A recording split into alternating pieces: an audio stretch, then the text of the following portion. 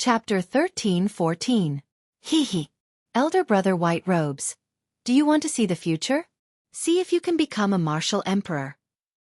Little Three suddenly asked in anticipation. Curious, Xianxia asked. Didn't you say that the past and the future can only be seen once? Little Three smiled and said, Indeed. However, didn't Elder brother White Robes not finish seeing the past? Naturally, Little Three has to make it up to you. Xianxia smiled faintly and said, Originally, I had some reservations about you. I did not expect you to have such thoughts. Haha. Little Three is very kind-hearted. How about it? Do you want it? Xianxia shook his head and said decisively, Thank you. However, I do not want to see what the future is like. I do not even need to look to know my future. I will either live a grand life or die a grand death. No matter what the result is, I will not regret it. That was right. After seeing through the past, Xianxia's heart became clearer and he understood himself better. He was born extraordinary. Whether he was willing or not, the Blue Dragon King Xianxia would live a grand life. He would either be eternal like the sun or like a meteor, disappearing in a flash. However, so what if he was a meteor? There were only 4 words in life. No regrets. When Little Three heard Xianxia's words, her expression changed. Elder brother White Robes. Can you help me? Just take a look. What do you mean? Since Little Three was created, it has always been in this ancient desolate tower. 1,000 years, 10,000 years, 100,000 years, 1,000,000 years, it has always been here. In the past, when Master was still around, he said that if one day, I met a person whose past I could not see through and whose future I could not see through, then Little Three could leave. The liveliness on the pretty item spirit's face vanished. Her eyes turned slightly moist as she looked at Xianxia in anticipation. Many years have passed, and Little Three has been waiting. However, there has never been a person whose past I could not see through. There has never been a person whose future I could not see through. Elder brother White Robes, please help me. Let's see your future, all right? Xianxia could not see through the past. As long as he could not see through the future, then he was right. Xianxia looked around. There might not even be a single person in the 9th floor of the ancient desolate tower every few thousand years. The person who created the 3-life mirror was very cruel, locking up a little girl here for thousands or tens of thousands of years, not allowing her to go. You want to leave? Xianxia asked calmly. A trace of loneliness and solitude appeared on Little Three's face. I've seen so many people's past lives and pasts, but Little Three doesn't have a past life or a future. Xianxia felt sorrowful. He stretched out his hand and placed it in the 3-life mirror. Then, he looked at the beautiful artifact spirit and said, Grab my hand. I will bring you away. Little Three smiled happily and said, All right, I'll bring Brother White Robes to see the future. There's no need. I'll just take you away. Just as the beautiful artifact spirit was about to drag Xianxia in, Xianxia suddenly turned around and grabbed Little Three's hand, forcefully pulling. Under Little Three's astonished gaze, he forcibly pulled her out. Hua! Little Three's body passed through the water curtain-like mirror and walked out incredulously. As she looked around, her adorable face filled with shock. After a while, Little Three felt both startled and happy. Elder brother White Robes, why? Xianxia smiled calmly and said, Everyone has to live for themselves. Why is it that you have to be trapped here for countless years with just one sentence from that person? Why is it that I have to see my future just because of one sentence from that person? I don't want to see it. The beautiful artifact spirit was stunned by Xianxia's words. She felt somewhat conflicted and vexed. However, suddenly, Little Three laughed happily. Ha ha ha. That's right. It can't be wrong. Elder brother White Robes is you. The past that I can't see through, the future that I can't see through. If you don't even let me see, how can I see through the future? The past that I can't see through, the future that I can't see through. The White Robes Xianxia was the person destined to bring her away from this place. This stunned Xianxia. How could it be like this? By doing the exact opposite, he fulfilled the requirements of the 3-life mirror's original owner. Little Three stretched out her hand and waved, causing the 3-life mirror to shrink into an ordinary-sized mirror. Then she held it in her hand and said, Come, let's leave this place. Xianxia prepared to use the same trick again, shattering space and breaking the many restrictions to leave this place. There is no need to go through so much trouble. I'll bring you out directly. Holding Xiao Chen's hand, Little Three's figure flashed, and she easily brought him away from this place. Xiao Chen felt shocked in his heart. This instant movement technique was truly incredible. It was much more brilliant than when he tore space. Space did not break at all, and it flickered. This gave Xiao Chen the feeling of a transportation formation. Perhaps this was the true state of space. It was much stronger than the barbaric method of tearing space. However, this was not too strange either. The three-life mirror could see the past and predict the future. Clearly, its creator had deep attainments in the space-time Tao. If he was able to grasp even the time Tao so clearly, there was no doubt that he would be able to grasp the space Tao. Little Three explained. This is the minor universe movement magic ability. It requires extremely high attainments in the state of space before one can practice it. It looks very incredible. However, practically all the immortals back then knew it. The difficult part is the minor universe movement. Xiao Chen nodded, indicating that he somewhat understood. Ao Jiao had been waiting for a long time and felt incredibly anxious. When she saw Little Three beside Xiao Chen, she exclaimed in shock. Xiao Chen, why did you bring this nagger out? Little Three's eyes lit up. She smiled and said, Little Ao Jiao. It's actually you. It has been a long time. Elder sister Little Three misses you very much. Ao Jiao showed a stern expression, ignoring Little Three. Then, she looked at Xiao Chen and asked, Have you seen the future? What is it like? Xiao Chen smiled and said, Don't worry. I chose the past and did not look at the future. Upon hearing this, Ao Jiao heaved a clear sigh of relief. Then, Xiao Chen explained the matter of Little Three in detail. When Xiao Chen heard that Little Three would be following them temporarily, he smiled and said, Little Three, you really are a Little Three. Haha, Little Ao Jiao, you are actually jealous. It looks like Little Three is rather charming. Little Three covered her mouth as she laughed, feeling very cocky. When Xiao Chen saw the two arguing with each other, he smiled bitterly and could not be bothered with them. He walked straight away, preparing to return to Qingyun Peak. He had already spent enough time in the Sky Dome realm. In another month, he would have only half a year left of his 5-year deadline. At that time, his peaceful days would come to an end, and he would have to go to the Kunlun realm. When Ao Jiao and Little Three saw Xiao Chen leave, they quickly followed. When they saw Ao Jiao enter the immortal spirit ring, Little Three turned into a beam of light and entered as well. For the past year, Xiao Chen had spent most of his time sightseeing, retracing the steps he had taken. The trip to the ancient desolate tower had put an end to this part of his journey, giving him one last thought. The so-called harvest could only be described with one word: peace. The 2.5 years in the Sky Dome realm were a rare period of leisure for Xiao Chen. After another month, he would go to the Kunlun realm. To Xiao Chen, peace was an extremely extravagant term. However, Xiao Chen had long understood that he had an extraordinary background. He could not truly remain peaceful. This peace was just to welcome an even greater storm, the Great Tribulation of Wind and Fire. In the Great Tribulation of Wind and Fire, one would either live with a bang or die with a bang.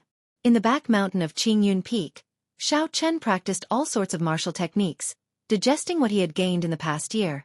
Within the Taiji force field, Xiao Chen's body alternated between fast and slow movements as he moved about. Sometimes, he was like a blue dragon going out to sea, moving the clouds in all directions. Sometimes, he was like an immortal fish swinging its tail, nimble and ever-changing. Suddenly, Xiao Chen drew his saber, and his saber domain spread out. Within 1 kilometer, the saber domain and the Taiji force field overlapped, forming the strange and unfathomable Taiji saber domain.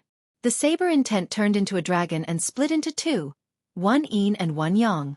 One bright and one dark, one left and one right. They formed a simple Taiji diagram of the great Tao on the ground. As Xiao Chen stood in the middle, his saber light became unfathomable. Yang energy was ferocious and tyrannical, howling with rage. Yin energy used softness to overcome hardness, formless and invisible. Executing the fish-dragon step, Xiao Chen's body appeared and disappeared in the Taiji saber domain. At one moment, he was boundlessly ferocious with a flourishing aura. At another, he was as still as water, formless and invisible. Yin and Yang merged. Taiji saber domain, merge. With a thought, the two dragons that formed the Taiji saber domain intertwined like snakes and merged into Xiao Chen's body. Immediately, the saber released a simple and unadorned light. Xiao Chen's eyes were as clear as water. As he grasped his saber, he thrust it forward. Xiao Chen's body slid forward. Everywhere the tip of the saber passed, space silently split in half. There was only one point at the tip of the saber. However, this one-point attack opened a door to another world. Taiji saber domain, explode! Xiao Chen sheathed his saber. The peaceful and tranquil aura within 1 kilometer suddenly turned into a great flood and ferocious beast, completely unpredictable. This Taiji explosion was different from the previous few times. This time, everyone heard only one sound from the Taiji explosion, the ferocious roar of the saber. This was the eruption of the saber, the rage of the saber, the ferocity of the saber. The sound of the saber was like the wind in space, buzzing loudly. The entire world trembled. When Xiao Chen looked at the results of his 1 year of cultivation, he revealed a satisfied expression. Even though his cultivation had not increased, his accumulations had increased once more. In this peaceful and tranquil state of mind, Xiao Chen's cultivation of the Taiji Dao advanced to the next level. One did not have to torture oneself half to death in order to increase one's strength. The improvement of one's mental state often brought unexpected surprises. With my current strength, I should not have to fear a third heaven Emperor Wu. Xiao Chen said calmly, even if it is a third heaven Emperor Wu, the peak, I am confident of defeating my opponent. The third heaven was a hurdle. Within the third heaven, there were only minor heavenly Emperor Wu. Many of the old seniors did not dare to undergo their lightning tribulations and would remain in the third heaven for 1,000 years, even 2,000 years. If he ran into such an old monster, Xiao Chen could not guarantee that he would be unrivaled among the third heaven Emperor Wu. When Xiao Chen looked up, he vaguely saw an emperor's door in the sky. This was not an illusion. Every blue-robed emperor who was about to undergo his great tribulation of wind and fire would see this emperor's door. When the great tribulation of wind and fire descended, this emperor's door would appear in the real world. Steps of different colors would descend. These steps were known as the Emperor's Road. Each step was a hurdle, and each step was a tribulation. If one could clear the great tribulation of wind and fire and reach the end of the steps, they would be able to open the Emperor's door. Chapter 13:15. Xiao Chen entered the realm that all cultivators dreamed of. Since ancient times, countless heroes and outstanding talents have fallen on this Emperor's Road. As he looked at the Emperor's door hidden between reality and fantasy, Xiao Chen's emotions were complicated. There was fervor, fear, and desire. However, they all turned to calm in the end. There is still half a year. The great tribulation of wind and fire is drawing closer. It is time for me to return to the Kunlun realm. Xiao Chen muttered to himself as he sorted out his emotions. After a simple farewell to Lu Suifeng and the Xiao clan's relatives, he started his own journey back to the city. Xiao Chen had not returned for 2.5 years. He did not know how chaotic the entire Kunlun realm was. Was the Thunder King still missing? Was he alive or dead? What kind of waves would his Dragon's Gate experience in this great chaos? There was also the friends who came to congratulate him at the Dragon's Gate's re-establishment ceremony. Were they doing well in this great chaos? Xiao Chen really wanted to know. Yingyu sent Xiao Chen off at the transportation formation in the Great Qin Nation's royal palace. Yingyu said somewhat worriedly, "Take care on the way." The Ying clan sent news from the Kunlun realm. Right now, the Kunlun realm is very chaotic. Several older generation people died mysteriously. Some of the blue-robed emperor even cleared his great tribulation of wind and fire. Everyone can feel that the world is changing. Xiao Chen frowned and asked, "Is it that serious?" Xiao Chen already knew that the Kunlun realm was in great chaos. However, he did not expect it to be this chaotic, far worse than he imagined. Yingyu sighed softly.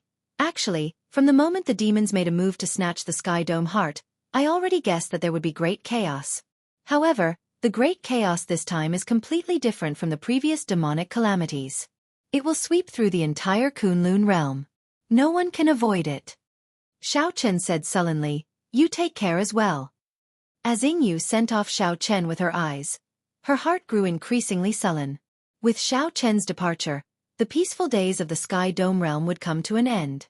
With the arrival of great chaos, Xiao Chen, who had been at peace for 2.5 years, arrived at the center of the storm, returning to the Kunlun realm.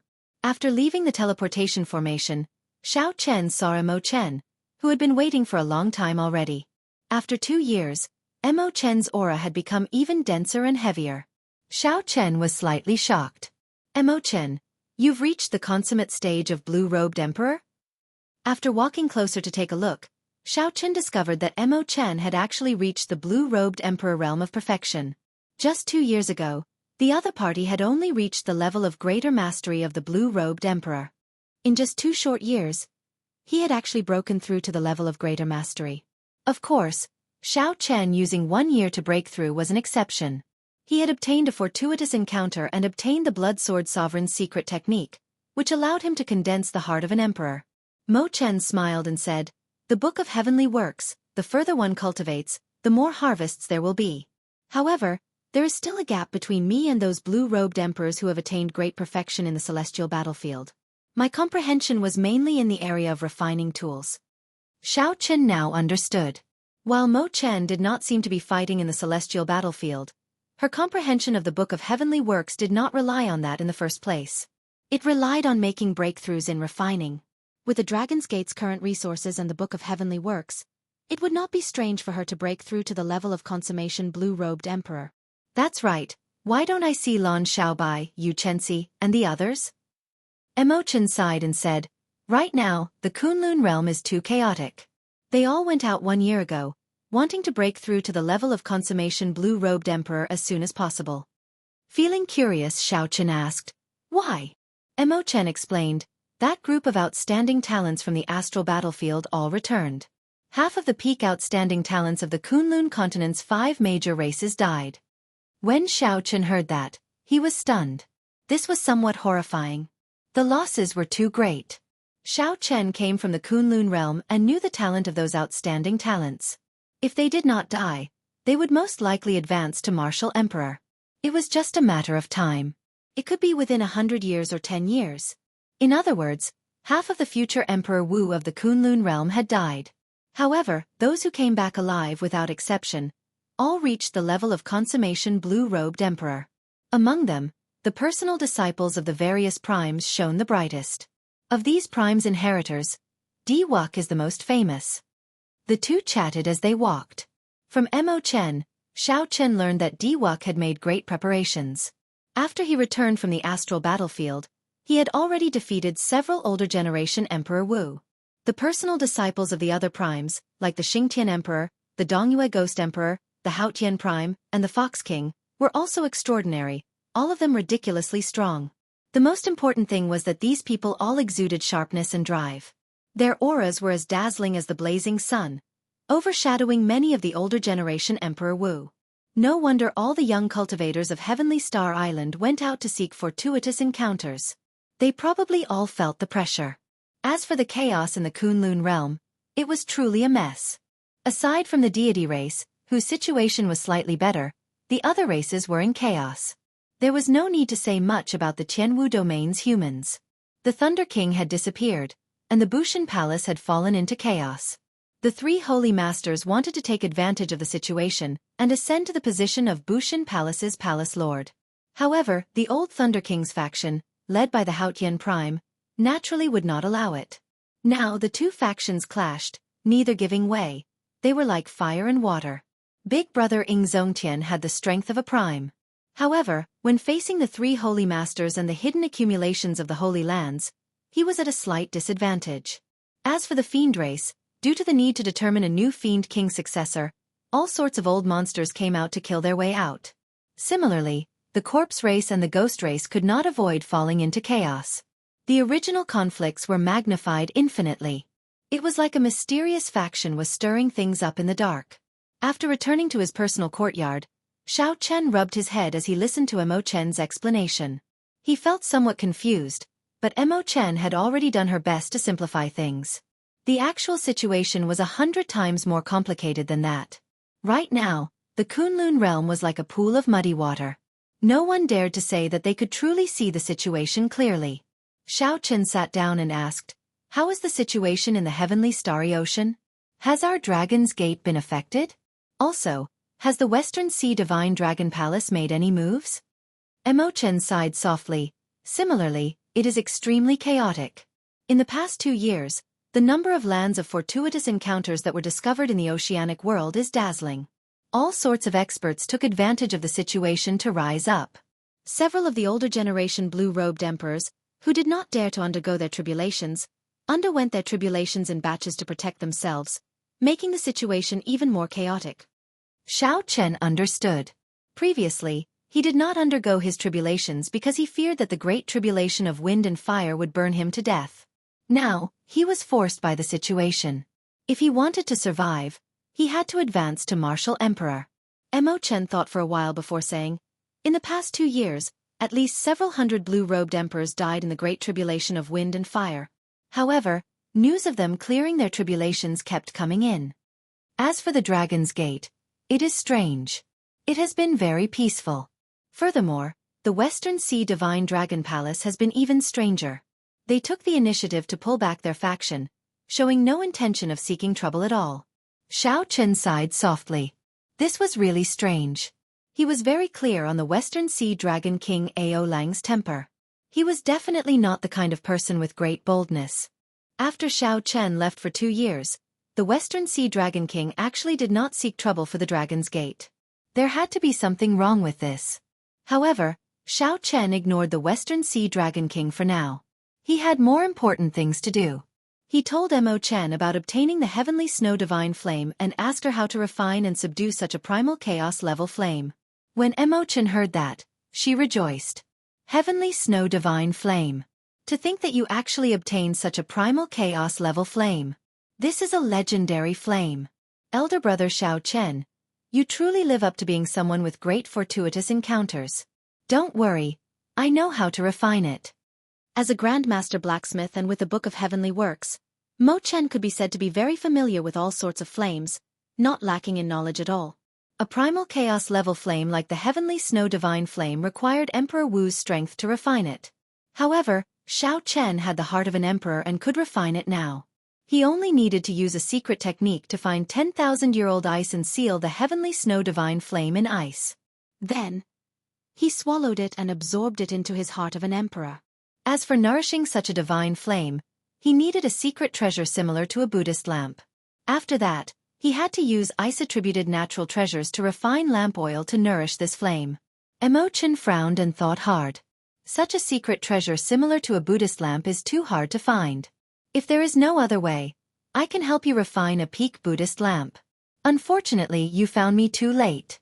Otherwise, this Heavenly Snow Divine Flame would be very useful for your great tribulation of wind and fire. If only I had returned to the Sky Dome realm with you at that time. Imochen showed a serious expression, appearing extremely frustrated. When she saw Xiao Chen, she smiled and said, "Why are you even more anxious than me?" Imochen grumbled, "How can I not be anxious? Your great tribulation of wind and fire only has half a year left. If anything happens to you..." At this point, Imochen quickly shut her mouth. Clearly, she realized that it was best not to say such inauspicious words. When Xiao Chen heard that, he smiled softly and said, "Don't worry. I promised you that I would personally see you remove your veil. Before that, I will not die." Imochen nodded and said, "You definitely won't. I also promised you that I would protect you during your great tribulation of wind and fire. Oh right, there is one more thing. You came back at a good time. Elder Qin is about to undergo his great tribulation of wind and fire," Imochen said, recalling something. Xiao Chen was not that surprised. Elder Qin was very old. He had been stuck in the blue-robed emperor realm for several hundred years already. Once he reached consummation blue-robed emperor, he would have sufficient accumulations and could undergo his tribulation at any time. This is a good thing. My Dragon's Gate owes Elder Qin a debt of gratitude. I will definitely do my best to protect him. However, the timing is not very good. The Haotian sect is currently locked in a fierce battle with the 3 holy masters and cannot send anyone to help him. Imochen shook her head and said, "That is not the crucial point. Elder Qin has to succeed in advancing to martial emperor." "What do you mean?" "First of all, after he advances to martial emperor, the Dragon's Gate strength will increase significantly. After that, It will be easier for Lon Xiaobai and the others to advance to martial emperor, forming a good cycle. However, if he fails, not only will the Dragon's Gate lose a senior elder, but it will also affect the luck of the Dragon's Gate. The most direct impact will be on you, Mo Chen said with a serious expression. Luck was an extremely strange thing. Elder Qin had long been tied to the Dragon's Gate, complementing each other. If he failed to advance to martial emperor, it would definitely affect the Dragon's Gate's luck. Xiao Chen thought about the black tribulation clouds when the Dragon's Gate advanced to martial emperor. His heart sank as he realized the severity of the matter. Mo Chen said softly, "If we can see the problem clearly, others can as well. When Elder Qin advances to martial emperor, it will definitely affect everything." As the two discussed Elder Qin's advancement to martial emperor, the news of Xiao Chen's return to the Kunlun realm quickly spread to the various powerhouses of the heavenly starry ocean.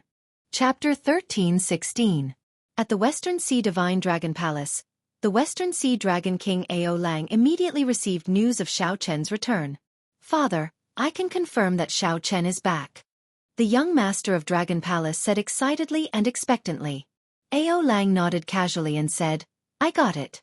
You may withdraw." The Western Sea Divine Dragon Palace's young palace master, Ao Feng, was startled. He asked, "Father, what's wrong? Didn't we endure for 2 years for this opportunity? Could it be that Haotian Prime beat you until you lost all your temper? That fellow made me kneel and told you to scram from Heavenly Star Island. What a great humiliation." Ao Lang glared at Xiao Chen and shouted angrily, "How dare you? Brat, what do you know? Every time, you are the one who fails to accomplish anything but spoils everything. Scram." Angry at Ao Feng for not putting up a fight, Ao Lang sent Ao Feng flying with a palm strike. After that, he still felt worried. He said to one of his trusted subordinates, "Keep a close eye on him. Don't let him cause trouble during this period." Yes. A powerful Emperor Wu walked out from the darkness and quietly followed Ao Feng. Once he discovered that Ao Feng was acting on his own, he would immediately stop him. After a while, a letter appeared in his hand. He said with a grave expression, "This treasure master is indeed mysterious. To think that he already knew that Xiao Chen was returning 2 days ago." At that time, Xiao Chen was still in the Sky Dome realm. Unexpectedly, he still had a faction in the Sky Dome realm. However, there was one more piece of news from the treasure master that puzzled Xiao Chen. Xiao Chen ordered Xiao Chen to use the blood-clad guards to prevent the Dragon's Gate's Elder Qin from advancing to martial emperor. Furthermore, he strictly ordered Xiao Chen not to attack Xiao Chen. Remember, don't attack Xiao Chen. The time isn't right. This operation is only to deal with Elder Qin, not Xiao Chen. Ao Lang put away the letter and said coldly, "If you don't want to make a move, then so be it. I already endured for 2 years. I don't care about a moment longer." Then, he walked toward a mysterious island controlled by the West Ocean Dragon Palace. Many formations and all sorts of horrifying restrictions surrounded the island.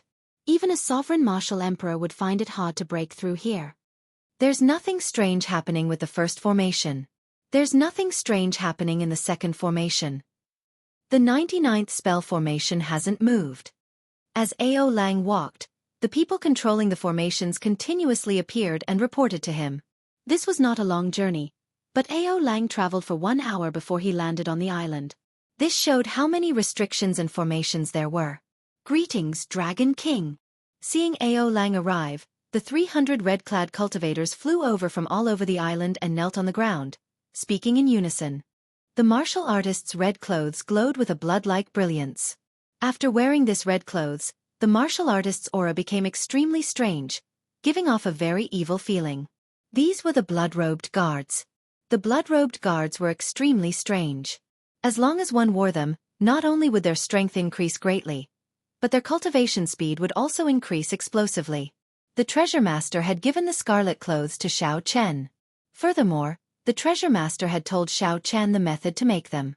Xiao Chen was originally interested in the scarlet clothes, but after seeing the side effects, he no longer dared to touch them. As long as they wore the blood-stained clothes, it meant that they were walking on the path of death, and their lifespan would not exceed 5 years. Normally, no one would be willing to wear such an evil item. However, the West Sea Dragon Palace had been passed down for many years, so there would always be some kamikaze warriors willing to die. 2 years ago, these cultivators were only martial sages. Some of them were even weaker. However, after 2 years, their strength had increased at a horrifying rate. Unexpectedly, they all reached the level of First Heaven Emperor Wu. Some of the more talented ones even reached the level of Third Heaven Emperor Wu. However, the upper limit of these scarlet clothes seemed to be the Third Heaven Emperor Wu. No matter how much they cultivated after that, they would not be able to advance to Greater Heavenly Emperor Wu. However, this was already sufficient. Who could imagine that he, Ao Lang, already had 300 Emperor Wu level kamikaze warriors? Looking at these blood-robed guards, Ao Lang felt very ambitious. Now, even if he faced a huge faction like Zodiac Hall, he would not fear it. 4 blood-robed guards should be enough to deal with an insignificant Elder Qin. To be safe, I should increase the number to 10. Even though Xiao Chen had guessed that the Western Sea Divine Dragon Palace was unusual, he would not have imagined that the Western Sea Divine Dragon Palace hid such a horrifying faction. At this moment, Xiao Chen was refining the Heavenly Snow Divine Flame. He followed the method that Mo Chen taught him and successfully absorbed the Heavenly Snow Divine Flame into his heart of an emperor. The heart of an emperor was a void. Aside from the whirlpool formed by the 100 strands of primordial energy and the lightning triggered by the whirlpool, there was nothing else. After the Heavenly Snow Divine Flame entered, a cold aura immediately spread throughout the entire void. Whoosh! Frost covered Xiao Chen's entire body. Xiao Chen could not help shivering. How cold! 1 hour later, Xiao Chen's body slowly adapted to this extreme cold. However, frost infiltrated his black hair, turning it as white as snow. Unexpectedly, subduing the Heavenly Snow Divine Flame has such side effects. Xiao Chen smiled bitterly as he looked at his white hair in the mirror. Suddenly, the scene in the mirror changed, and Little Three appeared. She giggled and said, "This is normal." In the past, during the Immortal epoch, many immortals subdued primal chaos-level flames. Some of them even had their skin turn red. Elder Brother White Robes, this is already considered good. After you completely grasp it, it will slowly recover. However, there are benefits to this as well. Try it and you will know. As the item spirit of the 3 Life Mirror, Little Three was very knowledgeable and experienced. Xiao Chen followed Little Three's instructions and sensed it. He discovered that the Heavenly Snow Divine Flame in his heart of an emperor seemed to have merged with his body. Releasing the Heavenly Snow Divine Flame was like his innate skill. Extremely easy. With a thought, he could send out patches of snow-white flames with a gentle palm strike. He could control these flames to descend quietly like snowflakes or form a snowstorm that swept out ferociously.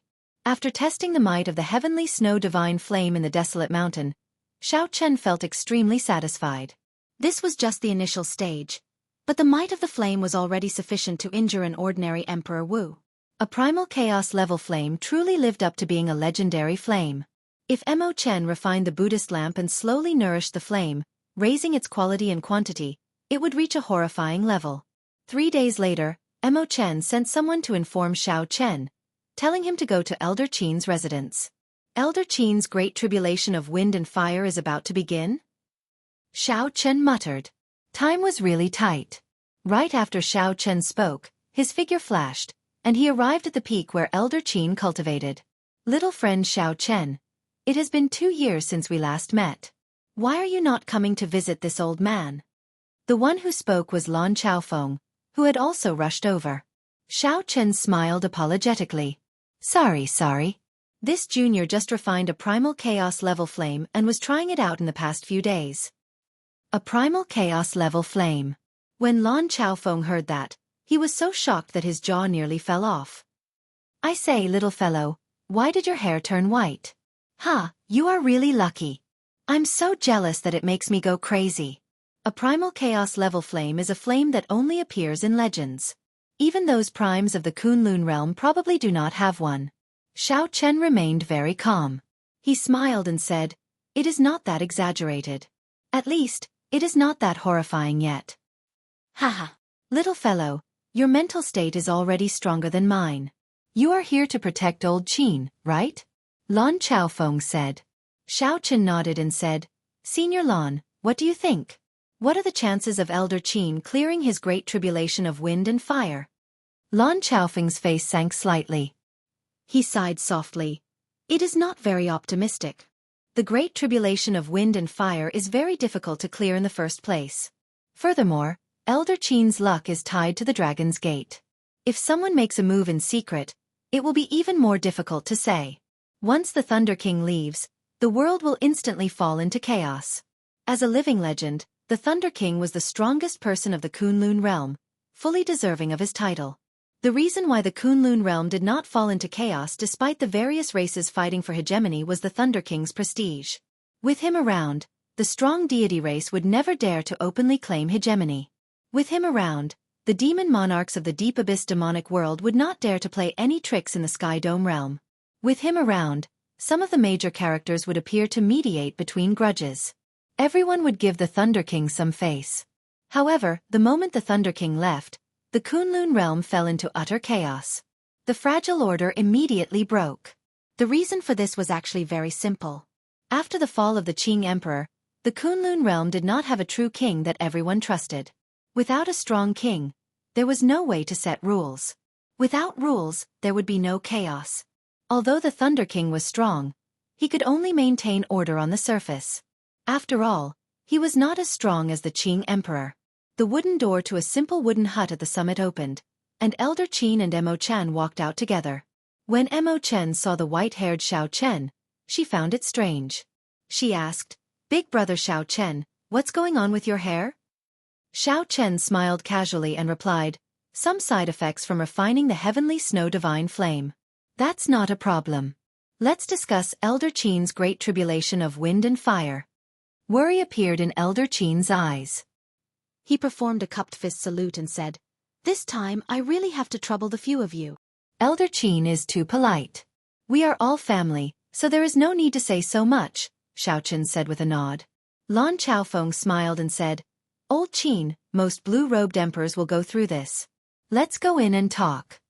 The four entered the hut together and discussed Elder Qin's tribulation.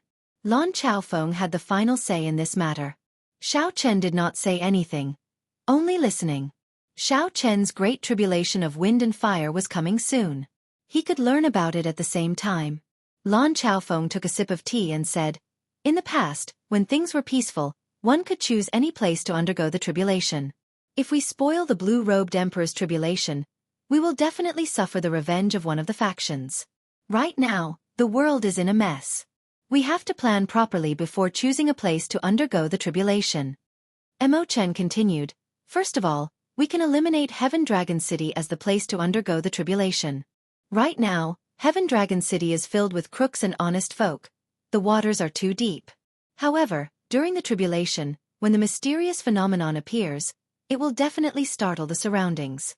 It will not be possible to hide it." "That's right. However, we have to choose a more remote place. At the very least, if someone tries to cause trouble, they will need some time to rush over." After Emo Chen said that, she took out a stack of information and handed it to everyone. "This is what I collected in the past 2 years. It is the information of those who succeeded in their tribulations. Although it is not very complete, it should be useful as a reference." Lan Chaofeng teased, "Little girl Emo Chen, you probably collected this for someone. I'm guessing that Elder Qin is just passing by." Chapter 13:17. When Emo Chen heard that, she blushed slightly and said, "What nonsense are you speaking?"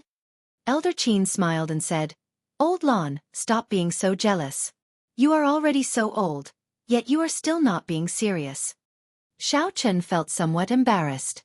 Of course, the someone Lan Chaofeng was referring to was himself. However, at this moment, Xiao Chen could only feign ignorance. Otherwise, it would be even more awkward. Speaking of which, the information that Emo Chen gathered was indeed very useful. Soon, Xiao Chen forgot about what happened earlier, immersing himself in the information. Without exception, all the people who underwent their tribulations in the past 2 years were ambushed. Along the way, it was hard for cultivators to avoid forming grudges with others or opposing factions. They were not willing to see their opponents grow stronger, so they would definitely send people to interfere. Being ambushed was normal. It was just that the strength of the attack was different. To think that there are so many blue-robed emperors who succeeded in their tribulations. It looks like the laws of the world have changed in the past 2 years. Historically, this is a sign of chaotic times descending. Lan Chaofeng sighed and shook his head as he put down the information. In this age of peace and tranquility, there would definitely not be so many blue-robed emperors who cleared their great tribulations of wind and fire. Only chaos would create fluctuations and fortuitous encounters. This is the information of those who failed, Imochen said softly as she took out another pile of information. The information on those who failed was clearly several times more than those who succeeded. When Elder Qin looked through the information, his expression turned grave. There were many successes, but there were even more failures.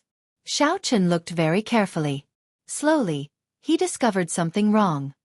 He frowned slightly and said, "Why do I feel that no matter how well hidden these people who cleared their great tribulations of wind and fire are, they will be discovered within 1 hour and sniped?" The three's expressions changed slightly. They had not noticed this detail earlier. Now it looked like everyone, regardless of whether they succeeded in clearing their tribulations or not, they would all be discovered within 1 hour. Xiao Chen did not say much. However, when he did, he immediately hit the nail on the head. Lan Chaofeng said sullenly, "If it is not a coincidence, then there must be a horrifying faction behind this. At the very least, their intelligence network is the best in the world." The location of the tribulation transcendence was a secret. For example, when Elder Qin underwent his tribulation, only the 4 people present knew where it was. Yet, that mysterious power was able to capture it within an hour. Just the thought of it made one shudder in fear. Imochen said, "In that case, it looks like there is no need to care where I choose to undergo my tribulation. I'll just choose a small island in the sea region of Heavenly Star Island." Lan Chaofeng said, "Since it is unavoidable, there is no need to worry about this. When is Elder Qin preparing to undergo his tribulation?" Elder Qin pondered for a moment before saying, "Let's do it today. Whether I succeed or not, I'll accept it. As a martial artist, I have to take this step." Imochen quickly took out the sea chart and circled it with her finger. This one. That was a desolate island outside of Heavenly Star Island. It was very small and did not have many resources. Normally, it would not attract much attention. After deciding on the location, everyone began to discuss who would come to snipe them. First of all, the West Ocean Dragon Palace would have a lot of them, even though it had been quiet for the past 2 years. However, it was still a problem for the Dragon's Gate. If it was not eliminated, it would never be at peace. Next would be the Holy Lands that came to cause trouble during the Dragon's Gate's re-establishment ceremony. The 5 Poison Sect, the Zodiac Hall, the Divine Dragon Palaces of the 4 Seas, the Heavenly Province Academy, and the ancient noble clans. Lan Chaofeng smiled and said, "These holy lands are too far away. There is no need to worry too much. The one we are truly worried about is the Western Sea Divine Dragon Palace. That fellow has been low profile and mysterious for the past 2 years. Furthermore, he is very close to the Dragon's Gate, so we need to be wary of him." During the discussion, Xiao Chen spoke very little. His opinions were even fewer. Nearly none at all. This attracted Imochen's attention. "Big brother Xiao Chen, what's wrong? Do you have a different opinion?" Xiao Chen put down the teacup in his hand. "I just feel somewhat regretful about how difficult it is to advance to Martial Emperor. I feel like I've let Elder Qin down. Thinking about how Elder Qin followed me to Heavenly Star Island, he helped me a lot along the way. In the end, he ended up creating trouble for you." Elder Qin quickly said, "What are you saying? Little friend Xiao Chen is too polite. If not for the resources of your Heavenly Star Island, I would not have advanced to Martial Emperor so quickly." Xiao Chen swirled the teacup in his hand. He did not reply or say anything. He only said indifferently in his heart, "No matter who it is, as long as they come to cause trouble, no matter where they are, I will take revenge ruthlessly." That was right. This was an oath. Even during the Dragon's Gate's re-establishment ceremony, Xiao Chen did not make an oath. The reason was none other than that those were targeted at him. He did not care. However, this time, his benefactor was implicated. This already touched Xiao Chen's bottom line. When one touched the reverse scale of a dragon, one would die. Although Xiao Chen did not say anything, the other 3 could feel the silent rage in Xiao Chen's heart. The atmosphere turned somewhat silent. Lan Chaofeng said, "Old Qin, let's go." "Oh right, little Lassimo Chen, there is no need for you to go. Just stay in Heaven Dragon City." I'm afraid that some people will take the opportunity to cause trouble while I'm not here. Don't worry, just go. Nothing will happen to Heaven Dragon City. Take care. Xiao Chen's group of 3 left. After a while, they arrived at the designated island. Lan Chaofeng pulled Xiao Chen and walked 1 kilometer away from Elder Qin. Then, he explained, everything within 1 kilometer will be affected. We just have to stand guard outside. Elder Qin took a deep breath and looked to the sky. There was an emperor's door there. The fog scattered, filled with boundless temptation. Once one advanced to martial emperor, one's lifespan would immediately increase to 2,000 years. Suddenly, a strong wind surged out from Elder Qin, kicking up sand and rocks. The wind was like a sharp blade, and the dust was like a sword, incredibly sharp. It's starting. Lan Chaofeng muttered. They will arrive in 1 hour. Let's see if that mysterious faction is really that horrifying. Xiao Chen squinted and looked at the storm. He saw Elder Qin's aura rising infinitely. It was like a mountain flood that had been suppressed and accumulated for a long time suddenly erupted, showing signs of breaking through the sky. Mysterious phenomena appeared high in the sky. Lightning flashed, thunder roared, and dark clouds covered the sky.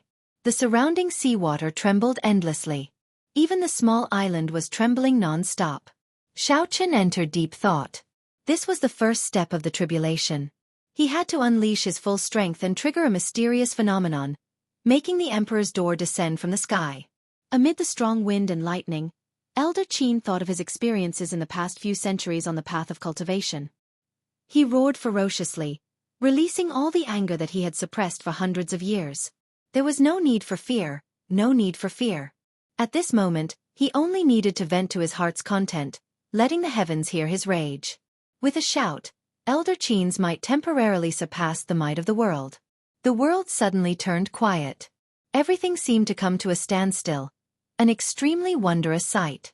When Xiao Chen looked carefully, he could see that every speck of dust floating in the air was fixed in place. Boom! However, after a moment of silence, a furious roar came from the sky, sounding like it was dissatisfied with Elder Qin. The ancient door descended from the sky and hovered in the air before landing heavily. The world trembled. In that instant, when the emperor's door descended, it brought with it a heavenly might. This made Xiao Chen and Lan Chaofeng feel like they could not resist it, like they had suffered a heavy blow. It was extremely horrifying. Whoosh! Whoosh! Whoosh!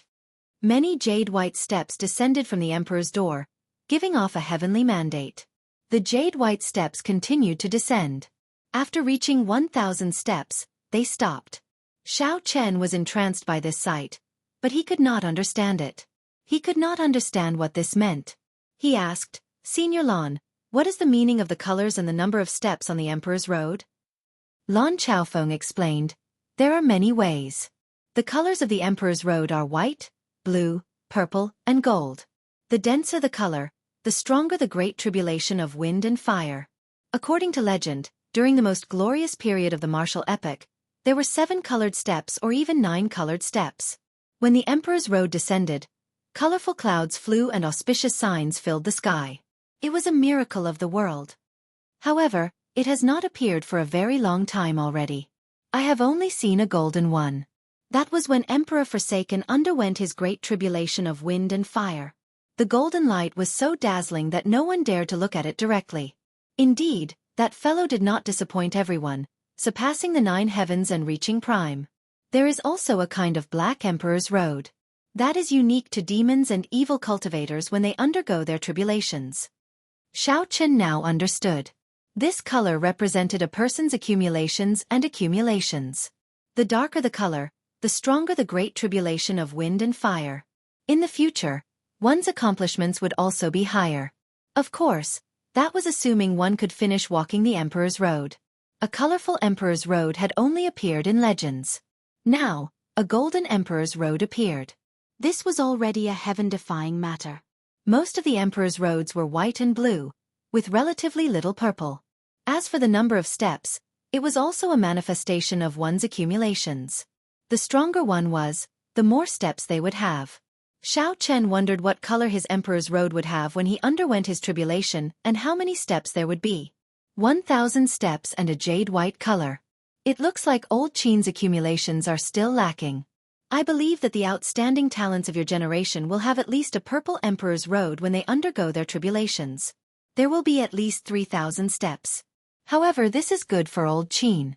At the very least, the intensity will not be too high, and it will be easier to clear the great tribulation of wind and fire.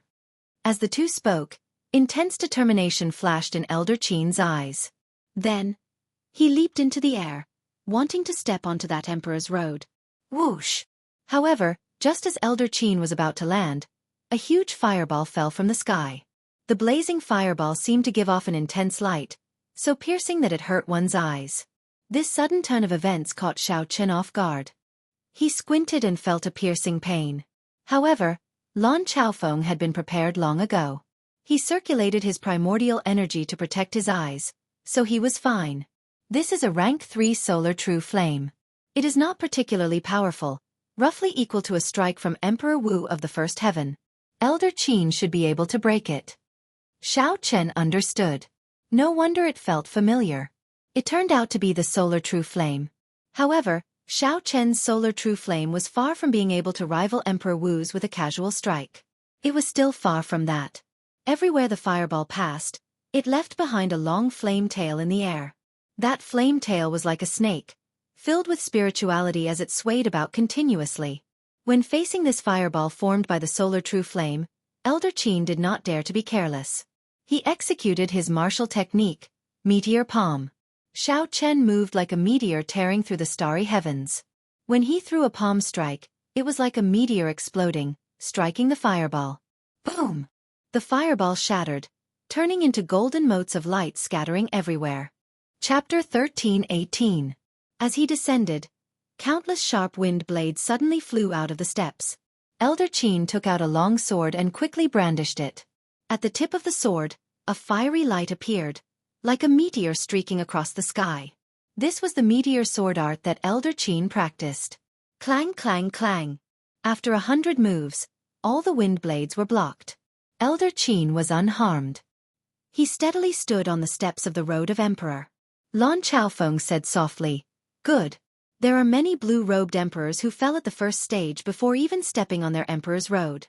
Elder Qin, to be able to pass the first round unscathed, it seems like your foundation is very solid." However, this was only the beginning. There were 1,000 steps, and each step was a hurdle, and each step was a tribulation. First there was wind, then there was fire. 300 types of wind. 300 types of fire. Finally, wind and fire came together. The wind borrowed the power of the fire, and the fire borrowed the power of the wind, burning the heaven and earth cleanly. The first step, cold wind manifestation. Just how cold was it? Even the formless wind had turned into sharp ice arrows, under the freezing temperature. It was evident. 900 ice arrows fell like raindrops. With just one step, Elder Qin's saint body had suffered 100 wounds of different sizes. Seeing this, Xianxia sucked in a breath of cold air. How did the wind blow here? It was so cold that it turned into ice arrows. The second step, fierce wind whip. The whistling wind condensed into long whips, lashing the air with crackling sounds, making one tremble in fear. Xianxia's movements were a little slow, and Elder Qin received a vicious slap on his face. The wound was horrifying, making one's hair stand on end. Even though Xianxia's mental fortitude was terrifyingly strong. At this moment, his body was still trembling slightly. Furthermore, he had only taken 2 steps. Furthermore, this was only the relatively ordinary Great Tribulation of wind and fire. Lan Chaofeng did not find this strange. His expression remained calm as he analyzed calmly. That's right. Although there are many wounds on Elder Qin, they are not fatal. Passing the wind tribulation shouldn't be a problem. Every step he took was a calamity. Elder Qin was covered in wounds. He gritted his teeth and walked silently. That kind of perseverance caused those who saw it to be moved and unable to bear it. Xianxia now finally knew why so many people didn't dare to transcend this wind and fire tribulation. It was too difficult, too miserable. You must get through it, Xianxia murmured in his heart, silently encouraging Elder Qin. Just at this moment, Xianxia and Lan Chaofeng exchanged glances at the same time. The two of them both sensed that someone was currently flying over. Elder Qin hadn't even taken 10 steps before he arrived. "Let me," Xiao Chen said faintly before his figure disappeared. In the sky, 6 thunderbolts fell. As the lightning illuminated the sky and earth, a blurry white figure could be seen in that instant. It seemed as though he had struck out with his palm towards the void. His movements were so fast that people could only see after images. They couldn't be sure. Huchi! The instant the lightning vanished, 6 figures appeared at the same time. Their complexions were slightly pale, clearly horrified. They had been forced out of the void by someone's powerful palm force while they were traveling through it. Blue Dragon King, please don't misunderstand. We only sensed some abnormalities in the spiritual energy fluctuations and came to take a look. We did not know that the Dragon's Gate's Elder Qin was undergoing his tribulation. One of the gray-clad old men looked at the white-haired, white-clad Xiao Chen and explained. Xiao Chen sized up the 6. Then, he performed a cupped fist salute and said, "I won't say anything unnecessary. No matter which faction you come from, leave now. I, Blue Dragon King Xiao Chen, owe you a favor." The 6 people who rushed over were slightly stunned, wondering if they heard wrong. The Blue Dragon King showed off his sharpness. During the Dragon's Gate's re-establishment ceremony, Emperor Wu had faced off against the Western Sea Dragon King against the 13 greater heavenly cultivators. However, when facing 6 minor heavenly cultivators, Emperor Wu was so polite, easily taking a step back and leaving them a favor. This was simply unbelievable. The 6 reacted and quickly said, "Blue Dragon King, you are too polite. This is just a small matter. This is not much of a favor. We will just leave. Let's congratulate the Dragon's Gate's elder in advance for clearing his tribulation." The 6 had only rushed over from Heaven Dragon City to see what was going on. They came out of curiosity and had no other purpose. Since Xiao Chen was so polite, naturally, they would give him some face, doing him a favor at little cost. Xiao Chen said sincerely, "Many thanks." They came quickly and left quickly as well. The 6 left in the blink of an eye. Xiao Chen heaved a sigh of relief. Everything revolved around Elder Qin's tribulation. If he could avoid making a move, he would. That would be for the best. After that, a few more people came from Heaven Dragon City. However, Xiao Chen persuaded them to leave with kind words. Right now, Heaven Dragon City was already the center of the Western Sea. Normally, many Emperor Wus gathered there. It was not strange for them to rush over at this time. Fortunately, the Blue Dragon King's name still held some prestige. Many Emperor Wus gave him some face. Suddenly, Xiao Chen discovered 10 red-clad cultivators with strange auras on the surface of the sea. A bad feeling welled up in Xiao Chen's heart. Then, his figure flashed, and he landed in front of the 10. "Stop. The Dragon's Gate's elder in front is undergoing his tribulation. Please leave." The clothes of the 10 red-clad people were like blood. There were no decorations or patterns on them. They looked like they were dyed in blood. Xiao Chen felt extremely uncomfortable looking at them. His spiritual sense was very sharp. He could even vaguely sense a sinister resentment from these red-clad people. It was extremely strange. What was even stranger was that Xiao Chen could not make out the cultivation of these red-clad people, either. This was an extremely strange thing. With Xiao Chen's current eyesight, even a prime would be able to sense it. Could these 10 people be even stronger than primes? That was impossible. Xiao Chen could not even sense a heart of an emperor from them. The leader of the blood-clad guards looked like a middle-aged man. He had a pale complexion and an eye-catching black mark on his forehead. This person completely ignored Xiao Chen's words as he led the others to the small island. Soon, they were less than 100 meters from Xiao Chen. This was already an extremely dangerous distance. A murderous intent surged in Xiao Chen's heart. He said indifferently, "I'll say it again. The Dragon's Gate's elder is undergoing his tribulation. Do not approach this place." The middle-aged man revealed a cruel smile. "Others treat you as the Blue Dragon King and give you some face. However, in my eyes you are nothing. If you move aside now, I will not seek trouble for you. If you do not, you will bear the consequences." Although the middle-aged man said that, he did not give Xiao Chen a chance to reply at all. After the middle-aged man said the last 2 words, he charged at Xiao Chen, not caring about the morality of a cultivator at all. When the middle-aged man threw a palm strike, there was no earth-shaking aura or horrifying emperor's might. It was just an ordinary palm strike with only a hazy scarlet light and a dense resentment spreading out in all directions. Xiao Chen had long been on guard. With his rich combat experience, he would not fluster over such a small trick. Xiao Chen circulated all the law energy in his body. In the time it took for a spark to fly, he sent out a palm strike, accompanied by ear-splitting thunder. Boom! The two palms clashed, and Xiao Chen's body flew back like a cannonball. As for the middle-aged man, he did not move at all. Such a result was completely unexpected. Xiao Chen spun around a few times before he managed to dissipate the force of the other party's palm strike. Blood leaked out of a corner of his lips. He had clearly suffered a great loss. The middle-aged man withdrew his palm and stood upright. Then he said gently, "The Blue Dragon King is only a... I did not even use half of my strength." Xiao Chen analyzed calmly. That earlier palm strike did not have the support of primordial energy. However, its offensive power reached the level of a second heaven Emperor Wu. The other party had not used half of his strength yet. In other words, this person possessed the peak strength of a third heaven Emperor Wu. Whoosh!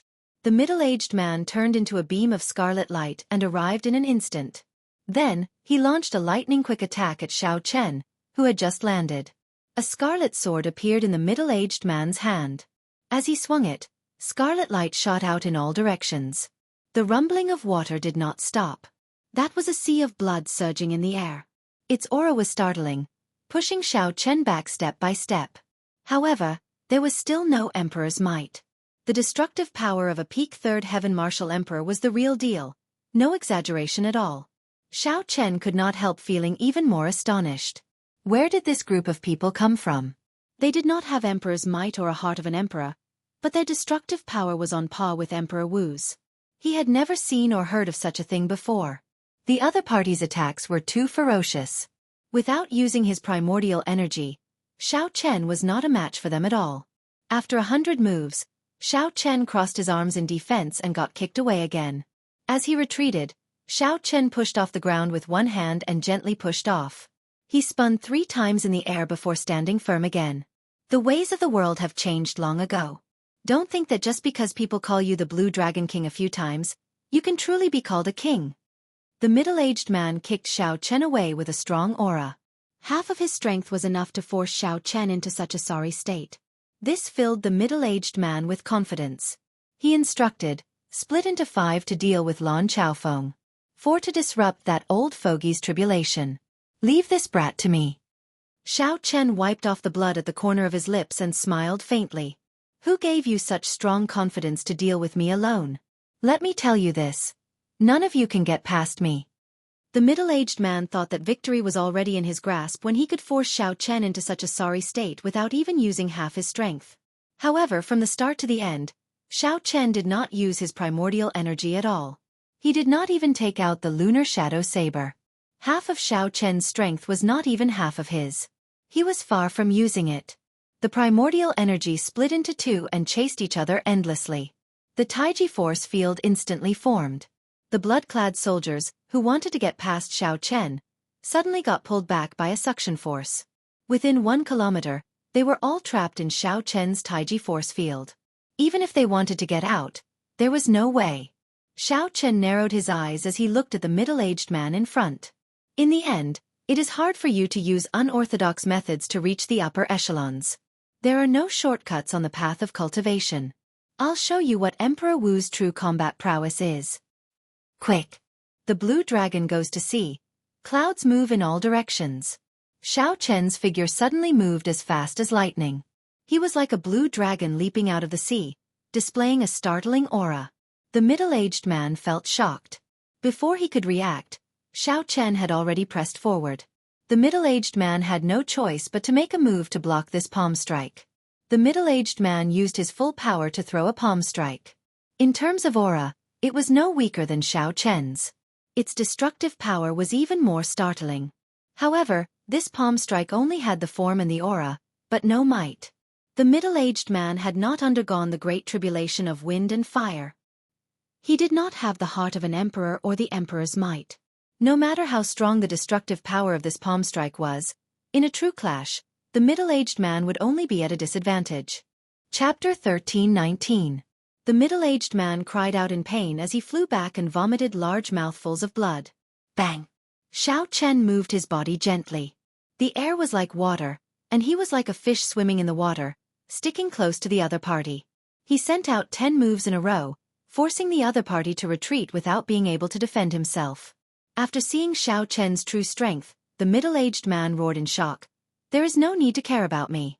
Attack that old fogey undergoing his tribulation with all your might. The lunar shadow saber appeared in Xiao Chen's right hand. Then he asked indifferently, "Do you think there is a chance?" Slow. Everything in the Taiji force field seemed to slow down.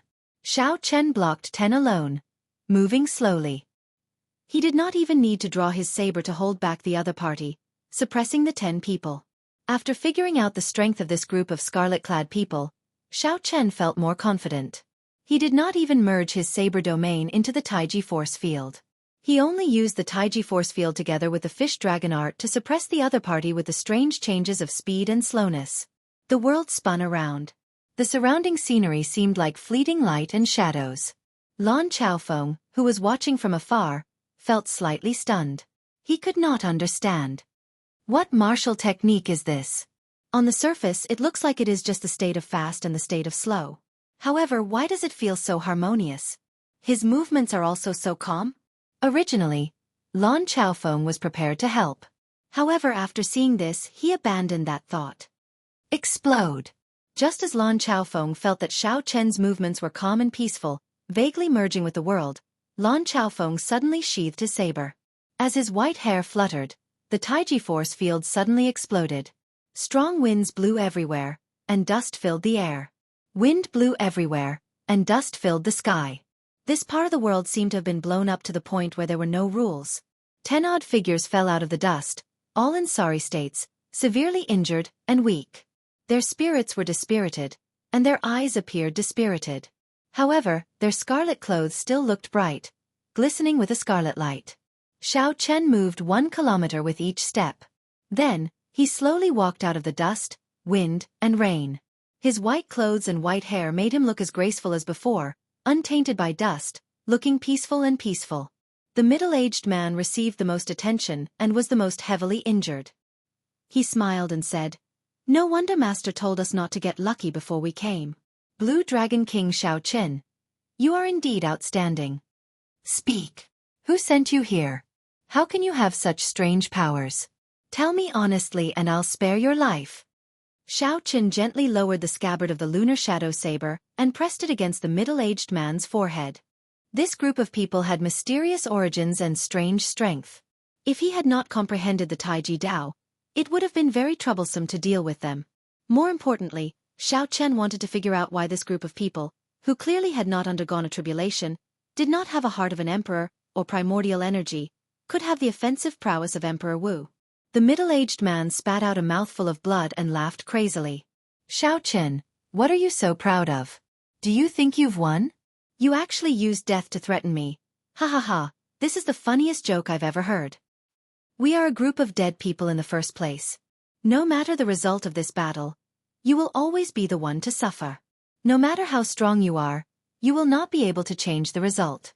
This old fogey will definitely die today." The 10 people's bodies swelled up continuously. The scarlet light of their clothes slowly seeped in, quickly dimming the color of their clothes. Xiao Chen's expression changed drastically. Without exception, these 10 people were all death-sworn warriors. They were going to self-detonate. As long as one of them succeeded in self-detonating, they could destroy this island and affect Elder Qin, who was on the Emperor's road, causing him to fail his tribulation. In the distance, Lan Chaofeng was startled as well. Such a turn of events was completely unexpected. Even if Lan Chaofeng made a move now, he would not be able to stop everyone from self-detonating. If he miscalculated, he would lose everything. Xiao Chen glanced at Elder Qin, who was on the Emperor's road, out of the corner of his eye. Elder Qin had only managed to take 200-odd steps. The bone-chilling wind had already torn his clothes to shreds. The strong wind was merciless. The armor under his clothes was also damaged. His body was covered in wounds, a sorry sight to behold. The most shocking thing were the 2 scars on Xiao Chen's face, which looked like he had been whipped. However, even so, Xiao Chen had not given up. Even so, Elder Qin did not give up. He walked forward step by step with a hopeful gaze. Elder Qin, who was immersed in his great tribulation of wind and fire, could not afford to be distracted at all. He did not notice that there were still 10 strange cultivators preparing to self-detonate. Hope. Xiao Chen felt a pang in his heart. Elder Qin had followed him all the way to this vast heavenly starry ocean. From the Dragon's Gate's initial establishment, he had gone through many trials and tribulations, all the way until the Dragon's Gate's official establishment. Elder Qin had made great contributions and never asked for anything. However, in this great tribulation of wind and fire, could it be that I cannot even give him a trace of hope? Major magic skill. Dermic World. As long as Xiao Chen executed the Dermic World magic skill, he could instantly trample this group of bastards to death. However, for a long time, Xiao Chen needed at least 3 seconds to prepare to execute Dermic World. However, in the current situation, the 10 madmen would self-detonate in the next second. Xiao Chen would not have 3 seconds to prepare. No. Absolutely not. No matter what, I, Xiao Chen, will leave this trace of hope for you. Rage? Madness? In that case, I will give you the strength to trample on all the injustices in this world. In Xiao Chen's sea of consciousness, the Dermic world hidden in the deepest depths felt Xiao Chen's baleful aura and suddenly opened its eyes. Instantly, Xiao Chen's mind became incredibly clear. There were no obstructions in executing Dermic world, making it incredibly smooth. As Xiao Chen's white hair fluttered, his eyes looked exceptionally scary. Just as the 10 blood-clad guards' bodies swelled to their limits and were about to self-detonate, Xiao Chen's body suddenly swelled up, reaching 3 kilometers tall. At the same time, Xiao Chen's strong aura also increased. His aura was like a surging wave. Lan Chaofeng, who was rushing over, got careless and got pushed back by this wave. When Xiao Chen's body reached 3 kilometers tall, Xiao Chen felt an unprecedented strength. He glared at the group of madmen below and ruthlessly stomped down. Amid rumbling sounds, Xiao Chen used absolute strength to crush the 10 blood-clad guards into a pool of blood as he stomped on them. Whoosh! 3 seconds later, intense pain racked Xiao Chen's entire body, and he shrank back to his original size. Boundless blood seeped out of his skin as he fell from the sky. No major magic skill could be executed in one go. This was especially so for a heaven-defying major magic skill like Dermic World. Not a single step could be skipped. Xiao Chen forcefully shortened the 3-second execution time to 1 second. The repercussions that followed were unavoidable. Just as Xiao Chen was about to fall to the ground, a gentle wind slowly arrived and supported him. It was Lan Chaofeng. Lan Chaofeng reacted very quickly. The instant Xiao Chen turned back, he threw a palm strike. Xiao Chen landed firmly on the ground. Without saying a word, he quickly swallowed a sage medicinal pill to suppress the injuries in his body. Brat, are you all right? Don't move. Let me take a look. Lan Chaofeng rushed over and said, Why did you put in so much effort? You made it look like you underwent a tribulation. What else do you want me to say to you? Don't end up dying while Elder Qin is still alive. Although Lan Chaofeng said that Xiao Chen was very powerful, he kept checking on Xiao Chen's injuries with a tense expression. This warmed Xiao Chen's heart. He smiled bitterly. This senior Lan is always like this. After a while, Lan Chaofeng heaved a sigh of relief. Brat, consider yourself lucky. It is just the rebound of a martial technique. Fortunately, it is not too strong. Actually, Xiao Chen also knew that the backlash was somewhat strong. However, it was not to the point where it would be fatal. However, seeing Lan Chaofeng's anxious appearance, Xiao Chen could only let Lan Chaofeng personally check on Xiao Chen before he could relax. Thank you, Senior Lan. Lan Chaofeng snorted coldly with a serious expression. Even if your life is not in danger, you should not put in so much effort. You might end up attracting your great tribulation of wind and fire ahead of time. At that time, even God would not be able to save you. The great tribulation of wind and fire came ahead of time, catching people off guard. Xiao Chen understood this principle and did not dare to rebut. Xiao Chen looked around and pointed to the front. Look, Elder Qin is about to undergo the final tribulation of wind. Lan Chaofeng quickly turned his head and saw 3 tornadoes surging over. The strong winds made Elder Qin's body sway slightly. The power of these winds was startlingly strong. Each tornado was 1 kilometer tall. As they charged over, they kicked up dark clouds in the sky. Lightning flashed and thunder roared, rumbling endlessly. Gritting his teeth, Elder Qin forcefully charged over. His body instantly disappeared into the 3 tornadoes. The hearts of Xiao Chen and Lan Chaofeng tightened at the same time as they stared at the tornadoes. This was especially so for Lan Chaofeng. He had undergone the great tribulation of wind and fire before, and knew how powerful the final wind tribulation was. Many people had died at this stage. After 1 breath, Elder Qin did not appear. 2 breaths, 3 breaths, 4 breaths, and there was still no sign of Elder Qin. The two's expressions turned somewhat unsightly. Even though Xiao Chen had not undergone the great tribulation of wind and fire, he knew that the situation was not good. A ferocious roar rang out. Elder Qin's figure pierced through the storm and landed somewhat unsteadily. Fire! The moment Elder Qin landed, an overwhelming fire spread out on the platform, burning Elder Qin's body. Lan Chaofeng relaxed for now. He smiled and said, "Old Qin is at least 60% confident of clearing this great tribulation of wind and fire." Xiao Chen asked, "What do you mean?" Lan Chaofeng said, "Old Qin has 2 trump cards. I originally thought that he would use one of them for the final wind tribulation. Who knew it would be useless? He forcefully endured it. This will bring him great benefits later on." The raging fire burned ceaselessly. Every step was filled with flames of different attributes. However, this path of fire did not have any tricks. The person undergoing the tribulation had to walk it all the way. It would be fine if one could walk it. However, if one could not, one would be burned to death on it, not even leaving a corpse behind. Even one's soul would scatter. Lan Chaofeng sighed and said, "The pain that this fire tribulation brings is even more direct than the wind tribulation, 10 times more painful. It mostly tests the willpower of the person undergoing the tribulation." Several people collapsed on their emperor's road not because they could not endure this fire tribulation but because of the pain. When Xiao Chen heard this, he felt astonished. The emperor's road was difficult. While it was a trial that heaven gave to cultivators, it was also an opportunity. After clearing this emperor's road, one's lifespan would increase to 2,000 years. What gift could be better than this? However, Old Qin is still fine. His flames are only rank 3. The fire tribulation that I underwent back then was simply fatal. Not only were the flames rank 7, but there were also fire demons in them. With every step I took, I would suffer the attacks of fire demons. Chapter 13:20. Thinking of the past, Lan Chaofeng sighed. Xiao Chen asked out of curiosity, "Senior, what was the color of this emperor's road back then?"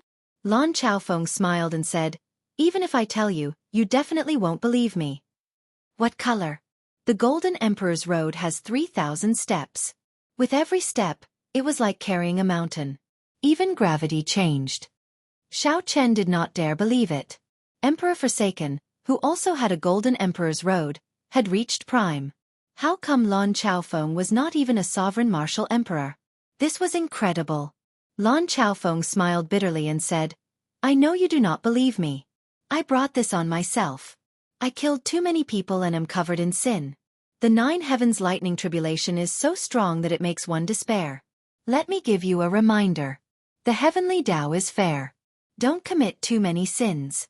There will be a time for revenge." This startled Xiao Chen. He asked, "What is sin?" Sin was something that could be seen during the Immortal epoch. Now it is somewhat vague. However, it definitely exists. Killing ordinary people, slaughtering the weak, cultivating evil cultivation techniques, all of these will result in sin. Lan Chaofeng smiled and said, "You don't have to worry too much about this. Normally, only those evil cultivators and assassins like me would be covered in sin. Killing those heinous criminals and those who attacked you will not result in any sin."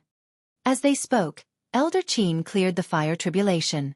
The emperor's door was only 300 steps away from him. He could clearly see every tiny pattern on the door. However, the latter 300 steps would be even more horrifying. That was the true test. Lan Chaofeng thought to himself, "Old Qin, Xiao Chen already helped you obtain this hope. Whether you can clear it or not will depend on your luck." In the tallest pavilion of the Western Sea Divine Dragon Palace, Ao Lang looked into the distance, focusing on the island where Elder Qin underwent his tribulation. This place was tens of thousands of kilometers away from that island. Even though he was a sovereign martial emperor, he could not see that far. However, once the blood-clad guard succeeded, the explosion would affect the road of emperor. Even from tens of thousands of kilometers away, Xiao Chen would be able to clearly see the mysterious phenomena triggered by the failure of the tribulation. He had been looking forward to it for a long time, but the expected explosion did not appear, which made him a little annoyed. Why isn't it exploding yet? After a while, he seemed to be a little restless, wondering if something unexpected had happened. However, after thinking about it, Lan Chaofeng felt that it was impossible. 10 Emperor Wu self-detonated. Even if Lan Chaofeng was present, he would not be able to stop all of them. Furthermore, as long as one person succeeded in self-detonating, it would affect Elder Qin's tribulation. If a few more succeeded, even Lan Chaofeng and Xiao Chen would be injured. If one was lucky, they might even draw out Xiao Chen's great tribulation of wind and fire in advance. Dong dong dong. The sound of footsteps came from below. A man hurriedly walked out of the stairs and knelt down.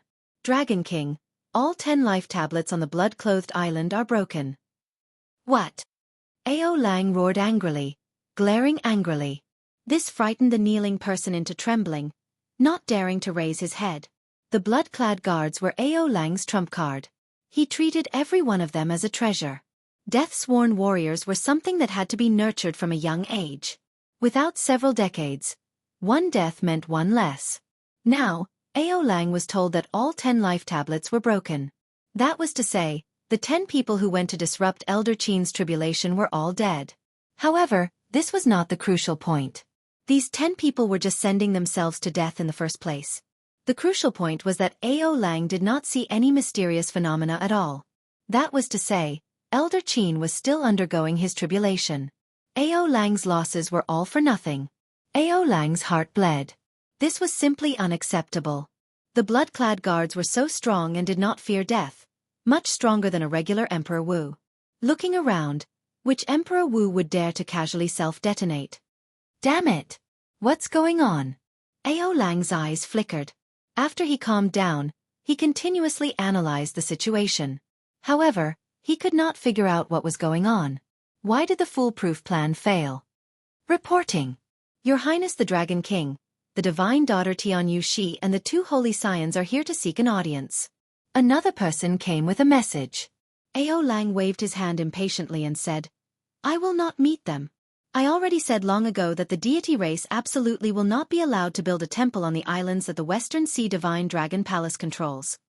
After the Thunder King disappeared, the deity race's faction expanded rapidly. Traces of the deity race could be seen everywhere in the Kunlun realm. There were also many factions in the heavenly starry ocean that felt pressured or wanted to gain benefits. The Western Sea Divine Dragon Palace allowed the deity race to build temples and statues of deities in their own factions to receive the power of faith. However, the Western Sea Divine Dragon Palace had deep accumulations. Furthermore, the Divine Dragon Palaces of the 4 seas could take care of each other. They did not fear the deity race's pressure in the heavenly starry ocean. Furthermore, Ao Lang had the blood-clad guards. Hence, he was even more confident, never agreeing to the deity race's requests. Wait a moment. Suddenly, Ao Lang thought of something. Are you saying that the Holy Scions you mentioned are the 2 from the Bushan Palace? That's right. The White Tiger Holy Scion Xiaoju and the Black Tortoise Holy Scion Feng Wuji are both there. However, the Divine Son Di Wuk is not there. Only the Divine Daughter Tianyu Shi is there. Ao Lang revealed a strange smile on his face. Interesting. The 3 Holy Masters have not been able to deal with Ying Zongtian. It looks like they are getting anxious, actually working together with the deity race's people. Isn't this just inviting a wolf into the house? I'll go take a look and see what these juniors are up to. Everyone knew that before the Thunder King disappeared, he had handed the Bushan Palace's inheritance medallion to the Haotian sect master, Ying Zongtian. The 3 Holy Masters could not accept this. Hence, the secret struggle between the 2 sides turned into an open struggle. However, although the 3 Holy Masters held the upper hand, they could not take down the Haotian sect, resulting in a stalemate. Inside the hall, the Divine Daughter Tianyu Shi and the sons of the 3 Holy Masters sipped tea as they waited leisurely. Xiaoju asked, Will this Ao Lang agree to us? Although the Western Sea Divine Dragon Palace has declined in the past few years, it is still an old faction with deep accumulations. Feng Wuji also felt suspicious. He said, "Furthermore, I heard that he has been rejecting your deity race in the past." The divine daughter Tianyu, she had white hair and an extraordinary air. She smiled faintly and said, "That was then and this is now. Furthermore, there are the two of you here. Given his astute character, he will definitely be able to understand the deeper meaning of this." Ha ha ha. The divine daughter has arrived from afar. This Ao did not go out to welcome you. Forgive me, forgive me. Ao Lang walked over amid loud laughter and sat down in the middle. The loss of 10 blood-clad guards did not show any suspicion on his face. "Greetings, Western Sea Dragon King," Xiahou Ju and Feng Wuji said with cupped fist salutes. No matter what, Ao Lang was the senior of these people. Ao Lang smiled and said, "I have also heard of the two holy scions' names. After you returned from the astral battlefield, I heard that even some of the Emperor Wu's were no match for you too." Ao Lang's eyes were very sharp. With one glance, he could tell the difference between Xiahou Ju and Feng Wuji and the holy scions of the heavenly starry ocean. Their auras were denser and heavier. Most importantly, they had a sharpness and a ruthlessness to them. With one glance, it was clear that they had experienced killing for a long time. Compared to the holy scions of the heavenly starry ocean, they were much stronger. Compared to his most valued son, Ao Feng, there was no need to compare. The more Ao Lang compared, the sadder he felt. Why did Ao Lang give birth to a trash son? Not only was he useless, he even caused trouble for himself. "You are too polite." Hearing Ao Lang's flattery, Xiahou Ju and Feng Wuji both appeared very calm. The many years of experiential training in the astral battlefield had already worn away the ostentatiousness of the two. Tianyu, she put down his teacup and said indifferently, "Time is tight. I cannot speak much with Senior Ao, so I'll get straight to the point. I have no other purpose in coming here this time. I just want the Western Sea Divine Dragon Palace to join the deity Tao Union. Senior Ao probably knows that the Great Chaos now is just the surface. The true Great Calamity is far from here. When the Great Calamity arrives, aside from working together to fight the enemy, there is no other way." Ao Lang felt somewhat confused. He understood what Tianyu she said. The Great Chaos now was indeed just the surface. However, what kind of organization was the deity Tao Union? He had never heard of it before. Tianyu she explained, "The deity Tao Union has just been established. It is normal for Senior Ao not to understand. I'll give a simple explanation. The deity Tao Union has Emperor Forsaken as its alliance chief. The heaven-punishing corpse god, the Dongyue Ghost Emperor, and the 3 holy masters are the vice-alliance chiefs. It unifies more than 70% of the 9 ranks of the great families in the Kunlun continent." When Ao Lang heard this, he sucked in a breath of cold air. No wonder this Tianyu she did not show any intention of bowing when he saw him. Even the 2 holy lords were just being polite. Compared to this colossal deity Tao Union, his Western Sea Divine Dragon Palace was pitifully small, unable to withstand a single blow. Fortunately, he still had the treasure master and the blood-clad guards behind him. In the end, he still had some trump cards. By the way, the most mysterious treasure master of the heavenly starry ocean has already agreed to join the deity Tao Union. Emperor Forsaken personally negotiated this. However, the treasure master did not ask for any position. Boom! It was like a bolt of lightning struck Ao Lang's mind. The hand that he held the teacup trembled slightly, and the teacup fell to the table. This final piece of news was too shocking to Ao Lang. Even the treasure master, whom he considered the most mysterious and unfathomable, actually joined the deity Tao Union. Tianyu she smiled and asked, "Senior Ao, what's wrong?" Ao Lang reacted and said, it's fine. Can I think about it for a while?" Tianyu she rejected. "No way. We do not have time to waste here. It is fine if Senior Ao is not willing. The deity Tao Union never forces anyone. Goodbye." Xiahou Ju and Feng Wuji stood up at the same time, not saying anything more. Such a situation made Ao Lang somewhat anxious. Originally, he was prepared to ask Tianyu Shi for a price and then bargain with him. Who could have imagined that Tianyu Shi would leave directly? "Divine daughter, there is no need to leave in such a rush. Our Western Sea Divine Dragon Palace is rather scenic. Stay here for a few more days. I will discuss this with my brothers and will have an answer soon. The Divine Dragon Palaces of the Four Seas have always been a community. I simply cannot make a decision alone.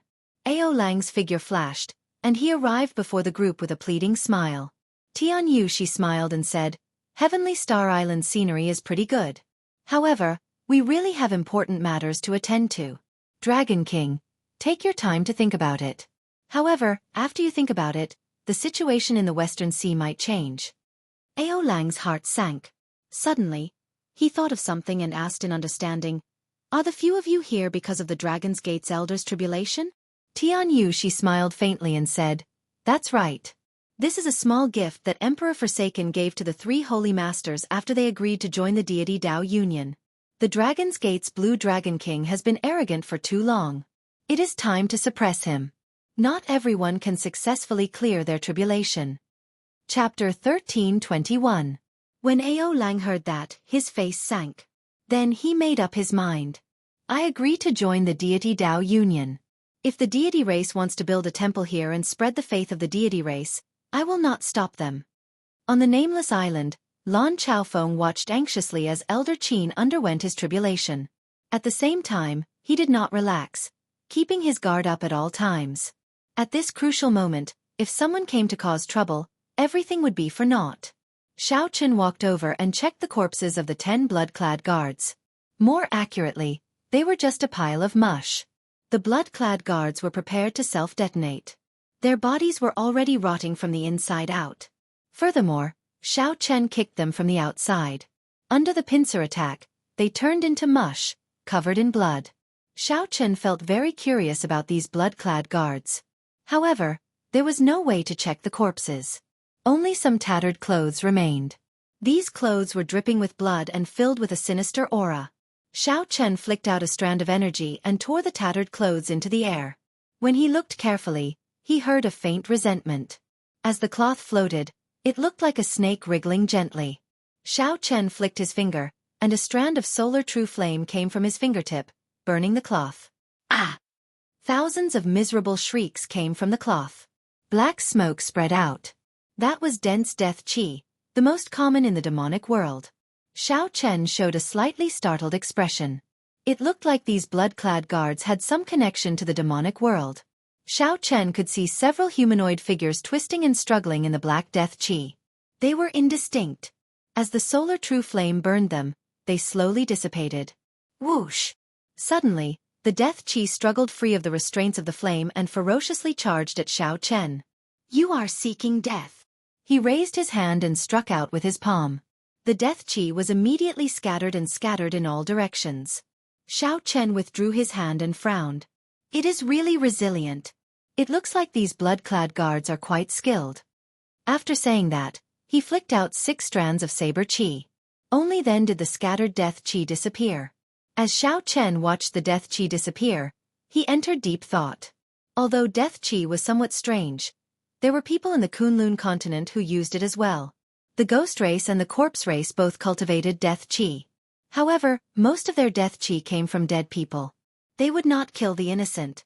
Of course, some evil cultivators were excluded. The scarlet robes before Xiao Chen had definitely killed many innocent people for no reason, resulting in an extremely strong resentment. As a result, the solar true flame could not completely extinguish them. Sinful.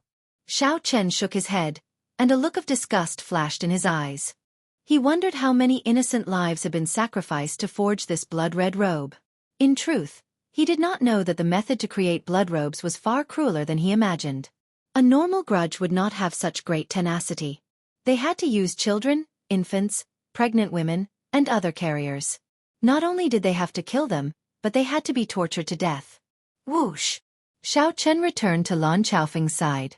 On the Emperor's Road, a halo of flowing water appeared around Elder Qin as he climbed the final step with much difficulty. That was Elder Qin's final trump card, a Peak King-grade secret treasure that he had specially prepared for his tribulation. He even asked Mo Chen to strengthen it. Lan Chaofeng asked casually, "Did you notice anything?" Xiao Chen replied sullenly, "Not much. I only feel that it has something to do with the methods of the demonic world." However, many of the demonic world's secret techniques are circulated in the Kunlun realm as well, so it's hard to say. Lan Chaofeng sighed softly. That is not strange. Right now, many of the unremarkable factions of the heavenly starry oceans suddenly soared. They all possess some demonic treasures similar to this scarlet robe. How can the deep abyss demonic world shadow be missing in this chaotic world? Whoosh! Beams of resplendent light suddenly shone from behind them. The golden light seemed to be solid, dyeing the world in a golden color. Many afterimages of golden light appeared before Xiao Chen and Lan Chaofeng. The two turned around and saw that the source of the light was a golden warship bathed in divine light. Sagely songs resounded around the warship, praising the deity sovereign continuously. The people of the deity race. They came all the way here. It looks like they do not come with good intentions. Lan Chaofeng narrowed his eyes, and a heavy murderous intent flashed in them. Whoosh! Sonic booms resounded, and a group of figures descended. The divine daughter Tianyu Shi, the 12 keepers guarding the divine son and divine daughter, the white tiger holy son Xiao Hoju, and the black tortoise holy son Feng Wuji. Aside from these people, there was another person in the sky. This person appeared to be a middle-aged man with white hair and wearing golden robes. The light on this person's body flickered, and golden halos flickered behind him. There was a total of 7 halos. This was a 7th heaven deity race sovereign martial emperor. With such a large lineup, Xiao Chen and Lan Chaofeng did not dare to be careless. The two flew forward and blocked the other party from getting any closer. Xiao Chen swept his gaze across the people in front and discovered that this group of people's auras were exceptionally calm. Amid the seriousness, there was also a sharp and somber air. The experiential training in the astral battlefield must have allowed these survivors to mature. Xiao Chen. Xiao Hoju said through gritted teeth when he saw the white-haired Xiao Chen. He could no longer suppress the hatred in his eyes. A divine halberd flew over and blocked the berserk Xiao Hoju. Then Tianyu Shi said calmly, "Calm down. Don't forget what the deity sovereign said. Right now, his luck is flourishing. The entire heavenly Tao is taking care of him. This is not the time to kill him." Xiao Chen smiled faintly and said, "Brother Xia's sharpness has not diminished. You are still as impulsive as before. However, the 3 holy masters always move as one. Why do I not see the holy daughter Nuan Muyun?" Xiao Chen had a good impression of this holy daughter. Back then, when he first came to the Kunlun realm, he had received some benefits from her. Furthermore, given Xiao Chen's judgment, this Nuan Muyun would not be as difficult to deal with as the other holy scions. If she were here, perhaps he could negotiate with her. She is dead. Xiao Hoju looked at Xiao Chen and said coldly, "She died in the astral battlefield. She died because of you. This debt is on you." Xiao Chen was indeed somewhat surprised. It was said that more than half of the outstanding talents who went to the astral battlefield died. However, he had not expected a holy daughter to fall. Furthermore, it was a holy daughter that he had interacted with before. Xiao Chen was a little disappointed and emotional. However, no matter what, it was not his turn to bear this debt. Xiao Chen replied indifferently, "Xiaoju, I have never feared an enemy in my life. If you want to kill me, please find another reason. If you want to take revenge, please look for the devil dweller who killed her." Xiao Hoju said somewhat angrily, "You bastard! How can this have nothing to do with you? If not for you putting too much pressure on us during the king conferral ceremony, I would not have done so. Do I need to go to the Star Wars battlefield? If Muyun wasn't worried about us, why would she accompany us? Tell me, does this have anything to do with you?" Xiao Chen was startled when he heard this and didn't know how to refute it. "Don't worry, I've already killed that demon myself. The next one will be you, the main culprit." Xiao Hoju looked coldly at Xiao Chen. Then, he glanced at Elder Qin, who was walking on his emperor's road with much difficulty. He smiled coldly and said, "It is really difficult for him to walk. You want him to advance to martial emperor, right? Let me tell you this. It is impossible. Today, I will make you watch him burn to death on his emperor's road. I will plant a heart demon in you. I will break the luck of your dragon's gate." Xiao Chen raged in his heart. He shouted coldly, "How dare you? Even if it is as you said, that I am responsible for Nuan Muyun's death, you can just come at me, Xiao Chen. Don't even think of harming the innocent. Don't touch my bottom line. Tianyu, she said indifferently. I'm afraid that we will really touch it this time. Attack. Xiao Chen said casually. Then, that seventh heaven sovereign martial emperor's figure flashed as he charged at Lan Chaofeng. The 12 keepers spread out in a straight line, wanting to surround Xiao Chen and hold him back. Tianyu Shi led Xiao Hoju and Feng Wuji into the sky, flying towards the emperor's road. Everything happened in an instant.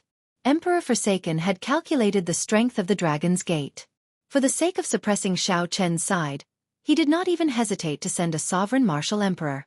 However, just at this moment something strange happened. An intense explosion rang out in the sky. Tianyu Shi and the others turned their heads to look and saw their warship shattering into golden dust. Then, it turned into an extremely gorgeous light scattering in all directions. Sonic booms rang out as an arrow flew over. It carried a might that could destroy the world. It left a long black mark in space, destroying all life force. Everything above that black mark was blasted into nothingness by the power of the arrow. Retreat! Horror flashed in the eyes of the deity race sovereign martial emperor, locked on by the arrow as he quickly retreated. The expressions of Tianyu Shi and the others changed drastically. They frantically retreated, their footsteps hurried and flustered. Although Tianyu Shi and the others did their best to scatter, the shock waves still struck them. The perfect formation immediately fell apart. The shock waves from the explosion of the arrow knocked them all into the air. When the deity race sovereign martial emperors landed, they stumbled back another 100 meters. Blood leaked out of a corner of their lips, and their complexions paled. Just the shock waves alone reduced this group of outstanding talents, who had just returned from experiential training in the astral battlefield, to such a miserable state. If they had been struck head-on, the result would have been easy to imagine. Whoosh, whoosh, whoosh. Tearing sounds rang out incessantly as hundreds and thousands of arrows flew over from the sky. Although the might of this arrow was much weaker than the earlier one, it was faster and covered a wider area. One person and one bow forced this group of outstanding talents into a sorry state, forcing them to retreat. The deity race 7th Heaven Emperor Wu frowned and fixed his gaze on the person holding the bow. Then, his figure flashed, wanting to charge over. Emperor Wu was very clear that this person was an outstanding archer. Given sufficient distance, she could suppress the group of people below. Right now, the more problematic thing was that she already held the initiative, grasping the rhythm. Only by getting close and disrupting her rhythm could Emperor Wu regain the initiative. Your opponent is me. Lan Chaofeng moved like a shadow, suddenly appearing on the left of this deity race sovereign martial emperor. He smiled faintly and stabbed the dagger in his hand. The dagger was fast, accurate, and ruthless. It pierced through in an instant, startling that deity race sovereign martial emperor, who broke out in a cold sweat. The two fought an intense battle in the air, preventing the deity race sovereign martial emperor from delaying the archer. Chapter 1322. Xiao Chen turned his head back and saw an exquisite figure leaping on an azure profound bird tens of kilometers away. That figure danced in the air as arrows flew out from his hands in a fluid and smooth manner. Ahead, Tianyu Shi and the others were forced to retreat step by step. Soon, they retreated to the surface of the sea. Xiao Chen smiled faintly and said, Emperor Yi Shooting Sun Bao, first senior sister is here. Seeing Xiao Chen's smile, Shui Lingling, who was on the profound bird, nodded gently. Seeing Xiao Chen approach step by step, Tianyu Shi and the others could not do anything. The white tiger holy son, Xiao Hoju, gritted his teeth in anger. Shui Lingling, don't give me a chance to get close. Xiao Hoju replied with an even faster, more ruthless arrow. Xiao Hoju stretched out a finger and shattered it. After that, he quickly retreated. Rumble! Waves roared on the surface of the sea, and pillars of water shot up into the sky. The group was forced further and further away. By the time Shui Lingling landed beside Xiao Chen, they had already retreated several hundred kilometers. First senior sister, why are you here? Xiao Chen asked joyfully. If not for Shui Lingling, Xiao Chen would not know what to do. That guardian of the deity race knew the combined attack technique. Furthermore, she had been training in the starry heavens, nurturing her sharpness. If they really fought, Xiao Chen would not be afraid. However, he would be unable to avoid being delayed for some time. In this period of time, Tian Yoshi, Xia Hojue, and Xiao Chen would be able to do many things, such as spoiling Elder Qin's tribulation. The moment first senior sister arrived, the situation instantly reversed. Xiao Chen now held the initiative. Shui Lingling revealed a gentle smile. Master called me over.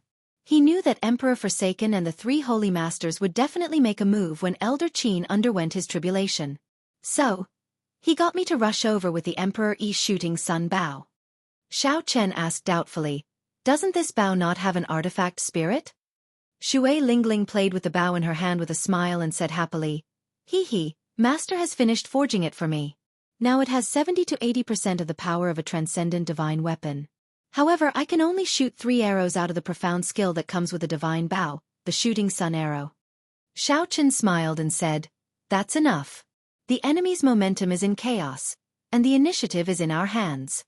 As the huge wave surged, Tian Yoshi led the 12 keepers, Xiahou and Feng Wuji out of the waves and landed on the small island once more. However, this time, his imposing manner was completely gone. He did not have the initiative and calmness from before, and his figure was slightly disheveled. Tian Yushi, Xiahou and Feng Wuji were still fine, uninjured. However, the 12 watchers were in a miserable state, riddled with arrow wounds and covered in blood. When Shui Lingling saw Xiahou, she showed a stern expression and scolded, Xiahou, is there anyone as shameless as you? Back then, during the king conferral ceremony, you forced my junior brother, Xiao Chen, several times. Now, you are blaming Xiao Chen for it. Also, Nuan Muyun clearly died to save you. You are useless, so why are you blaming my junior brother? Xiahou said coldly, there is no need for you to care about my matters. You won't be able to remain smug for long. The Haotian sect will suffer a calamity soon. Just wait and see. Shui Lingling glared at Xiao Chen and said, you really think too highly of yourself. To think that you are so smug after becoming the deity race's lackey. Xiahou, Feng Wuji. Have you forgotten the days when we fought together in the profound domain against Di Wuk? Feng Wuji and Xiahou were stunned at the same time. They had not expected Shui Lingling to bring up the past. Once upon a time, Shui Lingling, and Jianghu, and the others were known as the 7 giants of the Tianwu domain's younger generation. Feng Wuji and Jianghu were the sons of the 3 holy masters above the 7 giants. At that time, they were aloof. When Feng Wuji and Xiahou recalled the past, they were rendered speechless. Even Xiahou was somewhat stunned. When Tian Yushi saw the situation, he thought to himself, oh no!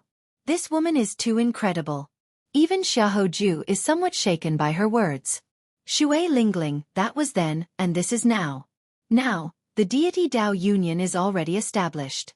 Furthermore, the divine son Di Wuk comprehended the deity race's ancient canon. Soon, he will rise to the heavens in one step. Only the deity Dao union is the trend. Tian Yushi said calmly, even if you rely on the power of the divine Bao to force us back today, it will not change anything. Shui Lingling glanced at Tian Yushi and smiled faintly. Don't try to reason with me. I know that Di Wuk is a man, hiding and not daring to show himself. Letting a woman like you take the lead is the sign of a coward. Even if he rises to the heavens in one step, this will be a stain on his reputation. Furthermore, you are only so. You said that I relied on the power of the divine weapon.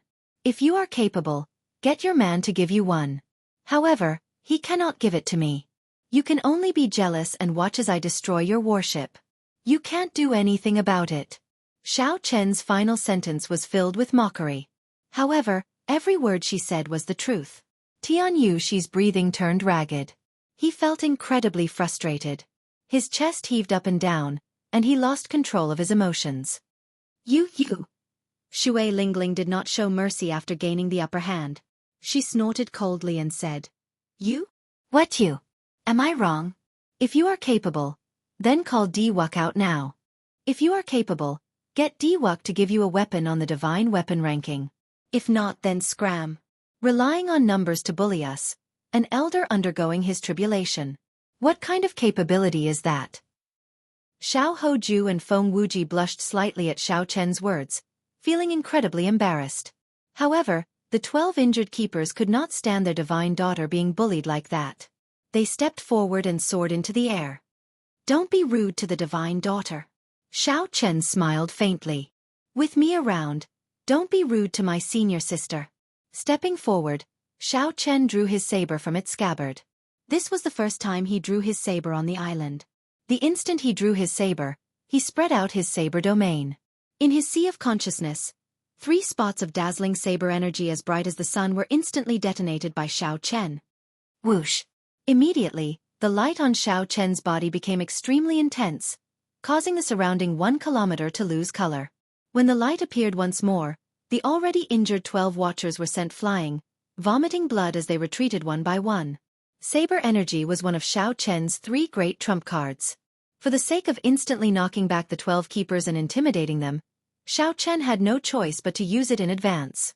The expressions of Tianyu Shi and the others changed. Suddenly, they felt that being so close to Xiao Chen was somewhat dangerous, so they all moved back. Xiao Chen sheathed his saber. Then he looked at Tianyu Shi and said, "Senior Lan possesses a strength that even sovereign martial emperors fear. He will not fall so quickly. Tianyu Shi, you no longer have a chance. Go back." Shifting his gaze, Xiao Chen looked at Xiaoju and said softly, "Xiaoju, you were once aloof, known as an outstanding talent. Even if you stand on the deity race's side now, I ask you not to dirty the word outstanding talent and forget the glory of the past. Even if you think that Nguyen Muyun's death is related to me, I will accept it. If you have any problems, just come at me. Don't attack the people around me." As Xiaoju looked at the carefree Xiao Chen, who exuded the air of a king, he felt defeated for some reason. He said sullenly, "Let's go. Divine daughter, there is no need to use your trump card. The 3 holy masters thank you for your help this time." Feng Wuji and Xiaoju turned and left together. Before they left, they gave Xiao Chen a deep look. Tianyu Shi stared at Shui Lingling and said, "In the future, when the deity Dao Union sends its troops to the Haotian sect, let's see if you will behave like you did today." Today's matter would be unforgettable for Xiao Chen. She was the bona fide divine daughter. When had she ever been scolded by another woman? After the group of people went far away, Xiao Chen looked at Shui Lingling and smiled. "First senior sister, I discovered that you are somewhat different today. What do you mean by, if you are jealous, get your man to give you a transcendent divine weapon?" Shui Lingling's earlier aura vanished. She smiled embarrassedly and said, "Sorry about that. I was careless and took advantage of you." Xiao Chen felt embarrassed in his heart. Indeed, first senior sister is first senior sister. He still remembered how she chased a certain someone for several days and nights in the savage battlefield. After that, he completely lost his temper. The intense fluctuations in the sky stopped, and the deity race Emperor Wu left. Lan Chaofeng put away his dagger and landed beside Xiao Chen. On the Emperor's road, before the halo of flowing water around Elder Qin shattered, he finally cleared the last step of the 1,000 steps. He cleared it! Shui Lingling exclaimed with joy. When Xiao Chen saw this, he heaved a sigh of relief. It was as Lan Chaofeng said. As long as he endured the external pressure, Elder Qin had a high chance of clearing his great tribulation of wind and fire. After all, Xiao Chen's great tribulation of wind and fire was just the most ordinary one. Elder Qin's accumulations were not bad, either. Even so, by the time he reached the Emperor's door, Elder Qin was already so weak that he only had half a breath left. His aura wavered, looking like he would collapse at any moment. 1,000 steps. Each step was a hurdle, and each step was a tribulation. Along the way, Xiao Chen's heart ached at several of the scenes he saw, feeling moved. However, now that the bitterness was over, Xiao Chen got what he wanted, and his lifespan increased to 2,000 years. Whoosh! Whoosh!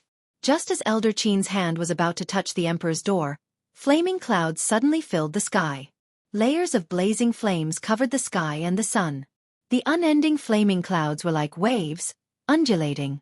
It was like a sea of fire reflected in the sky. Suspicion appeared on Xiao Chen's face. He felt that something was wrong. "Senior Lan, what is that?" Lan Chaofeng's expression changed drastically in extreme shock. "That's impossible. This is a fire dragon tribulation. It is extremely rare. Normally, only outstanding talents or golden emperors' road occasionally appear." Right after Lan Chaofeng spoke, the flaming clouds quickly gathered together. Soon, the silhouette of a huge dragon appeared in the sky. It reared its head back and roared ferociously, causing the entire sky to tremble. This, Xiao Chen felt somewhat helpless. He could only rely on himself for his great tribulation of wind and fire. Others could not help him. Otherwise, he would suffer a backlash from the heavenly Tao and die. Such a result made the expression of Shui Lingling, who rushed over from afar, sink. She watched all this in disbelief. Far away on the sea, Xiao Hoju and the others, who had already traveled far, were stunned when they saw the fire dragon appear. After a while, Xiao Hoju rejoiced. It's a fire dragon tribulation. It looks like the heavens want to break the dragon's gate's luck. A fire dragon tribulation rarely appears on the Emperor's road. Even when outstanding talents undergo their tribulations, it is very difficult to see one. To think that Elder Qin ran into one. Chapter 1323. Tian Yushi analyzed calmly. It must be caused by the Dragon's Gate's luck being too strong. Elder Qin is already tied to the Dragon's Gate. The Dragon's Gate is like a huge true dragon. If Xiao Chen is the dragon's head, then Elder Qin is the dragon's claw. Or perhaps it is the other parts. This is a tribulation for the Dragon's Gate. If it were another outstanding talent undergoing a tribulation, perhaps it would be a good thing. However, since it is Elder Qin's turn, he will die for sure. That was right. If an outstanding talent survived the Fire Dragon tribulation and advanced to Martial Emperor, their emperor's body would possess the energy of a fire dragon, and their strength would multiply. However, Elder Qin was not an outstanding talent at all. He was just an ordinary blue-robed emperor. This fire dragon tribulation was not something he could endure. On the small island, Xiao Chen revealed an extremely dissatisfied expression. After working so hard for so long, in the end, he still could not give Elder Qin hope. Heartache, guilt, and various other emotions filled Lan Chaofeng's heart, making him feel strangely angry. Lan Chaofeng shook his head and sighed softly, all sorts of feelings welling up in him. At the end of the Emperor's Road, Elder Qin, who had thought that the bitterness was over, smiled bitterly and revealed an expression of despair. The fire dragon formed by the cloud sea instantly took form. It opened its huge maw and roared ferociously. Then, it dived down as if it wanted to swallow up Elder Qin, who was holding the Emperor's door. Freeze! Just at this critical moment, the three-life mirror in the Immortal spirit ring shone its light on that incredibly huge fire dragon. Time seemed to have stopped. The fire dragon's head, which had been descending at lightning speed, became incomparably slow. In this strange atmosphere, Elder Qin could not understand what was going on. However, after a while, he reacted and used the last bit of his strength to push the Emperor's door with much difficulty. The Emperor's Road had drained Xiao Chen's law energy long ago. He was mentally fatigued, and his entire body felt weak. Originally, he only needed to raise his hand to push the Emperor's door.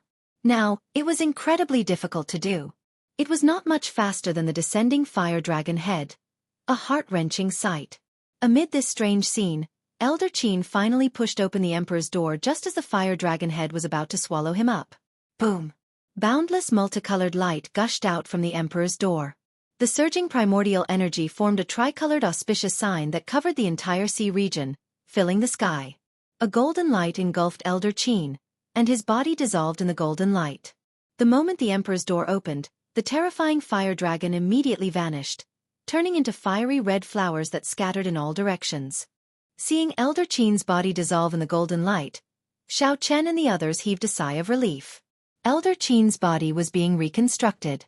He used the power of the heavenly Tao to forge the golden emperor body for Elder Qin. In midair, the three-life mirror swayed and fell continuously. Xiao Chen strode forward and leaped into the air, grabbing hold of the swaying three lives mirror. In the mirror, Little Three smiled weakly and said, "Hee hee, I finally let this old man become a martial emperor." Elder brother White Robes, stop frowning. Aya, I'm so tired. Little Three, I want to sleep. As Little Three spoke, her voice grew softer and softer. Finally, it vanished, and the mirror turned black. This startled Xiao Chen, and he paled. Little Three, wake up. Wake up. Ao Jiao, who was in the Immortal spirit ring, said, "Don't wake her up. Let her have a good sleep." This Naga really overestimated herself. To think that she changed the trajectory of time by herself. Xiao Chen asked in a fluster, "Ao Jiao, what's going on?" Ao Jiao explained. The three-life mirror is a space-time immortal equipment in the first place. It is used to assist immortals in executing space-time magic skills. After all, even immortals have difficulty grasping the time Dao. With the three-life mirror, one can achieve twice the result with half the effort when executing the time Dao. You know now, right? She is a support-type immortal equipment, but she used this identity to change the trajectory of time by herself. Xiao Chen now understood. Simply put, Little Three was offside. She forcefully used strength that exceeded her own and suffered a backlash. She will be fine, right? Ao Jiao sighed and said, she won't die, but she will suffer. If she messes around like this again, even a deity might not be able to save her. When Xiao Chen heard that, he relaxed slightly. Then he carefully put away the three-life mirror, not knowing what to say. This Little Three nagged a lot. However, at the crucial moment, she could still be so understanding of the greater good. However, Xiao Chen still had some doubts. Making a move to stop the great tribulation of wind and fire would result in the punishment of the heavenly Tao. Both parties would suffer a tribulation. Why were Little Three and Elder Qin fine? Xiao Chen, was that your secret treasure earlier that changed the trajectory of time? Lon Chaofeng asked with a grave expression. The time Dao was something that even primes could not comprehend. Xiao Chen felt somewhat put on the spot, not knowing what to say. When Lon Chaofeng saw the situation, he said, I understand. This matter is probably not easy to explain. Thank you, Senior, for understanding. Lon Chaofeng smiled and said, what is there to understand? This old man was just curious and asked casually.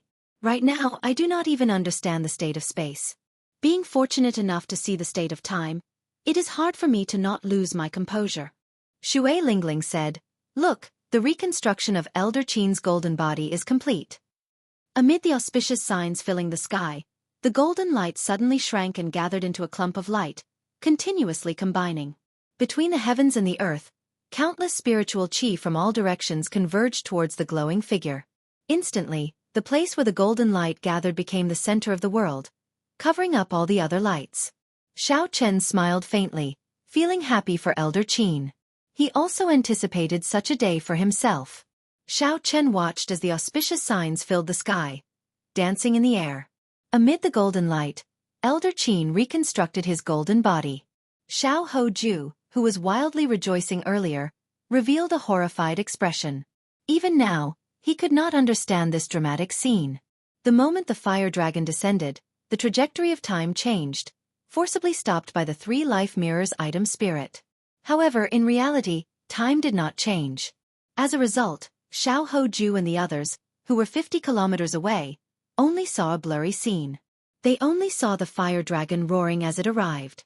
Following that, the Emperor's door opened, and countless strands of primordial energy surged out. Then, the fire dragon scattered. Tian Yushi frowned and said, this matter is somewhat strange. When we return, we have to report it to Emperor Forsaken. Feng Wuji also felt suspicious. He said, a sure-death situation was broken just like that. It is indeed strange. If Xiao Chen could use the same method to deal with his great tribulation of wind and fire, then we might only be able to watch as Xiao Chen advance to Martial Emperor. Xiao Hoju shook his head and said, that's impossible. There is absolutely no chance of using such an incredible heaven-defying method a second time. If Xiao Chen dared to do that, his great tribulation of wind and fire would definitely change, becoming even more horrifying. In reality, it was as Feng Wuji said. What he said was not wrong. However, even if it could be used, it could not be used anymore. If the three-life mirror forcefully reversed time, it would not be able to endure it and collapse on its own. The losses outweighed the gains. In the future, if Xiao Chen comprehended the time Dao on his own, with the three-life mirror's assistance, he would be like a tiger with wings, like a god helping him. Whoosh! Sonic booms resounded, and the Western Sea Dragon King Ao Lang rushed over. With an angry expression, he said, Tian Yushi, didn't you say that you would definitely stop Elder Qin from undergoing his tribulation? Why did you not do it? How dare you speak to the divine daughter like that? The deity race Martial Emperor said with a cold expression as he stepped forward. His emperor's might containing a divine nature spread out, putting heavy pressure on Ao Lang. Ao Lang could not help feeling startled. This deity race martial emperor before him probably relied on himself to climb to martial emperor and not the power of faith. There were two types of Emperor Wu in the deity race. One relied on the power of faith to advance to martial emperor, with their own strength as a supplement. This type was the most numerous. The deity race claimed to have 3,000 deities. 80 to 90% of them were this type. The other type was scarier. They relied on their own strength to advance to martial emperor, with the power of faith as a supplement. They were relatively few in number. However, they were the mainstays of the deity race and were extremely strong. Sorry, I was somewhat rude. Divine Daughter, please forgive me. Ao Lang felt dissatisfied, but he still lowered his head and apologized. This woman before him could be considered the most respected woman in the entire Kunlun realm. Even if she was not as strong as him, he could not offend her casually. Tianyu, she was in a bad mood because of Shui Lingling. Now that he was angry, he did not give Ao Lang any face. He snorted coldly and said, "Do I need to account to you? What qualifications do you have to question me?" Ao Lang, from the start to the end, I never agreed to stop Elder Qin from undergoing his tribulation. When Xiao Hoju saw the situation, he tried to smooth things over. He said, "Senior Ao, this is a long story. I will explain it to you later. I was the one who told the Divine Daughter to give up. She has a divine talisman that Emperor Forsaken refined, which can instantly kill a minor heavenly Emperor Wu, but she did not use it." When Ao Lang saw the situation, he asked in shock, "Why?" Feng Wuji smiled and said, "Senior Ao, it is probably not limited to how strong Xiao Chen is now. If we really used it, none of us would be able to leave. Some of us would definitely fall here." The deity race greater heavenly martial emperor said coldly, "Ao Lang, I guessed right. You should have some trump cards. If you rely on your trump cards, it is impossible to wash away the humiliation of that day. Your only choice is to submit to my deity Dao Union. Don't have any other thoughts." Ao Lang nodded and said, "Yes, yes, yes." Before a huge faction like the deity Dao Union, Ao Lang was like an ant. Even if he was not satisfied, he could only pretend to be a grandson for now. Tianyu, she continued, "Half a month from now, a deity palace will be established in the Western Sea Divine Dragon Palace. At that time, we will erect a deity statue for Senior Ao. Senior Ao's strength will definitely soar again."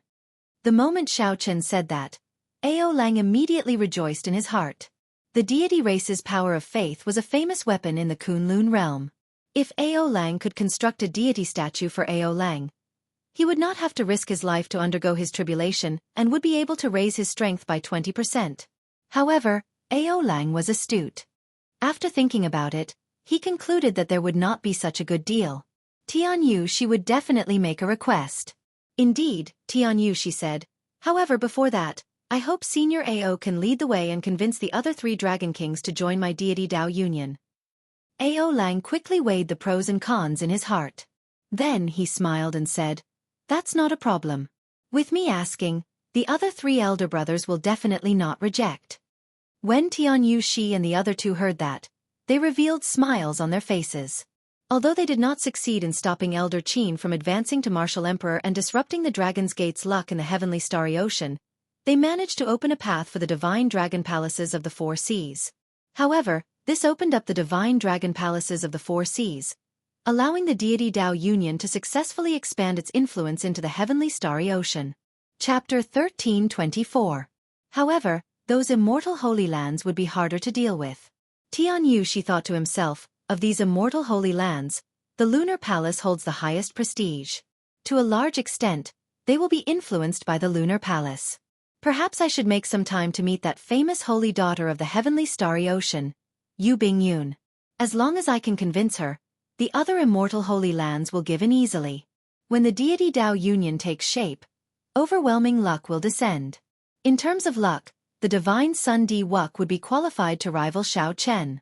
On the small island, Elder Qin, who had finished reconstructing his golden body, drifted down, radiating light from his entire body. His initial air of being past his prime was swept away. Instead, he became full of vigor, like he had obtained new life. "Many thanks. Many thanks. Many thanks." When Elder Qin landed, he first thanked Lan Chaofeng and Shui Lingling. Then, he faced Xiao Chen and bowed 3 times. This Qin really does not know how to thank you. Little friend Xiao Chen, you have done too much for me. Xiao Chen smiled and said, Old Qin, there is no need to be so polite. Now, you are a member of the Dragon's Gate. Furthermore, I, Xiao Chen, owe you a great debt of gratitude in the past. This is what I should do. Oh, by the way, what happened at the very last moment? I accidentally pushed open the Emperor's door, Elder Qin asked, feeling somewhat confused. Lan Chaofeng smiled mysteriously and did not explain. Old Qin, feel for yourself and see if there is fire dragon energy in your body. Elder Qin closed his eyes and tried to sense it. When he opened his eyes again, there was a fire dragon swimming in each of his eyes. The fire dragons coiled in his eyes and turned into a blazing flame. Elder Qin shouted and raised his hand, throwing a palm strike at the distant sea. Flaming clouds immediately filled that part of the sky, forming a fire dragon radiating an overwhelming heaven dragon might as it swooped down. Z. As the mist surged, a huge pit appeared in the vast sea. After a while, it formed a whirlpool and kicked up a huge wave.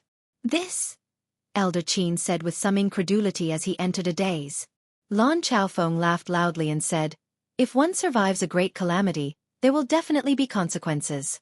Elder Qin, you were supposed to be an ordinary Emperor Wu, but after going through the Fire Dragon tribulation, you have the power of the Fire Dragon. In just a month, I'm afraid you will be comparable to an ordinary Third Heaven Emperor Wu.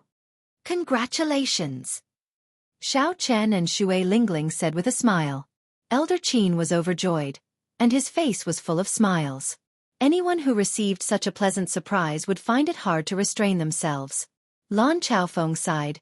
Even old Qin has such strength when undergoing his tribulation. In the future, when those juniors of the Dragon's Gate succeed in their tribulation, the glory of the Dragon's Gate will be just around the corner. Congratulations, Brother Qin, on becoming a martial emperor. In the sky, many figures floated over. They were the other Emperor Wu who had been driven away by Xiao Chen. They congratulated him. At this time, Xiao Chen naturally wouldn't chase them away. You're too polite, too polite. Elder Qin guffawed and performed cupped fist salutes in return. His face filled with smiles, looking very pleased. Now that he had ascended to the heavens in one step, he was also an Emperor Wu with a lifespan of 2,000 years and the power of the Fire Dragon. How could he not be happy? More people gathered. Some of the martial sages in Heaven Dragon City also rushed over. After they offered their congratulations, they fought to be the first to snatch the auspicious signs in the sky. The extraordinarily bustling scene added a joyous atmosphere to Elder Qin's ascension to martial emperor. This Elder Qin is really lucky. Although there are many people who advance to martial emperor now, most of them die with hatred in their hearts. It was not easy. Earlier, I saw the deity race's warship flying over. Unexpectedly, the Blue Dragon King Xiao Chen managed to withstand the pressure, not letting the other party succeed. The Blue Dragon King is truly incredible. If I had such a sect master, able to protect me, I might have been able to advance to martial emperor back then. He is not just incredible. Even the Holy Lord could not be such a righteous person. All sorts of discussions rang out. Xiao Chen revealed a smile on his delicate face. Then, he quietly withdrew to an inconspicuous corner. He did not try to steal Elder Qin's limelight. Right now, this was the proudest moment of Elder Qin's life, allowing him to receive the many envious or jealous gazes. One should enjoy life to the fullest. There was no need to hold back. Just laugh. On a protruding hill on the small island, Xiao Chen smiled as he watched Elder Qin greet the many people who came to congratulate him. Figures flickered in the sky. The cultivators who managed to snatch the auspicious signs rejoiced. Auspicious signs not only represented a good omen but could also directly increase a cultivator's cultivation. Once one advanced to martial emperor, it would be very lively. Xiao Chen took out the 1,000-year flame that Mo Chen brewed. Then, he swirled the purple crystal cup and took a sip, letting the fiery wine flow freely in his chest. The bustling scene before him made it hard for Xiao Chen not to think of himself. In the future, could he be as lucky as Elder Qin, successfully walking the Emperor's road to completion? If Xiao Chen ran into a similar fire dragon tribulation, while Elder Qin could get Little Three to help, he definitely could not. He could only face it head-on. By watching Elder Qin undergo his tribulation, Xiaochen gained a lot from his great tribulation of wind and fire. Naturally, the most direct gain was a direct understanding of the great tribulation of wind and fire. He knew what the Emperor's Road, the Emperor's Door, and the great tribulation of wind and fire were like. Although Elder Qin's great tribulation of wind and fire could not compare to Xiaochen's, it could not be avoided as a reference. Haha! Elder Qin succeeded in his tribulation.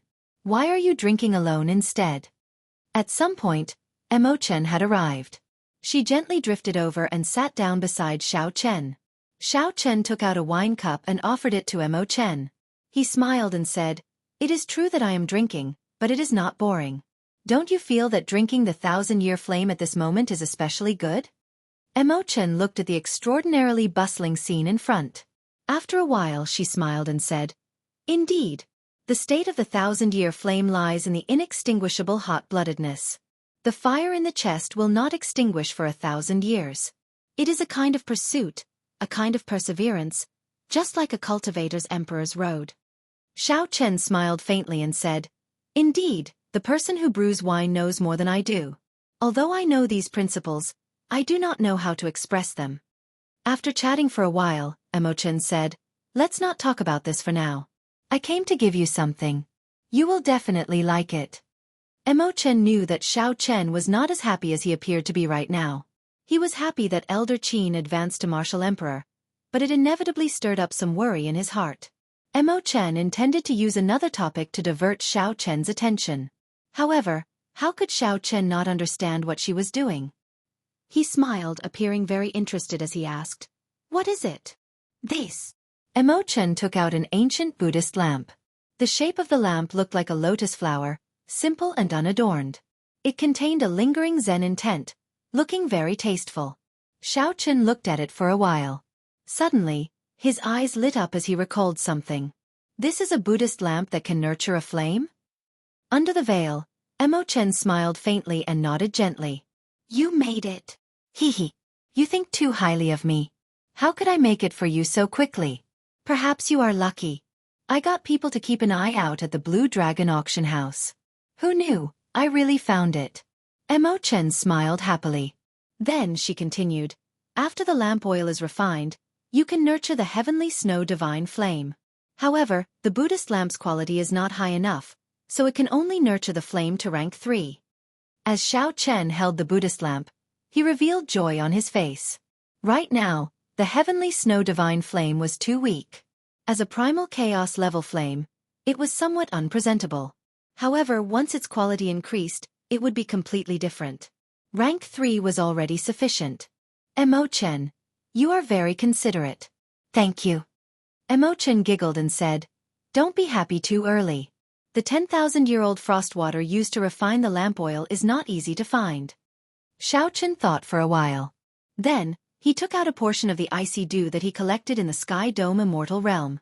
Then he asked, "Will this do?" "This is derived from the heavenly snow divine flame slowly dissipating." Imochen took it and examined it. Then she said excitedly, "This is the top-quality 10,000-year-old frost water. It will do. Give me 3 days, and I will be able to help you refine the lamp oil for the Buddhist lamp." "No, we cannot waste time. I'll go and prepare it now." Imochen held the jade bottle containing the icy dew and rushed off, not even bothering to greet Xiaochen.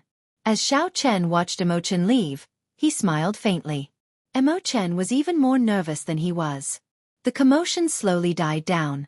Lan Chaofeng and Elder Qin returned to the city to host a banquet to entertain the other cultivators. Due to some reasons, Xiaochen rejected the invitation and did not go with them. After everyone left, the average-sized island immediately turned quiet. Xiaochen looked up and discovered that his first senior sister had not gone over. The profound sun bird, which had already shrunk, perched on her shoulder as she slowly walked over to him. "What's wrong? You are not going as well?" Xiaochen asked. Shui Lingling shook her head and smiled. "I'm going. Why wouldn't I go? I'm not like you who like peace and quiet. However, before I go, I have something to ask of you. Master instructed me to do." When Xiaochen heard that, he put away his wine cup, feeling startled. As a prime, Big Brother Ing rarely asked for help. However now, He got Shui Lingling to ask him for help. Perhaps some things were more serious than Xiao Chen imagined. What is it? Just say it. I will do my best to do what I can, Xiao Chen said seriously. The Haotian Prime was the first major character to step forward to support him. No matter how big the help was, Xiao Chen had to help. Shui Lingling organized her words before saying, originally, the Haotian sect and the three holy masters were in a stalemate. However, the three holy masters could no longer wait. Recently, they joined the deity Dao Union that Emperor Forsaken heads. The Haotian sect situation immediately turned dangerous. Deity Dao Union? Xiao Chen had never heard of this organization before. He had only heard a little about it from Tian Yushi today, but he did not understand much about it. After Shui Lingling explained it to him, Xiao Chen's expression changed. The might of this deity Dao Union was truly unimaginable. Master wants you to find some reinforcements in the oceanic world. If the deity Dao Union attacks the Haotian sect in the future, you can send reinforcements, Shui Lingling said as succinctly as she could. Xiao Chen nodded and said, I will not shirk from this. I will depart in 3 days. However, I do not know how many people I can get to agree to help. I will do my best. The Haotian sect and Xiao Chen were bound together. If the three holy masters took full control of Bushan Palace, Xiao Chen would definitely not be able to survive. Even if the Haotian sect did not make this request, now that Xiao Chen knew about it, he would have to do something. He could not just sit and wait for death. Shui Lingling smiled and said, Don't worry. Master said that as long as you are willing to make a personal appearance, you will definitely gain something. A great calamity is approaching. Only you have hope. Others can see this hope as well. Chapter 1325. The arduous Emperor's Road, the deity Dao Union's relentless pressure, and the demonic calamity sweeping up the entire Kunlun realm. Under the heavy pressure, the word hope was somewhat heavy for Xiao Chen. Xiao Chen could give hope to Elder Qin and the Kunlun realm. However, who could give hope to him? 3 days later, Mo Chen successfully refined the special lamp oil. After filling the Buddhist lamp, she handed it to Xiao Chen. All right, take out the heavenly snow divine flame and place it on this Buddhist lamp. With a thought, Xiao Chen opened his mouth and spat out the heavenly snow divine flame from his heart of an emperor. The dim heavenly snow divine flame seed looked like a patch of white snow, giving off a gentle beauty. This made it easy to overlook the ferocious nature of a primal chaos-level flame. Xiao Chen found it somewhat strange that the Adumbra flower seed in the flame had taken root in his heart of an emperor and did not fly out with the flame seed. However, this was not the time to be concerned about this. After the heavenly snow divine flame landed on the Buddhist lamp, it immediately lit up. Buddhist chanting rang out in the surroundings, filled with Zen intent. Mo Chen was intoxicated by this. Flames go from weak to strong, divided into 9 ranks. Right now, the heavenly snow divine flame does not qualify. Although the Buddhist lamp nourishes it, it will take about half a year to advance to rank 1. With the support of an esteemed monk, it should be much faster. Xiao Chen thought for a while before taking out the Sarira of the Mahasvara Buddha and letting it hover over the lamp flame. Immediately, rings of Buddhist light appeared, and the Buddhist chanting became even more profound. There was a vague image of a Buddha in the center of the Buddhist light, supporting the lamp flame.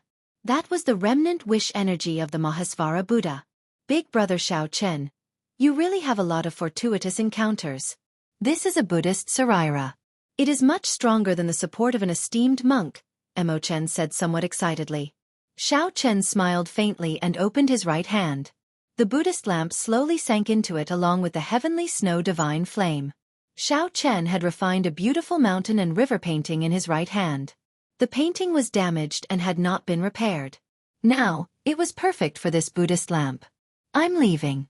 I'll be back in half a month or 3 months at most, Xiao Chen said softly after placing the Buddhist lamp. The deity Dao Union pressed on. He needed to leave, to fight for hope for the Haotian sect, for the Kunlun realm, and for himself. What was there to hope for? He couldn't ask for it. Only fight, fight with others, fight with oneself, fight with the heavens.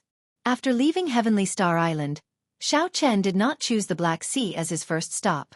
He also did not go to the even further Human Demon Sea. The 13 great bandits of the Black Sea and the Human Demon Sea's Dugu Kuang should be easy to convince. Xiao Chen had already spoken to the 13 great bandits of the Black Sea, so he knew that it would not be a big problem. This was especially so for the 13 great bandits of the Black Sea. They were easier to convince. However, the deity Dao Union was very strong. Just these reinforcements alone could not truly block them. Xiao Chen was going to search for new allies. He set his sights on the heavenly starry ocean, and his first stop was the Myriad Fiend Island.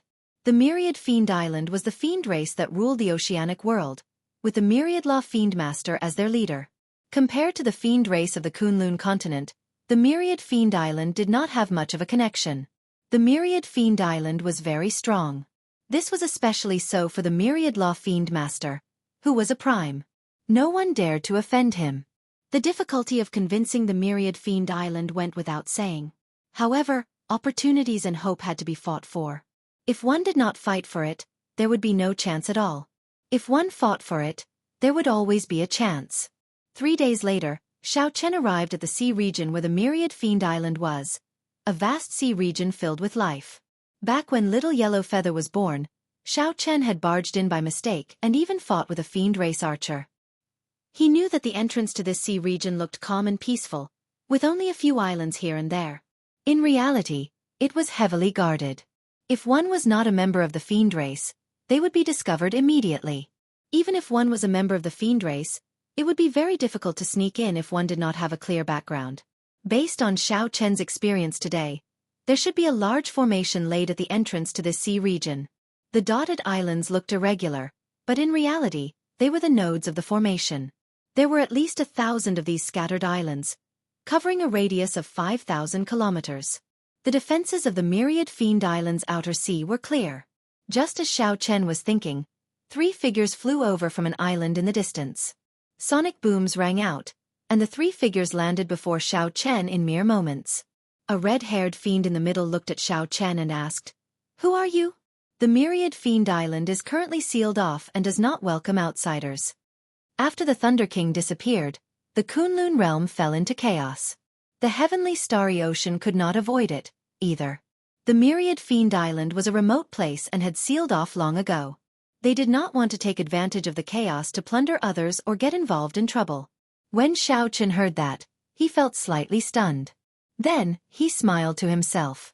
While this looked cautious, in reality, it was just waiting for death. An unprecedented demonic calamity descended. No one in the Kunlun realm could avoid it. The Dragon's Gate's Xiao Chen seeks an audience with the Myriad Law Fiend Master.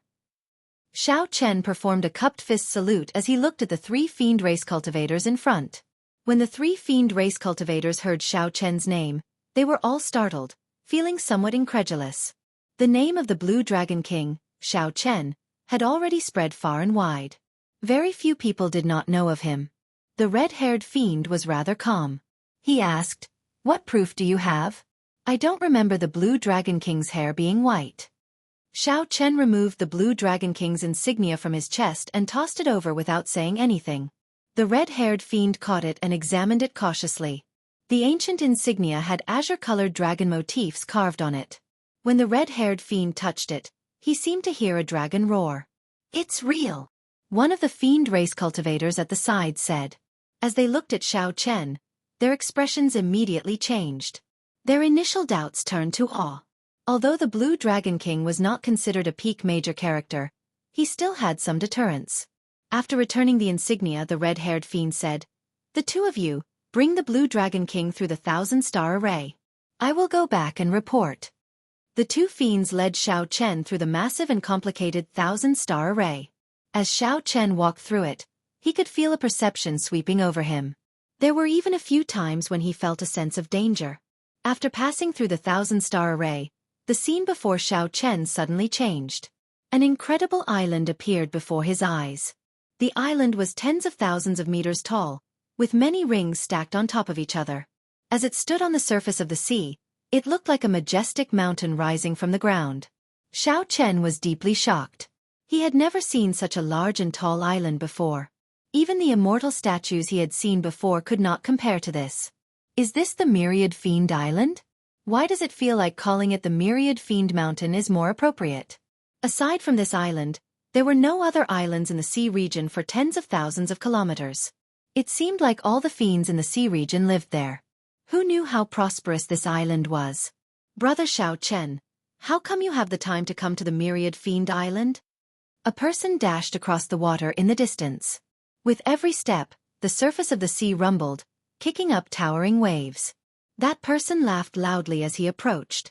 When this person got closer, Xiao Chen clearly saw that it was the heavenly spiritual body Di Xinhan, whom he had met at the Four Seas Hero Gathering. You too can withdraw. I will entertain Brother Xiao Chen. Di Xinhan walked over quickly and waved his hand, dismissing the two fiend race guards. Yes, young master. After the fiend race guards bowed, they left respectfully. After not seeing Di Xinhan for a few years, Di Xinhan's strength had increased significantly. However, he had not reached the level of a consummation blue-robed emperor, and condensed the vague form of a heart of an emperor. However, Di Xinhan was only a small distance away. He had sufficient fortuitous encounters, and he could break through at any time. Di Xinhan had improved a lot. However, compared to the demonic geniuses of the Kunlun realm in the astral battlefield, he was still somewhat lacking. However, Di Xinhan had the heavenly spiritual body. In a real fight, he might not be at a disadvantage. As Xiao Chen sized up Di Xinhan did the same. After a while, he shook his head and smiled bitterly. I dozed off. When I opened my eyes, I discovered that I could not even see your back. Xiao Chen said calmly, Brother Di, you are too humble. I obtained the method to condense the heart of an emperor by chance. In the future, when I advance to martial emperor, your accumulations are not bad either. Di Xinhan smiled gently and said, Let's not talk about this for now. Can you tell me what you are here for? When my uncles heard that you were here, they all came out. This is very rare. Can you tell me why in advance? Xiao Chen felt excited. It looked like the upper echelon of the fiend race was still very well informed, even though they had sealed up their information.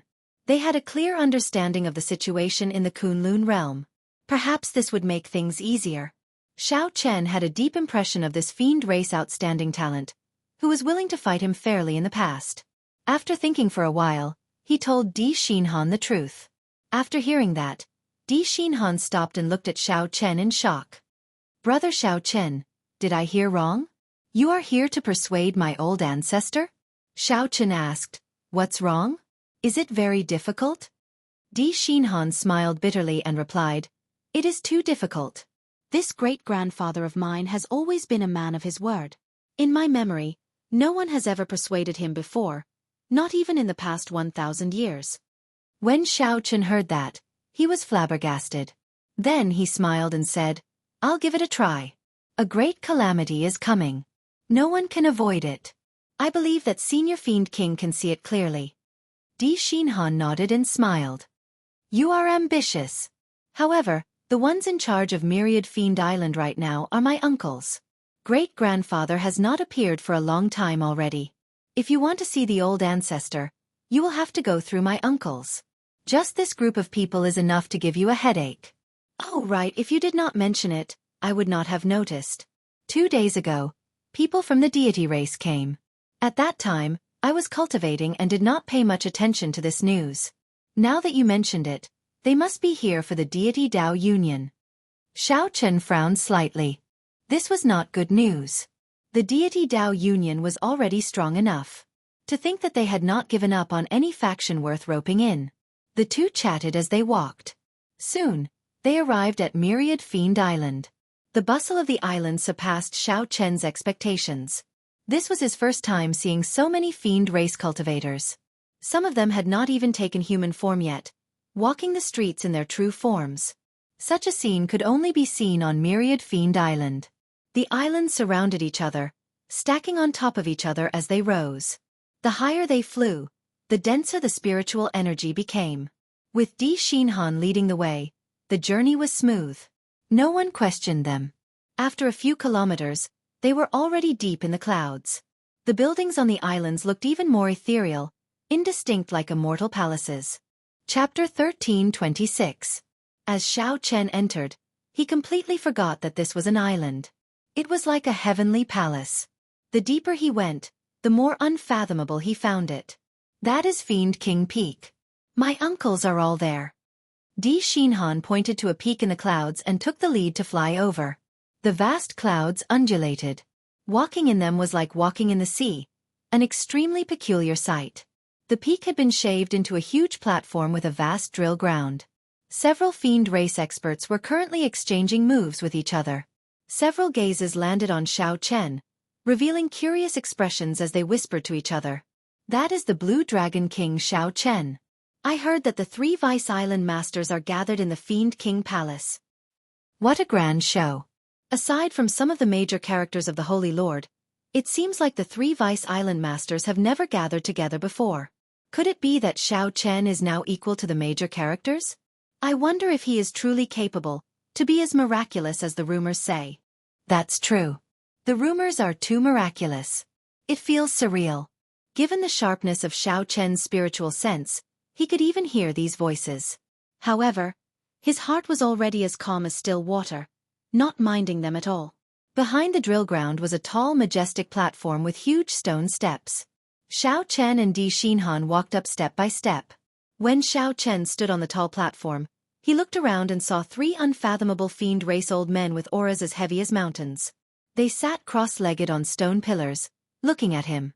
When Xiao Chen met these gazes, he felt a slight prickling sensation on his skin. That was because the gazes were too sharp. This was especially so for one of the gazes, which seemed to be able to see through Xiao Chen, not leaving him any secrets. However, Xiao Chen was no ordinary person who could see through him. With just a slight resistance, he resolved the other party's gaze. Di Xinhan stepped forward and introduced, "This is my first uncle Di Feng. He is an 8th heaven sovereign martial emperor, no weaker than the 3 holy lords of the human race. These 2 are my second uncle and third uncle. Both of them have the strength of the 6th celestial layer Emperor Wu." Level 6 was a hurdle. If he could not overcome it, he would forever be a greater celestial Emperor Wu. Once he crossed it, he would be crowned king. Xiao Chen cupped his hands and greeted them one by one. His gaze focused on Di Feng. Needless to say, Di Feng's position was definitely the highest among the 3 Vice Island Masters. "Sit." Di Feng extended his hand toward a stone pillar, gesturing for Xiao Chen to sit down. With a light tap of his feet, Xiao Chen imitated the 3 Deputy Island Masters and sat cross-legged on it. Di Feng had a calm look in his eyes as he said in a deep voice, "Among the immortal holy lands, the myriad fiend island is the most desolate and boring. Since the Blue Dragon King has come from afar, there is no harm in telling us directly. We demons are not good at beating around the bush. If you have something to say, just say it." As this 8th heaven sovereign martial emperor spoke, the emperor's might of this 8th heaven sovereign martial emperor spread out without a trace, spreading throughout the entire place. So. The gazes of the 3 Vice Island Masters all landed on Xiao Chen at the same time. The entire place instantly turned somewhat oppressive and heavy. When Di Xinhan saw this, he could not help breaking out in a cold sweat for Xiao Chen. The might of the 3 martial emperors seemed to be directed at him. This was especially so since Xiao Chen was sitting cross-legged. If he was not careful, he might embarrass himself and fall off. However, Di Xinhan could not say anything in this situation. If Xiao Chen could not even get past this hurdle, there was really no point in talking. The more important thing was that there were many elders of the myriad fiend island hidden behind the 3 uncles, watching Xiao Chen. Speaking of which, Di Xinhan was the only one who was engrossed in cultivation, and did not understand the situation outside. The upper echelon of the myriad fiend island more or less knew why Xiao Chen was here. Everyone knew that the deity Dao Union's momentum was flourishing. With the addition of the 3 holy masters, the Haotian sect was immediately pushed to a dead end. Xiao Chen and the Haotian sect were interdependent. There had to be a deeper meaning to him coming to the myriad fiend island at such a sensitive time. When the emperor's might surged over, the pressure on Xiao Chen multiplied. However, the Taiji Dao had already raised his mental state to the next level, comparable to that of a prime. The Taiji force field spread out in a small area. Xiao Chen gently waved his hand, and the pressure immediately scattered with the wind. Xiao Chen's small move startled the 3 Vice Island Masters. To think that he could so easily resolve the pressure of their auras. The Haotian sect is facing a great calamity. "I would like to ask the Myriad Fiend Island to help us at the crucial moment," Xiao Chen said bluntly. "Interesting.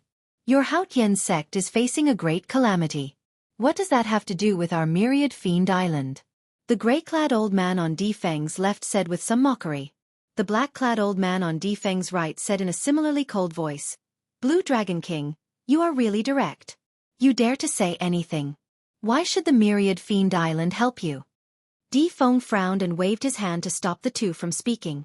Then he looked at Xiao Chen and said, Truth be told, the deity race's envoy just left and invited the myriad fiend island to join the deity Dao Union. I did not agree or reject. I just want to ask, Blue Dragon King, what kind of conditions can you offer? When facing an immortal holy land like the myriad fiend island, Tian Yu Shi and the others would definitely not compare it to the Western Sea Divine Dragon Palace.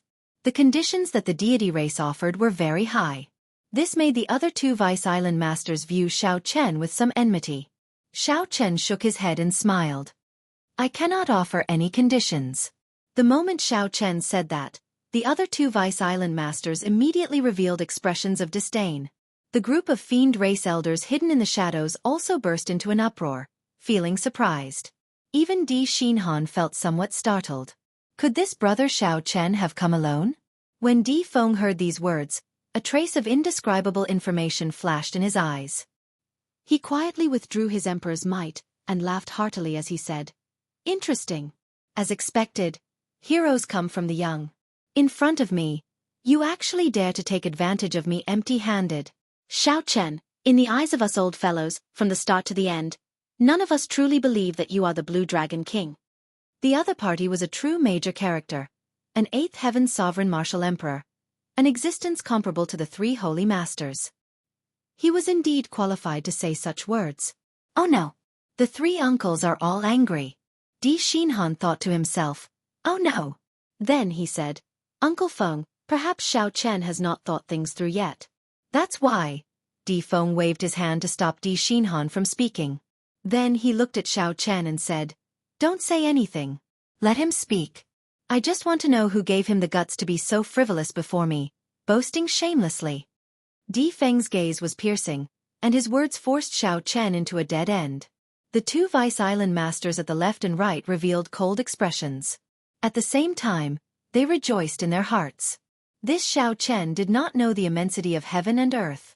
With one sentence, he said that he could not offer any conditions, directly offending Big Brother.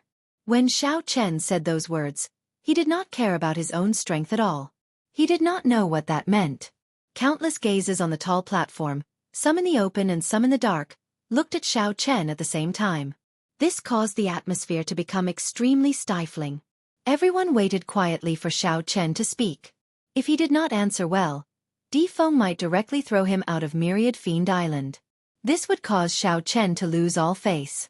He knew the consequences of speaking carelessly before a major character. If Xiao Chen quickly apologized and negotiated properly, there might still be a chance. Di Xinhan felt very anxious. However, when he looked at Xiao Chen, he did not panic at all. He did not know what Di Feng was trying to do. Xiao Chen avoided Di Feng's gaze. His eyelids drooped as he muttered to himself. Without any confidence, he said softly, I am only speaking the truth. I am indeed unable to come up with any conditions. I do not have any intention of disrespecting Senior. My Dragon's Gate has just been established. No matter how much I offer, I cannot compete with the deity race. I will always be suppressed. The two Vice Island masters on the left and right snorted coldly and said, At least you know your limits. Since you know that, then scram quickly. Myriad Fiend Island will not help the Haotian sect avoid this calamity. Ignoring the mockery of these two, Xiao Chen continued, Since that is the case, then why am I here to offer any conditions? The deity race offered such a great condition, but Senior Di Feng did not agree. Isn't that because he was waiting for me? Right after Xiao Chen spoke, he raised his eyelids slightly.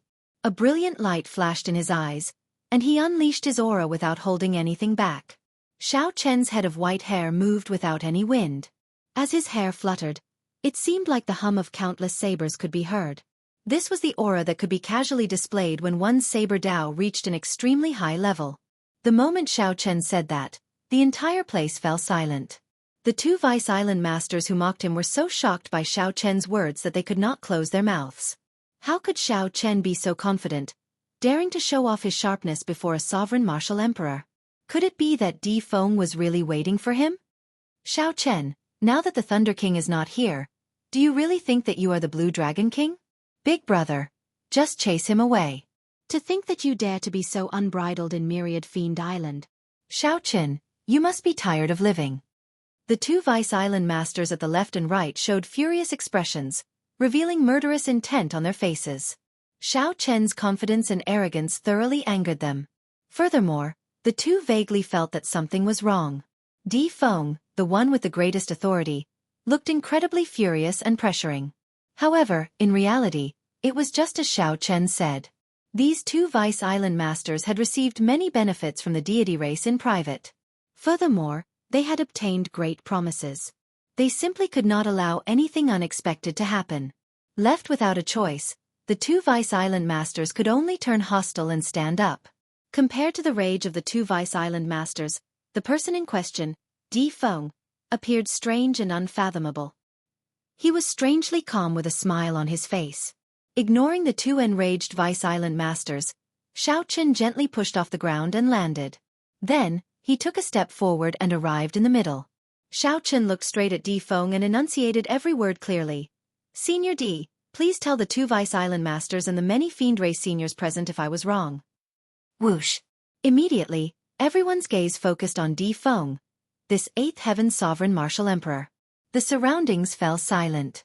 Everyone held their breath, anxiously waiting to hear Di Feng's decision. At this moment, Di Xinhan felt admiration in his heart. This brother Xiao Chen is truly courageous. His bearing is extraordinary. Even before Uncle Feng, he can maintain such a demeanor, showing off his sharpness. After all, an Eighth Heaven Sovereign Martial Emperor was a major character through and through. After holding a high position and accumulating power over a long period of time, one's aura would be so strong that it could subconsciously make others feel inferior and passive. Before everyone's eyes, Di Feng smiled gently and said, "That's right. I, Di Feng, have been waiting for you. Blue Dragon King Xiao Chen. Indeed, you have not disappointed me, Di Feng." Chapter 1327. What?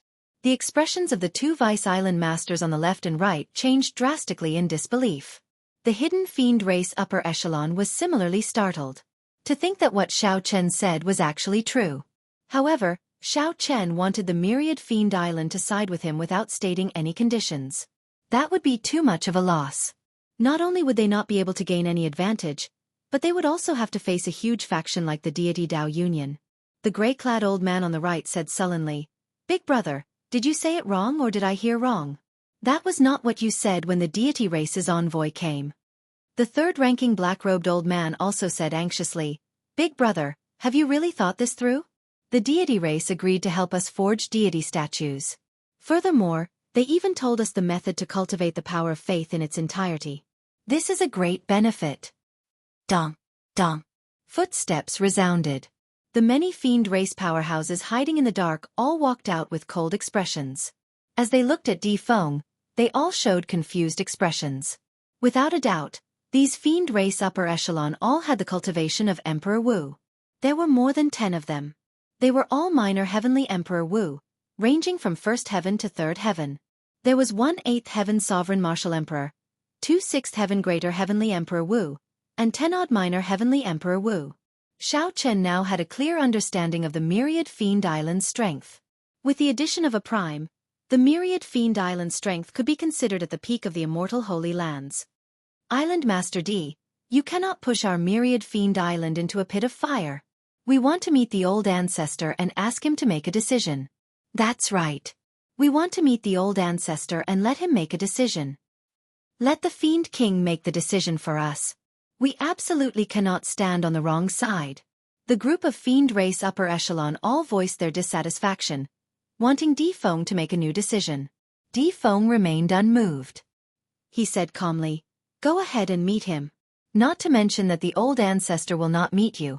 Even if he does, it will be useless. My intentions are the old ancestor's intentions. The old ancestor personally instructed me to test Xiao Chen. If I am satisfied, I can make a decision." I don't believe it. I don't believe that the ancestor would make such a decision. The other two Vice Island masters shouted in shock. Di Feng's expression sank. "Impudent! All of you shut up." Boom. A powerful king's might spread out, causing the crowd to fall silent. Di Feng obviously had a high prestige on the Demon Island. No one dared to express their dissatisfaction when he got angry. I'll say it again. This is the ancestors' will.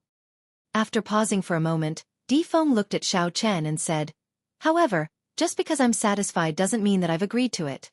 I haven't made my decision yet. Xiao Chen, do you understand what I mean?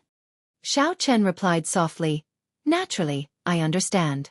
Senior wants me to prove that I have the possibility of advancing to Martial Emperor. If there is no such possibility, even if Senior appreciates me, you will not let the Demon Island jump into the fire pit. Di Feng burst into loud laughter. It's really easy to talk to smart people. If you were a little older, we could have become bosom friends. After saying that, Di Feng shifted his gaze and looked at the group of fiend race elders behind him. Then, he pointed at them and said, didn't you all express your dissatisfaction earlier? I'll give you a chance. Whoever is dissatisfied can personally chase this Blue Dragon King out. The moment Di Feng said that, the group of fiend race elders immediately started whispering to each other. The Blue Dragon King, Xiao Chen, was very famous. Furthermore, he had killed Emperor Wu in front of everyone. His strength was extraordinary. Naturally, chasing Xiao Chen out was something to be proud of. However, if they failed and ended up getting beaten up instead, they would lose all their face. The fiend race dilly-dallied, but no one stepped forward. Such a scene did not surprise Di Feng. He shook his head slightly and remained silent. How about we attack together? Just as the many fiend race elders whispered to each other, no one daring to take the lead, Xiao Chen suddenly said something shocking. Di Xinhan was startled when he heard that. His jaw nearly fell off. Is brother Xiao Chen crazy? That is more than 10 Emperor Wus. Many of them are third heaven martial emperors. This Xiao Chen is going a little overboard. Even the usually calm Di Feng was somewhat shocked. Xiao Chen's words had indeed exceeded his expectations. Blue Dragon King, don't look down on us. Do you really think that there is no one capable in the fiend race? A tall and sturdy fiend race male stepped forward. His figure flashed, and he directly punched at Xiao Chen. Clearly, Xiao Chen's words were too arrogant. This person was somewhat angered and could no longer endure it. Xiao Chen looked around and determined this man's strength. He was a third heaven martial emperor, Emperor Wu. However, he was not at the peak of a minor heavenly Emperor Wu. Xiao Chen could deal with him easily. The burly man punched out, and the entire space on the high platform trembled slightly. A strong wind howled, and the waves surged deafeningly. This was one of the consummate techniques of the myriad fiend island, the divine wind and wave fist. One needed to cultivate 2 wills in order to cultivate this consummate technique to the peak, reaching the might of a medial grade profound martial technique. Elder Han is making a move. Elder Han's divine wind and wave fist has already been cultivated to the peak. Few third heaven Emperor Wus would dare to clash head-on with him. With him making a move, even if he cannot defeat Xiao Chen, he can at least let him know how powerful he is and not dare to boast again. The 2 Vice Island masters also nodded to themselves. With Han Lei making a move, even if Xiao Chen lost, he could stop Xiao Chen's rising momentum. The air of a king coming from Xiao Chen made the 2 feel some fear. They could not allow Xiao Chen's momentum to continue rising. They had to suppress him. Strong winds blew and waves surged. The man flew over with a flourishing aura. It was like he stood at the peak of the wind and waves, looking down at Xiao Chen from above. Xiao Chen did not move at all. Even though this fiend race Emperor Wu was already 10 steps away from him, he still did not move. Just as the man's fist, which contained both the will of strong wind and the will of waves, was about to land on Xiao Chen moved. Within the strong wind and waves, Xiao Chen seemed like he had turned into a fish. He gently swung his tail and dodged the punch in an inconceivable manner. To many people, Elder Han's punch had clearly landed on Xiao Chen. However, Xiao Chen managed to dodge it. This scene was exactly the same as when Xiao Chen caught the immortal fish in Frostwater Lake. He clearly felt like he caught it, but he caught nothing. Oh no! The punch with the flourishing aura struck empty air, startling Elder Han. Then, he soared into the air and retreated frantically. However, as Xiao Chen dodged, he had already made a move. Xiao Chen judged Elder Han's retreating trajectory and grabbed Elder Han's wrist. It was like Elder Han had delivered himself to Xiao Chen. It was incredibly strange. Boom! Elder Han roared ferociously and punched with his left hand. He drove all the primordial energy in his body, and this punch was fast and urgent, displaying Elder Han's excellent reflexes. Xiao Chen smiled faintly, and his primordial energy split into two, one yin and one yang, forming a simplified Taiji force field within 10 meters. Due to the Taiji force field, Elder Han's fast and urgent punch met with heavy resistance. Xiao Chen was clearly right in front of Elder Han. He could strike Xiao Chen's face in an instant. However, he could not do so. Instead, Xiao Chen used the force to fight back. He grabbed Elder Han's wrist and swung it gently. Elder Han's body, which was in the air, spun around. Xiao Chen's raised arm moved smoothly like flowing water. It looked neither fast nor slow as he used the back of his hand to strike Elder Han's left chest. The two primordial energy under Xiao Chen's feet, one bright and one dark, chased each other, forming a Taiji circle. This made Xiao Chen look agile and graceful. Elder Han vomited a mouthful of blood as he flew back 100 meters and landed heavily on the ground. Elder Han could not understand what was going on at all. He charged over with a ferocious aura, but Xiao Chen casually tossed him away like he was a toy. He didn't suffer any serious injuries, but his face was completely lost. When everyone looked up, they were shocked.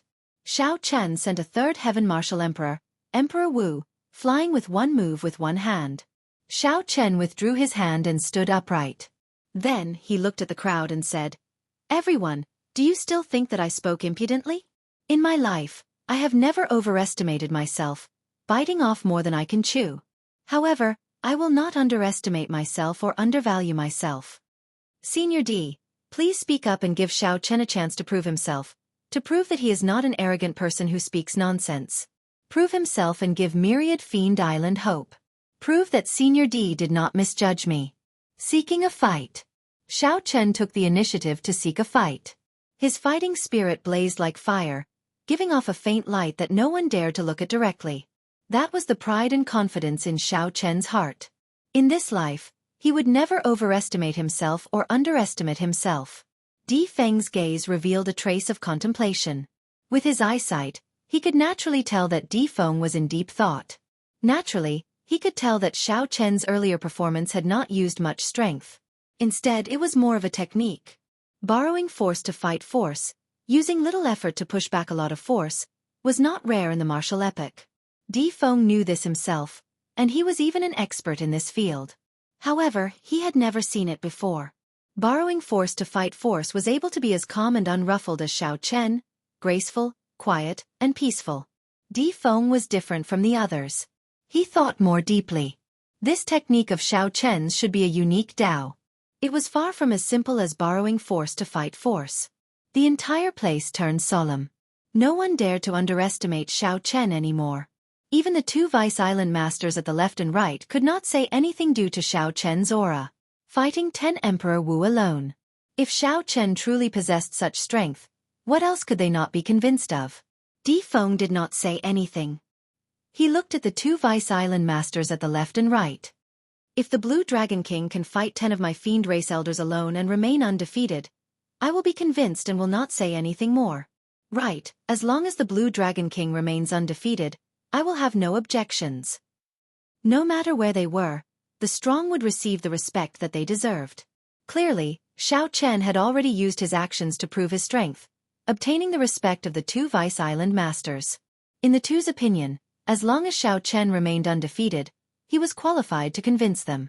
The reason was none other than the fact that even though the two of them were 6th Heaven Greater Heavenly Emperor Wu, they found it somewhat taxing to face 10 Minor Heavenly Emperor Wu. However, Xiao Chen was not even a martial emperor, yet he had the guts to fight 1 against 10. Anyone would be convinced. Island Master D, please give us a chance. We are willing to fight the Blue Dragon King. 10 Fiend Race Elders stepped forward and knelt on one knee, speaking in unison to Di Feng. Chapter 1328. Di Xinhan showed a slightly stunned expression. He had never seen such a scene in his life. He had never seen a person who could convince the proud Fiend Race Elders to be willing to work together to fight the same person. As cultivators, they all had their pride. This was especially so for Emperor Wu, who was extremely proud. For a junior who had not advanced to martial emperor to say that he wanted to fight 1 against 10, this was a form of contempt, a kind of mockery. Under normal circumstances, no one would care about such a thing, feeling that they were lowering their status. The pride in their hearts would not allow them to do so, either. However, today, on this Fiend King platform, Xiao Chen did it. He used his strength to prove that he was qualified to fight 1 against 10. This was not contempt or mockery.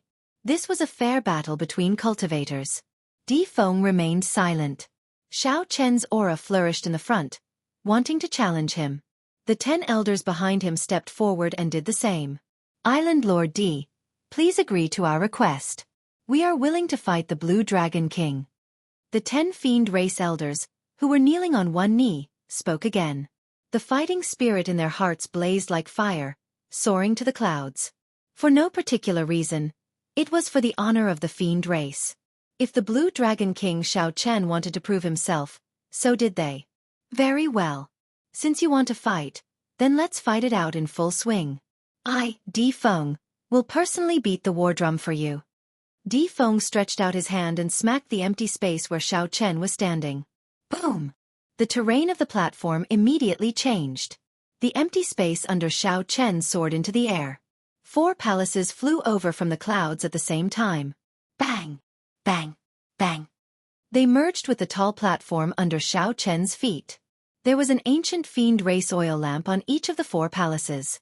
Boom! The oil lamps lit up, and the blazing flames formed an invisible barrier encasing the palaces. As the flames burned, they gave off a blazing light like the sun, scattering all the clouds above Fiend King Peak. Everyone in the entire Fiend King Island saw this clearly, feeling startled. The light is like the sun, illuminating the sky. That is the ancient arena of Fiend King Peak. What's going on? This ancient arena hasn't appeared for thousands of years. Could it be that someone has issued a challenge to the 3 Vice Island Masters? Let's go and take a look. The Demon Island has not been so lively for a long time. So.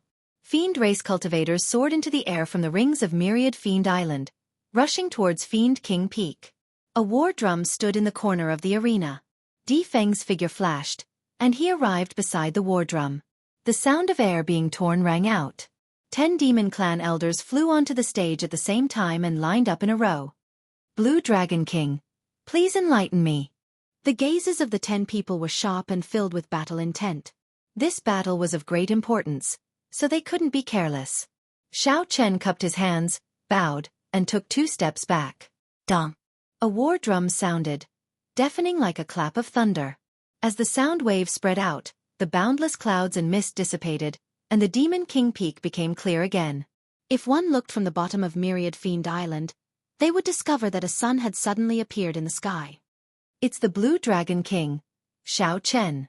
He wants to challenge the 10 Supreme Elders of our Myriad Fiend Island alone. Did I see wrong? You did not see wrong or see wrong. Island Master D is personally beating the drum. That is the Heavenly Fiend drum, which has not sounded for thousands of years. This is too crazy.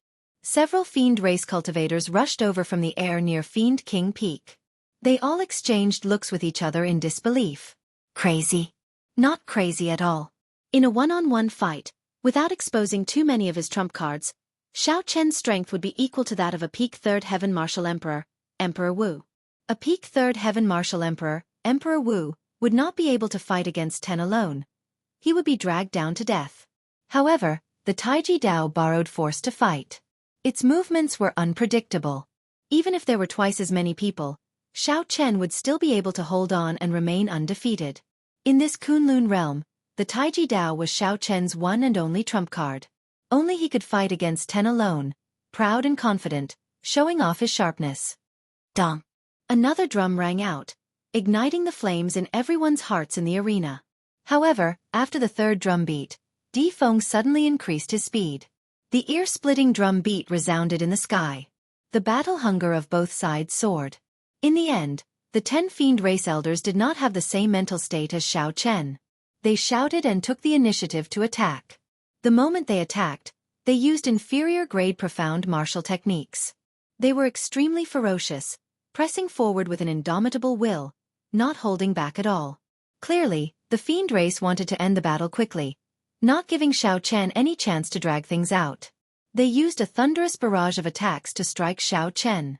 The seemingly overwhelming attacks were complicated and densely packed, covering the entire sky. In reality, when the fiend race elders attacked, they moved in waves of 3, orderly and orderly. They connected one after another, pushing forward layer by layer like the waves of the sea, unending. The cooperation between the 10 fiend race elders could be said to be perfect, without any flaws. Xiao Chen did not dare to underestimate them. In an instant, he separated the saber domain and the Taiji force field. However, he did not merge them. Tyrannical dragon breaks the sea. Wind roaring in the 9 heavens. Heaven extinguishing divine chop. The first wave of profound martial techniques surged over like the waves of the sea. Xiao Chen did not draw his saber, executing the subduing dragon profound chop to clash head-on. Retreat. The moment they clashed, Xiao Chen was knocked back 100 meters. The difference in strength was somewhat obvious. It was too much for one person to face 3 profound martial techniques alone. If not for the Taiji force field, he would have been knocked back even more. The merciless sea. Dragon roaming the 4 seas. Rage soaring. Right after the first wave of attacks faded, the second wave of attacks turned into an even more ferocious wave, charging over. Xiao Chen's figure spun around, and lightning descended from the sky. He completely unleashed his peak state of thunder, using the Thunder Dragon Chop to clash head-on again. Retreat! The wave swallowed up the Thunder Dragon, and blood leaked out of a corner of Xiao Chen's lips as he moved back another 100 meters. Thump! Thump! Thump! Thump! Thump! The war drums were even louder than thunder. The third wave of the most powerful attack arrived with the speed of a thunderclap that left no time to cover one's ears. Like before, Xiao Chen did not draw his saber. Instead, he calmly looked around. 3 waves of attacks, 3 people in each wave. There was still one person missing. If Xiao Chen was right, the last person would be the killing blow. Howling strong wind. Merciless cold snow. Soaring raging fire. The third wave of attacks was different. The 3 attributes were brought out to their limits, mixing together and launching the strongest attack at Xiao Chen. Xiao Chen's figure twisted as he took 3 steps back.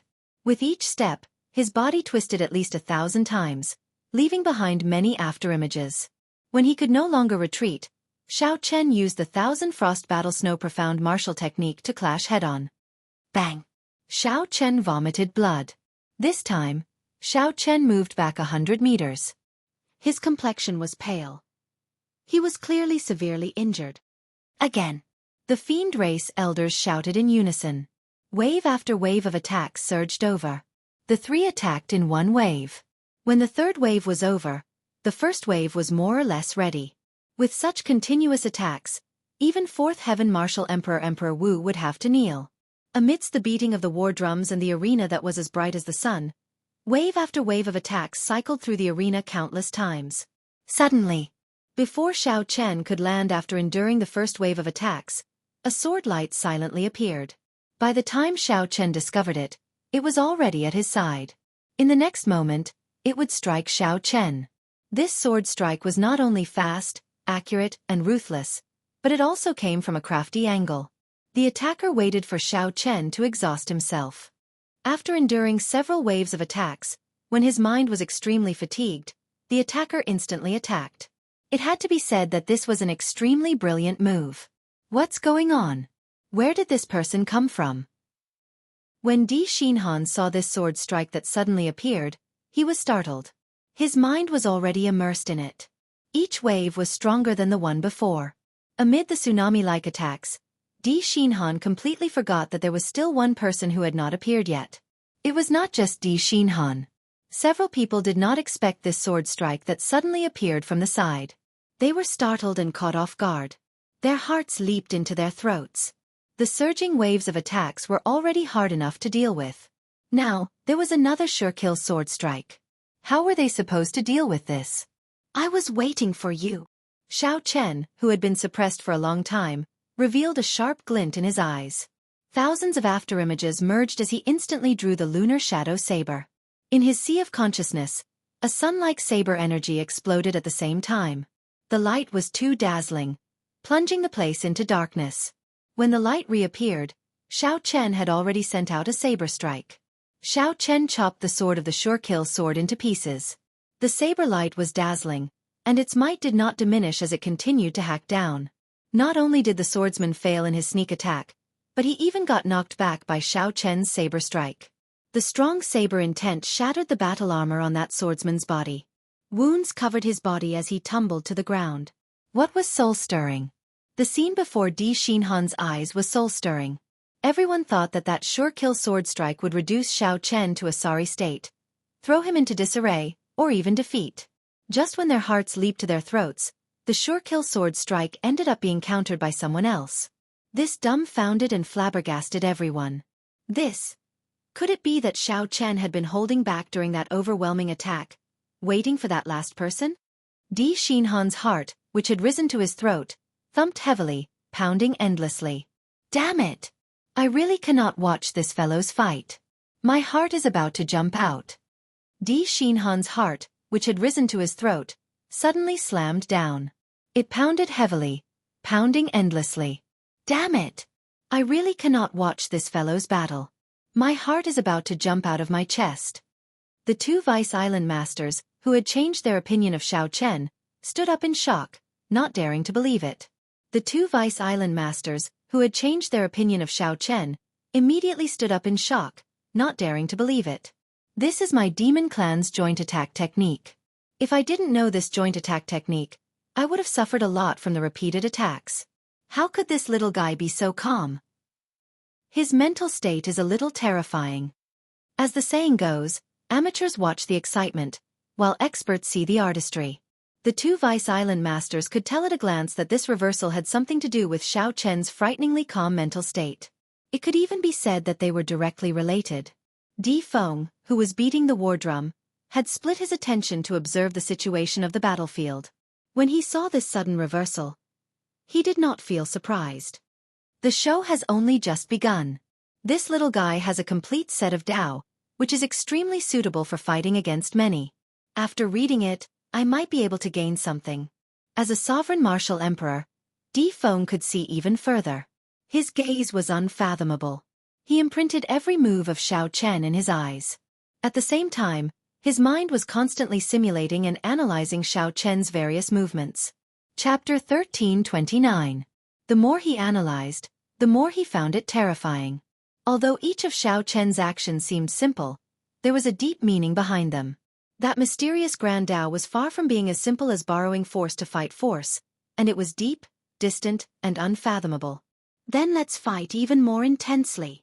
A lofty sentiment that had not appeared in his heart for a long time surged out. The drumming suddenly rose another pitch. Dong dong dong. The distant drumbeats merged the lofty aspirations and hot-bloodedness of this sovereign martial emperor. The sound of the war drum reached deep into the soul of everyone in the arena. Xiao Chen was influenced by this war drum. His heart pounded, and in the depths of his soul, he could hear the drum beat. The blood in his body boiled and burned. Suddenly, his fighting spirit charged into the clouds. Xiao Chen's eyes narrowed, and he no longer tried to resist the drumbeat. He allowed the drumbeat to sweep through his body from the depths of his soul. All right, then let's fight. Taiji Saber Domain. Right after Xiao Chen spoke, the Saber Domain and the Taiji force field merged. The Saber intent turned into dragons, one bright and one dark, one yin and one yang. As they chased each other, they formed a vast Taiji diagram. Xiao Chen stepped in the middle. Seeing another wave of attacks coming, he took a step forward. It was as if his body had suddenly disappeared. All of his aura and attacks had been concealed. The three demon race elders who had just arrived lost their target and were momentarily stunned. Break! While they were stunned, Xiao Chen suddenly appeared and slashed with his saber, throwing the three of them into confusion. In this Taiji Saber Domain, Xiao Chen's figure was faintly discernible, appearing and disappearing, sometimes in the light and sometimes in the dark. Once the 9 demons were thrown into disorder, they could no longer regroup. Gather together, don't panic. Be careful. Elder Feng. He's going to your side. No wait, Don't panic, don't panic. We'll retreat one by one. When Xiao Chen drew his saber and broke that killing move, the situation of the battlefield tilted in Xiao Chen's favor. One man and one saber, with white hair and white robes, left the 9 fiend race elders flustered, unable to put up any resistance. The dragon roared incessantly, and the saber intent did not cease. The power of Taiji moved both fast and slow, changing unpredictably. It did not take long for the 9 elders to be riddled with injuries, and each of them wanted to retreat. "Can you return it?" Xiao Chen muttered to himself. The 2 dragons under his feet merged as he executed the Taiji Yin-Yang chop. Within the Taiji saber domain, this chop was as fast as lightning, disappearing in an instant. The armors and shields of the 9 demon clan elders shattered at the same time. After spinning around, Xiao Chen sheathed his saber and floated down. Boom! The Taiji saber domain exploded, dealing the final blow to the 9 fiend race elders. The vast saber intent was like a torrential rain. Space in the surrounding engine room exploded. By the time Xiao Chen landed on the ground, there was no one else standing in the arena besides him. All of them were covered in cuts and bruises, lying on the ground and howling in pain. However, these fiend race elders all had the golden body of Emperor Wu. Xiao Chen had held back when he attacked, so they did not suffer any fatal injuries. Otherwise, his Taiji Yin-Yang chop would not have been as simple as breaking the defenses of these fiend race elders.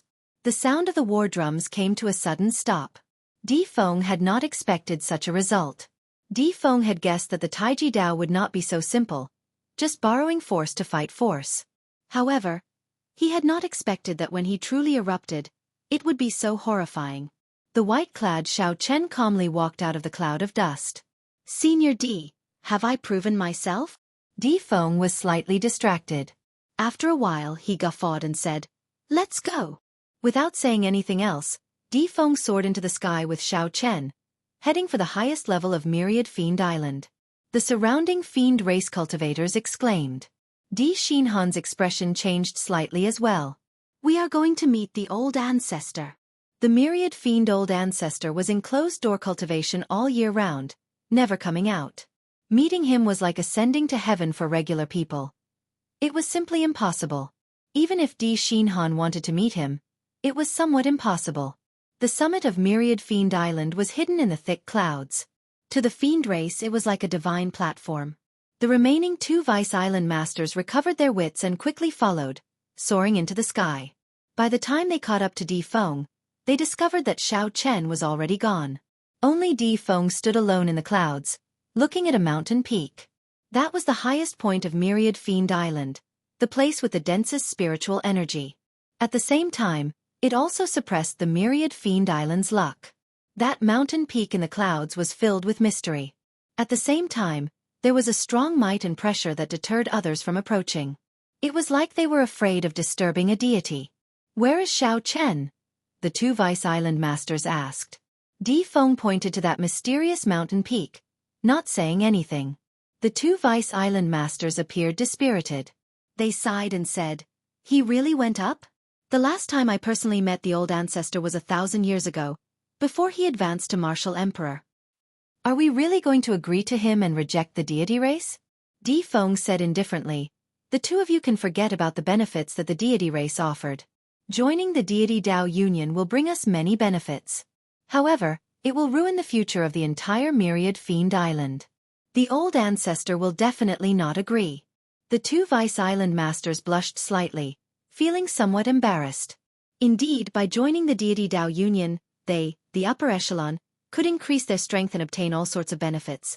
However, in the long run, the lower echelons of Myriad Fiend Island would be assimilated, unable to leave the deity race.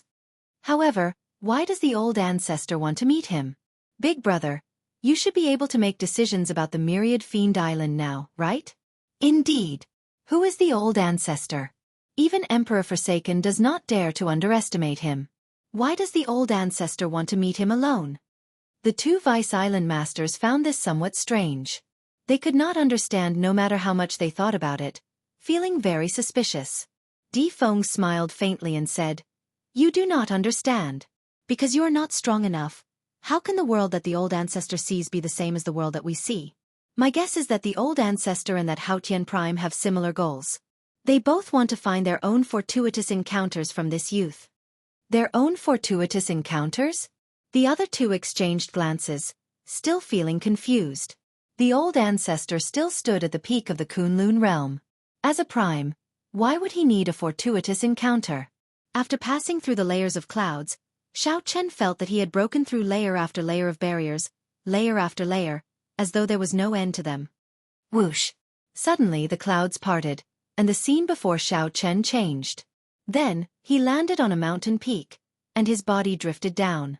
At the summit of the mountain peak, an old man with white hair, white eyebrows, and a white beard sat cross-legged on a stone pillar. This old man looked very ordinary. However, his eyes were deep and bright, filled with an ancient aura. Who knew how many vicissitudes he had seen? Xiaochen was startled. This was the famous Myriad Law Fiend Master. To think that this was the true appearance of the famous Myriad Law Fiend Master. Xiaochen had seen several primes: Emperor Forsaken, the Heaven-Punishing Corpse God, the Dongyue Ghost Emperor, the Haotian Prime, and the Fox King. Aside from the overwhelming aura of primes, they all had an aura of transcending the mundane and returning to their natural state. This white-bearded old man before Xiaochen also had such an aura. Xiaochen was sure that he was the Myriad Law Fiend Master. "Greetings, Senior Fiend Master," Xiaochen said with a cupped fist salute. The Myriad Law Fiend Master said calmly, "It looks like you passed Di Feng's test. Tell me, how did you do it?" Xiaochen was flabbergasted. As a prime, could it be that the Myriad Law Fiend Master did not know what happened earlier? That was definitely not the case. There must be some other important reason, something extraordinary. Who knew? The Myriad Law Fiend Master's next words rendered Xiaochen speechless, at a loss for what to do. "You don't have to find it strange. Most of the time, I'm staring at the sky in a daze. I do not have the leisure to look at things." Staring at the sky? A prime staring at the sky in a daze? Xiaochen did not dare to probe further. He answered honestly, telling the Myriad Law Fiend Master how he passed Di Feng's test. After the Myriad Law Fiend Master heard that, a strange look flashed in his eyes. 1 against 10? Strange. Little fellow, you clearly only have the strength of a peak third heaven martial emperor Emperor Wu. How did you manage to fight 1 against 10? Xiaochen was about to explain in detail when the Myriad Law Fiend Master gently tapped the air, and a water screen appeared in the air. Figures flickered in the water screen, replaying the scene of Xiaochen fighting the 10 Fiend Race Elders. The Myriad Law Fiend Master nodded repeatedly. Occasionally, he rewound some of the scenes, watching them several times. The steps of the fish dragon art were broken down into countless layers of afterimages. Xiaochen could see all the trajectories clearly. Xiaochen felt startled in his heart. However, he did not know how this water screen was made. This is an emperor treasure of the Myriad Fiend Island, the Heavenly Shark Mirror. It was refined from the eyeball of an old Heavenly Shark Fiend. Everything that happens on the Myriad Fiend Island can be seen by this Heavenly Shark Mirror. As the Myriad Law Fiend Master looked at the scene, he spoke at the same time, dispelling Xiaochen's doubts. "Not bad, not bad. Did you comprehend this yourself? Movement and stillness, fast and slow, light and dark. It is like you can merge everything that opposes time," the Myriad Law Fiend Master said as he looked at Xiaochen after dispelling the water screen. Xiaochen nodded and said, "This is the Taiji Dao. This junior comprehended it by chance." Taiji. The Myriad Law Fiend Master gently tapped the air, and a Taiji diagram appeared in the air. 2 streams of black and white energy, swam around in the diagram. It looked like the great Tao of the world could be derived from it. The Myriad Law Fiend Master shook his head and stared at the Taiji diagram. "It is too thin. It feels like it is missing something. However, it is rather interesting. I can play with it for a while." When Xiaochen heard this, he felt it was strange. Why does it seem like this Myriad Law Fiend Master is extremely bored? He has been here for so long, but he has not discussed any serious matters. "Senior, do you agree to help the Haotian sect at a crucial moment?" Xiaochen asked uncertainly, feeling somewhat nervous. The Myriad Law Fiend Master nodded casually. "Since Di Feng agreed, I will naturally help. You may leave." Leave. Xiaochen felt that his thoughts could not keep up. He only took a glance and muttered a few words to himself. Then, the Myriad Law Fiend Master dismissed him. "Wait a moment. Your physical body cannot keep up. You should be cultivating the blue dragon body nourishing art, right? You only managed to cultivate the second layer. You are far inferior to the Qing Emperor back then. You probably did not collect enough secret treasures containing dragon souls. The myriad law fiend master seemed to know everything.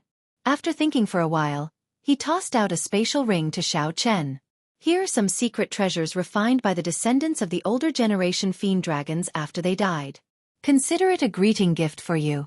Right, it is fine now. Chapter 1330. As Xiao Chen held the ring, he was in a daze. He could sense that this myriad law fiend master was indeed an expert. However, why did this expert feel somewhat unreliable?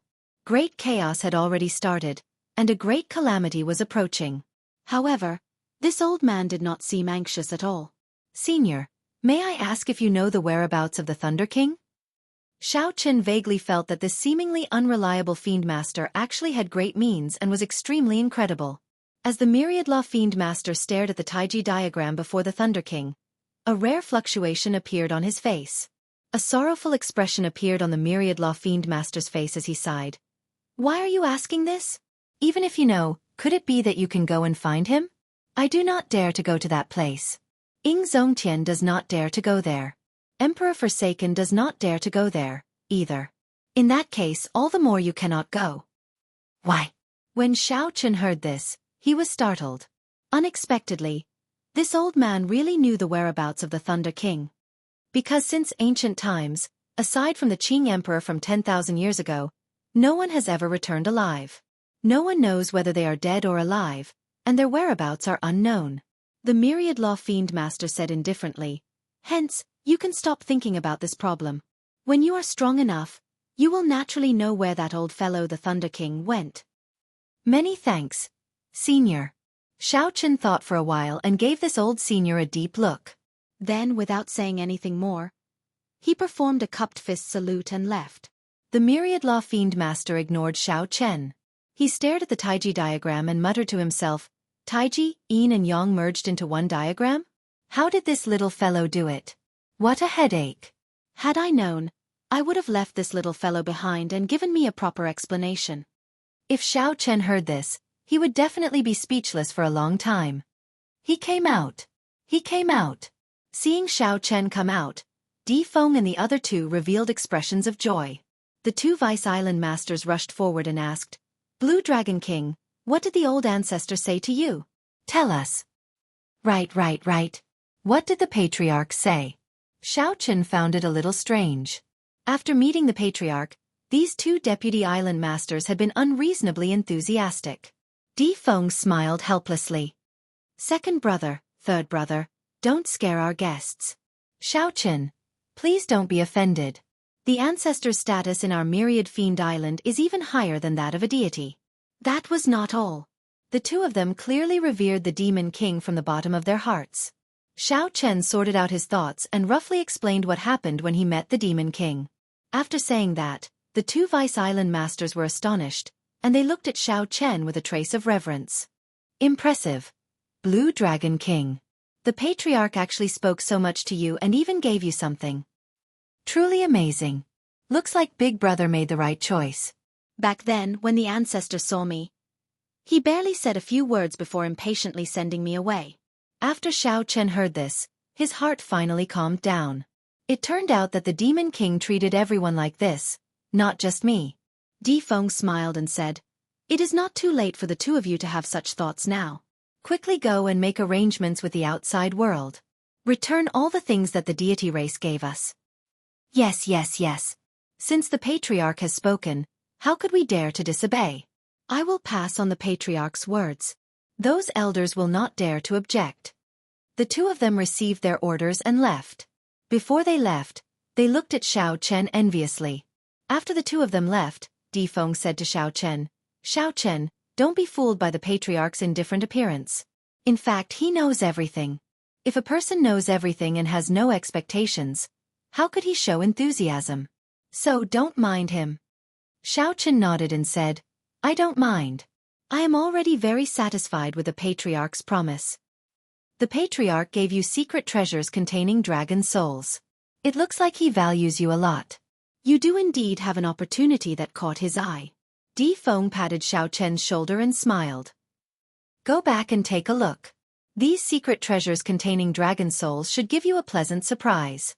After remaining on Myriad Fiend Island for 3 days, Xiao Chen left silently, heading for the next Holy Land.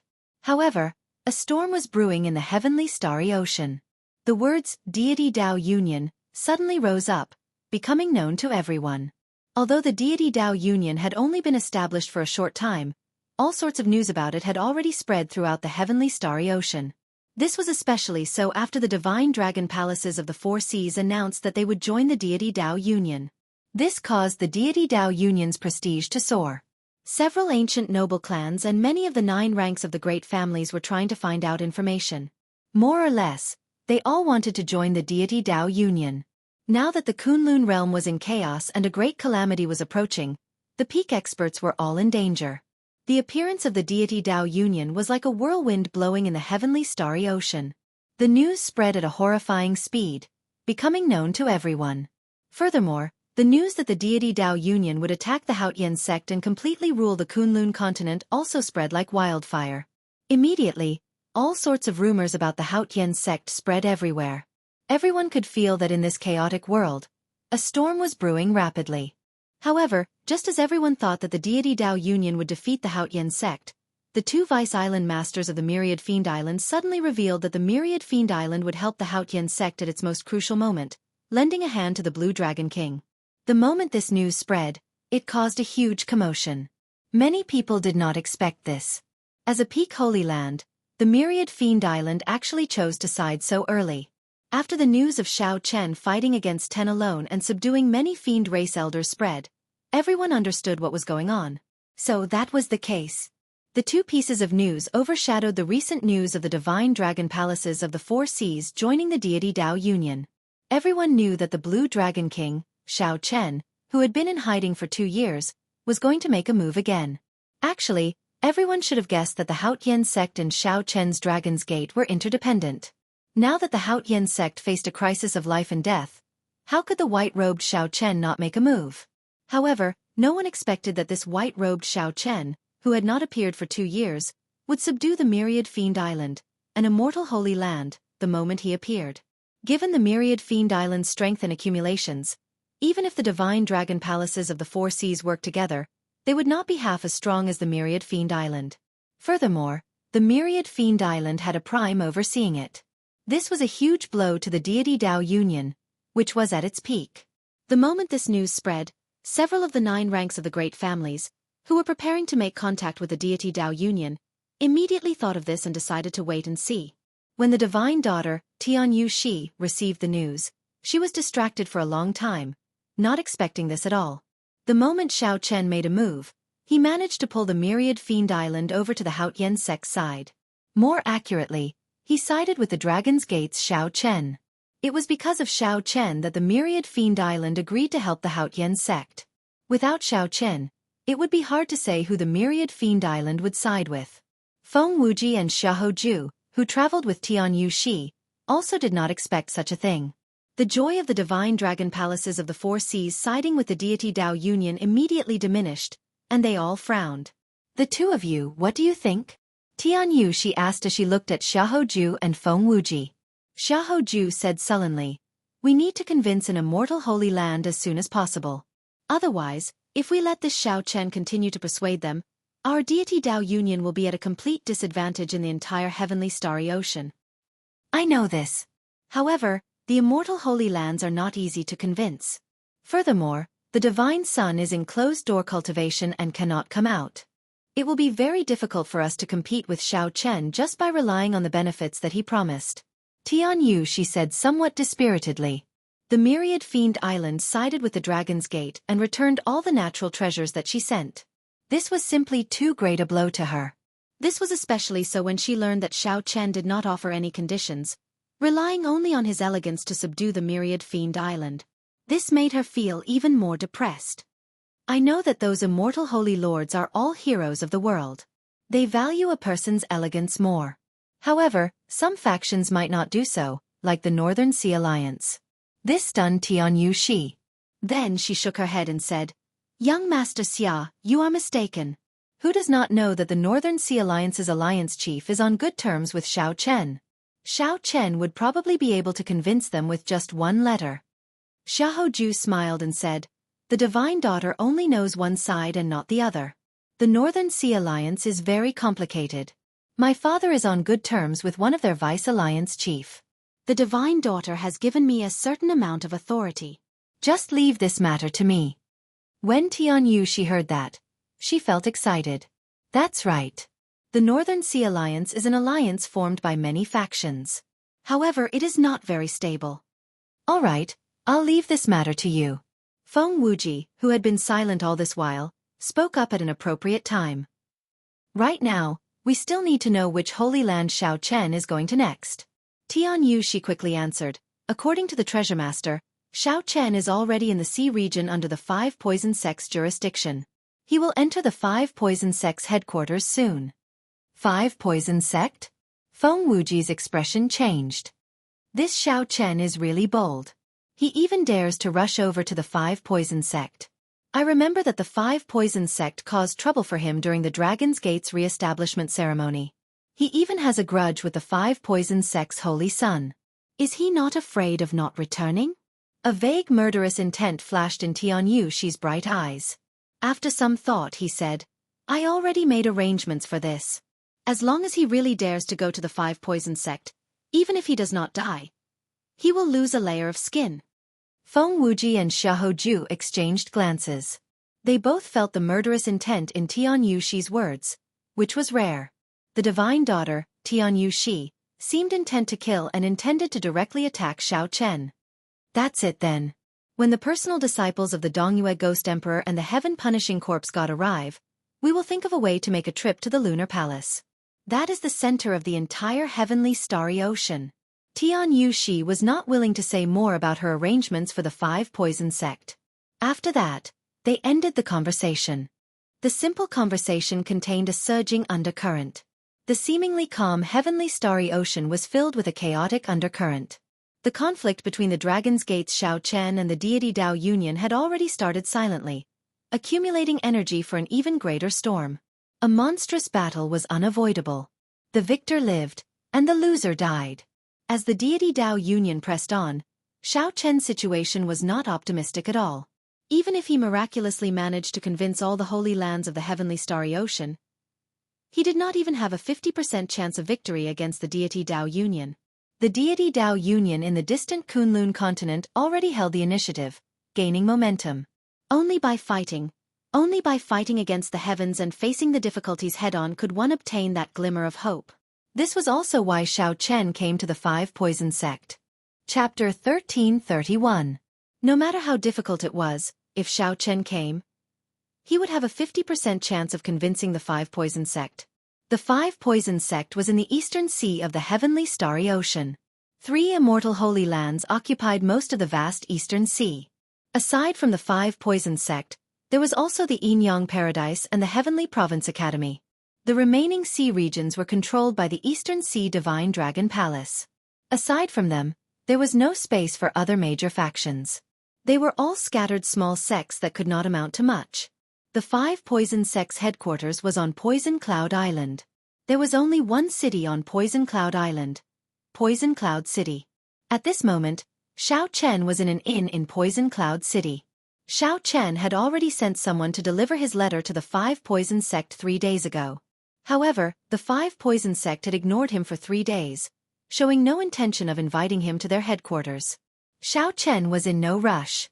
He stayed in the inn and started cultivating the Blue Dragon Body Nourishing Art. The Myriad Law Fiend Master's gift was indeed a pleasant surprise. Xiao Chen had not expected that the ring that the Myriad Law Fiend Master casually tossed over contained an Emperor-grade secret treasure with a dragon soul. Furthermore, this was no ordinary Emperor-grade secret treasure. Although it was still a distance away from a primordial Emperor treasure, it was still a superior-grade Emperor-grade secret treasure. After refining this dragon soul, the Blue Dragon Body Nourishing Art broke through the 2nd layer in one go, reaching the peak of the 3rd layer. After leaving Myriad Fiend Island, Xiao Chen had been digesting the many benefits of this Emperor-grade secret treasure dragon soul. His physical body's defense had improved further, and his strength had increased wildly, reaching a horrifying 100 dragon force.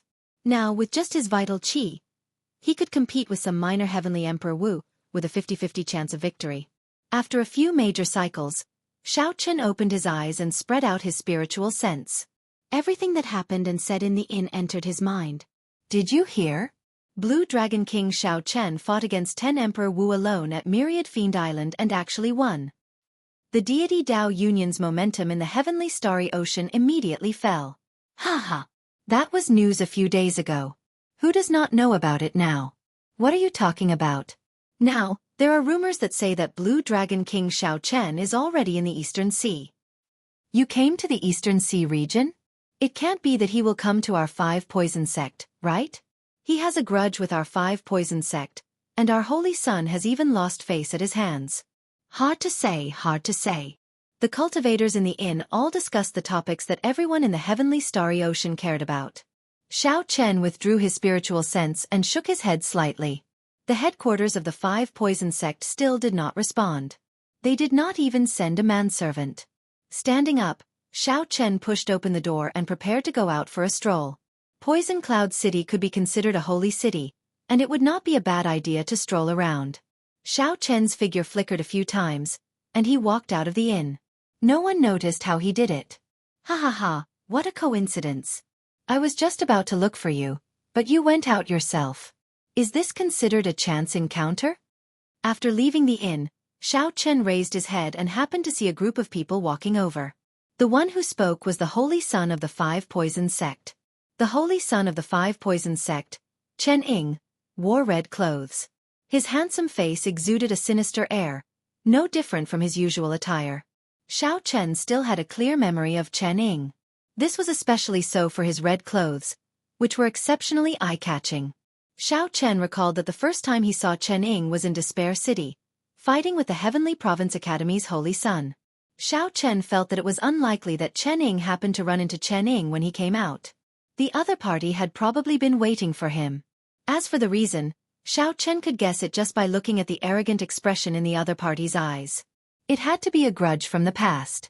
This holy son still remembered it and wanted to take this opportunity to return it to Xiao. Xiao had already forgotten about this matter long ago. Furthermore, his mental state had long since passed the stage of fighting to save face. Xiao smiled to himself, feeling somewhat helpless. There were many people with Chen Ying, but only one caught Xiao attention. That was a black-robed middle-aged man with the cultivation of a 4th heaven martial emperor, Emperor Wu. This person exuded a baleful aura that was extremely horrifying and deeply hidden. His eyes were filled with an unruly expression. As Chen Ying looked at Xiao, he was unconvinced. He gave Xiao a sidelong glance, appearing to be mocking him. Xiao expression did not change as he replied calmly, "It is indeed a coincidence. I was just about to leave, and I ran into you." Chen Ying took out an invitation and said indifferently, "My father is hosting a banquet in 3 days to entertain some honored guests. However, if the Blue Dragon King has time, you can come over on the way." Chen Ying placed a heavy emphasis on the word, "on the way," as he stared at Xiao, wanting to see an expression of anticipation on Xiao's face. However, Chen Ying was somewhat disappointed. When Xiao looked at the invitation in Chen Ying's hand, he said softly, "If I have time, I will definitely go over. Help me thank your father for his invitation." Chen Ying did not show any anger or dissatisfaction as Chen Ying had imagined. He felt a sense of defeat, like he was talking to a major character when speaking to Xiao. Chen Ying gave off an invisible aura that lowered Chen Ying's status. "This won't do. This fellow made me lose face several times already.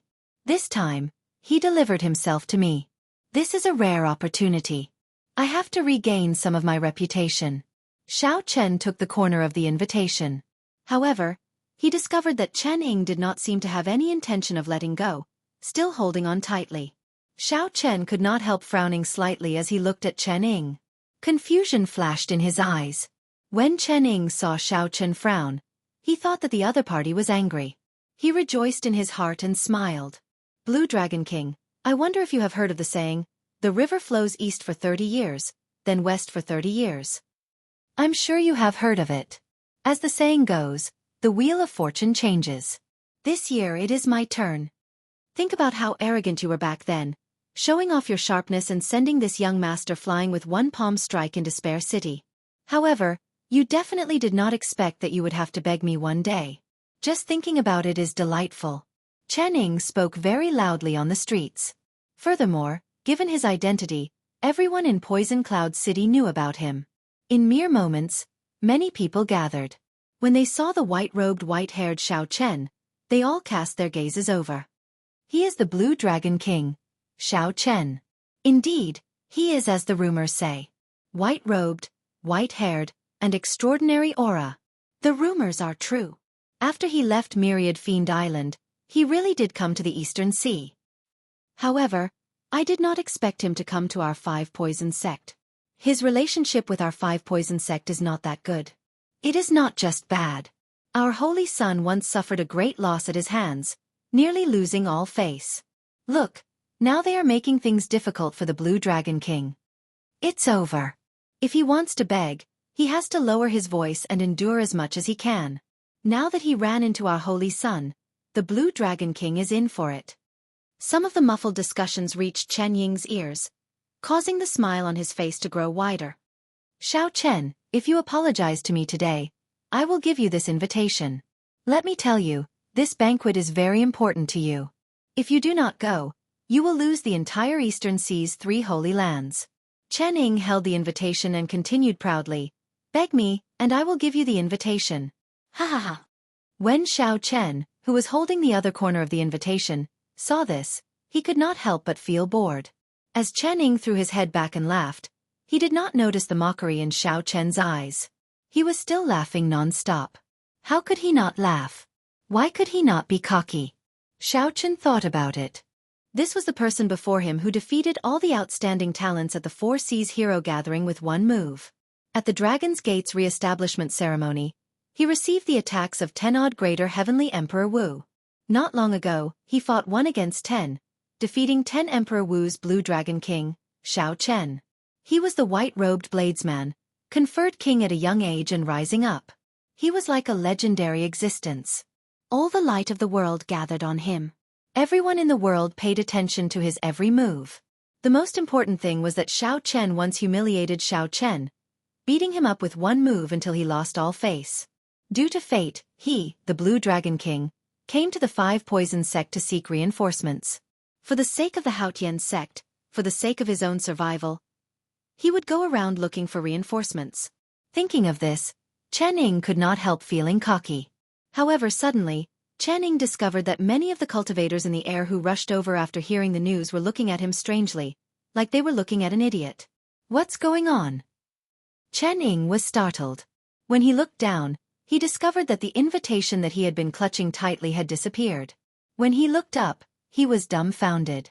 Xiao Chen had already finished reading the invitation.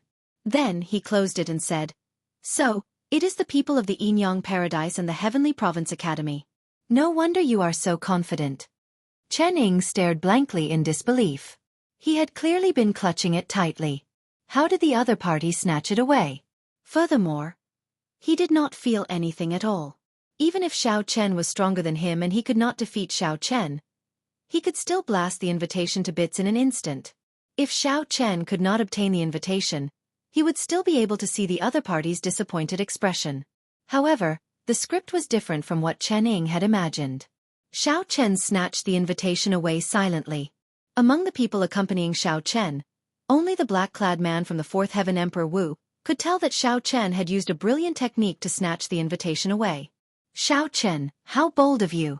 How dare you snatch this young master's invitation? When Chen Ying thought of how embarrassing he looked earlier, he flew into a rage. He could no longer pretend to be refined. Xiao Chen did not get angry.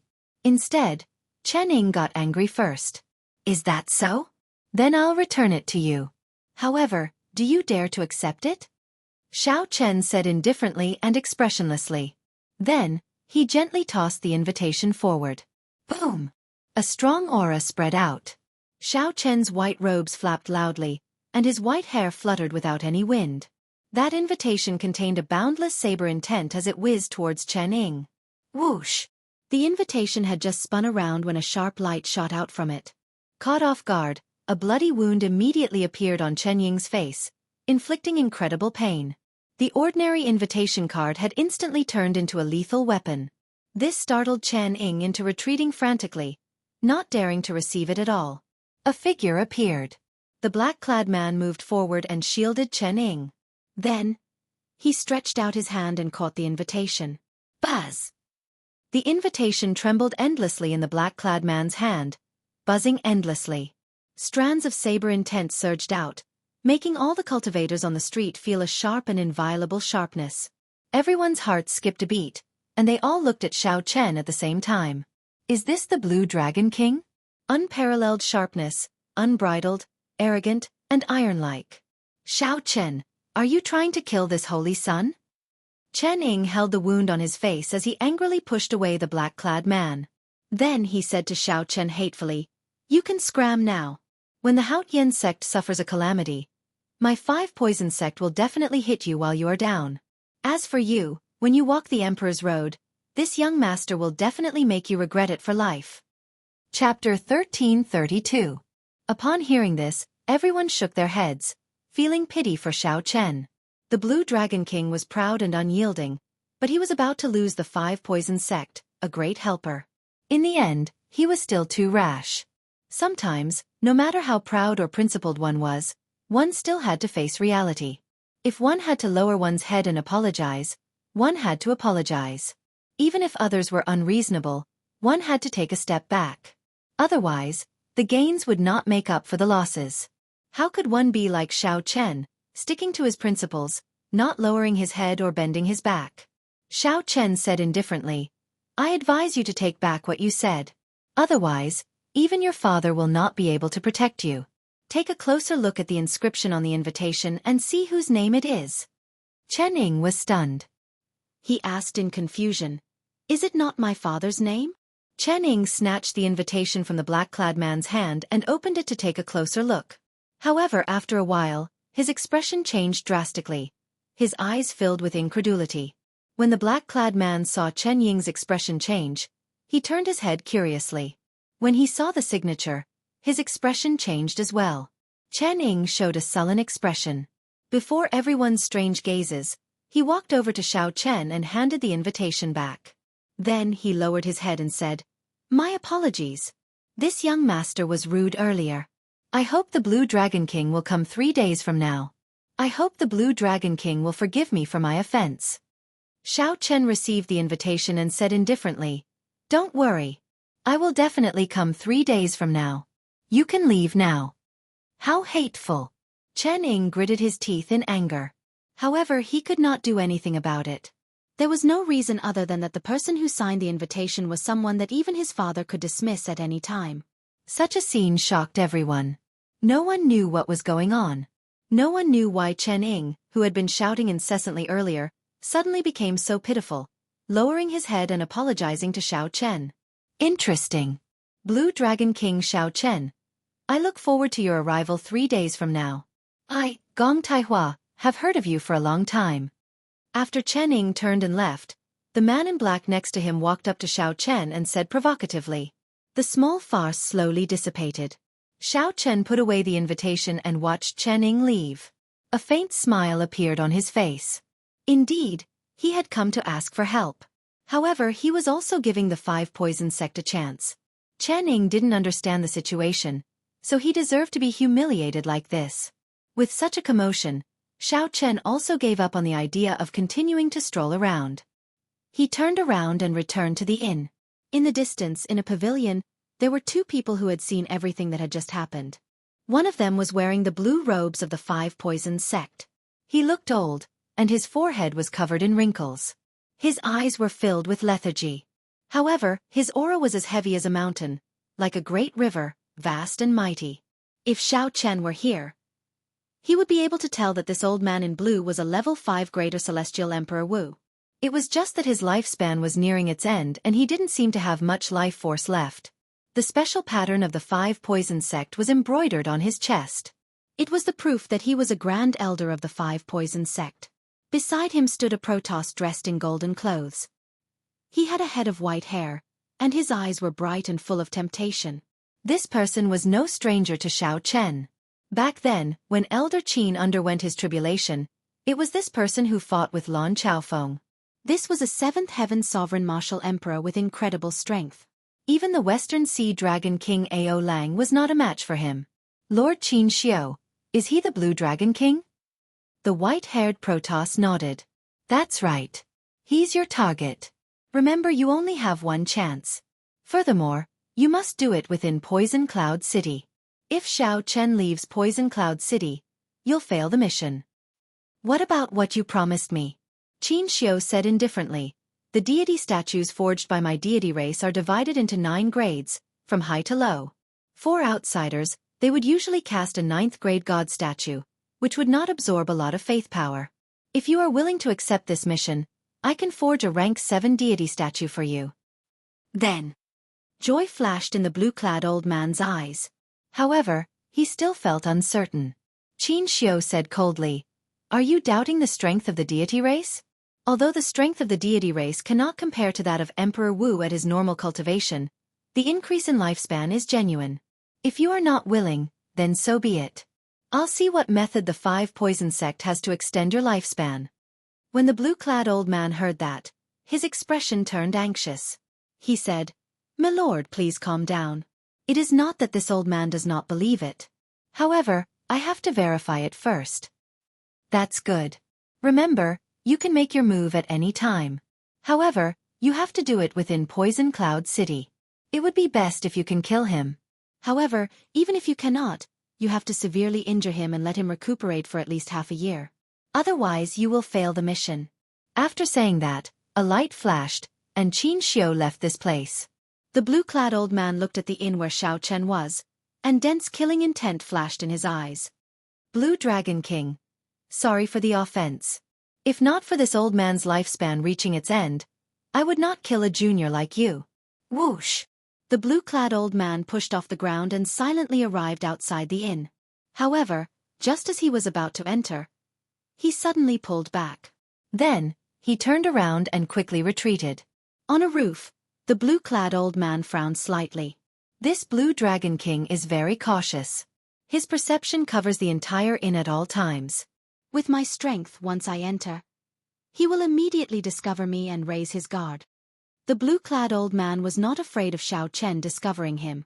Even if Xiao Chen discovered him, he was confident of killing the other party. This was the confidence of the 5th Heaven Emperor Wu. What the blue-clad old man feared was that Xiao Chen would raise his guard and leave Poison Cloud City early. If that happened, all his efforts would be wasted. Wait. The instant you walk out of the inn, I will make a sudden move and kill you in one strike. Killing intent flashed in the blue-clad old man's eyes. He sat cross-legged on the roof and looked deeply at the inn's door before closing his eyes. One day passed peacefully. The blue-clad old man opened his eyes once before closing them again helplessly. 2 days passed, and Xiao Chen still did not come out. The blue-clad old man opened his eyes 3 times. On the 3rd day, the blue-clad old man did not close his eyes again, staring at the inn's door. People came and went, but the white-clad old man did not see a certain figure in white. This fellow is really patient. He actually did not intend to come out for a walk after arriving in Poison Cloud City, the blue-clad old man said somewhat resentfully. There was still half a day left. If Xiao Chen did not come out by then, he would have to attend the banquet. That was the situation the blue-clad old man did not want to see. The banquet was held at the headquarters of the 5 Poison Sect. The place was heavily guarded, and the experts of the 3 Holy Lands were present. Even if the blue-clad old man succeeded in assassinating Xiao Chen, he would not be able to escape unscathed. If the blue-clad old man really went to the banquet, he would have to kill Xiao Chen, preventing the 5 Poison Sect from forming an alliance with the Blue Dragon King. Only then would he have a chance to escape. Hey! The blue-clad old man's eyes lit up, and he suddenly stood up. Xiao Chen walked out of the inn's door. However, before the joy on the blue-clad old man's face faded, a warship descended from the sky. That was the warship of the 5 Poison Sect's sect master. Chen Ying's father had sent someone to fetch Xiao Chen. The blue-clad old man heaved a long sigh and said, "No matter what, I have to take this risk. I only have 10 years to live. I need the help of the deity race." A patch of rainbow-colored clouds covered the entire island in the sky above Poison Cloud City. The colors were bright, moving, and unchanging. The clouds looked very tempting. However, Xiao Chen, who was on the warship, knew that this was a poison cloud that even an ordinary Emperor Wu would not be willing to touch. Blue Dragon King, is this your first time coming to Poison Cloud City? A pretty girl dressed in green beside the blue-clad old man asked. Xiao Chen glanced at the girl who came to fetch him and nodded gently. How do you feel? This poison cloud can be considered the foundation of the 5 poison sect. It has been passed down for more than 10,000 years before it reached its current scale. Xiao Chen answered honestly. It is rather shocking. It is an eye-opener. Is that so? In that case, I will be even more shocked. As the two chatted casually, the warship released an ancient ring of light and broke through the poison cloud. Then, the scene before them suddenly changed. Xiao Chen looked up and saw countless pavilions, mountains, rivers, tall buildings, flowers, and trees on top of this vast poison cloud. This was simply incredible. The headquarters of the 5 poison sect was actually built on this poison cloud. Xiao Chen could even see many 5 poison sect disciples breathing in the poison cloud and circulating their minor heavenly cycles to cultivate. The poison cloud that ordinary people did not even want to touch was a treasure in the eyes of the 5 poison sect disciples. A treasure that they could not do without. Blue Dragon King, this way please. The church master and a few honored guests have been waiting in the soft cloud pavilion for a long time already. Xiao Chen followed her into the air, flying through the many palaces and pavilions. After 15 minutes, the girl stopped on a crystal staircase floating in the air. Xiao Chen stopped as well and followed her up. Guards stood on both sides of the staircase every 100 meters. The security was extremely tight.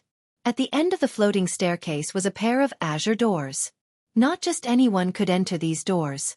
The maidservant gently pushed the door open and gestured for Xiao Chen to enter. He did not hesitate to enter with large strides.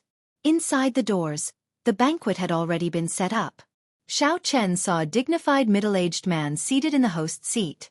This was Chen Ying's father, Chen Feng, the current churchmaster of the 5 poison sect, and 8th heaven's sovereign martial emperor. He had been in a high position for a long time, so he had a powerful aura around him that made others unknowingly feel intimidated. On the second seat, Lin Yun saw 2 familiar faces. One was the saint of the Heavenly Province Academy, and the other was the Yin Yang Utopia's saintess, Yin Susu. Behind the two stood a strong greater heavenly martial emperor with a grave aura. Seeing Xiao Chen's arrival, Yin Susu's eyes flickered with boundless flirtatiousness. She was so beautiful that she was like a temptress that could steal one's soul. When the saint of the Heavenly Province Academy saw Xiao Chen's unsightly expression, the memory of him defeating Xiao Chen in a single move during the 4 Seas Hero Gathering was still fresh in his mind. Chen Ying was also present. When he saw Xiao Chen, his face was even more unsightly than the saint of the Heavenly Province Academy. The greater heavenly martial emperors in the back, as well as Chen Feng in the host's seat, were all sizing up Xiao Chen at the same time. Little brother Xiao Chen, have a seat. Chen Feng inwardly nodded his head and gestured for Xiao Chen to take a seat. Yin Susu and the 2 people behind the Heavenly Province Academy exchanged a glance and they started to talk through voice transmissions. Chapter 1333. This Blue Dragon King is really bold. To think that he dares to attend the banquet alone. Haha. If he were not bold, he would not have achieved what he has today. Old Hong, what do you think of him? There's no rush. This is the 5 poison sect's territory. We are not in a rush. Right. Before everyone's eyes, Xiao Chen performed a cupped fist salute and sat down on his seat. A pretty maidservant immediately walked over and poured wine for Xiao Chen and placed spirit fruits on the table. A magnificent song and dance performance took place in the hall. Chen Feng looked at Xiao Chen and said, Little brother Xiao Chen, there are very few people in the younger generation that I admire. Since you dare to attend the banquet alone, I offer you 3 toasts. After saying that, Chen Feng downed 3 cups in a row, appearing very heroic. Xiao Chen smiled gently and said some polite words before returning the toast. When the wine cup landed, Xiao Chen felt an extremely sharp gaze on him, so he turned his head to look. It was Gong Tai Hua, the rather unruly 4th Heaven Emperor Wu, who stood behind him. When Gong Tai Hua saw Xiao Chen looking over, he smiled and continued to look at Xiao Chen in a flirtatious manner. Xiao Chen could not be bothered with him. He picked up his wine cup and directly ignored Gong Tai Hua. Little friend Xiao Chen, I already know why you are here. However, I have to speak the truth. It is not appropriate for our 5 poison sect to support the Dragon's Gate and resist the deity Dao Union. My apologies. Chen Feng did not give Xiao Chen a chance to speak, directly rejecting Xiao Chen in a somewhat abrupt manner. The Heavenly Province Academies and the Yin-Yang Paradise's Greater Heavenly Emperor Wu exchanged glances, feeling extremely surprised. Unexpectedly, Chen Feng rejected them so decisively. Xiao Chen did not say anything. He just picked up his wine cup and silently took a sip. However, don't worry. The 5 poison sect will not stand on the side of the deity Dao Union and deal with the Dragon's Gate and the Haotian sect, Chen Feng added, expressing his stance and choosing to remain neutral. Putting down the wine cup, Xiao Chen nodded and said, I know. When I saw this poison cloud, I knew the 5 poison sect's decision.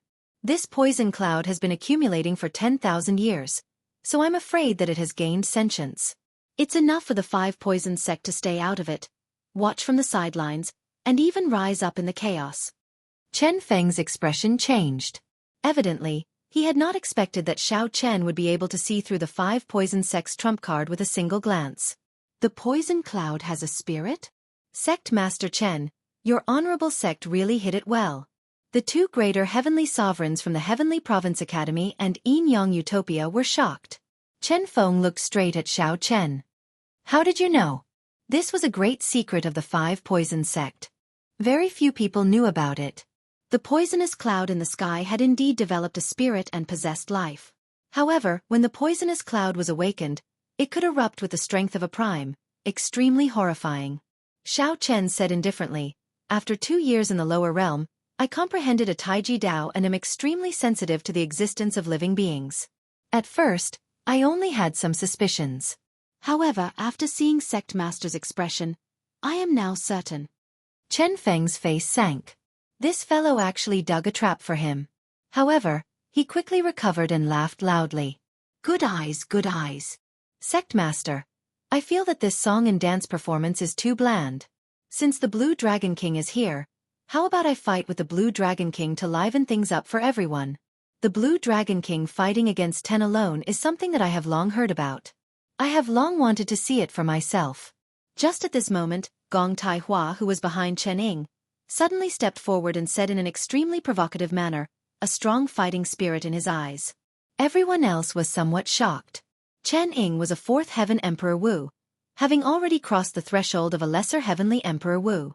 He was fundamentally different from a 3rd Heaven Emperor Wu. Challenging Xiao Chen was a little too shameless. Xiao Chen frowned slightly. What's wrong with this person? The first time he saw me, he had an unconvinced look on his face. Not only did he fall at the banquet, he even directly challenged me, making me feel disgusted for no reason. Chen Feng looked at Xiao Chen and said, Little friend, what do you think? Xiao Chen felt disgusted and did not want to fight with this person. He coldly rejected, I fought against 10 alone because I relied on a martial Dao. I do not dare to fight with a 4th Heaven Emperor Wu like Senior Gong. Haha. Gong Taihua curled his lips and mocked.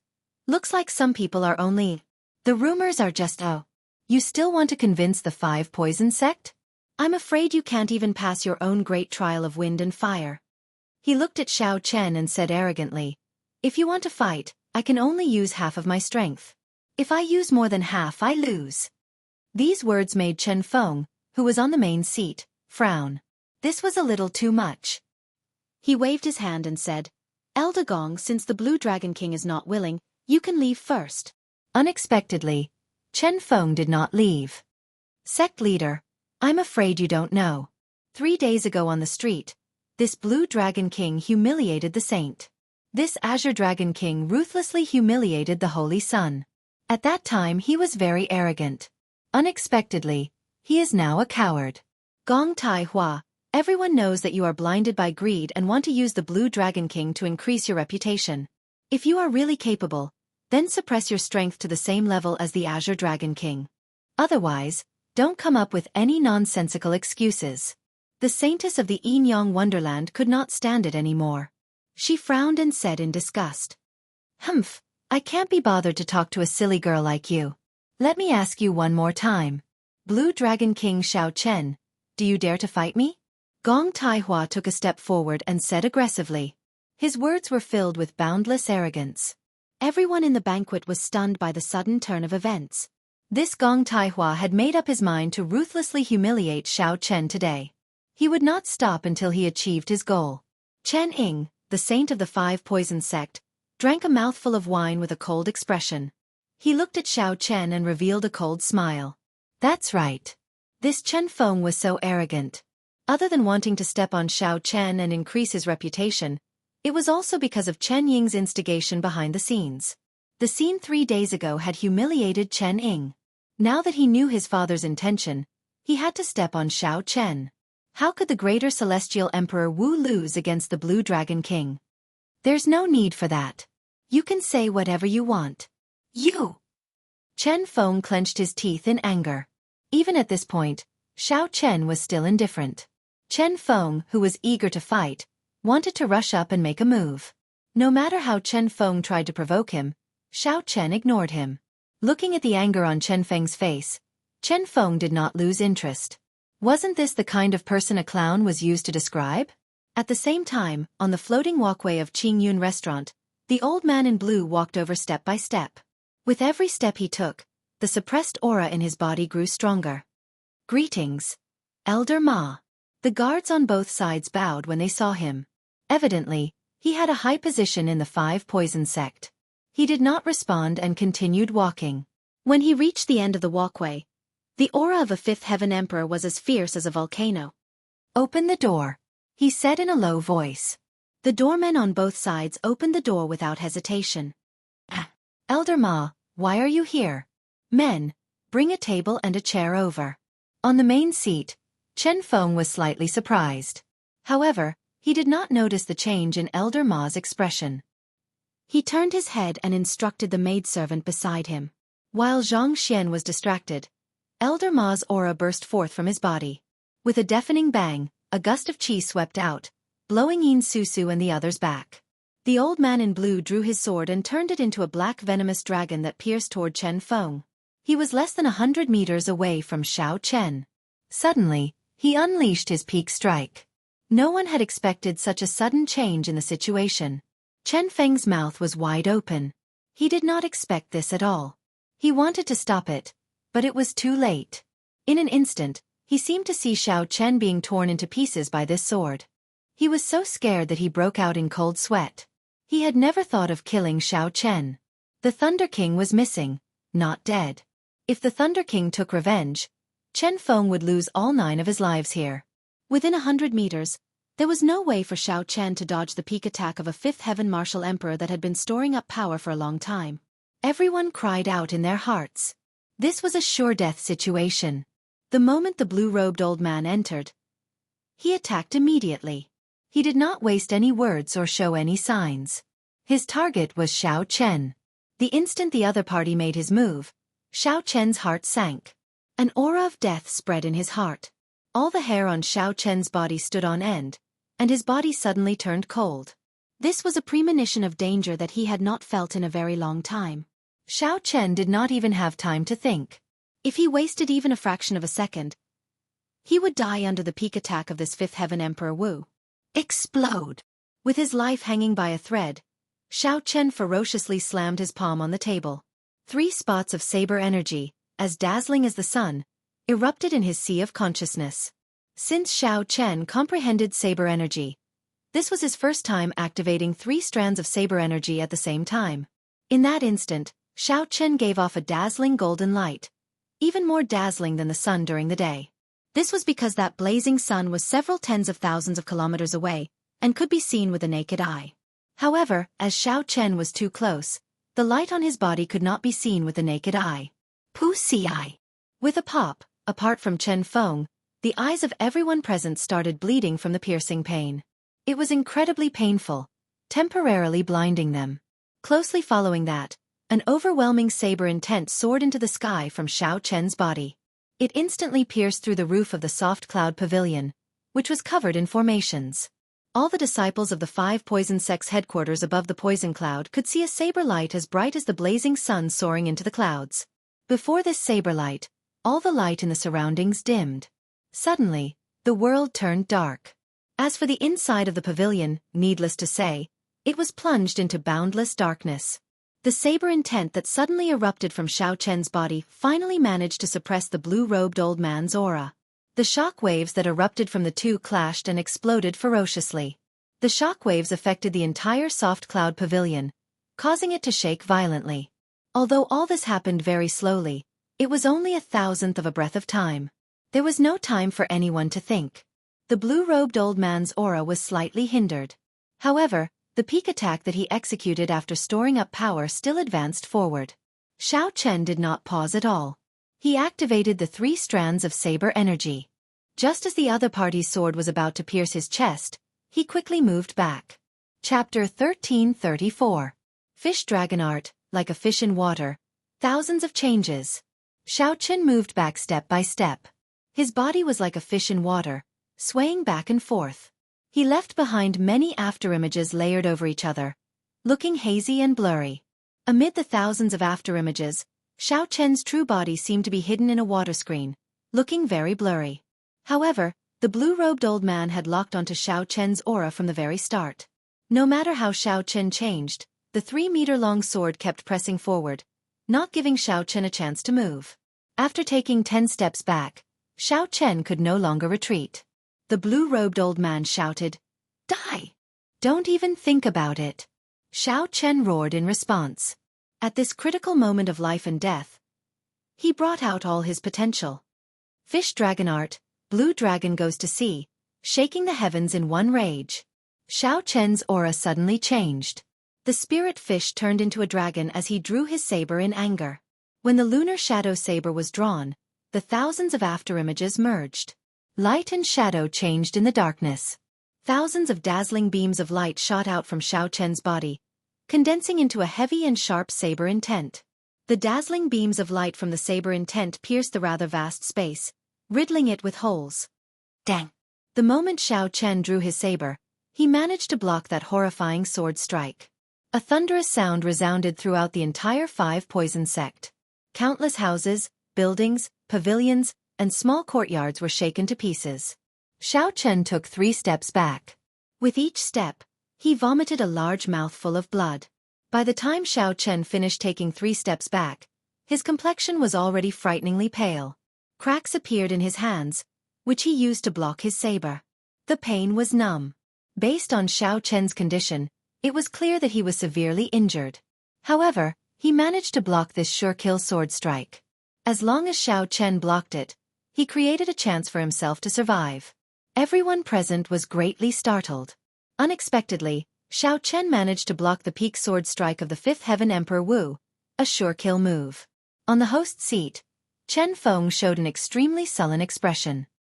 He shouted coldly and threw a palm strike at the blue-robed old man. This palm strike contained Chen Feng's full power, not showing any mercy. The dense killing intent made the air as viscous as ink. If the blue-robed old man dared to block it, he would definitely die. Only by retreating would he have a chance at survival. For him to be so heavy-handed and merciless, one could imagine how angry Chen Feng was. This kind of person who placed him in a disadvantageous position was equivalent to betrayal and had to be killed. When Xiao Chen saw Chen Feng making a move, he heaved a sigh of relief. If Chen Feng had not made a move, with his current condition, he would not have been able to block this attack. "Do you think you are safe now? Blue Dragon King Xiao Chen, you will die today." A jade slip appeared in the blue-robed old man's hand, and he crushed it. The blue-robed old man and Xiao Chen vanished simultaneously. It was like they had left this world. Bang! With the sudden disappearance of the two of them, Chen Feng's furious attack naturally missed its target and landed on the ground. The entire building collapsed with a loud bang, turning into countless fragments that fluttered about in the air. The soft cloud pavilion was equipped with formations. Fighting Emperor Wu would not be a problem. However, after receiving Xiao Chen's overwhelming saber aura, the blue-robed old man's peak attack, and Chen Feng's furious attack, it was within expectations that they could not withstand it. When Chen Feng and the others arrived at where Xiao Chen and the blue-robed old man disappeared, they were all at a loss. After losing their sight temporarily, Yin Susu and the others recovered their vision. They were all astonished, their brains short-circuiting. What's going on? Why did Xiao Chen and that blue-robed old man suddenly disappear? Yin Susu asked, feeling extremely confused. Chen Feng clenched his teeth and said, "It's the dimensional talisman, a dimensional talisman unique to the deity race.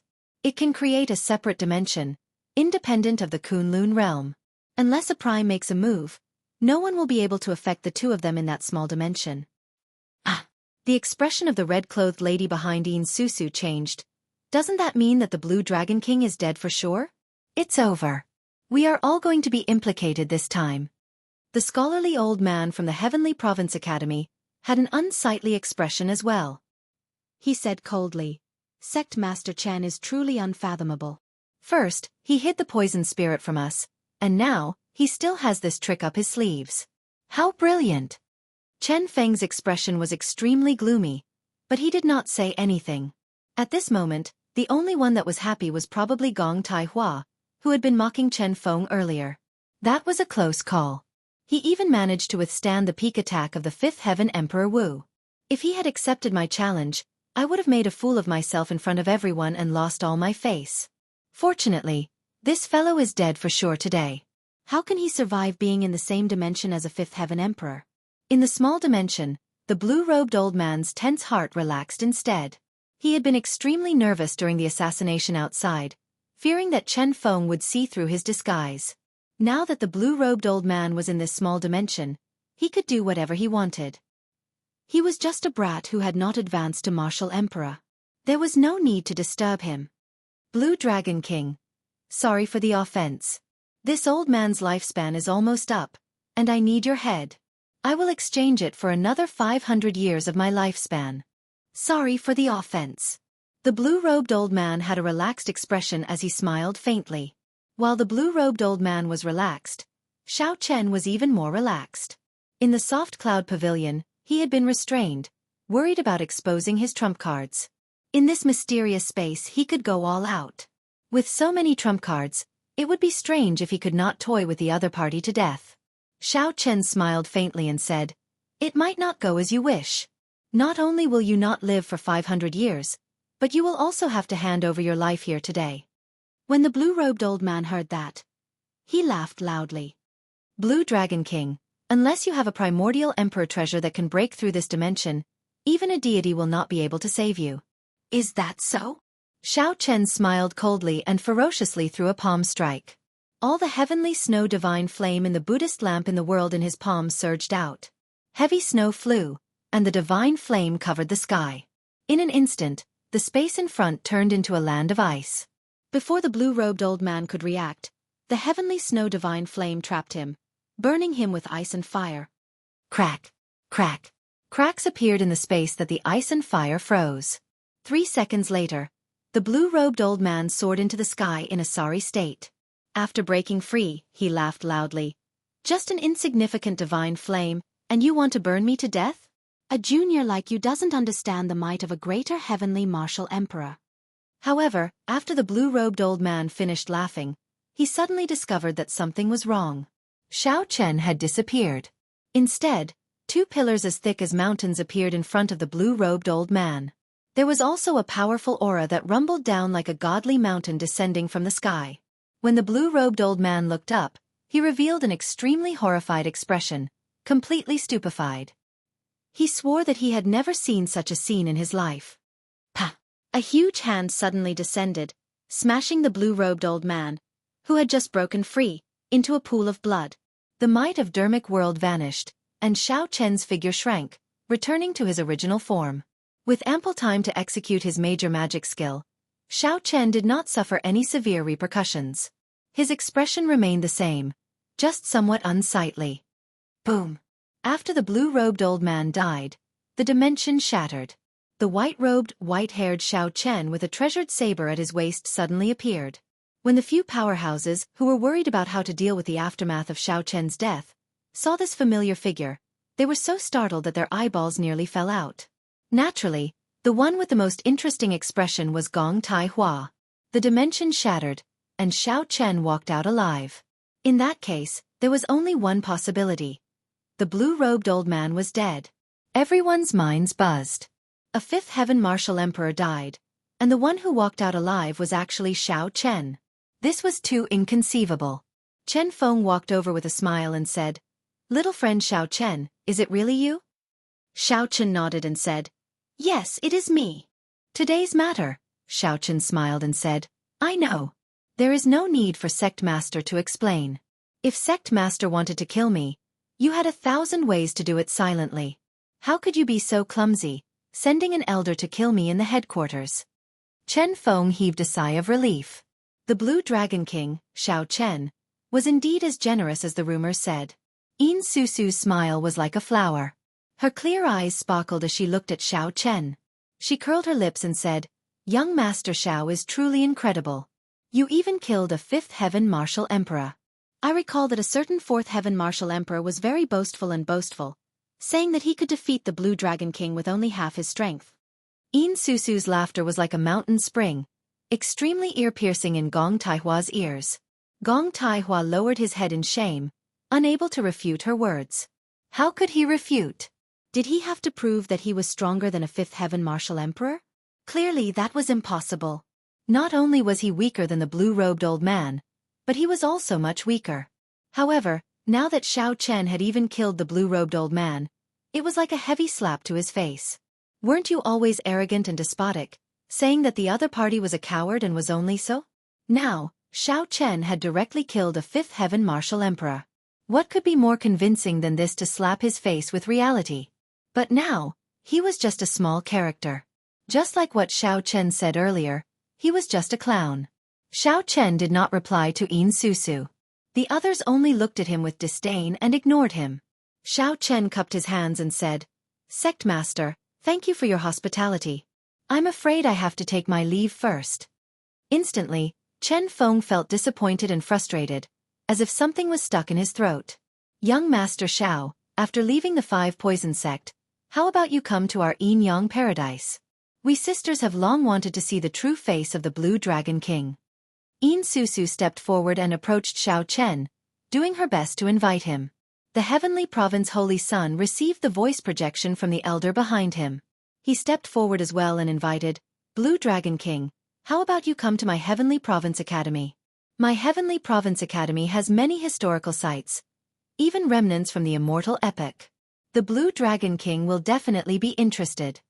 Seeing that Xiao Chen could even kill a 5th Heaven Martial Emperor, the attitudes of the Yin Yang Paradise and the Heavenly Province Academy changed drastically. On the other hand, Chen Feng, who had wanted to remain neutral earlier, felt regret in his heart when he saw the situation. However, he could not bring himself to do so, feeling regret. Xiao Chen smiled faintly. Both sides were inviting him at the same time, putting him in a difficult position. He did not know where to go. However, this vexation was a happy one.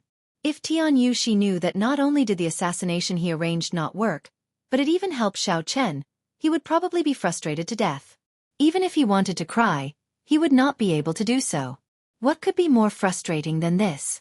Chapter 1483, Obtaining the First Clear of the Sunset Forest. Chapter 1483, Obtaining the First Clear of the Sunset Forest. The boss is dead. What tier was that spell? How is it so powerful? As the Tier 4 spell, Titan's Wrath, dissipated, the surviving team members regained their senses.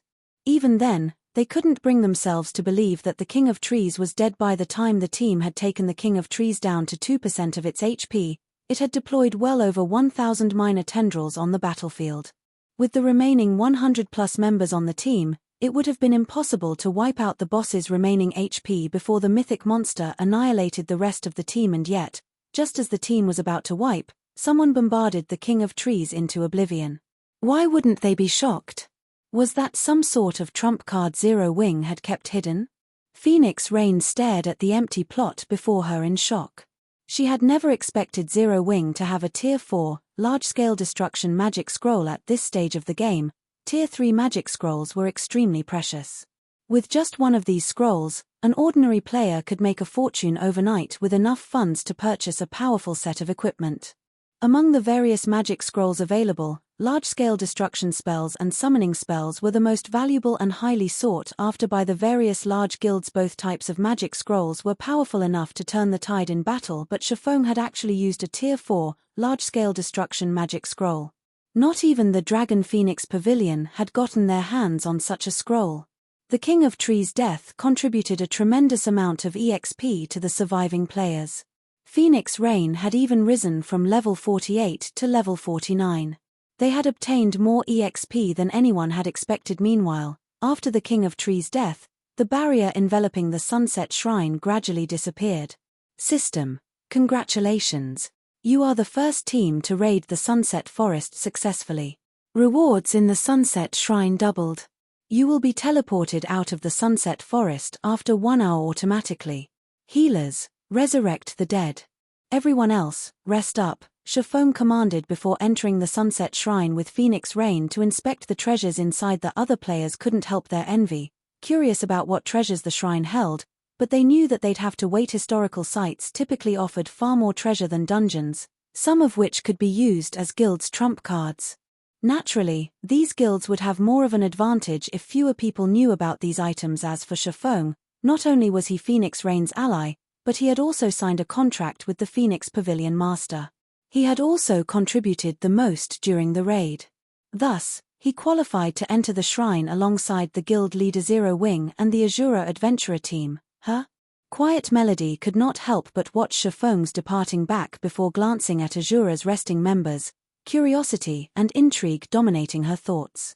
It seems that I really will need to report to the guild leader. Despite all of the effort the Sacred Temple had spent raiding various historical sites, the guild had failed to raid a single Grade 2 ruin, yet Phoenix Rain's temporary team had secured the first clear of a Grade 1 historical site. If other guilds discovered this, it would cause a commotion on the journey here. Quiet Melody had carefully observed everything that had happened. Based on what she had seen, she was absolutely certain that without Zero Wing and Azura's help, Phoenix Rain's team would have failed. In fact, they would have been lucky to reach the Sunset Forest's core within the allotted time, much less kill the mythic-ranked King of Trees. She had never imagined that a recently established guild like Zero Wing could become so powerful in such a short amount of time. While historical sites were very rare in God's domain, super guilds like the Sacred Temple had discovered quite a few already. The only thing preventing them from harvesting these ruins' treasure was their lack of strength. Although she did not know what the conditions of Phoenix Rain and Zero Wing's agreement, the Sacred Temple was capable of any price she could afford. Elsewhere, with the magic barrier gone, Shifeng and Phoenix Rain easily entered the Sunset Shrine. The interior was luxurious. It looked more like a palace than a shrine. Meanwhile, the two found a large pile of items in the center of this palace. This is the Sunset Forest's first clear reward. Even Phoenix Rain, who had seen plenty of treasure before and had her own significant wealth, was surprised to see the mound before her. Among the small mountain of items, she easily counted more treasure chests than what they had looted from the 3 dryad nests they raided earlier. She even saw a few epic treasure chests among them. Aside from treasure chests, there were all sorts of master-ranked potions, high-tiered magic scrolls, special gemstones, and many other valuable items. As she gazed at the items, Phoenix Rain felt as if she were dreaming. At least I didn't waste that tier 4 magic scroll. Shifeng spotted 3 epic treasure chests in addition to elemental treasure boxes and 7 luminaries treasure boxes, which contained elemental sources and 7 luminaries crystals, respectively. He had thought that the flame potions would be enough to raid the Sunset Forest, but in the end, he had been forced to use a tier 4 magic scroll as well. But after seeing the Sunset Shrine's treasure, he was satisfied with trading a tier 4 magic scroll for the first pick of 5 of the shrine's items. Neither the elemental treasure boxes nor the 7 luminaries treasure boxes were any less valuable than the epic treasure chests.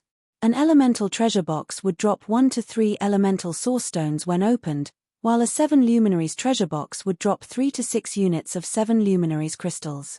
Both treasure boxes had been highly sought after by the various guilds in his previous life. Moreover, Shifeng spotted various materials, designs, skill books, and other precious items that could easily drive the various large guilds mad with envy. It took Shifeng and Phoenix Rain over half an hour to organize the loot. According to our agreement, I'll choose 5 items first, Shifeng said as he glanced at Phoenix Rain. All right, take your pick. Phoenix Rain nodded. She was extremely satisfied with the Sunset Shrine's treasure. Even if Shifeng claimed all 3 epic treasure chests, she wouldn't be disappointed in the least. After all, among the treasures here, over 10 were just as valuable. Seeing Phoenix Rain nod, Shifeng began to select his prizes. However, the man hadn't pocketed the 3 epic treasure chests as Phoenix Rain had expected. On the contrary, Shifeng didn't even glance at the treasure chests. Instead, the first items he claimed were the 2 elemental treasure boxes. While current players might realize how valuable elemental sources were, he did. In fact, elemental sources could be strategic tools in mythic monster raids.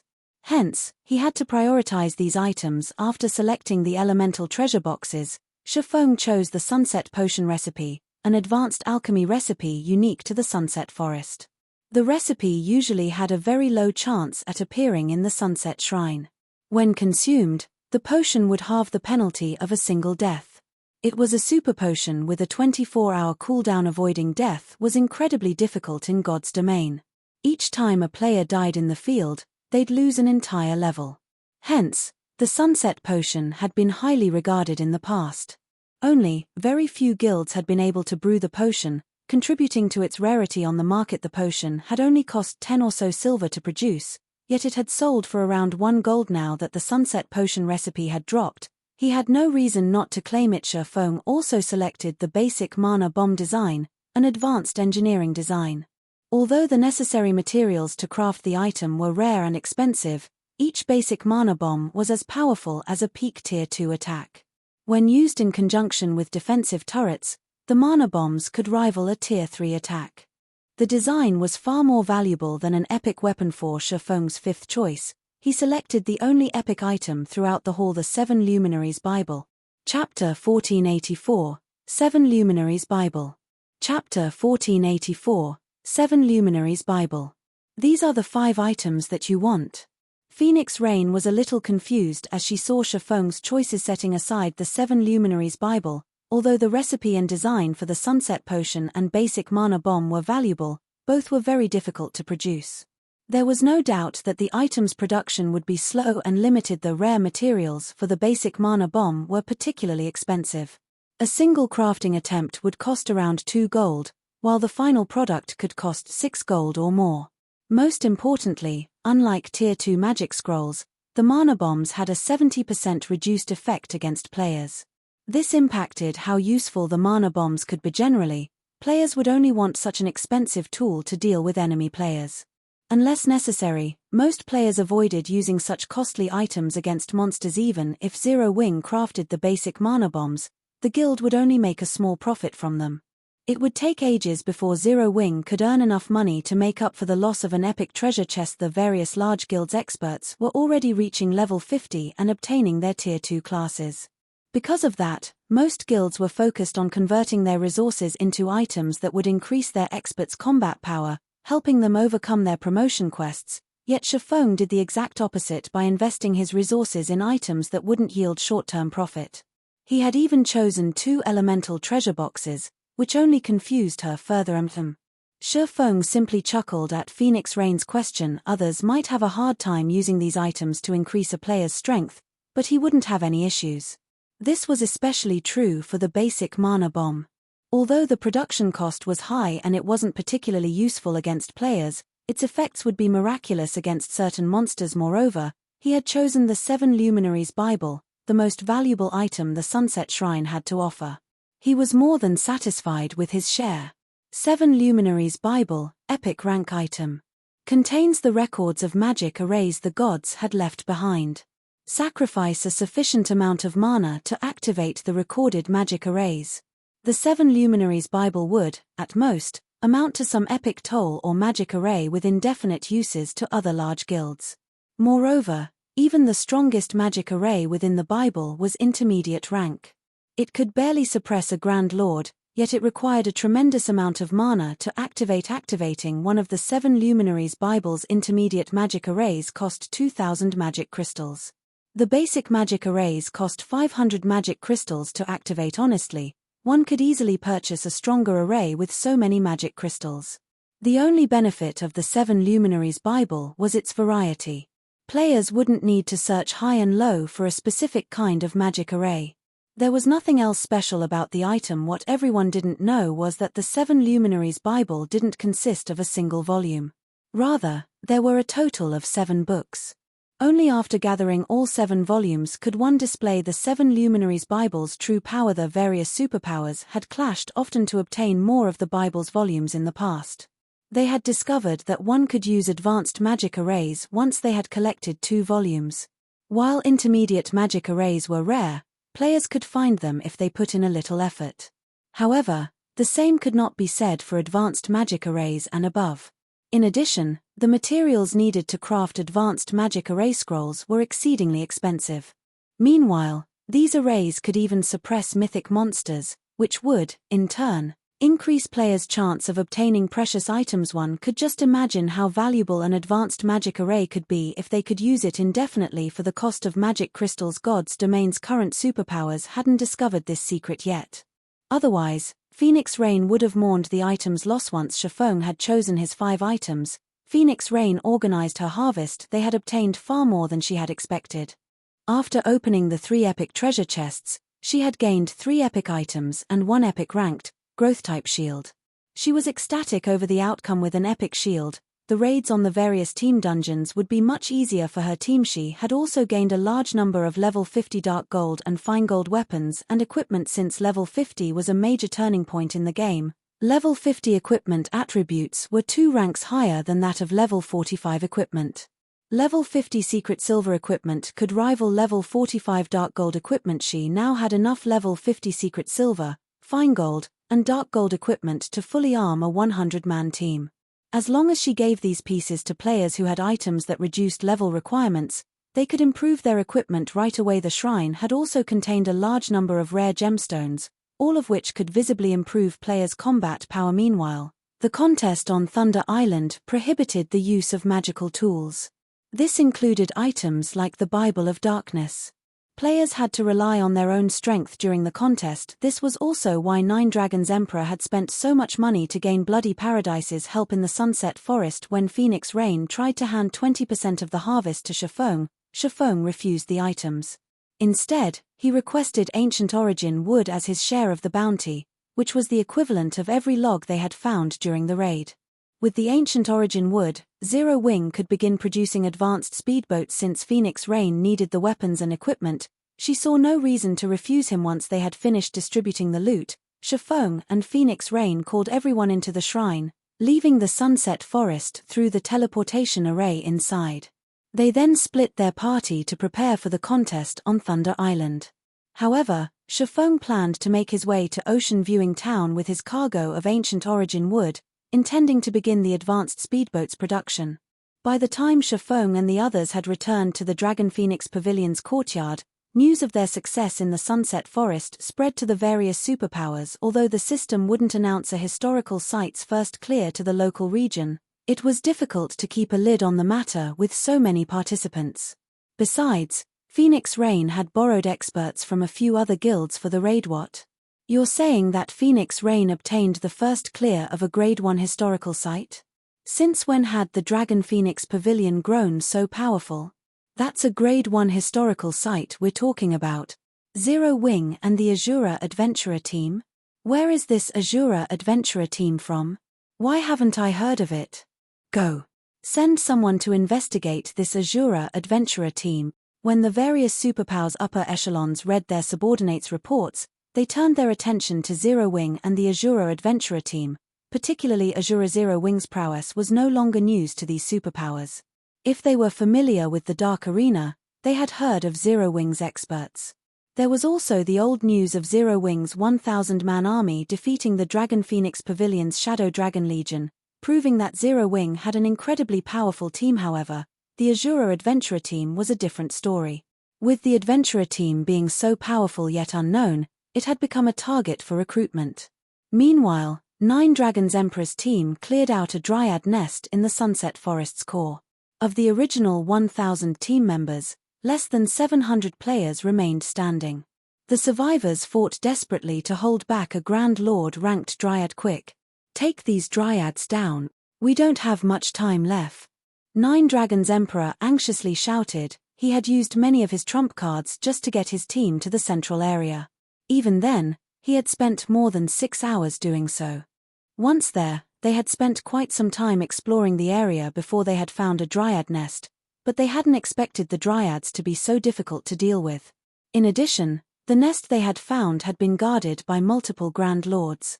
Even after activating all of their Tier 3 summoning scrolls, they were at a disadvantage. Pavilion Master, a report just came in from Sun Dragon. Blood Dragon announced. What is it now? Out with it. 9 Dragons. Emperor frowned. They had very little time remaining. If they didn't eliminate these dryads in time, they wouldn't return with a single treasure. Sun Dragon has informed us that Phoenix Rain has already obtained the Sunset Forest's first clear, Blood Dragon replied, struggling to believe the report. Chapter 1485, Taking Shape. Chapter 1485, Taking Shape. Blood Dragon's response stunned 9 Dragons. Emperor on the spot. Impossible. 9 Dragons. Emperor shouted. I know what Phoenix Rain's team is capable of. She'd be lucky to reach the forest's core. How could she possibly obtain the Sunset Forest's first clear? They were from the same guild, so he knew practically everything about Phoenix Rain's capabilities. Even if she had some unknown trump card, she could never defeat the historical site's final boss. He was only confident in doing so because he had an advanced magic array and the aid of Bloody Paradise. As far as he knew, Phoenix Rain didn't have an advanced magic array. Sun doubted the information as well, so she used multiple sources to verify the claim. She even obtained a video recording of the raid, so there is no mistaking the information, Blood Dragon explained. One of the reasons for her success was a tool called the Flame Potion, which significantly reduced the boss's attributes.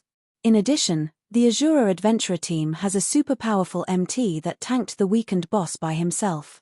In the end, Zero Wing used a Tier 4 magic scroll to finish it off. Lucky bastards. They actually found a way to weaken the boss. 9 Dragons. Emperor fumed when he saw the video Blood Dragon had sent him. A trace of envy flashed in his eyes. However, he sneered and growled, just you wait. You may have secured the Sunset Forest's first clear, but I'll teach you that your struggles are futile soon. Blood, notify Sun and tell her that she proceed with the plan. Contact Beast Emperor as well and tell that old bastard that I'm running out of patience. I don't want to see Zero Wing prance about any longer. Understood. Blood Dragon shuddered when he heard the cold determination in 9 Dragons. Emperor's voice. Elsewhere, Shifeng arrived in Ocean Viewing Town via a teleportation array. The town's player population had increased significantly since his first visit. He saw countless players forming teams and parties as they prepared to set sail for the islands to grind and level. He also spotted a few merchant fleet representatives conducting their maritime transportation business transport from Ocean Viewing Town to Sandy Bay Town. Special price right now. Only charging 15 silver per person. Less than 1,000 slots of bag space free of charge. 5 silver for every additional 1,000 slot. 3 silver for each non-bag space item. Transport from Ocean Viewing Town to Coral Harbor, only charging 20 silver per person. Less than 1,000 slots of bag space free of charge. 7 silver for every additional 1,000 slot. 5 silver for each non-bag space item. Many independent merchant and adventuring players crowded around the merchant fleet representatives, trying to haggle down the prices. Players who preferred to use the merchant ships were generally trying to avoid exorbitant teleportation fees.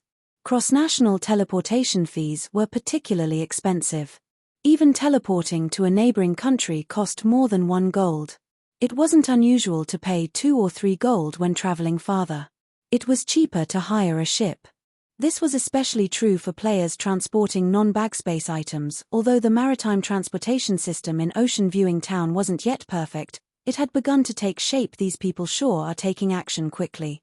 Glancing at the various merchant players, Shifeng easily spotted over 5 merchant fleets. It seems that I'll need to produce the new type of cargo ships as soon as possible. Maritime transportation had been very well developed in the past. It had also generated a frightening amount of wealth for players. Hence, the various large guilds had established their own merchant fleets and contested over territory at sea. Initially, Shifeng had been satisfied with the development of his naval forces, but there were plenty of capable players in God's domain. In the end, many players had quickly discovered this business opportunity. At the moment, these merchant fleets were renting ordinary cargo ships from NPCs. Each ordinary cargo ship could only carry 35 people, and the cargo ship's item space was limited. Each ship could only carry 30 non-bag space items at a time. He had previously spent 30,000 gold to purchase a special medium shipyard. As long as he had sufficient materials and engineers, he could begin constructing the new cargo ships immediately. Not only were the new cargo ships 15% faster than ordinary cargo ships, but they could also carry up to 40 people at a time. Meanwhile, Shifeng had both engineers and materials available to him. He could start producing the ships as soon as he desired. Once these new cargo ships were built, he'd make a fortune off of them, whether he rented them out or used them himself, following which, Shifeng contacted Melancholic Smile and had her dispatch a large number of engineers to Ocean Viewing Town. Previously, the Candlelight trading firm had lacked both quantity and quality of engineers, but now they had become a holy land for lifestyle players in Starmoon Kingdom. Since the trading firm constantly recruited lifestyle players, they had a large collection of engineers. Right now, even if the trading firm only dispatched a small fraction of these players, they would be more than enough to operate a large shipyard, not to mention a medium shipyard. Guild leader, do you really intend to use such a precious material to construct the Flying Eagle speedboats and new cargo ships? Burning Abyss was astonished as he gazed at the ancient origin wood Shifeng had placed before him. As a master engineer, he had researched the various materials available in God's domain. This was especially true for the materials useful to engineers. He knew that ancient origin wood was a top-tier material meant for ship construction. Using it to construct bronze speedboats would be a waste, much less constructing an advanced speedboat. The new cargo ship was even less valuable than an advanced speedboat. Just use it for now. I don't have any higher-ranked designs on me at the moment. Shifeng was just as reluctant to use the wood. After all, ancient origin wood was a precious material that could only be obtained from the Sunset Forest.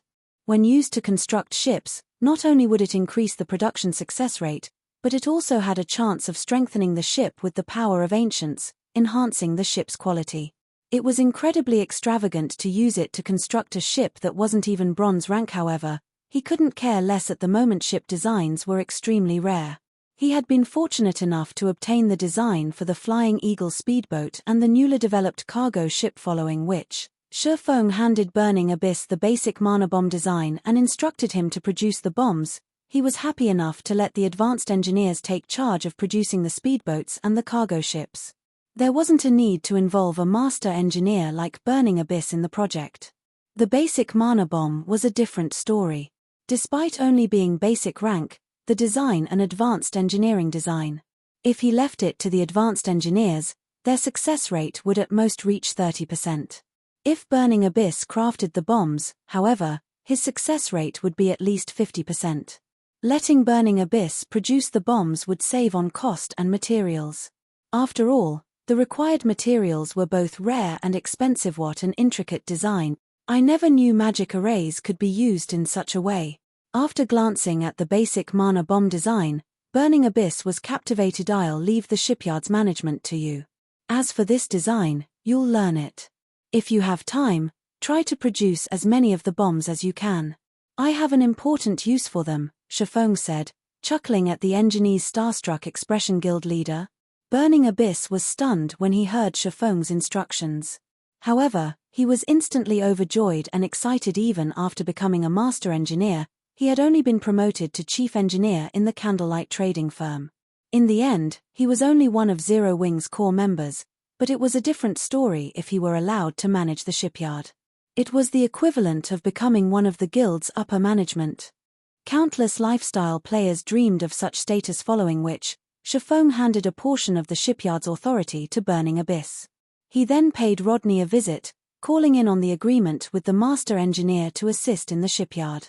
Not only would Rodney's presence increase production success rate when crafting ships, but production speed would increase as well. As Shifeng finished with the shipyard's matters and prepared to lead Gentle Snow and the others to Thunder Island, Aqua Rose gleefully walked up to him, whispering, "Guild leader, Summer just contacted me. She says that she's successfully class changed into a dragon slayer. Moreover, Kola has also completed his class change. Should I have them head over?" Chapter 1486, Assembly of Experts.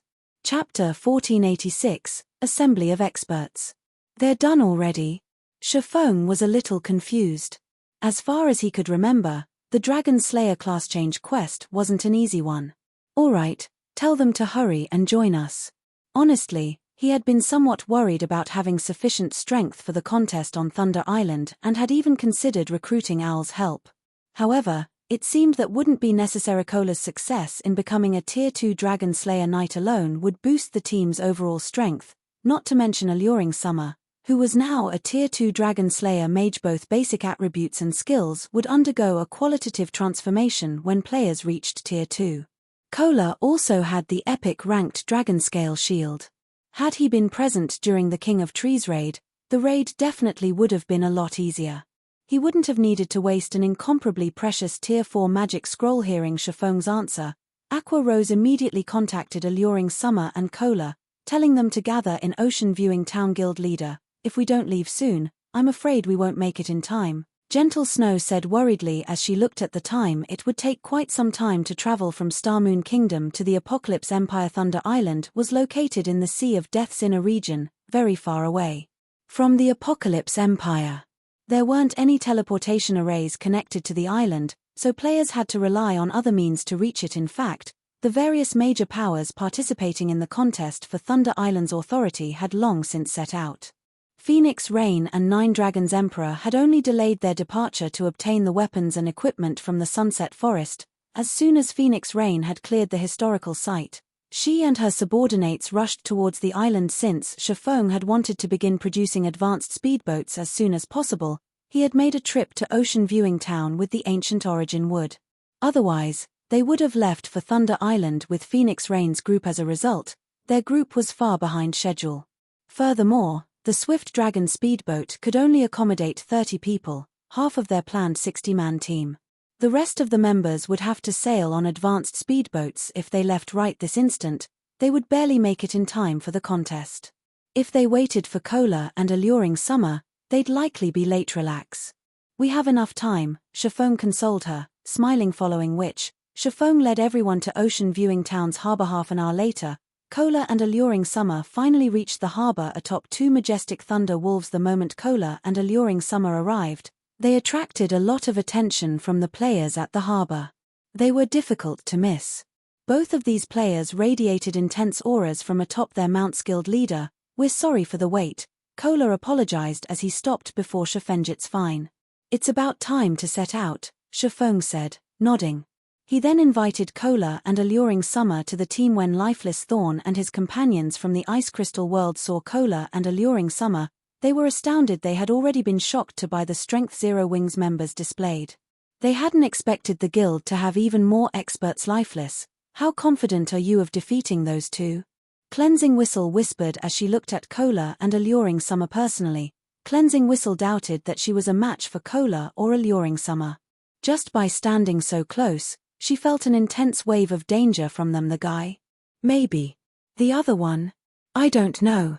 I'd have to fight her to find out, Lifeless Thorn said, fighting spirit illuminating his gaze as he watched Alluring Summer. He had struggled to find anyone who could offer a good fight back in Cold Wind City. When Shifeng had said that God's Domain's continent had plenty of experts, he had assumed the claim was meant to excite him. But looking at it now, it would seem that the swordsman hadn't lied. What? Even you aren't confident of winning? Cleansing Whistle could not help but turn to look at Alluring Summer in shock. Based on her observations during the raid in the Sunset Forest, she knew that Gentle Snow, Aqua Rose, and Zhao Yueru were powerful. Although other experts from Zero Wing had been present, it was obvious that they were significantly weaker than the three women. Hence, Cleansing Whistle had assumed that Lifeless Thorn would rank among the top 5 in Zero Wing. Unfortunately, it didn't seem like that was the case. When she thought about how Zero Wing had at least 5 experts who were even stronger than a monster like Lifeless Thorn, her shock was natural. However, Cleansing Whistle felt pretty lucky about the situation. She had been Cold Wind City's #1 swordsman. With no suitable rivals, she had to rely on herself to improve. Now, however, she met a group of people who were much stronger than her. They also had an expert swordsman like Shifeng.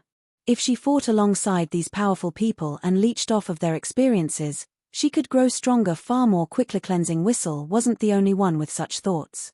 Solitary 9 and Dark Madness were just as pleased as Azura's members subtly watched Cola and Alluring Summer. Shifeng arrived beside the harbor and pulled a crystal bottle from his bag.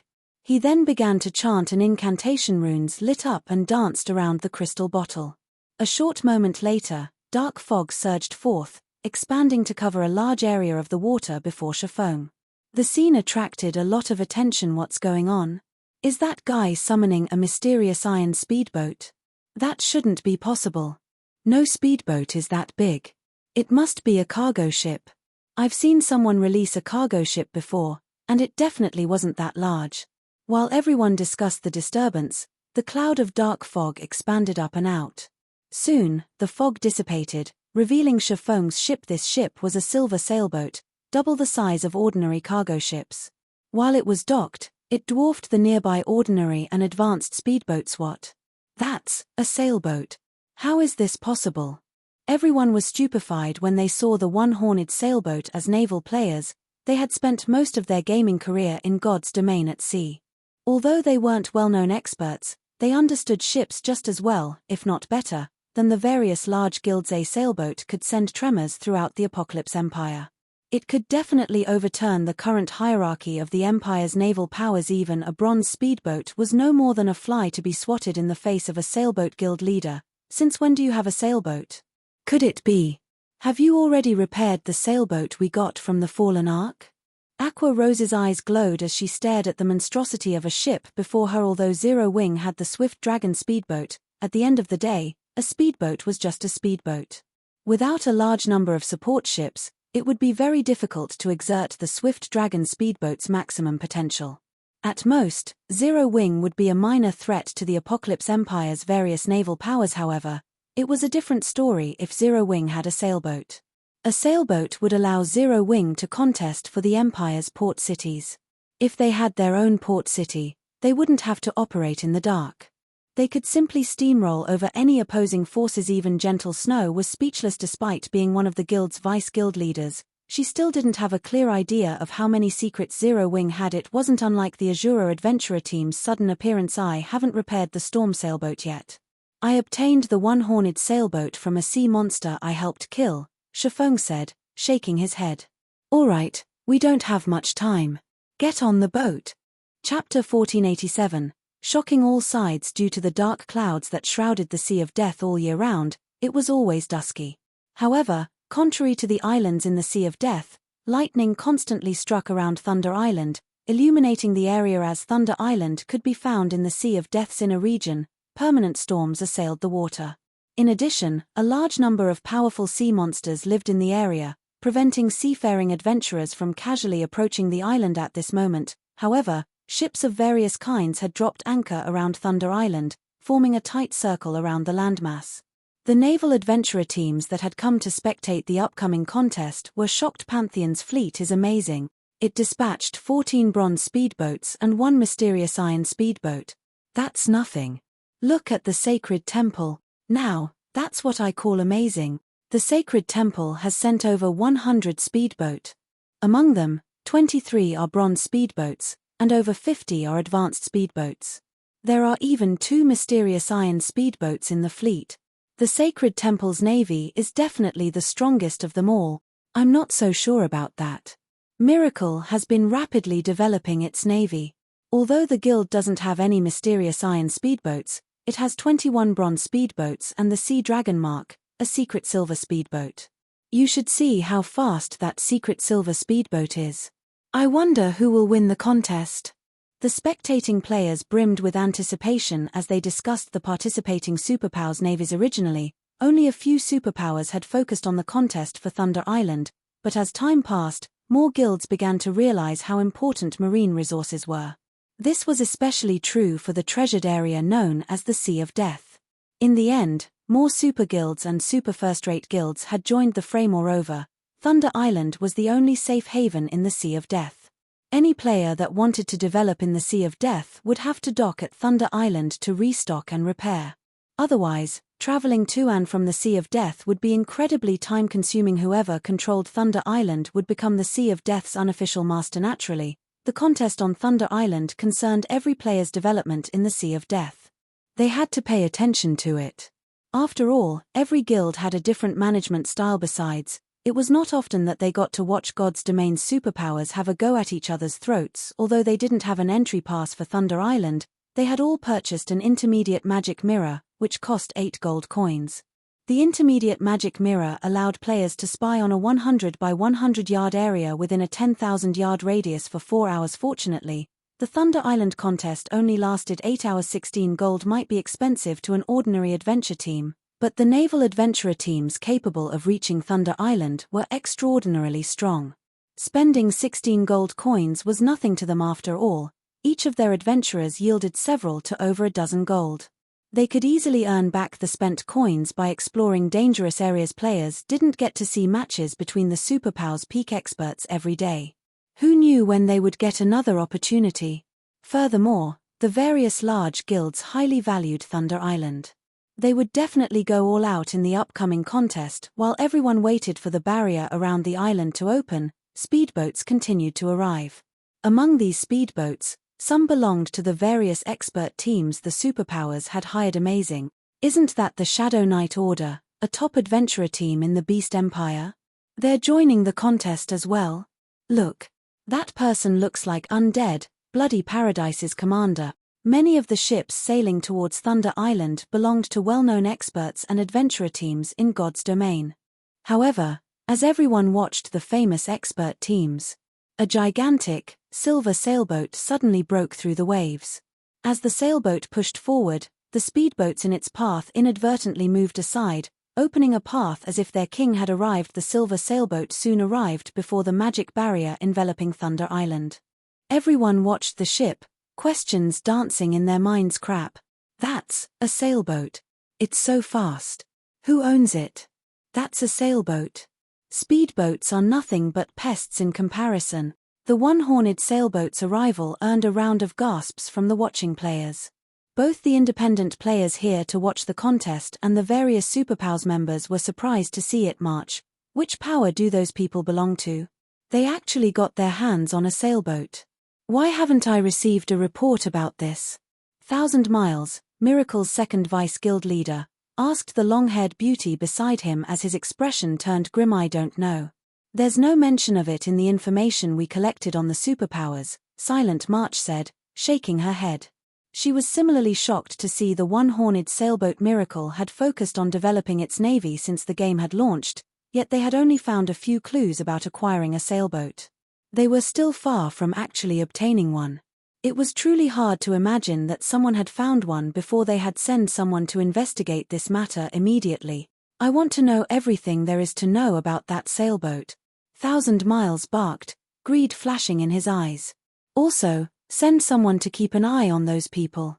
Do not let them slip past us. Understood. Silent March began to make the necessary arrangements. Miracle wasn't the only guild to notice the one-horned sailboat. Pantheon, Battle Wolves, King's Return, Nine Heavens Pavilion, Sacred Temple, and Dragon Phoenix Pavilion watched the ship closely.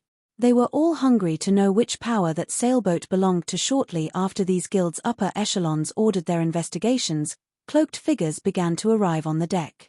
Almost all of these players wore six-winged emblems. A few of these players were particularly familiar to the superpowers' upper echelons. How do they have a sailboat? Zero wing? Everyone's jaws dropped when they saw Gentle Snow and Aqua Rose, who hadn't bothered to hide their appearances. All of these superpowers were very familiar with the two women. However, they didn't just recognize these women because of personal fame, but they also knew them as Zero Wing's vice guild leaders. Since both were present on the one-horned sailboat, the ship must belong to Zero Wing. No matter how hard they tried to wrap their minds around the idea, they couldn't bring themselves to believe that Zero Wing, a rising guild in Star Moon Kingdom, had acquired a sailboat, something they had failed to do thus far. Furthermore, Star Moon Kingdom wasn't anywhere near the sea. Big Sis Rain, look. It looks like that sailboat belongs to Zero Wing.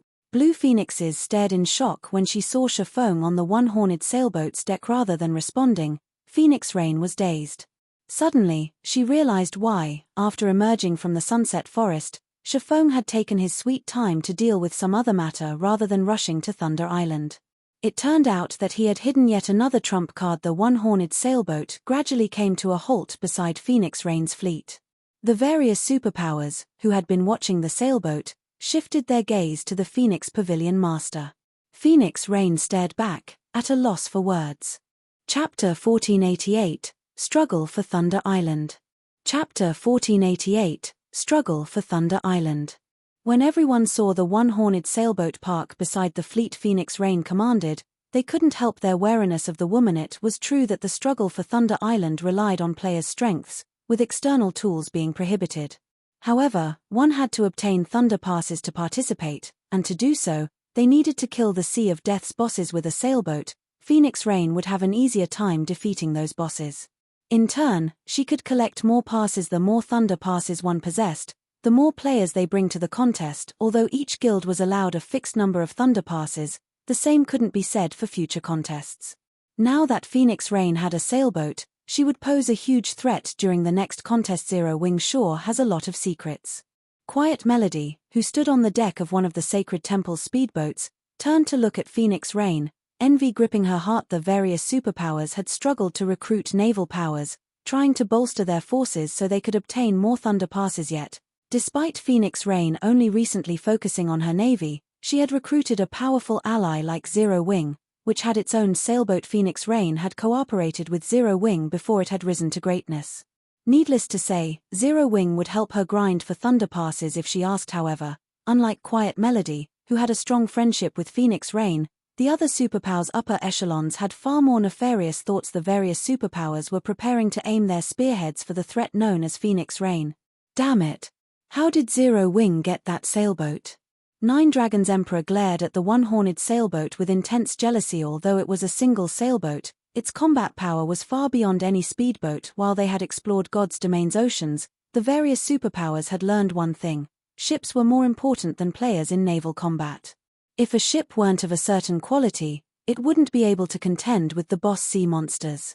Needless to say, these powerful bosses would drop weapons, equipment, and various tools that could help improve one's naval strength. With these tools, a team could explore farther and more dangerous regions, obtaining even better equipment and tools, creating an endless, positive cycle. As for Nine Dragons Emperor, he had spent a lot of money and resources to recruit rising naval powers.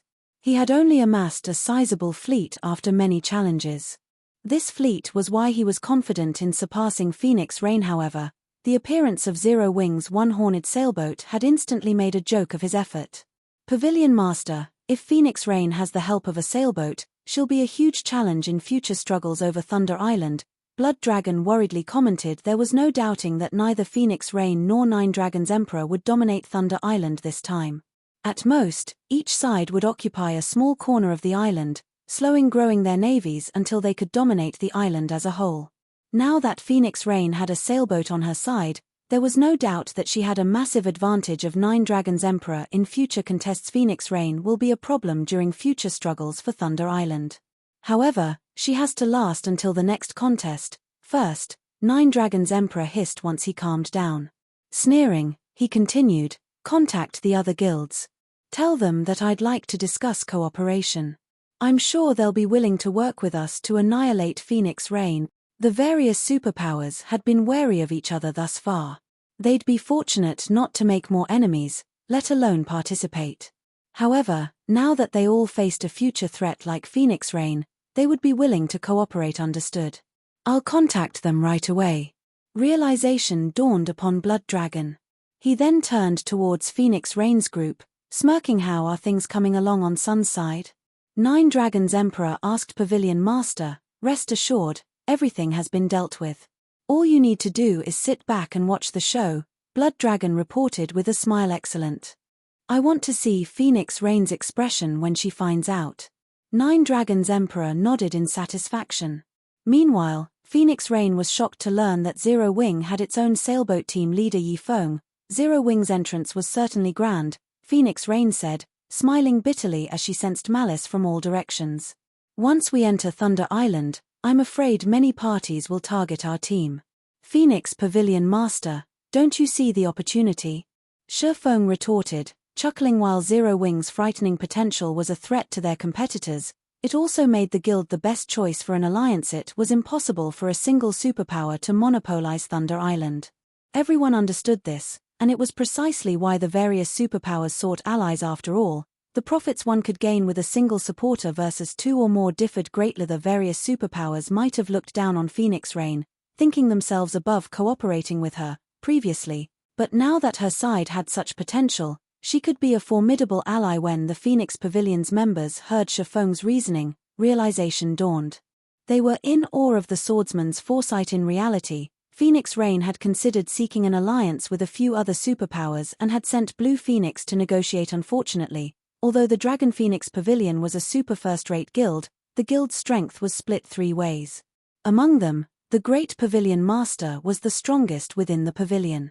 As a result, she couldn't convince the other superpowers to cooperate with her in the contest. As expected, every one of them had refused her offer. However, with the addition of Zero Wing's sailboat, the other superpowers might reconsider. Big Sis Rain, both the Battle Wolves and Sacred Temple have stated that they are willing to cooperate. However, we will only get 20% of the profits while their guilds will share the remaining 80%, Blue Phoenix reported angrily. Those despicable, old foxes. Phoenix Rain frowned. They know that I'm competing with 9 Dragons Emperor, so they're using the opportunity to hike up their prices. I have a suggestion.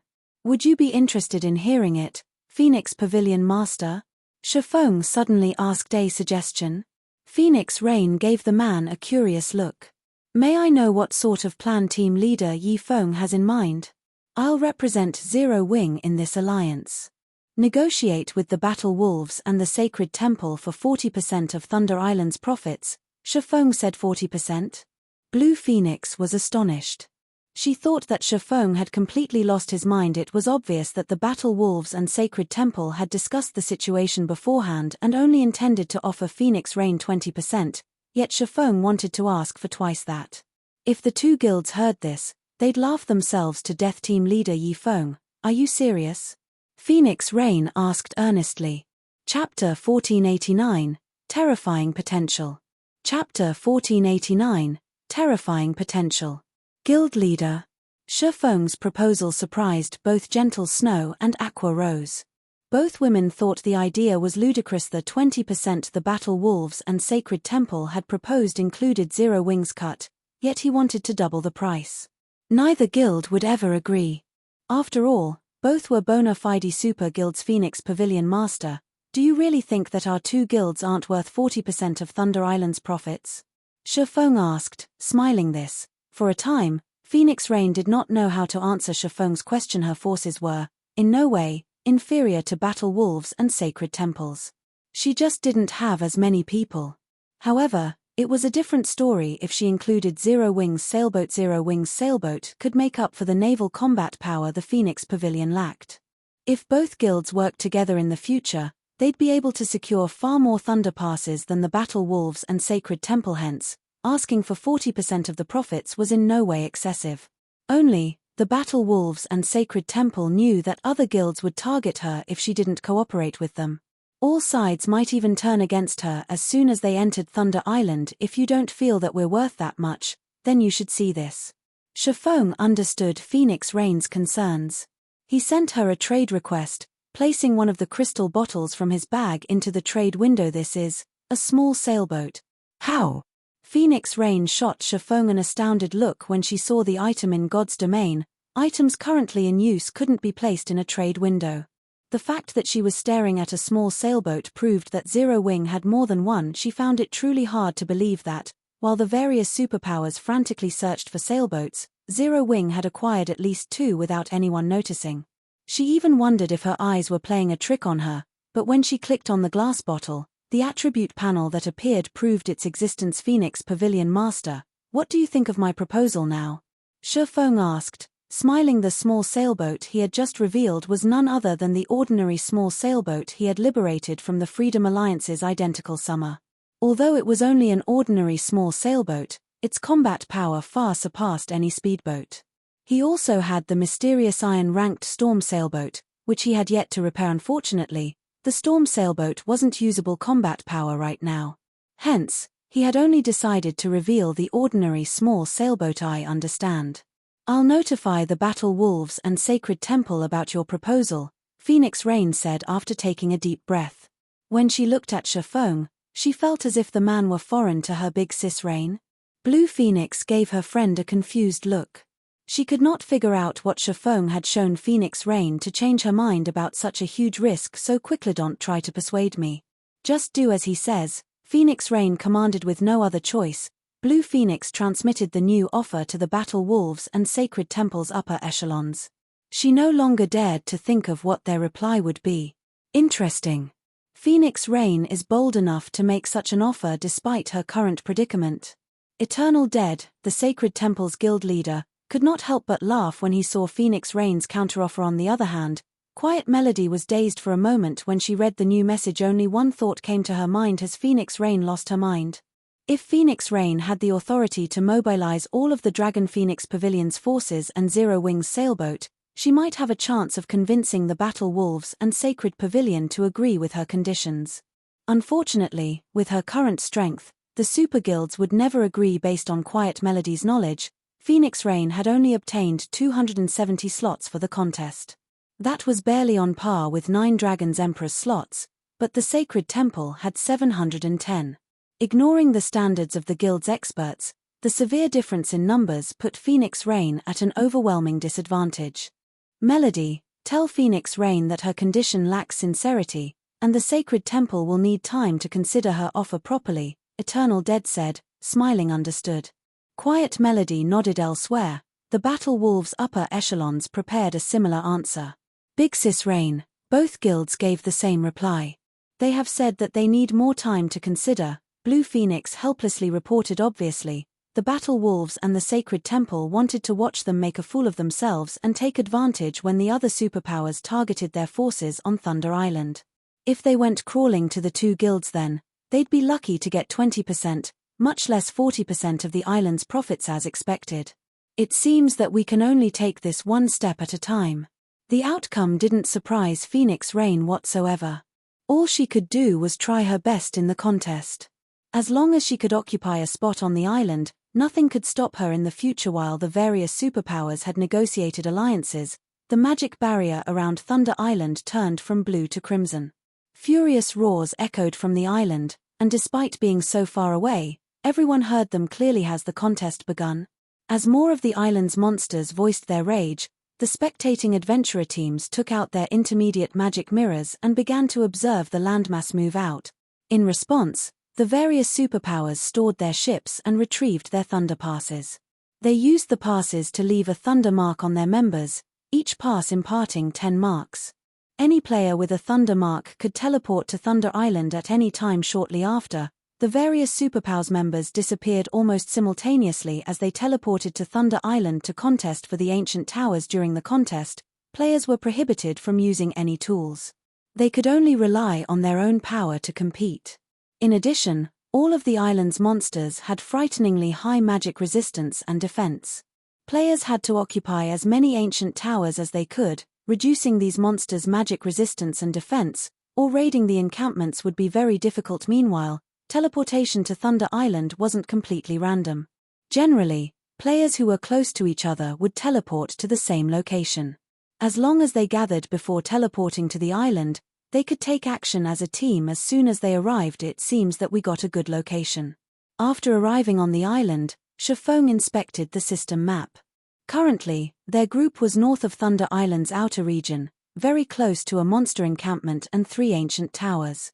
As long as they secured these ancient towers, they could clear out the monster encampment, following which, Phoenix Rain and Shifeng began to rearrange the team. They were prepared to split into 3 groups, prioritizing the ancient towers. Only after they solidified their hold would they head towards the nearest encampment. However, as Shifeng and the others prepared to head out, a group of nearly 300 players approached. Leading this group was none other than 9 Dragons Emperor 9. What is the meaning of this? Phoenix Rain demanded in a chilling tone as she glared at the Heavenly Dragon Pavilion. Master, what else could this be? We're here to eliminate a future problem, 9 Dragons Emperor said, sneering. We have nearly the same number of players. You know that a fight between us will only benefit our mutual enemies. Although Phoenix Rain had suspected that 9 Dragons Emperor might attempt to take action, she hadn't expected him to do so this quickly, even neglecting the contest for the ancient tower's equal numbers. 9 Dragons Emperor responded playfully. I don't think so. As soon as Nine Dragons Emperor finished speaking, she heard an anguished scream from behind her. Turning around, she discovered that the 50 Firmament members on her team had turned traitor, attacking her other team members. In seconds, over 20 players had died. By the time she reacted, Firmament's members had pulled away from her team. Lonely Heaven. Phoenix Rain bellowed, dense killing intent lacing her gaze as she glared daggers at Firmament's smiling guild leader. Phoenix Pavilion Master, if you have to blame someone, blame yourself for making the wrong decision. You actually invested so much into a no-name guild like Zero Wing. Lonely Heaven paid no attention to Phoenix Rain's killing intent. Now, prepare to pay the price for your mistake. Well said. Rain, since you made a wrong decision, you should pay the corresponding price. Nine Dragons Emperor then commanded, everyone, attack. Leave none of them alive. Initially, both his team and Phoenix Rain's had about the same number of players, but now that Firmament had mutinied and killed 20 of Phoenix Rain's players, she had less than 200. On the other hand, he now had 350. With nearly double the numbers, he could easily eliminate Phoenix Rain's team. Chapter 1490, Bloodhand Yama. Chapter 1490, Bloodhand Yama. As soon as Nine Dragons Emperor gave the command, his experts marched forward in formation with Martial Dragon and Blood Dragon on the front line. The melee players charged at Phoenix Rain's team. Meanwhile, the ranged players spread out to encircle her players, providing their melee teammates cover fire.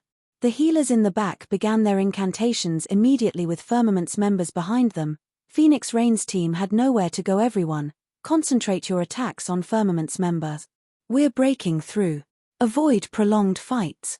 Although Phoenix Rain was furious about Lonely Heaven's betrayal, wanting nothing more than to murder the bastard herself, she quickly recovered her calm and decided to save as much of her team's strength as possible. After all, the contest for Thunder Island had just begun. Both sides had plenty of Refinement Realm and above experts. If Refinement Realm experts worked together, their overall combat power would increase tremendously. When fighting foes of the same level, even at a numerical disadvantage, they'd be impossible to annihilate quickly. Unfortunately, defeating Nine Dragons Emperor's team was impossible. Although she had Shifeng and Zero Wing's other peak experts, Nine Dragons Emperor had his own. The Shadow Dragon Legions Shadowtooth and Martial Dragon were the best examples. Both were domain realm experts and more than capable of posing a problem for her team. In addition, Nine Dragons Emperor had other experts under his command and the help of Bloody Paradise. Although the Phoenix Pavilion and Heavenly Dragon Pavilion on part in overall strength, the trump card legions under each banner weren't under the full control of their respective pavilion master. Rather, these trump card legions prioritized the Great Pavilion Master's commands. Meanwhile, Phoenix Rain had only been the Phoenix Pavilion's master for a short time, and as a result, the Phoenix Pavilion's trump card legions still maintained their loyalty to the previous master. Like Shadowtooth's case, she wasn't allowed to order them around and had to resort to persuasion. This was why her power base was significantly weaker than Nine Dragons Empress. Now that he had persuaded Shadowtooth to fight for him, and Martial Dragon, whom Nine Dragons Emperor had nurtured, had become a domain realm expert, the gap between them had widened. With fewer players on her team, she had no chance of victory. She could only avoid a clash with Nine Dragons Emperor. Like in other maps, players that died on Thunder Island would lose a level and drop a piece of equipment. This gave her even more of a reason to avoid a fight with Nine Dragons Emperor. If her team were weakened further, she'd have no hope of capturing the ancient towers and monster encampments you wish to break through. Nine Dragons Emperor sneered as he watched Phoenix Rain lead her team towards Firmament's group. Lonely. It's about time we give our Lady Pavilion Master a taste of despair. Hearing this, the distant Lonely Heaven grinned and nodded. He then turned to one of his cloaked guild members and said, "I've done my part. I'll leave the rest to you. Relax. We've accepted your payment and will complete the mission." At this time, a robust man emerged from Firmament's team. The man removed his black cloak, revealing a mass of muscle. With the black cloak gone, his horrific bloodlust was no longer contained, and even players standing over 30 yards away could sense it radiating off of him. This robust man wasn't the only one to remove his cloak. The 40-plus members Lonely Heaven had brought with him discarded the items as well, every one of them emanating a dense bloodlust. Every player's ID was pitch black, revealing their statuses as dark players. With one look at these players, Phoenix Rain's teammates shuddered. Bloodhand Yama. Phoenix Rain was shocked when she realized who the robust man was. Bloodhand Yama might be a foreign name among ordinary players, but it was very well known among the various superpowers. The man was one of the Flower of Seven Sins representatives. He had killed numerous superpowers upper echelons in the past. Phoenix Pavilion Master, your life is mine. Saying so, Bloodhand Yama gestured with a hand. Immediately, the Flower of Seven Sins members around him split into multiple parties and dashed towards Phoenix Rain and the others. He then raised his grey, diamond shield and tightened his grip on his double-headed, one-handed axe before charging like a berserk beast. Although Bloodhand Yama's team had very few members, the majority of them were shield warriors and berserkers. His team only had 5 healers. Because of the narrow canyon they occupied, the Flower of Seven Sins members easily formed a human wall that prevented anyone from passing. Meanwhile, the spectators watched the battle from the waters around Thunder Island. As a result, news of the battle spread quickly to the various superpowers on the island. Nine Dragons Emperor really is ruthless. Despite being from the same guild, he is trying to annihilate Phoenix Rain's forces. Eternal Dead, who currently commanded the Sacred Temple's members as they captured an ancient tower, couldn't help but chuckle when he saw the video. Fortunately, after this battle, Phoenix Rain should realize that without our help, she won't accomplish anything on Thunder Island. How rich! In addition to Bloody Paradise, he invited the Flower of Seven Sins to help him. He'll likely put Phoenix Rain down for good this time. When the Battle Wolves Sirius watched the video his subordinate had transmitted, he could not help his rueful sigh. In the virtual gaming world, both the Flower of Seven Sins and Bloody Paradise were organizations that were moved by money. The Flower of Seven Sins, in particular, was famous for its high prices. Even super guilds would lament the cost of assassinating a vice guild leader-level player. However, Sirius had to admit that the Flower of Seven Sins services were worth every penny. As long as one could afford their prices, the organization would guarantee any player's death. Meanwhile, back on the battlefield, the Flower of Seven Sins members slammed into Phoenix Rain's group. Bloodhand Yama easily made his way through the blockade of Phoenix Pavilion members. As if he could predict the future, he dodged or blocked every attack sent his way. When his double-headed axe descended, it always found its mark. As a result, Bloodhand Yama slaughtered the Phoenix Pavilion's refinement realm experts and slowly, but surely made his way towards Phoenix Rain. So strong. Solitary 9, who was also a shield warrior, was shocked by Bloodhand Yama's strength. The man's display was completely different from Shifeng's in Cold Wind City. Shifeng had relied on overwhelming attributes to defeat his enemies, whereas Bloodhand Yama used techniques. It seemed as if the shield warrior could block every attack and break every defense before him. However, Phoenix Rain was no ordinary player, either. Although her performance in the Sunset Forest hadn't been jaw-dropping, she was by no means weak. In fact, it seemed as if the Phoenix Pavilion Master had become an entirely different person as Solitary 9 watched her fight. Every one of her spells seemed to have a life of their own, avoiding shields and landing solid blows. Her attack method had plenty of variations. Sometimes, her spells descended from the sky, while other spells seemed to manifest from their surroundings. When some of her spells missed their mark, they seemed to make an abrupt U-turn, striking at the target's back. Due to her varied attack patterns, Phoenix Rain's targets struggled to defend themselves. The Flower of Seven Sins suffered numerous casualties at Phoenix Rain's hand.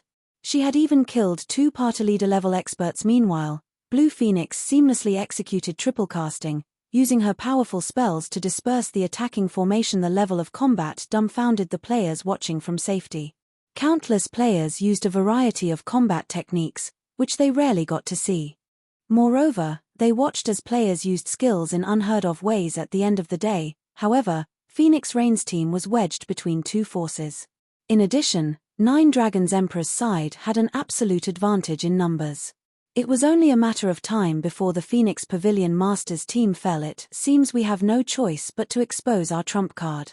Shifeng, who was fended off the Heavenly Dragon Pavilion's members, could not help but sigh. He then commanded through the team chat, "Cola, Summer, open a path. Aqua and I will bring up the rear." Understood. Cola and alluring Summer nodded before dashing towards Bloodhand Yama.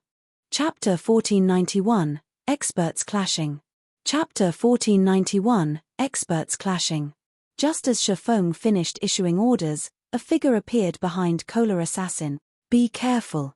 Lifeless Thorn shouted to warn the Guardian Knight. When he saw the figure, he stood only 5 yards away from Kola, and at that distance, he could even sense movement in the grace, yet despite pushing his senses to their limits, he failed to detect the approaching figure. Only after this figure had revealed himself had he noticed the enemy assassin. He had never heard of such a high-level concealment technique. Although Lifeless Thorn tried to stop the assassin's attack, the latter was simply too fast. A split second after the assassin had appeared, a stake of black light sliced across Kola's back. "Do you really think you have any hope of leaving this place alive?" Shadowtooth, who wore a black mask, hissed after appearing behind Kola Assassinate. Peng. When the black light descended, nearby players heard the sound of shattering glass. Before anyone had noticed, a transparent barrier had manifested behind Kola. Shadowtooth's attack sliced the barrier in half, but Kola remained unharmed. "Someone blocked my attack?" Shadowtooth was caught off guard. He turned to search his surroundings, intent on finding the player that had blocked his blade. The assassin's gaze soon found alluring Summer, who wore pitch-black mage robes and wielded a blue, wooden staff. She actually stopped Shadowtooth's ambush? Just who is that female elementalist? Nine Dragons Emperor, who commanded the battle from afar, shot alluring Summer a glance. Shadowtooth was the Dragon Phoenix Pavilion's #1 expert. Both his skills and items ranked among the best in the guild. Even Martial Dragon, who had grasped a domain, could not always fend off Shadowtooth's ambushes. Nine Dragons Emperor wouldn't have been terribly surprised to see a melee player with fast reactions fend off Shadowtooth's strike, but it had been an elementalist's. "It was unbelievable, young lady. Your reaction speed is quite impressive. But all you've done is called death upon yourself," Shadowtooth said in a chilling tone, narrowing his eyes at alluring Summer. He then transformed into a shadow, dashing towards the elementalist. As he ignored Kola. Once an assassin failed an ambush, they'd have a very difficult time killing an MT of the same level. On the other hand, killing a cloth armor class was easy. This was especially true for Shadowtooth, who had recently obtained the epic ranked Shadow Boots. These epic boots increased his initial acceleration to 20% of his maximum movement speed, boosting his dexterity to a whole new level. The greatest difference between expert and ordinary players was typically their dexterity. Even with the same attributes, experts seemed faster when they moved. In contrast, ordinary players typically looked like robots, their actions dull and predictable. This was due to a lack of dexterity. Players' dexterity mainly manifested in their acceleration, how quickly one could go from 0% of their maximum speed to 100% and vice versa, not one's maximum speed. The more dexterous one was, the shorter the interval. Players would then be capable of accomplishing feats that were normally impossible. If a player could begin accelerating at 20% of their maximum movement speed, the change would undoubtedly increase their dexterity by a large margin. Shadowtooth dodged one spell after another. Even when numerous melee experts blocked his path, he easily maneuvered his way through the gaps without getting caught. Lifeless Thorn even executed a perfect split spear, but the combat technique was utterly useless against the assassin. Not only had Lifeless Thorn failed to hit Shadowtooth, but he had even been struck by the man's counterattack. Despite Shadowtooth countering with an ordinary attack, the impact threw Lifeless Thorn over a dozen yards away, his HP instantly falling by 1/6 of its maximum. How is that guy so fast? The outcome stunned Cleansing Whistle and the other Azura members. They never thought that Lifeless Thorn could be repelled so easily. Fortunately, all of the players on Thunder Island were prohibited from using berserk skills. The consequences would have been unimaginable if Lifeless Thorn had been struck by an empowered Shadowtooth. After removing the berserker from his path, Shadowtooth quickly reached alluring Summer, slashing Magic Breaker at the elementalist's throat. Shadowtooth activated the Tier 1 skill, Dark Blade, without hesitation. Not only was this skill impossible to block, but it also ignored the target's defense. Most importantly, the skill would silence the target for 5 seconds when struck. Even an ordinary expert could easily defeat a magical class player who couldn't cast spells for 5 seconds. However, just before the assassin's blade bit into alluring Summer, several arcs of golden electricity wrapped around him and sealed his movements. What accurate judgment! Shadowtooth was slightly surprised to see the arcs binding him. Restriction-type control skills and spells weren't usually instantaneous. As a result, players had to predict a moving target's progress and react accordingly. Although Shadowtooth had expected Alluring Summer to attempt to stop him with a control skill as he approached, he had not expected the woman to use herself as bait. Taking advantage of the instant he paused to attack, however, Shadowtooth had reacted quickly as well. When he realized that he couldn't move, he used a control removal skill to break free. He then swung Magic Breaker at the Elementalist once more. However, Alluring Summer had prepared for this, taking half a step back. Since she had stopped Shadowtooth a second beforehand, he had lost his momentum. As a result, Magic Breaker's speed had decreased significantly, giving Alluring Summer enough time to retreat and barely avoid the short sword. Amazing. When Lifeless Thorn, who stood in the distance, saw this, he was astounded by Alluring Summer's control over the battlefield. Alluring Summer waved her staff after dodging Shadowtooth's attack. Suddenly, numerous blue, basketball-sized lightning balls appeared around the Elementalist. A moment later, all 30+ lightning balls bombarded Shadowtooth from multiple different directions. The assassin had no choice but to retreat temporarily, but as if the lightning balls had locked onto him, they moved towards his blind spots. In the end, even a domain realm expert like Shadowtooth was forced to activate Wind Steps, utilizing the moment of invulnerability to retreat. Why does Zero Wing have so many experts? Nine Dragons Emperor was stunned. He had never expected Zero Wing to have more people capable of forcing Shadowtooth back elsewhere. Kola arrived to help Phoenix Rain, charging at the approaching Bloodhand Yama. Despite this, the man showed no signs of avoiding the Guardian Knight. Instead, he raised his shield and increased his speed. One was a shield warrior, while the other was a Guardian Knight. Both players had high HP and defense. Neither of them was afraid of a head-on collision boom. When the two shields collided, a powerful shockwave shook their surroundings, causing nearby players to shudder. Involuntarily, Bloodhand Yama, who had been unstoppable thus far, had taken a step back. In contrast, Kola actually remained steady. The difference between their strengths was obvious at a glance. Is this for real? Someone actually stopped Bloodhand Yama? The various superpowers watching the fight with their magic mirrors were shocked by Kola's strength. None could believe that someone had stopped the famous Bloodhand Yama. Bloodhand Yama was famous for his violence in the virtual gaming world. He had always been a shield warrior and pursued brute strength.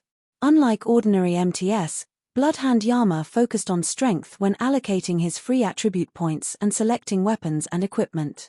Moreover, in addition to his shield and double-headed axe, his chest piece, helmet, and gloves were epic rank. The man didn't bother to hide his Gi's glow effects yet. Despite such excellent gear, he had lost a battle of strength.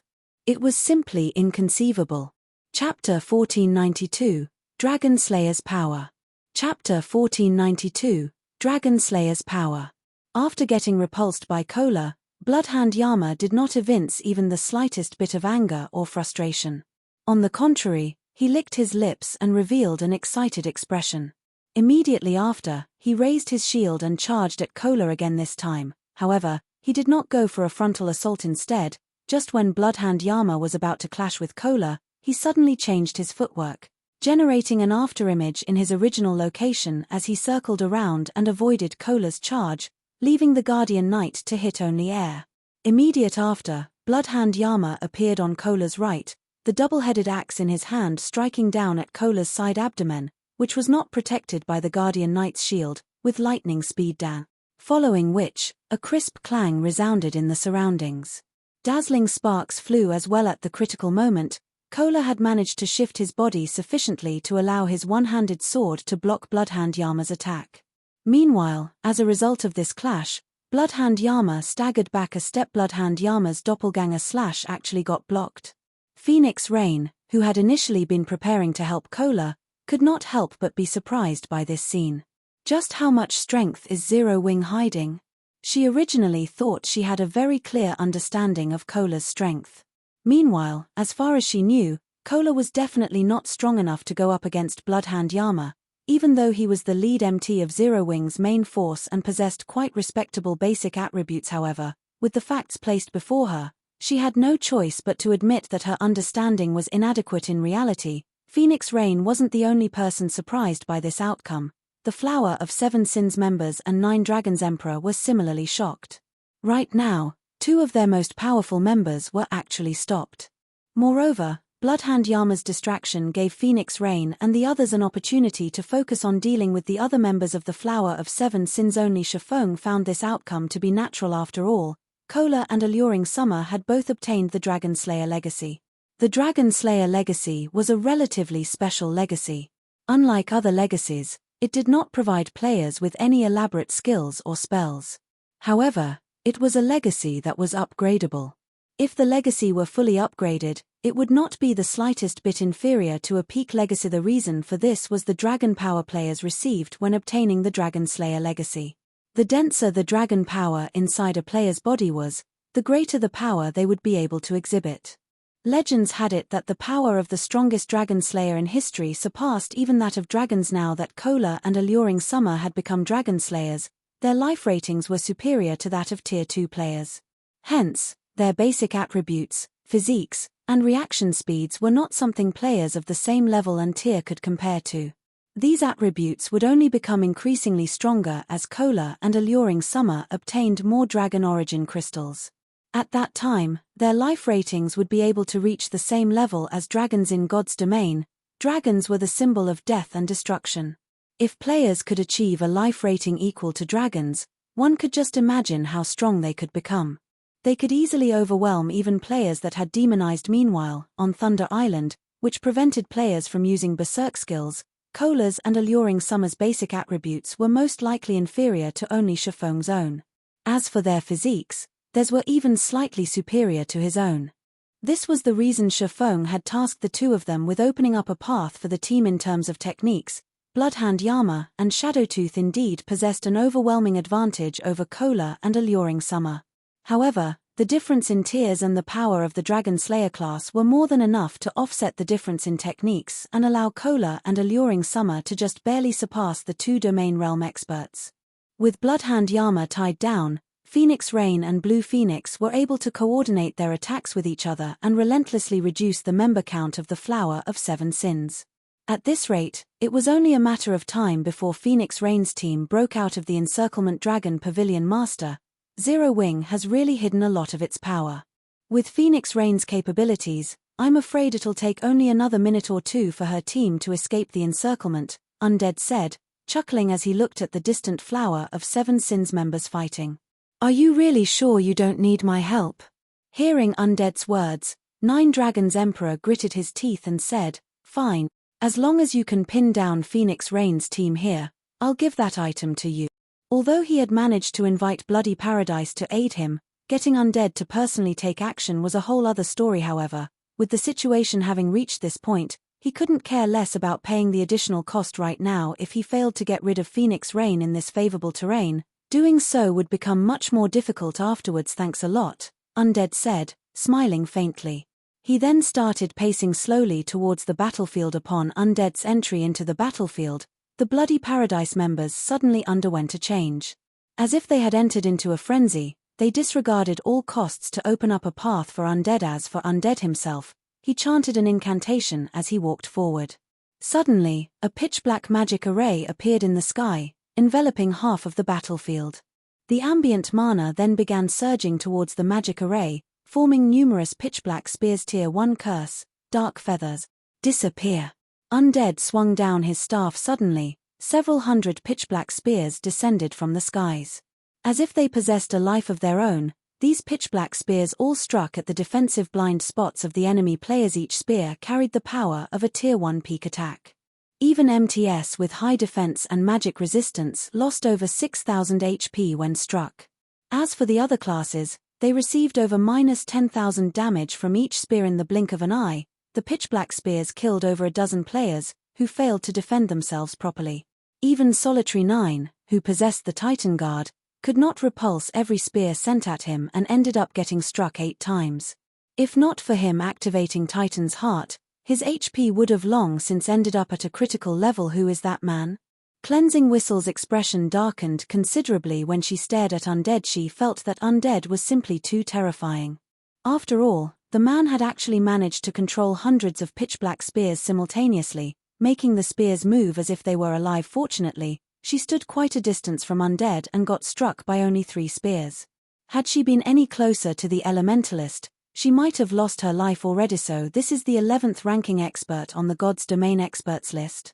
Gentle Snow's expression turned grim as she looked at Undead moving slowly in her direction. With her basic attributes and combat standards, she would be able to handle a dozen or so of those pitch-black spears simultaneously at most. If she had to go up against more than 100 of those spears, however, she would most likely have to activate the 7 Luminaries Battle Armor's active skill, Sky God's Glory, in order to survive. Not to mention, Undead had only used one spell thus far, yet he had already wreaked so much devastation. If they allowed the Elementalist to continue casting spells freely, the consequences would definitely be unimaginable. Phoenix Rain, who was currently fending off the Flower of Seven Sins members, also wore a grim expression when she saw Undead entering the battlefield. Undead was nicknamed the Devil's Hand. The man was capable of exhibiting any spell or skill to its fullest potential. Moreover, his ability to control the situation of a battlefield was peerless. He was most suited to group battles. Individually, he was also much stronger than old monsters like Bloodhand Yama and Shadowtooth. It was precisely because of Undead that even Ku Rong, the great pavilion master of the Dragon Phoenix Pavilion, feared Bloody Paradise greatly. Rain, stop your futile resistance and just obediently accept your fate. Nine Dragons Emperor said mockingly when he saw the tides of the battle turning in his favor. He was fully aware of just how powerful Undead was. Even Martial Dragon, who had grasped a domain, could survive against Undead for only a short time. Moreover, both sides were currently intermingled, making it impossible for anyone to use large-scale destruction spells without resulting in friendly fire. In such a situation, Undead, an elementalist capable of freely controlling his spells, was practically a godlike existence. Guild leader, should I head over there? Aqua Rose suggested. At the moment, she was going up against more than 3 refinement realm experts simultaneously. However, seeing Undead and Bloody Paradise's members getting out of control, she decided it was more important to deal with them first. No need.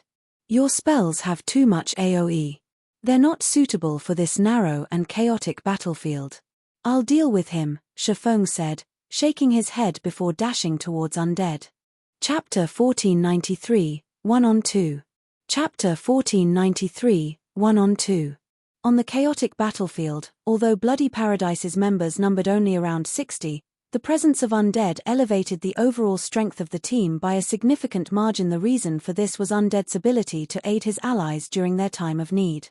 At the same time, he was also capable of creating gaps for these allies to strike at their opponents. He was like the overlord of the battlefield, and even Shifeng could not help but feel admiration for Undead's capabilities. Undead could not only achieve absolute control over the battlefield with his spells but also freely manipulate his enemies on the battlefield. It was precisely because of this talent of his that the secret pavilion had nicknamed him the Devil's Hand. When Shifeng entered within 60 yards of Undead, over 20 fireballs and ice spears suddenly flew at him. To Shifeng, however, attacks of this degree did not even warrant him blocking them.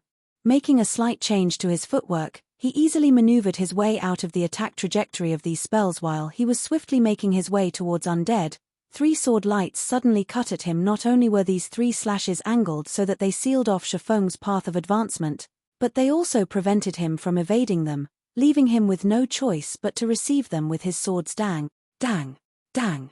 Shifeng promptly blocked the 3 slashes before they could even get within 5 yards of him. Immediately after, the shadow of a figure descended from the sky. At the same time, a towering pillar of flames also descended directly towards Shifeng. Flame slash. However, Shifeng, who was capable of pushing his 5 senses to their very limits, had long since noticed this attack. Twisting his body, he executed an upward chop, sending 3 black arcs of light to counter the descending flame slash. Boom. When the intense flames collided with the 3 converging slashes of Shifeng's chop, a powerful shockwave spread to the surroundings. As the shockwave spread, it also repulsed the descending figure, which landed roughly 6 yards away from Shifeng. Is there a need for the almighty commander of the War Dragon Legion to make such petty little moves? Shifeng glanced at the figure before him. This figure belonged to none other than Martial Dragon, the commander of the War Dragon Legion. He was also 9 Dragons Emperor's most trusted aide at this moment. Martial Dragon wielded a silver greatsword engraved with crimson runes and wore silvery-grey battle armor. He had also reached level 49 already and was not one bit inferior when compared to Phoenix Rain. Moreover, if one paid close attention to Martial Dragon's body, they would notice that the number of epic equipment he possessed was not one bit inferior to Bloodhound Yames. Notably, the great sword Martial Dragon wielded, which was named Silver Snow, was the 17th ranking sword among God's Domain's 36 famed swords. At the same time, it was also Martial Dragon's trademark in Shifeng's previous life. Despite Silver Snow being ranked only slightly higher than Killing Ray, due to it being a two-handed sword, it possessed significantly more power than Killing Ray's expected of Zero Wing's honorary elder. You've managed to block my attack even under such circumstances. Martial Dragon was not the slightest bit agitated by Shifeng's mocking words. On the contrary, he laughed and said, "However, with me here, nobody will be able to approach undead." If anybody else spoke these words, they would definitely be laughed at for their foolishness. However, when Martial Dragon said them, nobody on the battlefield felt anything wrong with them. Since Martial Dragon was a domain realm expert of the Dragon Phoenix Pavilion, no player or power dared to look down on him. "Then, you'll have to be able to stop me first."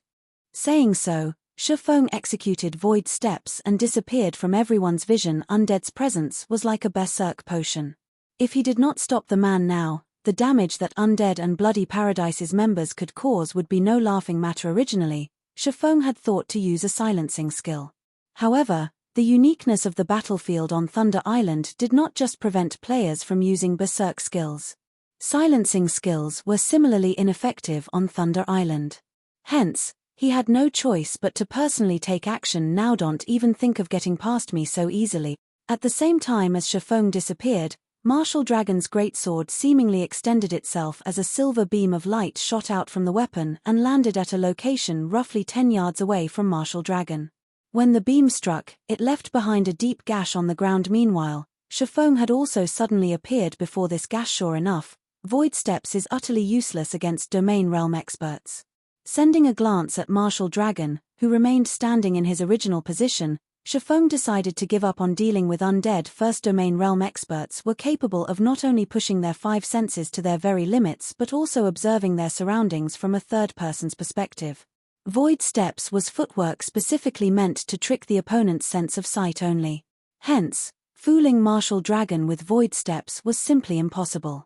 The only reason Shifeng had even tried executing the footwork was in the hopes that it would delay Martial Dragon's reaction by even a moment. Now, however, it would seem that void steps was incapable of doing even that. "What? Giving up already?" Martial Dragon chuckled as he looked at his motionless opponent. In response, Shifeng simply continued silently observing Martial Dragon. Compared to the fact that Martial Dragon was a domain realm expert, Shifeng was more wary of the greatsword in the berserker's hands. As one of the 36 famed swords of God's domain, Silver Snow possessed special hidden effects, just like the Abyssal Blade did. While the Abyssal Blade could gather the surrounding mana around its user, Silver Snow could extend the range of its attacks. Of course, this extension was not without limits. However, it still gave Martial Dragon a maximum attack range of 15 yards. Although this hidden effect could be maintained for only extremely short intervals, it was already more than enough for an expert player. When experts fought, they would always gauge their opponent's attack range before going in for an attack. If the other side could suddenly extend their attack range, one could just imagine the effect it would have on a battle. Meanwhile, being able to extend his attack range up to 15 yards allowed Martial Dragon to cover more ground in his defense. This was also the reason why the berserker had spoken such boastful words earlier. Moreover, this attack extension was still not the most powerful aspect of Silver Snow, which instead lay in its ability to execute 2-stage attacks. The famed sword was capable of saving up to 10 cuts made before for 15 seconds. Any enemy that came into contact with these cuts would receive damage. This was also the only skill Silver Snow possessed, Broken Mark. Aside from Broken Mark, Silver Snow possessed no other skills. Meanwhile, it was also precisely due to this skill that Silver Snow ranked 17th among God's Domain's 36 famed swords. In other words, Martial Dragon could set up invisible traps anywhere within 15 yards of himself. Hence, not only did Shifeng need to be careful of Martial Dragon's attacks while fighting, but he also needed to avoid stepping anywhere the berserker had cut before. "Since you're not coming, I'll head over to you instead." Martial Dragon had no intention of dragging out this fight. Upon seeing his opponent remaining unresponsive, he immediately activated charge on Shifeng. At this moment, Undead, who was slowly making his way towards Phoenix Rain, also took notice of Shifeng. He immediately began chanting incantations, summoning an ice wall to help Martial Dragon block off Shifeng's path of retreat and at the same time sending a Tier 1 flame barrage at Shifeng's defensive blind spot. Both Martial Dragon and Undead were domain realm experts, and both were capable of clearly perceiving every one of Shifeng's movements. Hence, when facing the attacks of these two experts, Shifeng would have no choice but to receive their attacks, as dodging was simply impossible. How despicable. Those two actually have the gall to work together. When Gentle Snow saw Martial Dragon and Undead ganging up on Shifeng, she wanted to move in and help Shifeng. However, Blood Dragon and two other Refinement Realm experts had her thoroughly pinned down. As for Shifeng, his two opponents were similarly extraordinary players capable of going up against a great lord of the same level. Despite Shifeng having the advantage in basic attributes, if he was not careful when dealing with their attacks, they would kill him very easily. Just when Martial Dragon's Silver Snow and Undead's barrage of fireballs were about to descend on Shifeng, Shifeng tightened his grip on his two swords and executed Sword's Orbit. Suddenly, the ice wall behind him and the sword lights and fireballs before him were all shattered by Sword's Orbit. What powerful attribute! Undead was slightly surprised when he saw his ice wall shattered. Very quickly, however, he switched his attack method and executed triple casting. Smiling faintly, he said, "Let's see how you deal with this move." Suddenly, several magic arrays appeared around Shifeng. From the ground, an earthen spike emerged. From the sky, a lightning strike descended.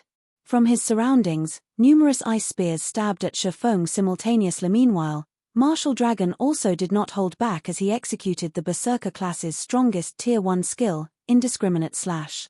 Suddenly, numerous streaks of silver light interweaved, forming a wall that pushed towards Shifeng. This overwhelming attack pattern made the scalps of everyone present on the battlefield tingle. Just when these attacks were about to land on Shifeng, however, Shifeng abruptly stabbed Killing Ray into the ground. Summon lightning. Suddenly, arcs of lightning spread out to Shifeng's surroundings, instantly obliterating the attacks of Undead and Martial Dragon. What a powerful skill! Martial Dragon was somewhat surprised by this outcome. He had never thought that Shifeng would possess a skill capable of wiping out other skills. Nevertheless, he laughed in the next moment and said, "However, I'm sure you can use this skill of yours only once." He and Undead were capable of executing their coordinated attack again after a short cooldown. They could even switch the skills and spells they used and execute other attack patterns. They did not need to rely on powerful skills like Shifeng did to defend and attack. While it is indeed true that I can only use this skill once within a certain period of time, if the two of you can't coordinate with each other again, then it doesn't really matter, Shifeng retorted, smiling calmly. He then activated Phantom Kill and 9 Dragons Slash. Chapter 1494, One-Hit Kill. Chapter 1494, One-Hit Kill. The instant Shifeng activated his skills, the doppelganger created from Phantom Kill immediately activated Windblade and made its way towards Undead, while the 16 Abyssal Blade Phantoms summoned by 9 Dragons Slash shot towards Martial Dragon, giving the two no opportunities to react at all. Domain Realm experts were already difficult opponents to deal with, in the first place with Martial Dragon and Undead now working together, dodging their combination attacks was simply impossible.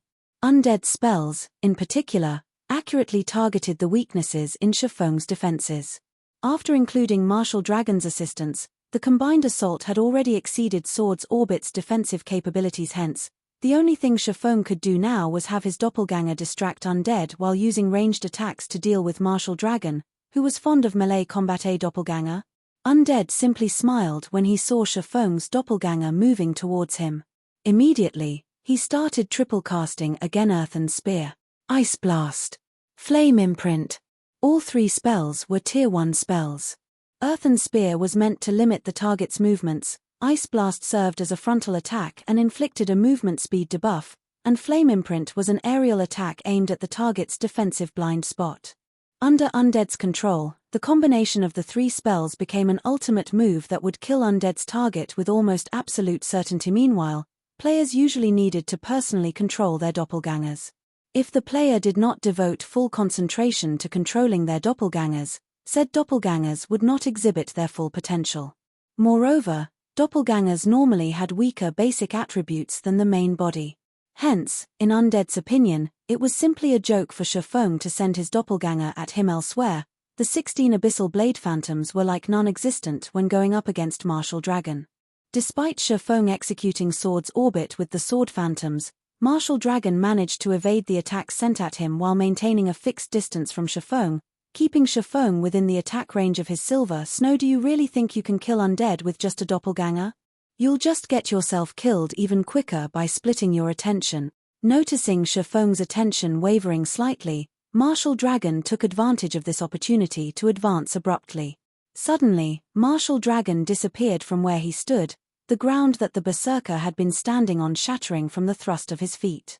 In the next moment, 12 doppelgangers of Martial Dragon formed around Shifeng, all 12 of them stabbing their greatswords at the surrounded swordsman Tier 1 taboo skill, Dragon Tooth. If Shifeng were currently going up against an ordinary expert, even if he split his attention between himself and his doppelganger, he would not have any problems dealing with the said expert. However, his opponent right now was Martial Dragon. Splitting his attention right now resulted in him exposing even more weak points. Dragon Tooth. Shifeng was surprised. He never thought that Martial Dragon had actually learned the Berserker class's Dragon Tooth skill. Dragon Tooth was the fastest Tier 1 skill for Berserkers. Moreover, every attack dealt by the skill carried double the strength of the user. If this skill struck Shifeng, the consequences would be unimaginable. Martial Dragon shouted if Shifeng had been going all out. With his superior attributes, he could easily dodge the majority of Martial Dragon's attacks.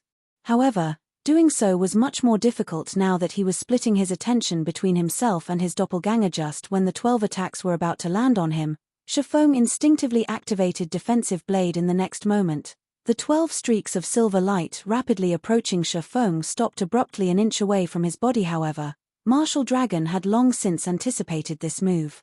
He promptly leaped high up into the air before slamming his greatsword downwards, his entire person seemingly having transformed into a meteor as he plunged towards Shifeng Tier 1 taboo skill, Falling Star. This move was the sole Tier 1 AoE skill available to Berserkers. Although the skill had a modest radius of only 10 yards, any enemy within that 10-yard radius would be dealt a devastating blow. Moreover, all players struck would have their movement speed reduced by 80% and reaction speed by 50% after Falling Star descended. The ground Shifeng stood on immediately cratered. The surrounding players shuddered involuntarily as they looked at the fiery and smoky pit. So strong. Lifeless Thorn, who was fighting a short distance away, was indescribably shocked when he saw this scene. Martial Dragon had completed his two-pronged attack so quickly and smoothly that it looked as if it was just one big attack to Lifeless Thorn. There was no lag in between the two attacks whatsoever. Now that Zero Wings Yifeng has been killed, I want to see just how long you will continue struggling. Nine Dragons Emperor sneered when he saw Shifeng disappearing completely in Phoenix Rain's team. Yifeng was undoubtedly the strongest player. He was also one of the few players capable of going up against Martial Dragon.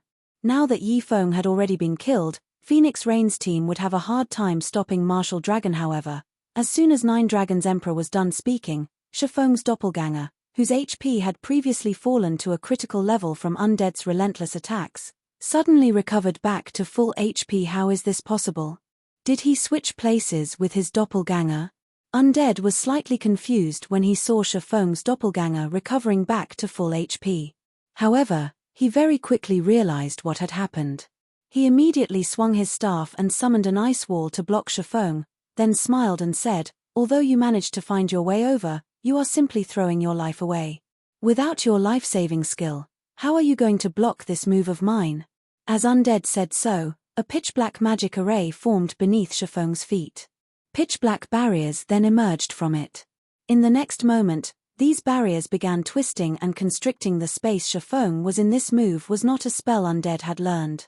Rather, it was an additional skill, Dark Illumination, of Hell King's Eye. The staff he wielded when activated, the skill would freeze the space around the targeted area, preventing players caught within its range from moving. Afterwards, the frozen space would be obliterated. Although the skill's AoE was not particularly large, it was much stronger than ordinary large-scale destruction spells. Turn to dust. Undead tapped the butt of his staff on the ground. Boom.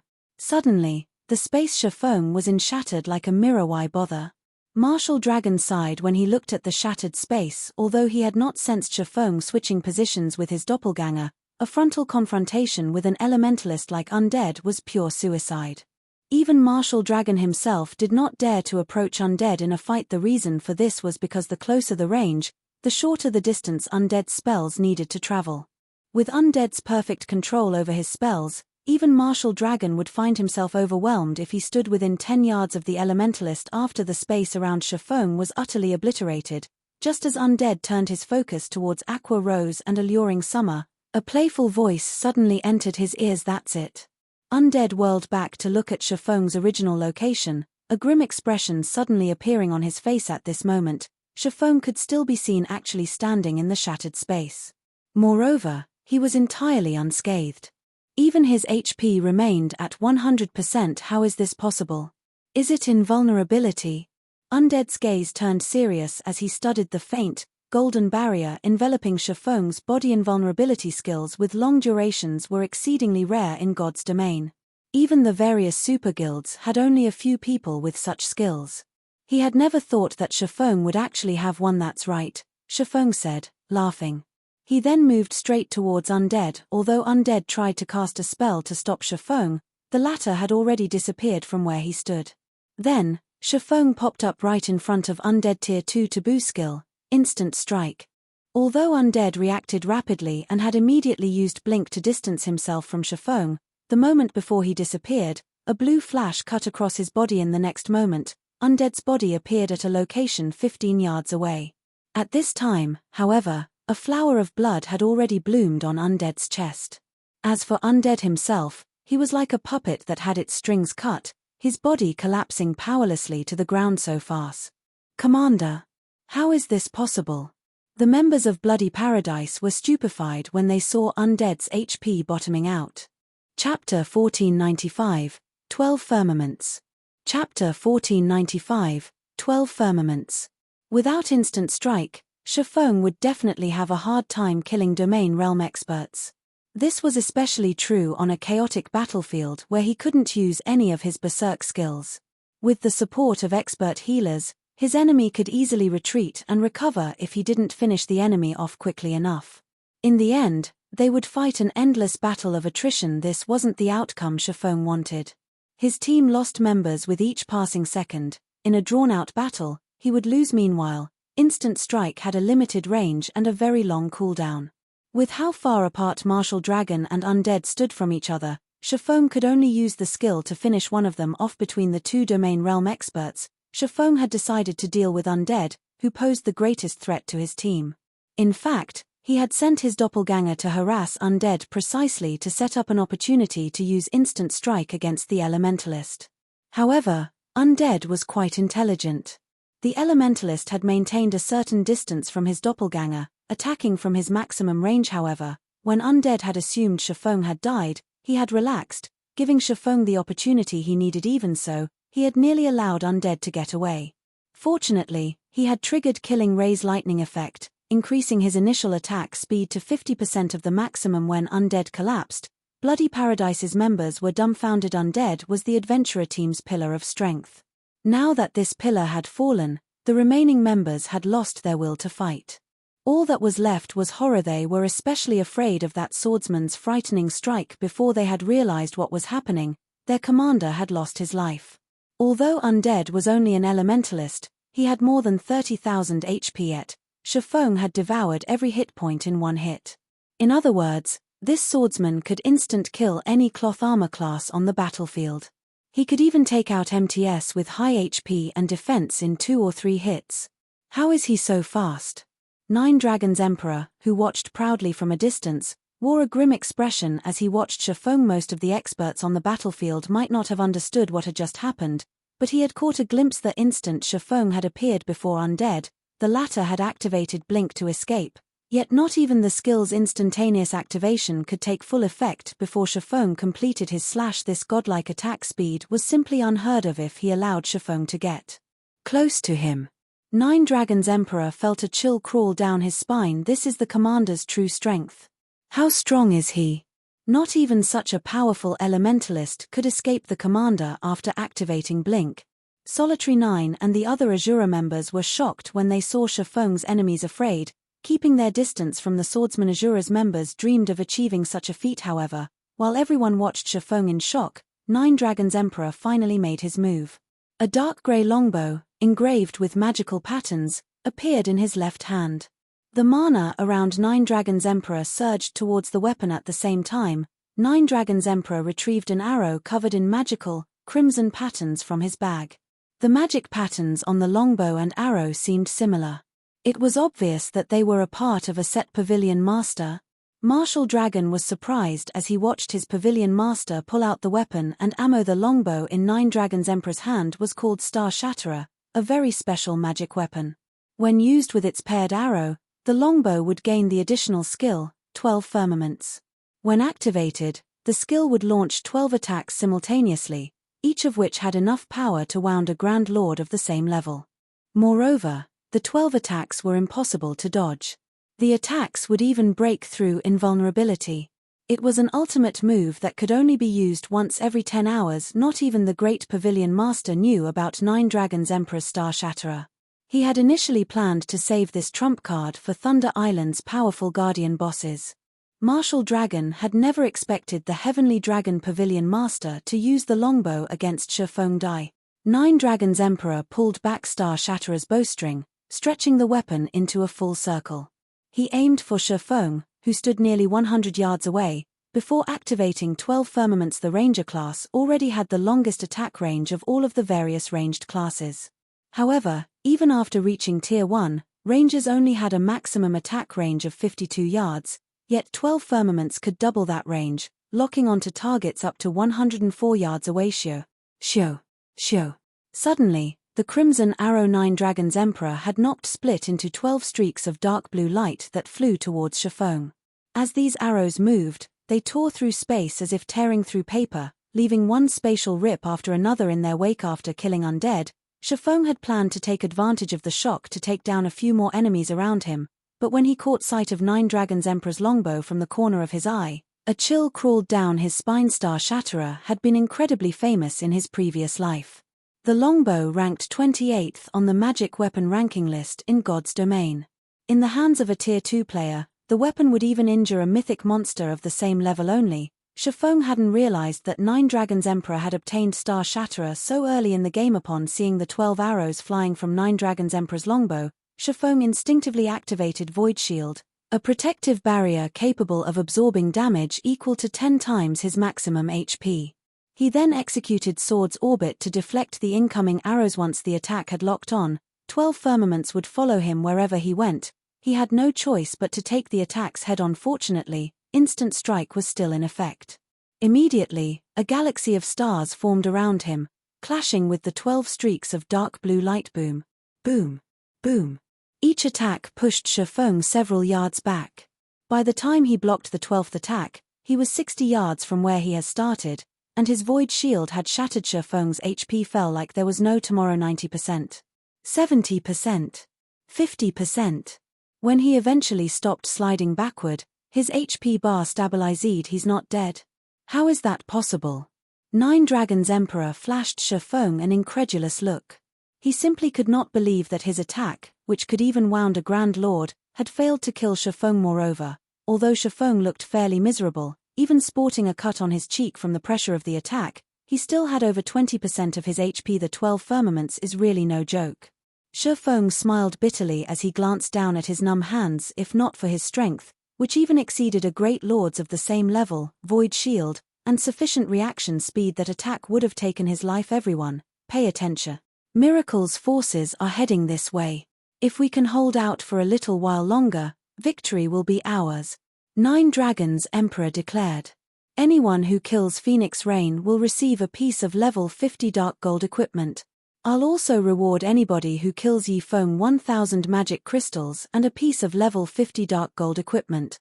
Nine Dragons Emperor hadn't thought that he'd encounter anyone who could threaten his life, but after watching Shifeng take undeads, he no longer felt safe.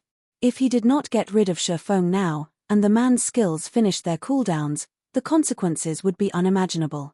He had to prioritize the swordsman's death, forcing him to lose a level and a piece of equipment. If an expert of Shifeng's caliber lost a piece of equipment that he was particularly compatible with, his combat power would plummet. Only then would Nine Dragons Emperor's mind be at peace. Of course, killing Shifeng multiple times would be the best outcome. Level 50 Dark Gold equipment. All hail the Pavilion Master. Hearing Nine Dragons Emperor's announcement, many of the players on his team turned towards Shifeng, eager to earn the rewards. When Phoenix Rain's team members heard the declaration, they were confused. They weren't surprised by the bounty on Phoenix Rain's head, but he had also placed an even higher bounty on Shifeng's. The Phoenix Pavilion members didn't understand why Nine Dragons Emperor would prioritize the swordsman's death over Phoenix Rain's. However, what truly made Phoenix Rain's team members despair was the news that Miracle's members had almost reached the battlefield, coming to assist their enemies already colluded with Miracle. Shifeng felt pressed for time as he watched his enemy's morale recover. He shifted his gaze towards Bloodhound Yama and the other Flower of Seven Sins members. It seems that I can't afford to hold back any longer. As Shifeng made his way towards Bloodhound Yama, he activated divine steps to nullify the incoming attacks from the enemy experts around him. Both of his hands were still numb, and the best he could do was maintain his grip on his weapons, much less deflect an attack. A moment later, Shifeng reached Phoenix Rain's section of the battlefield. He stabbed the abyssal blade into the ground and activated the evolved abyssal curse. Chapter 1496, One Move, One Kill. Chapter 1496, One Move, One Kill. As Abyssal Curse activated, a large, pitch-black magic array appeared beneath the Flower of Seven Sins members. Black fog rose from the array, tangling around the expert players and restricting their movements. Moreover, they received a debuff that reduced their basic attributes by 20% for 10 minutes, although the Flower of Seven Sins members had reacted very quickly and immediately activated their control removal skills, breaking free of the fog. The 20% reduction to their basic attributes decreased their combat power significantly. The Flower of Seven Sins MTS, in particular, watched their HPs drain as they tried to protect their DPS experts. Even with the support of numerous healers, their HP bars steadily fell. Even Bloodhound Yama, who had been overwhelming Cola, found himself on the defensive. What a powerful control skill. Phoenix Rain shot Shifeng a glance after seeing the assassin group's combat power decrease drastically. She had never thought that Shifeng still had such a trump card. In one move, Shifeng had turned the tide of battle. In reality, he hadn't wanted to reveal this move. Abyssal Curse would work wonders in a large battle where players couldn't use tools, berserker skills, or silencing skills. But there were many superpowers fighting for control of Thunder Island. The designated contest area wasn't particularly large, so it was easy for the different powers to encounter each other. Meanwhile, Abyssal Curse had a 20-minute cooldown. If his team met another superpower during the cooldown, he'd have one less trump card. When Nine Dragons Emperor saw the results of Shifeng's attack, his expression darkened. The Flower of Seven Sins members already had a numerical disadvantage against the Phoenix Pavilion's team. They had to rely on their MTS and healers to hold on. Now that their basic attributes had decreased, they would have a much harder time holding back Phoenix Rain and her people. Marshal, take some men to help Bloodhound. Do not let Phoenix Rain's group break free of the encirclement. Nine Dragons Emperor commanded. Thanks to Shifeng's move, the Flower of Seven Sins suffered one casualty after another. At this rate, Phoenix Rain's team would escape in less than a minute. If that happened, it'd become much harder to take her team down. Understood. Upon receiving his orders, Martial Dragon led 30+ melee players, who still had a fair amount of their HP, to the Flower of Seven Sins corner of the battlefield. Although Gentle Snow and Zhao Yueru tried their best to stop Martial Dragon when they tried to move across the field, Martial Dragon easily evaded the skills and spells sent his way. When he couldn't dodge an attack, he blocked it with a casual swing of his greatsword. The healers in the rear quickly replenished any HP he lost. Meanwhile, Phoenix Rain's team put everything they had into assaulting the Flower of Seven Sins members, who were on the defense, hoping to break free of the battlefield as quickly as possible. Don't even dream of getting past her. When Bloodhound Yama saw that less than 30 players remained on his team, he gritted his teeth and activated the Tier 1 taboo skill for Shield Warriors, Iron Fortress. Suddenly, with Bloodhound Yama in the center, a silver glow enveloped all of his teammates within a 30-yard radius. The affected players instantly received a buff that decreased incoming damage by 30% and increased their maximum HP by 15%. As for Bloodhand Yama, he received a buff that decreased incoming damage by 40% while increasing his maximum HP by 20. Both buffs had a 12-minute duration. Not only did Iron Fortress alleviate some of the pressure on the healers, but the affected players' HPs also began to increase despite the bombardment they received. Good. As expected of Bloodhand Yama, Nine Dragons Emperor, who helped Martial Dragon open a path, rejoiced when he saw the Flower of Seven Sins members recover suddenly. A shadow appeared before Bloodhand Yama's teammates.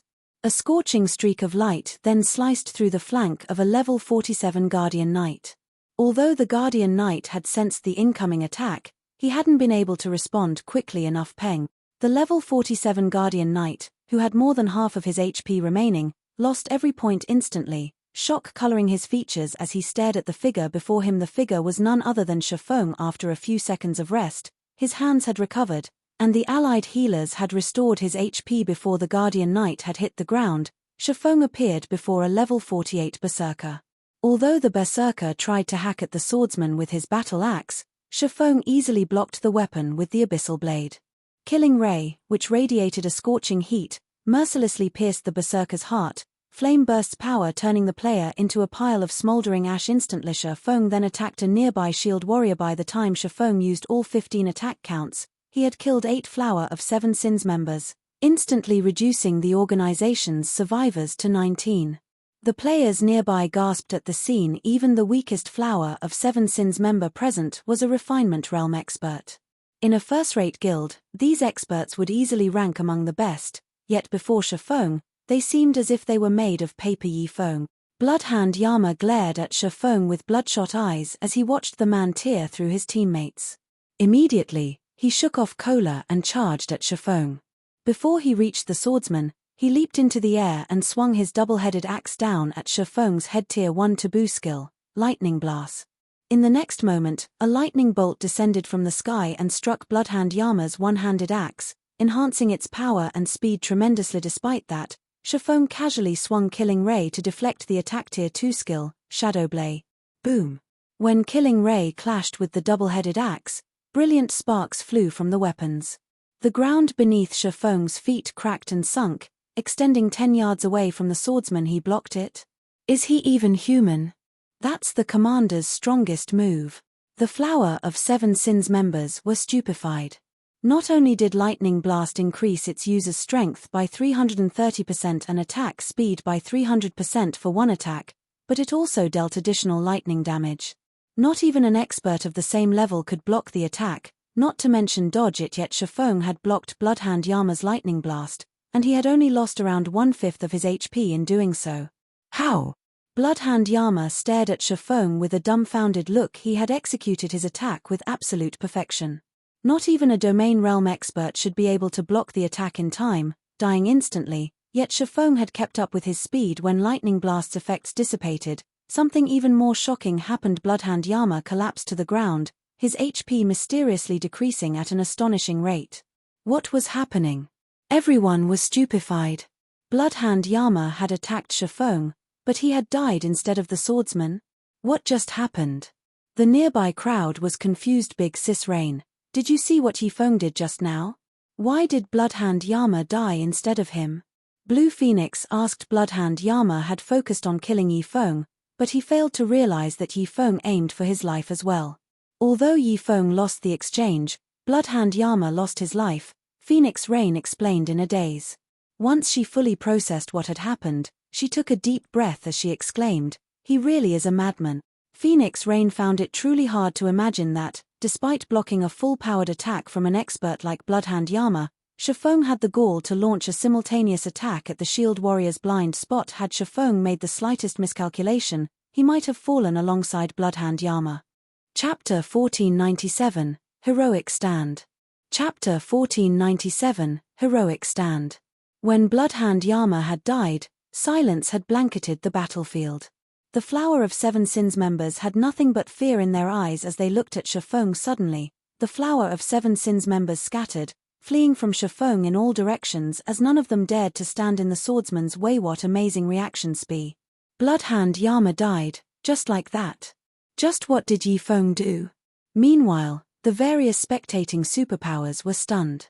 Their peak experts, in particular, watched Shi Feng with grim expressions. Bloodhand Yama had been incredibly fast, yet not only had Shi Feng kept up with the man despite swinging his blade a moment after Bloodhand Yama began his attack, but he had also had the attention to spare while defending himself to use shadow blades against the shield warrior, catching him off guard. It would have been fine if the counterattack had simply caught Bloodhand Yama off guard. What truly shocked the various peak experts was that Shi Feng had killed Bloodhand Yama instantly, despite the shield warrior having activated Iron Fortress and having 2/3 of his HP remaining. Iron Fortress reduced the damage that Bloodhand Yama took by 40% and increased his maximum HP by 20%.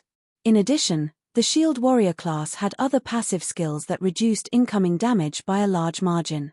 With Bloodhand Yama's remaining 30,000 plus HP, not even a berserker of the same level should be able to kill him instantly, yet Shi Feng had done just that. The watching experts wondered what would have happened if they had stood in Bloodhand Yama's place. Would they be able to survive? Or Shi Feng's blades claim their lives as well? What everyone didn't know was that, although the counterattack seemed reckless, Shi Feng had calculated the whole encounter. Tier 2 players had a much stronger physique than Tier 1 players. Furthermore, Shi Feng had multiple fragmented legendary items. There was also the fact that he had reduced Bloodhand Yama's basic attributes with Abyssal Curse. Moreover, Bloodhand Yama was a strength-focused shield warrior. To Shi Feng, who had the strength and speed of a great lord of the same level, defending against and killing Bloodhand Yama was no trouble. Shi Feng didn't bother to chase after the fleeing flower of Seven Sins members. Instead, he picked up the plate armor quizzes Bloodhand Yama had dropped. Although the quizzes weren't epic rank, they were level 45 dark gold equipment. The piece could easily fetch a few hundred gold on the market. After collecting up his loot, Shi Feng turned and dashed towards Martial Dragon. Although no one stood in their path of retreat now, they'd still sustain heavy casualties if they allowed Martial Dragon and his people to pursue and attack. As the battle drug on, Phoenix Rain's team had less than half of its original 200 or so members. In contrast, Nine Dragons Emperor's team still had over 200 players. The gap in both sides' strength continued to grow. If they did not stop Martial Dragon, he'd cripple their team. Even if they escaped in the end, don't even think of getting away so easily. At this point, Nine Dragons Emperor knew that he couldn't stop Phoenix Rain's team from retreating. Immediately, he moved to work alongside Martial Dragon, slaughtering the fleeing players. However, rather than dealing with the moderately skilled players, Martial Dragon and Nine Dragons Emperor targeted Gentle Snow and Zhao Yueru. Suddenly, numerous arrows rained down on Gentle Snow, cutting off her path of retreat. At the same time, Martial Dragon leaped into the air, arriving beside the female berserker.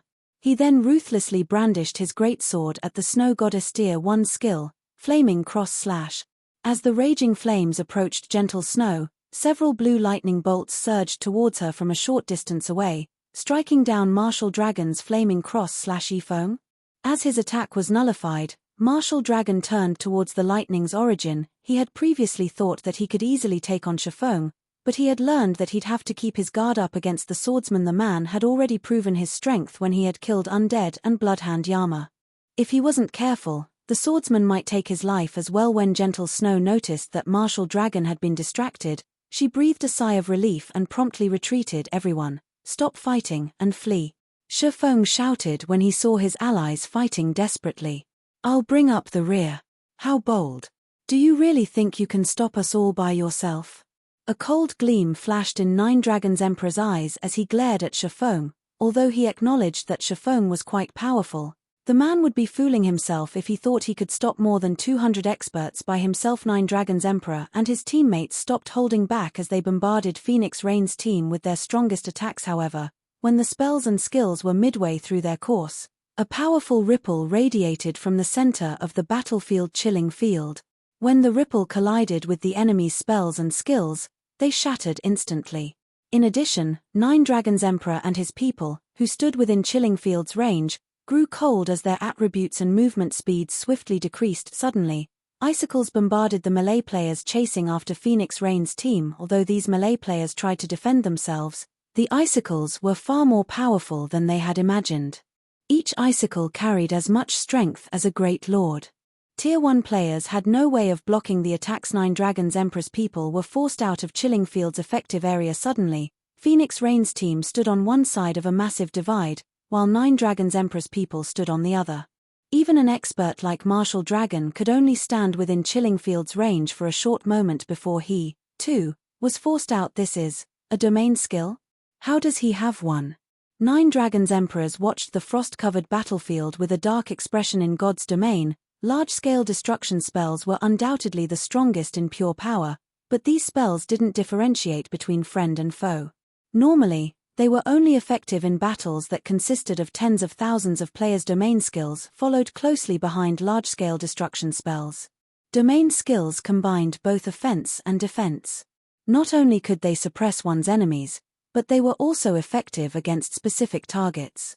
However, players normally had to reach Tier 3 before they would find domain skills. The watching players outside of Thunder Island were stupefied. Is this a joke? He actually stopped 9 Dragons Emperor's team by himself. Just who is this Yi Feng? For a time, everyone talked about Shi Feng first. He had killed Undead, who had the nickname the Devil's Hand. Then he had killed Bloodhand Yama, one of the Flower of Seven Sins representative experts. Now, he stopped 200+ experts by himself. This was simply inconceivable. None of the 200+ players fighting for 9 Dragons Emperor were ordinary experts. This small force was more than capable of annihilating an army of several thousand elite players, yet they were helpless against Shi Feng. All they could do was watch as Phoenix Rain's team moved farther and farther out of their grasp. Chapter 1498, Capturing Ancient Towers. Chapter 1498, Capturing Ancient Towers. Damn it. 9 Dragons Emperor's glare was frosty as he watched Phoenix Rain's team pull away from his own. Arranging this ambush to eliminate Phoenix Rain had taken a lot of effort, yet Shi Feng had ruined his plans. With Shi Feng maintaining Chilling Field in the narrow valley center, his team couldn't pursue Phoenix Rain. Even if they launched ranged attacks, Shi Feng would have no trouble dodging them with his speed and techniques. He didn't have the option of using a large-scale destruction spell either. Shi Feng could easily pull away from the caster while the spell activated. In addition, 9 Dragons Emperor had already used 12 Firmaments, his strongest trump card. He would not be able to use it again for the next 10 hours. After time passed, Shi Feng took a look at his system map. When he noticed that Phoenix Rain and the others were far enough away, he turned and sped away from the battlefield, no longer worried about distracting 9 Dragons Emperor and his people. Pavilion Master, should we give chase? Martial Dragon asked after watching Shi Feng depart. Although Phoenix Rain's team had escaped, Shadowtooth had placed a marker on Alluring Summer during their previous fight. Hence, it was entirely possible to chase after Phoenix Rain's team. No need. They've gotten lucky this time. You and Shadowtooth will go and occupy the ancient tower. Once we group up with Miracle's team, we'll have plenty of opportunities to deal with Phoenix Rain, 9 Dragons Emperor calmly stated as he shifted his gaze to the nearby ancient tower. The main goal in this contest was to occupy Thunder Island's various monster encampments. However, there were a limited number of encampments on the island. With so many superpowers participating in the contest, he'd be putting the cart before the horse if he chased after Phoenix Rain. Moreover, not only had Phoenix Rain lost the chance to capture the ancient towers as a result of this battle, but her team had sustained heavy damages. After such a painful setback, Phoenix Rain would have a very difficult time turning things around. Although this outcome wasn't what he had planned, he had achieved part of his goal. Understood. Martial Dragon took one last look at Shi Feng's retreating figure before containing his killing intent. He then led a 20-man team towards the ancient tower on the side of a nearby hill. Meanwhile, the various watching superpowers had gained a new understanding of Phoenix Rain's team. This was especially true for Zero Wings Yi Feng. Although it had only been a moment, Shi Feng had held back over 200 experts by himself. Even the superpowers domain realm experts would struggle to replicate the feat. Yi Feng is really unlucky. Had he joined a superpower instead of a small guild like Zero Wing, his future would have been limitless. Send someone to investigate Yi Feng. I want to know his background. 9 Dragons Emperor is ruthless. Although Phoenix Rain still has her core combatants, over 70% of the island's ancient towers have already been captured. She'll have no choice but to wait until the next contest. After the battle between Phoenix Rain and 9 Dragons Emperor's teams, the various superpowers returned their attention to capturing ancient towers and raiding monster encampments. While some teams pitted the Phoenix Pavilion Master, some celebrated her misfortune. The first few minutes were the most important in the contest. Thunder Island's ancient towers were easily defensible. Once players captured an ancient tower, other players would have a challenging time trying to steal it. Without dispatching a force that was several times stronger than the defenders, the ancient towers were impossible to take. Hence, the participating superpowers' final achievements were usually decided during the first few minutes. Moreover, among the various superpowers, Phoenix Rain's overall combat power ranked the weakest. After all, unlike the other superpowers, the Dragon Phoenix Pavilion had split its forces after Phoenix Rain and her companions escaped. They searched for an unoccupied ancient tower while waiting for their dead teammates to resurrect. Finally, after 10 minutes or so of searching, one of the scouting assassins found an unclaimed tower at the edge of a bay. Phoenix Rain immediately led her team to capture it. The team spent around 10 minutes clearing out the dozen or so level 55, Lord-ranked savage orcs before they captured the ancient tower. Big Sis Rain, I've just received news from our men outside of Thunder Island. All 39 ancient towers have been captured. I'm afraid we've lost our chance to secure a second tower, Blue Phoenix reported helplessly. What's the situation on Nine Dragons Emperor's side? Phoenix Rain asked, frowning. She hadn't expected the other superpowers to take action so quickly that she wouldn't even have the opportunity to capture a second tower. Thunder Island's monster encampments were no trivial matter. Without tools or berserk skills, taking down ordinary Grand Lords of the same level would be extremely difficult, not to mention Thunder Island's Grand Lords. The defense and magic resistance a single tower provided wouldn't likely be enough to help them capture a monster encampment, even if they worked together. They needed the weakening effects of 2 ancient towers. With the help of Miracle, Nine Dragons Emperor has captured 3 ancient towers. His team is already preparing to raid a monster encampment, Blue Phoenix said. She then sent Phoenix Rain a statistics chart and continued, these are the forces he has guarding the 3 towers. His allocated 102 players in total. 42 people are guarding the tower closest to us. Nine Dragons Emperor isn't taking any chances. Phoenix Rain revealed a bitter smile as she read the information. She had planned to attack one of Nine Dragons Emperor's ancient towers after she recovered her forces, but it seemed that was no longer possible. They would have to run for nearly 15 minutes to reach the closest tower. Although only 42 people defended the tower, the party included Blood Dragon, the branch guild leader of the Dragon Phoenix Pavilion's Black Dragon Empire branch guild. With the defender's advantage, her team wouldn't be able to take the tower unless it attacked with everything it had. If they wanted to attack the second closest ancient tower, they'd need roughly 23 minutes to reach it. Moreover, they'd have to pass by Blood Dragon's tower during the run. They wouldn't be able to avoid Nine Dragons Emperor's detection. He'd easily be able to send reinforcements to the second tower before they reached it. No matter what they did, they wouldn't be able to steal one of Nine Dragons Emperor's ancient towers. And taking a tower from another superpower was impossible. All of the other competitors already knew her team's predicament. Hence, they had intentionally dispatched more manpower to defend the towers close to her team, strengthening their fortifications beyond what Nine Dragons Emperor could manage. To put it simply, her team had lost any chance of securing a monster encampment during this contest. As he read the collected information, Shifeng suddenly commented, "We're not completely out of options. We still have a chance." Phoenix Rain took another look at the report in her hands, but even after reading through it again, she couldn't find an ancient tower that her team could raid. What about this tower? Shifeng said as he pointed to one of Nine Dragons Emperor's ancient towers, the farthest from their current location. That one? Phoenix Rain had initially been excited to hear that they still had a chance, but after seeing the ancient tower Shifeng had pointed at, she was speechless. Although only 25 players are defending that tower, it'll take us 30 minutes to reach it. By the time we arrive, Nine Dragons Emperor's reinforcements would have beaten us there. We'll never be able to capture the tower. No. We won't just target one tower, we'll capture 2 of his ancient towers simultaneously, Shifeng said, chuckling as he shook his head. Capture 2 towers? Phoenix Rain looked at Shifeng's grin in confusion.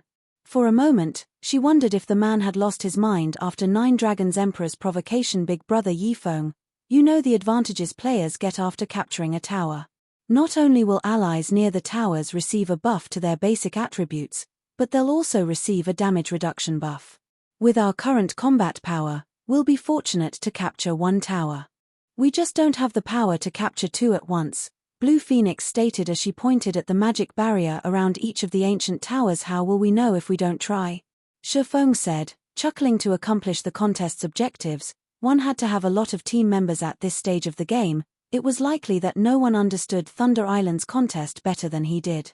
Furthermore, he had a strategic tool to capture the ancient towers. He had wanted to avoid using it, but since Nine Dragons Emperor had ruined his plans, he didn't mind teaching the man the cost of doing so. Chapter 1499, Siege Tactic. Chapter 1499, Siege Tactic. After listening to Shifeng's proposal, Phoenix Rain fell silent for some time. Trying to capture two ancient towers simultaneously was pushing the envelope with their current team. If they failed, their team's overall combat power would decrease once again, and capturing a tower later would become even more difficult. However, without three ancient towers, they had no guarantee of capturing a monster encampment. For a moment, Phoenix Rain was wrought with indecision. If we don't make a move soon, it'll be even more difficult to capture an encampment, Shifeng reminded her when he saw the hesitation in Phoenix Rain's eyes. Like the ancient towers, there were a limited number of monster encampments on Thunder Island. There were only 17 encampments in this contest. Now that the various superpowers had occupied the ancient towers, the encampments would be their next target. If they remained idle, doing nothing and allowing the other superpowers to capture and occupy the encampments, they'd lose any chance they currently had. Once a team captured a monster encampment, NPCs would manifest to help the players defend it, making it many times more difficult to raid than an ancient tower. All right. I'll pass you the team's leadership. I'll do everything I can to assist you, Phoenix Rain said, gritting her teeth. In the end, she decided to gamble on her fate. Moreover, she was curious about how Shifeng planned to wrestle control of two ancient towers from Nine Dragons Emperor. When Phoenix Rain agreed, Shifeng began to prepare. Any team that secured an ancient tower on Thunder Island would receive a stackable buff that decreased monsters' defense and magic resistance in the encampments when attacked. At the same time, allies within 100 yards of the captured tower would receive an extra buff that increased their basic attributes and reduced incoming damage by 30%. Hence, defending players were very difficult to deal with. In addition, every team in the contest had allies outside the island to help them keep track of enemies' movements. If an enemy team showed any intention of attacking a particular tower, the team would bolster its defense and dispatch reinforcements. This made it even more difficult to steal an occupied ancient tower. Fortunately, these hurdles were nothing to Shifeng. Phoenix Pavilion Master, you'll lead 80 players to assault Nine Dragon Emperor's nearest ancient tower. Try to avoid fighting within 100 yards of the tower.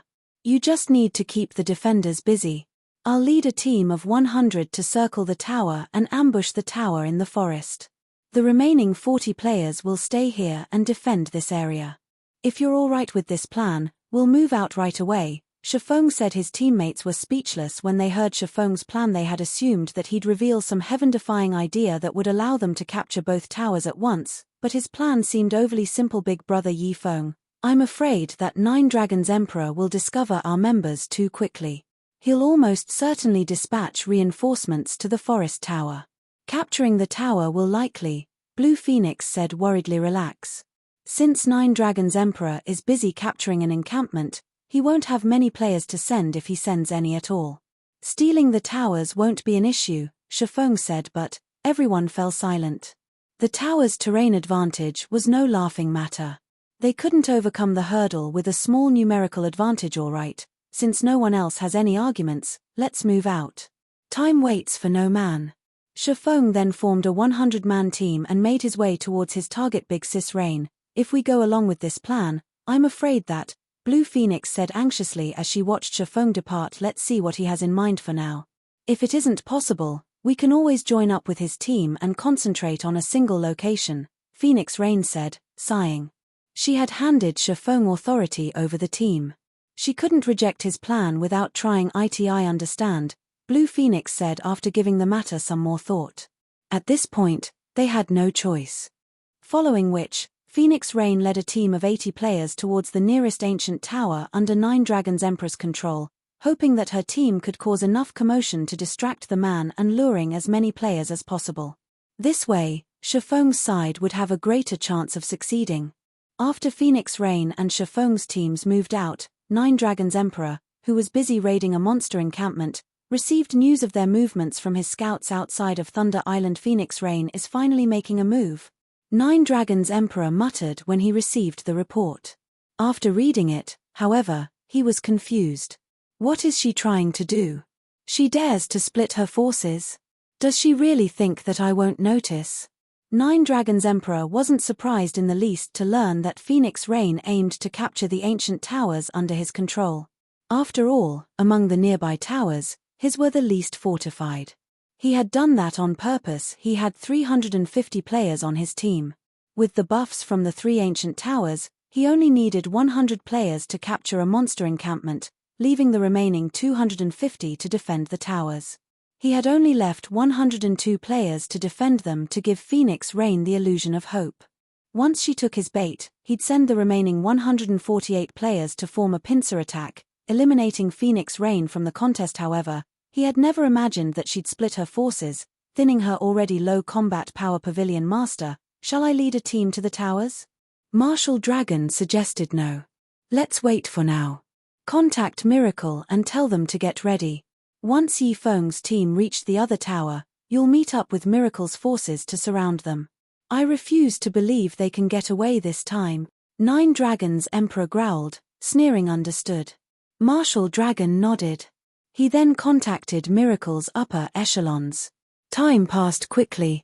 While Phoenix Rain's team tried to attract Nine Dragons Emperor's forces to the first tower, Shifeng's team inched closer to the tower hidden in the forest. Yifeng, Nine Dragons Emperor has dispatched a force to your tower. Some of Miracle's members are heading your way as well. Overall, 300 players are marching towards the forest tower. They should reach the tower in roughly 5 minutes. You need to get out of there. Phoenix Rain warned the swordsman, her anxiety written all over her face. Even if they fought in the forest, Nine Dragons Emperor and Miracle's over 300 players could easily annihilate Shifeng's 100-man team. Nine Dragons Emperor's done sitting still. Huh? Shifeng responded, revealing a calm smile. Guild leader, you're still in the mood to smile? We're talking about 300+ experts. If it comes down to a fight, we'll suffer heavy losses even with a few tier 2 players, Aqua Rose said, flabbergasted when she saw Shifeng's calm. Since Nine Dragons Emperor is finally taking us seriously, we should do the same, Shifeng said, chuckling. He then activated the aura of Space's second activatable skill, Spatial Gate. His destination was none other than the farthest ancient tower under Nine Dragons Emperor's control. It was also the tower with only 25 players defending it. Everyone, get in the gate. It's time we teach Nine Dragons Emperor the price of targeting us.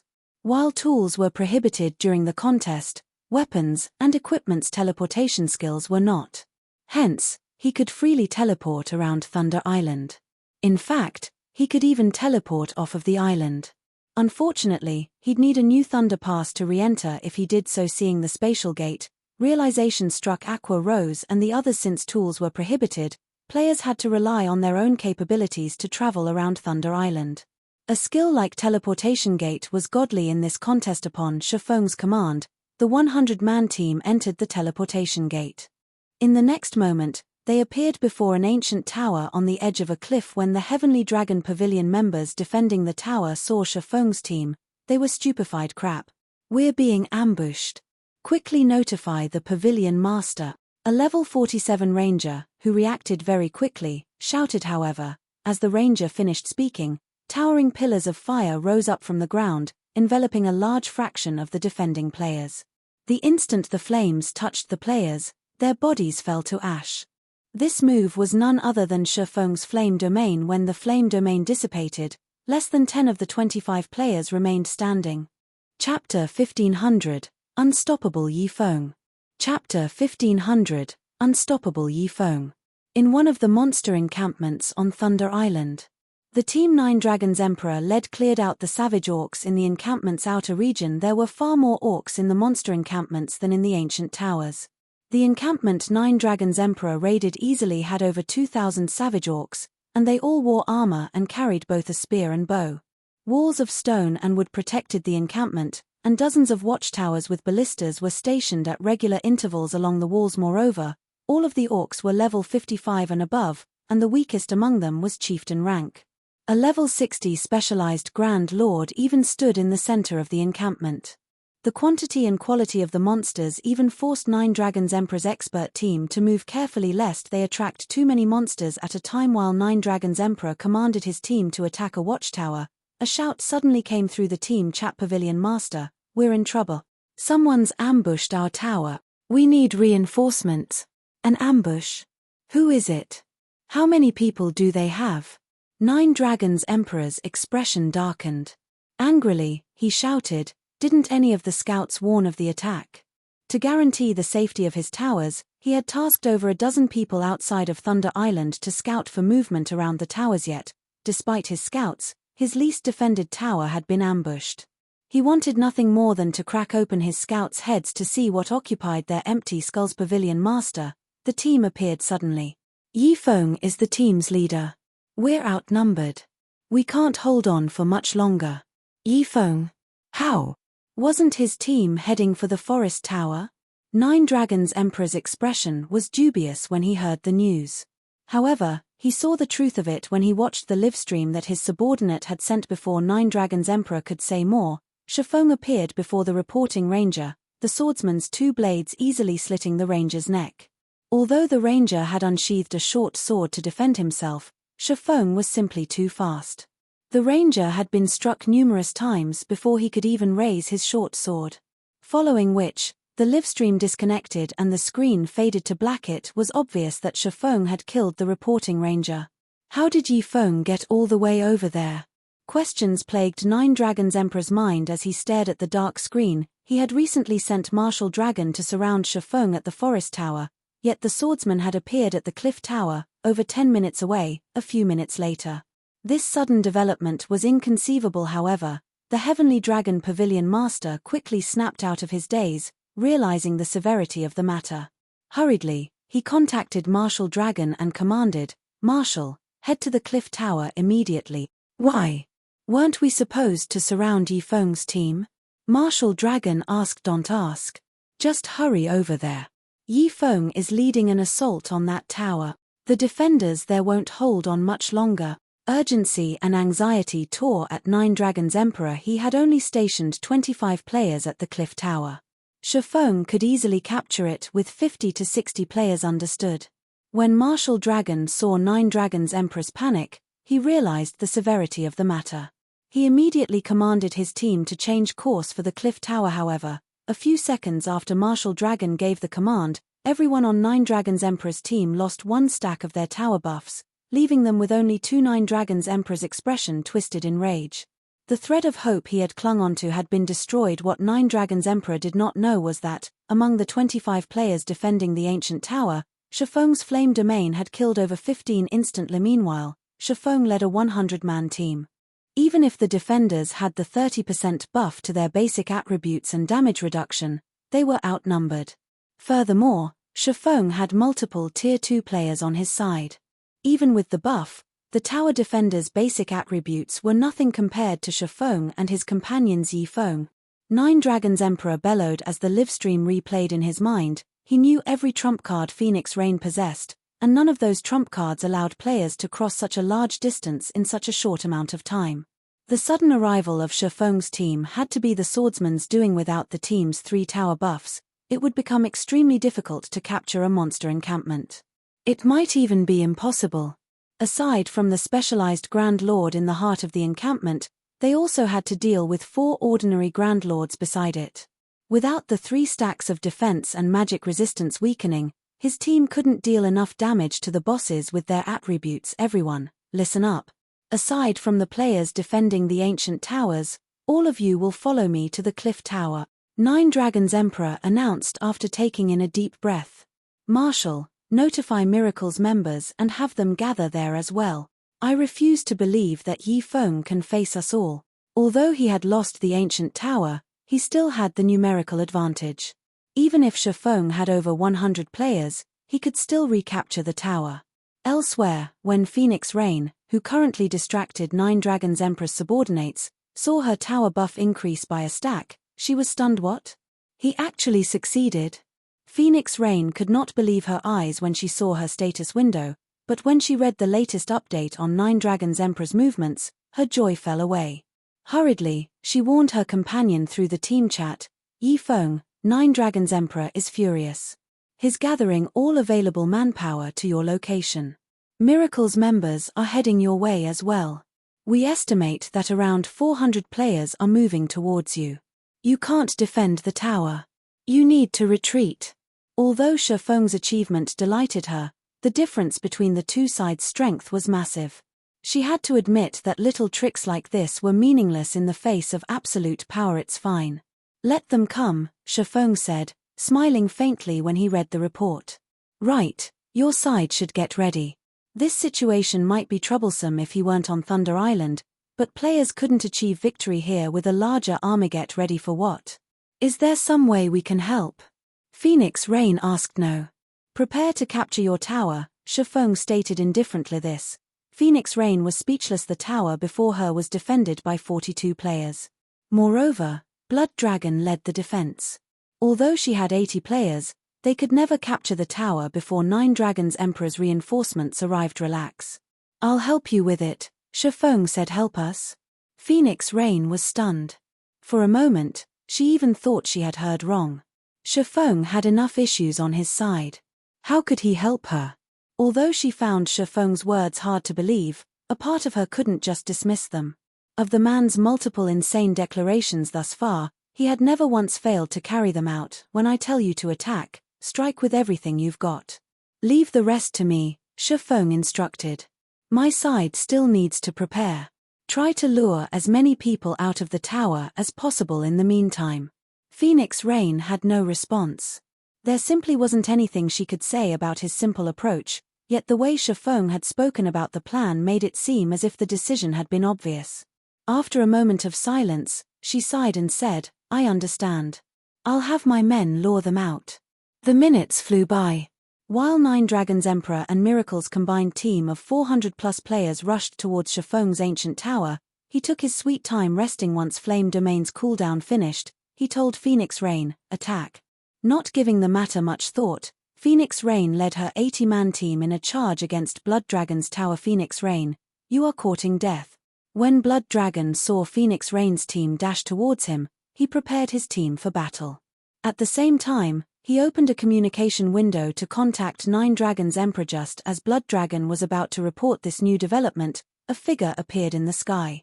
The figure was none other than Shi Feng, who had appeared using the aura of Space's first activatable skill, Space Movement. Before anyone could react, Shi Feng used Flame Domain once again. The towering pillars of fire burned over half of the defending team to death. Only a dozen or so players, who had reacted quickly, escaped the AoE in time. After using Flame Domain, Shi Feng appeared before Blood Dragon. Phantom Kill. Flame Burst. Using Flame Burst alongside his doppelganger, even the skillful Blood Dragon was powerless against Shi Feng. Although Blood Dragon had instinctively activated his life-saving skill, each attack from Flame Burst dealt tens of thousands of damage. In the blink of an eye, Blood Dragon's corpse sprawled at Shi Feng's feet. The enemy players were stupefied. Their chain of command descended into chaos. Very quickly, Phoenix Rain's members annihilated their enemies. When Nine Dragons Emperor and his people were roughly 10 minutes from the cliff tower, they noticed that they had lost another tower buff stack. "What is going on? What happened?" Confusion colored Nine Dragons Emperor's expression as he looked at his status window. Pavilion Master, Yi Feng appeared and attacked Branch Guild leader Blood Dragon's tower a moment ago, one of the scouts outside of Thunder Island cautiously informed him. Chapter 1501, Reversal. Chapter 1501, Reversal.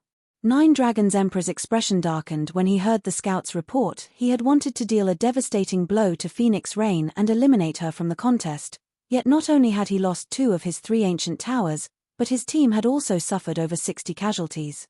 If the other superpowers knew this, he'd become a laughingstock. Good. Very good. Killing intent flashed in Nine Dragons Emperor's eyes as he watched a battle video his scout had recorded. "Since you want to play, let's play. I'll teach you the meaning of digging your own grave." Pavilion Master, should we send a team to recapture Blood Dragon's tower? Martial Dragon asked when he saw the fury on Nine Dragons Emperor's face. "No.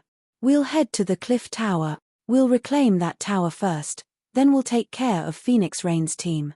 Tell our resurrected members to gather at the forest tower.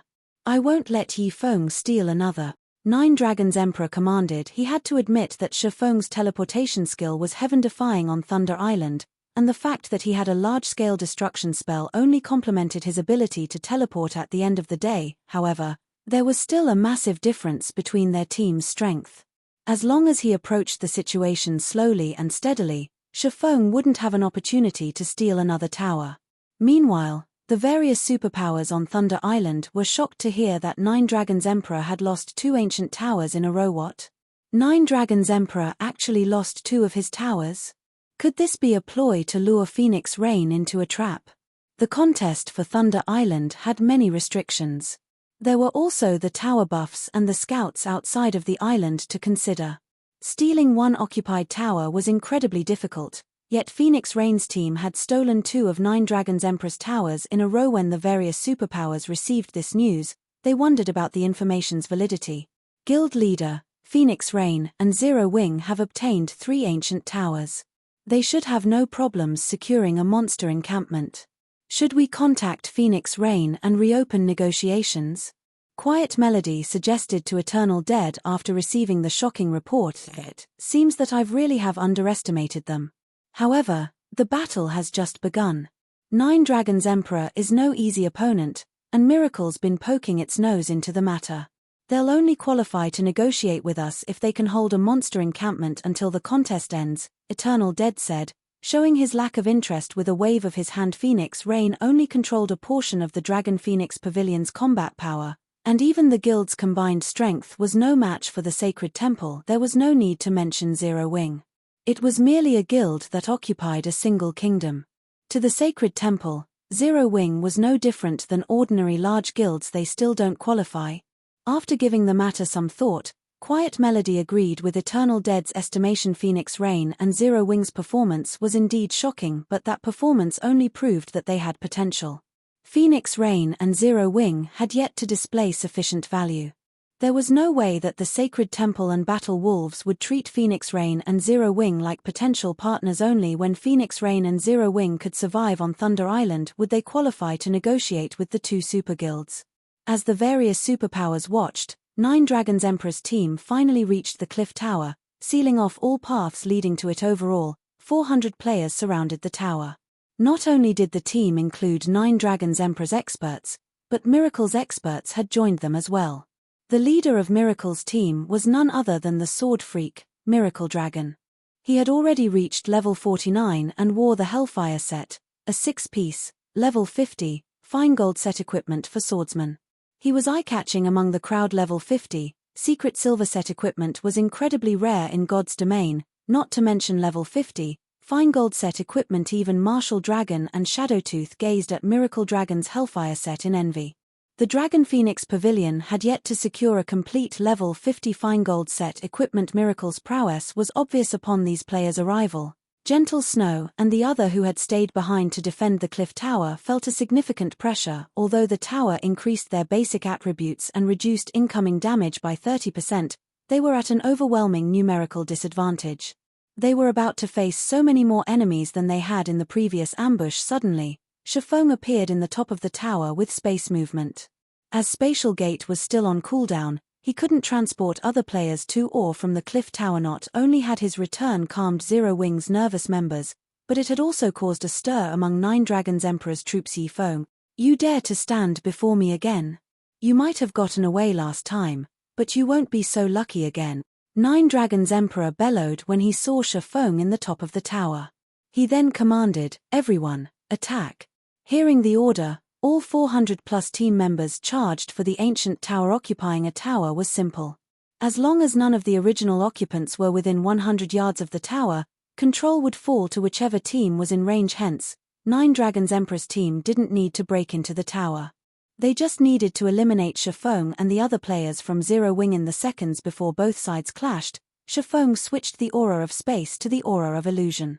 He also equipped the thunder emblem. Suddenly, Nine Dragons Emperor and the others felt an indescribable pressure weigh down on them before their basic attributes began to decrease rapidly.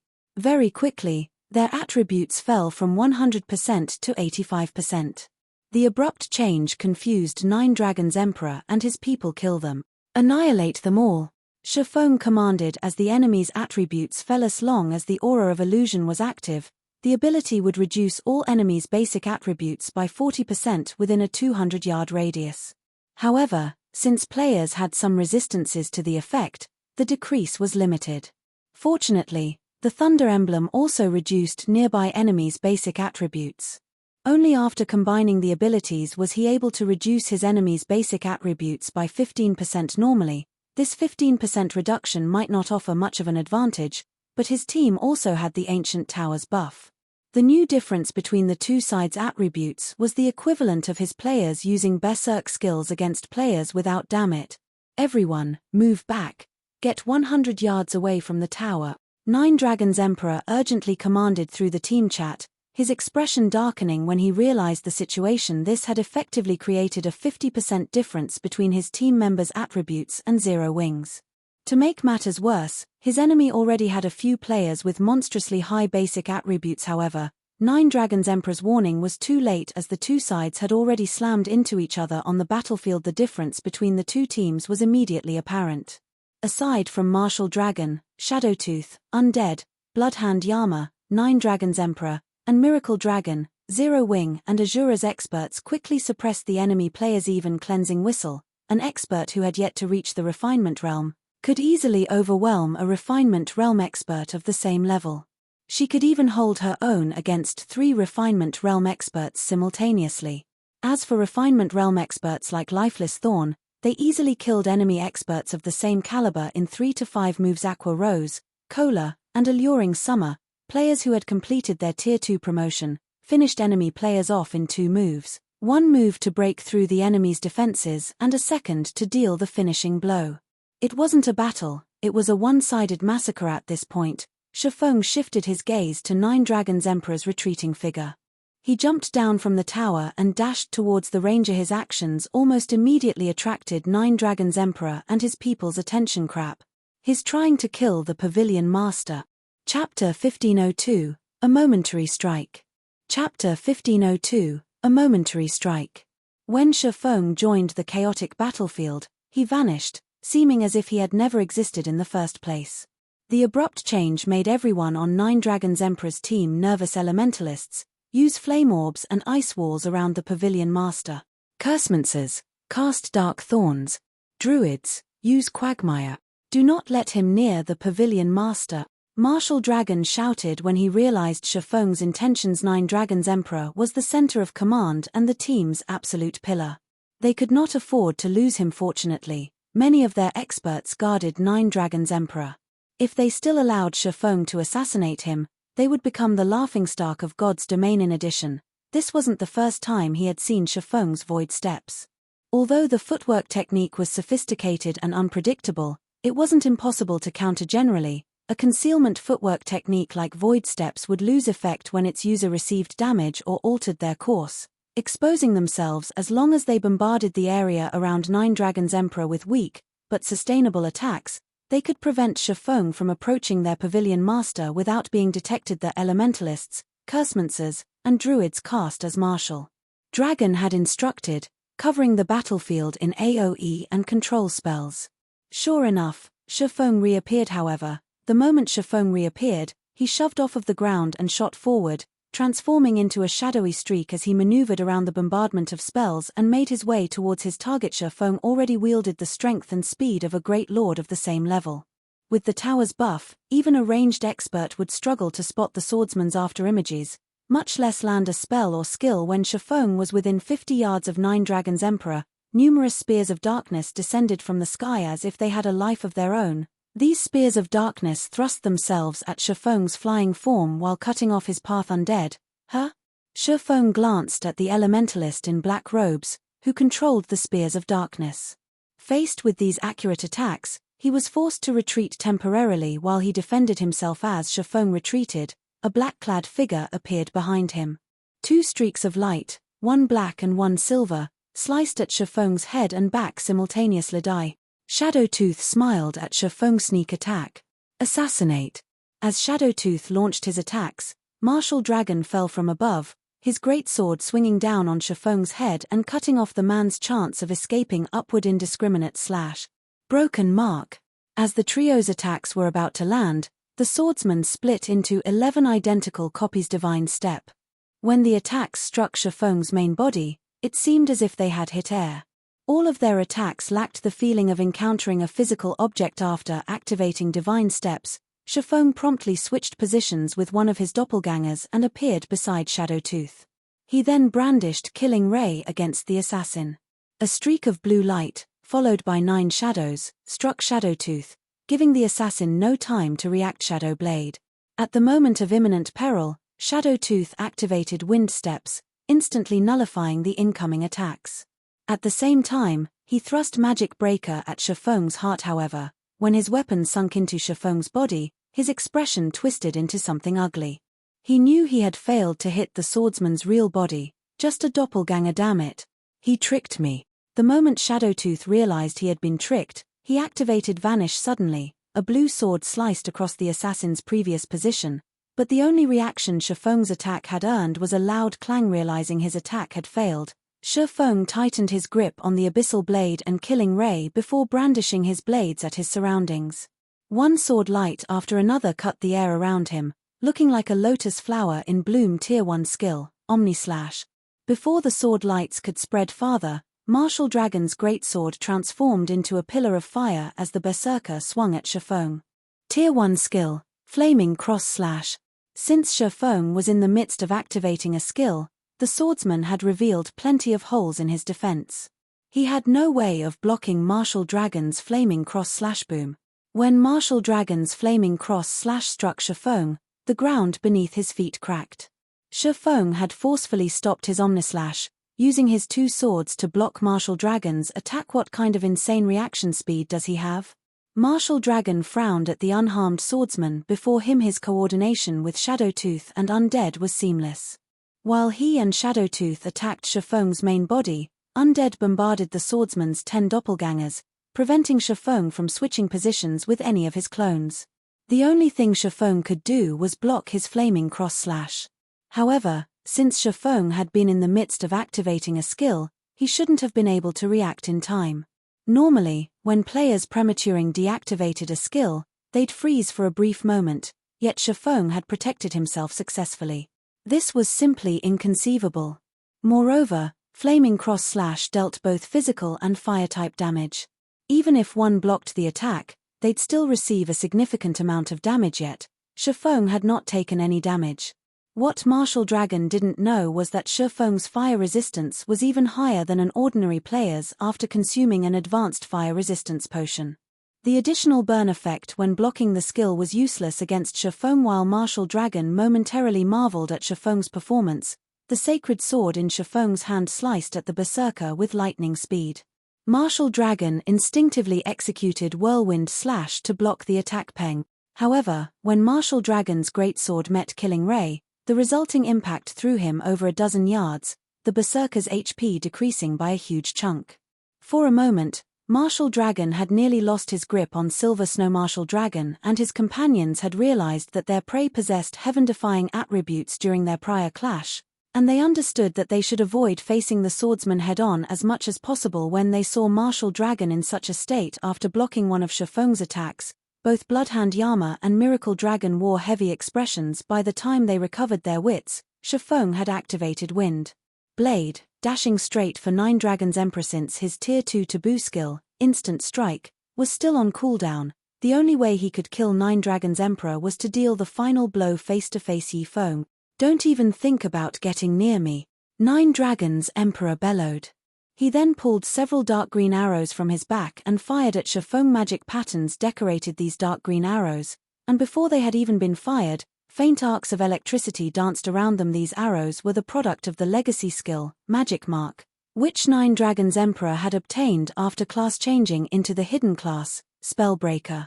The magic-marked arrows would enhance an attack by 1 tier to a maximum of Tier 2. If used in tandem with a Tier 1 skill, he could exert the power of a Tier 2 skill. 9 Dragon's Emperor had wanted to hide the fact that he had a hidden class, but he no longer had that option. In quick succession, 9 Dragon's Emperor fired 9 magic-marked arrows. When the arrows left his bow, they transformed into arcs of lightning that flew towards Shifeng at the same time. Undead cast ice wall and flame barrage from a distance, hindering Shifeng's movement as much as possible. In response, Shifeng switched the aura of illusion to the aura of wind, skyrocketing his agility and attack speed. Instead of retreating, he ran towards the incoming spells and arrow sword's orbit. Neither Undead's flame barrage nor Nine Dragons Emperor's arrows could come close to Shifeng before they drowned in a galaxy of stars around the swordsman. Neither expert's attacks had dealt the slightest damage. In the end, Nine Dragons Emperor could only watch as Shifeng approached. Despite Nine Dragons Emperor's continuous retreat, the distance between him and Shifeng did not decrease. An unprecedented fear tore at Nine Dragons Emperor's heart. When he realized that he was almost out of the ancient tower's 100-yard range, he revealed an excited expression. Once Shifeng was out of range of the tower's buff, the swordsman would have a much harder time killing him. But the moment Nine Dragons Emperor stepped out of the tower's buff radius, Shifeng, who was less than 20 yards from him, received a sudden boost to his movement speed. Gale de May. In the blink of an eye, Shifeng appeared before Nine Dragons Emperor. The Pavilion Master felt as if time had frozen as he watched the abyssal blade and killing ray cut down his body. Flame burst. Nine Dragons Emperor then felt burning pain devour his body before his vision darkened, and his consciousness separated from the world. All the players outside of Thunder Island saw was Shifeng pass by Nine Dragons Emperor. In the next moment, Nine Dragons Emperor transformed into a pile of smoldering ash topped with a piece of equipment. Everyone on the battlefield was stunned into silence. They even forgot the fight around them as they stood there in shock. Nobody would have imagined that, despite so many expert guards, Shifeng would take Nine Dragons Emperor's life in an instant. Chapter 1503, Shocking Thunder Island. Chapter 1503, Shocking Thunder Island. After Nine Dragons Emperor died, everyone turned towards Shifeng with blank looks. Everything had happened too quickly. Only a few short seconds had passed between the moment Shifeng began his charge to the moment Nine Dragons Emperor had died. Shifeng's speed when he had landed the killing blow had been particularly ridiculous. Before any of them had even noticed, Shifeng had already moved past Nine Dragons Emperor, taking the ranger's life. Yifeng, Martial Dragon, stared at Nine Dragons Emperor's ashes in a daze. Although he had considered the possibility of Shifeng killing Nine Dragons Emperor, he had never thought that the swordsman would achieve the feat so quickly. Just seconds after Shifeng had broken past his blockade, he had taken the Pavilion Master's life. Even undead had failed to save their leader. Marshal, the Pavilion Master is dead. We are no match for Zero Wing while we're within the tower's range. We need to retreat.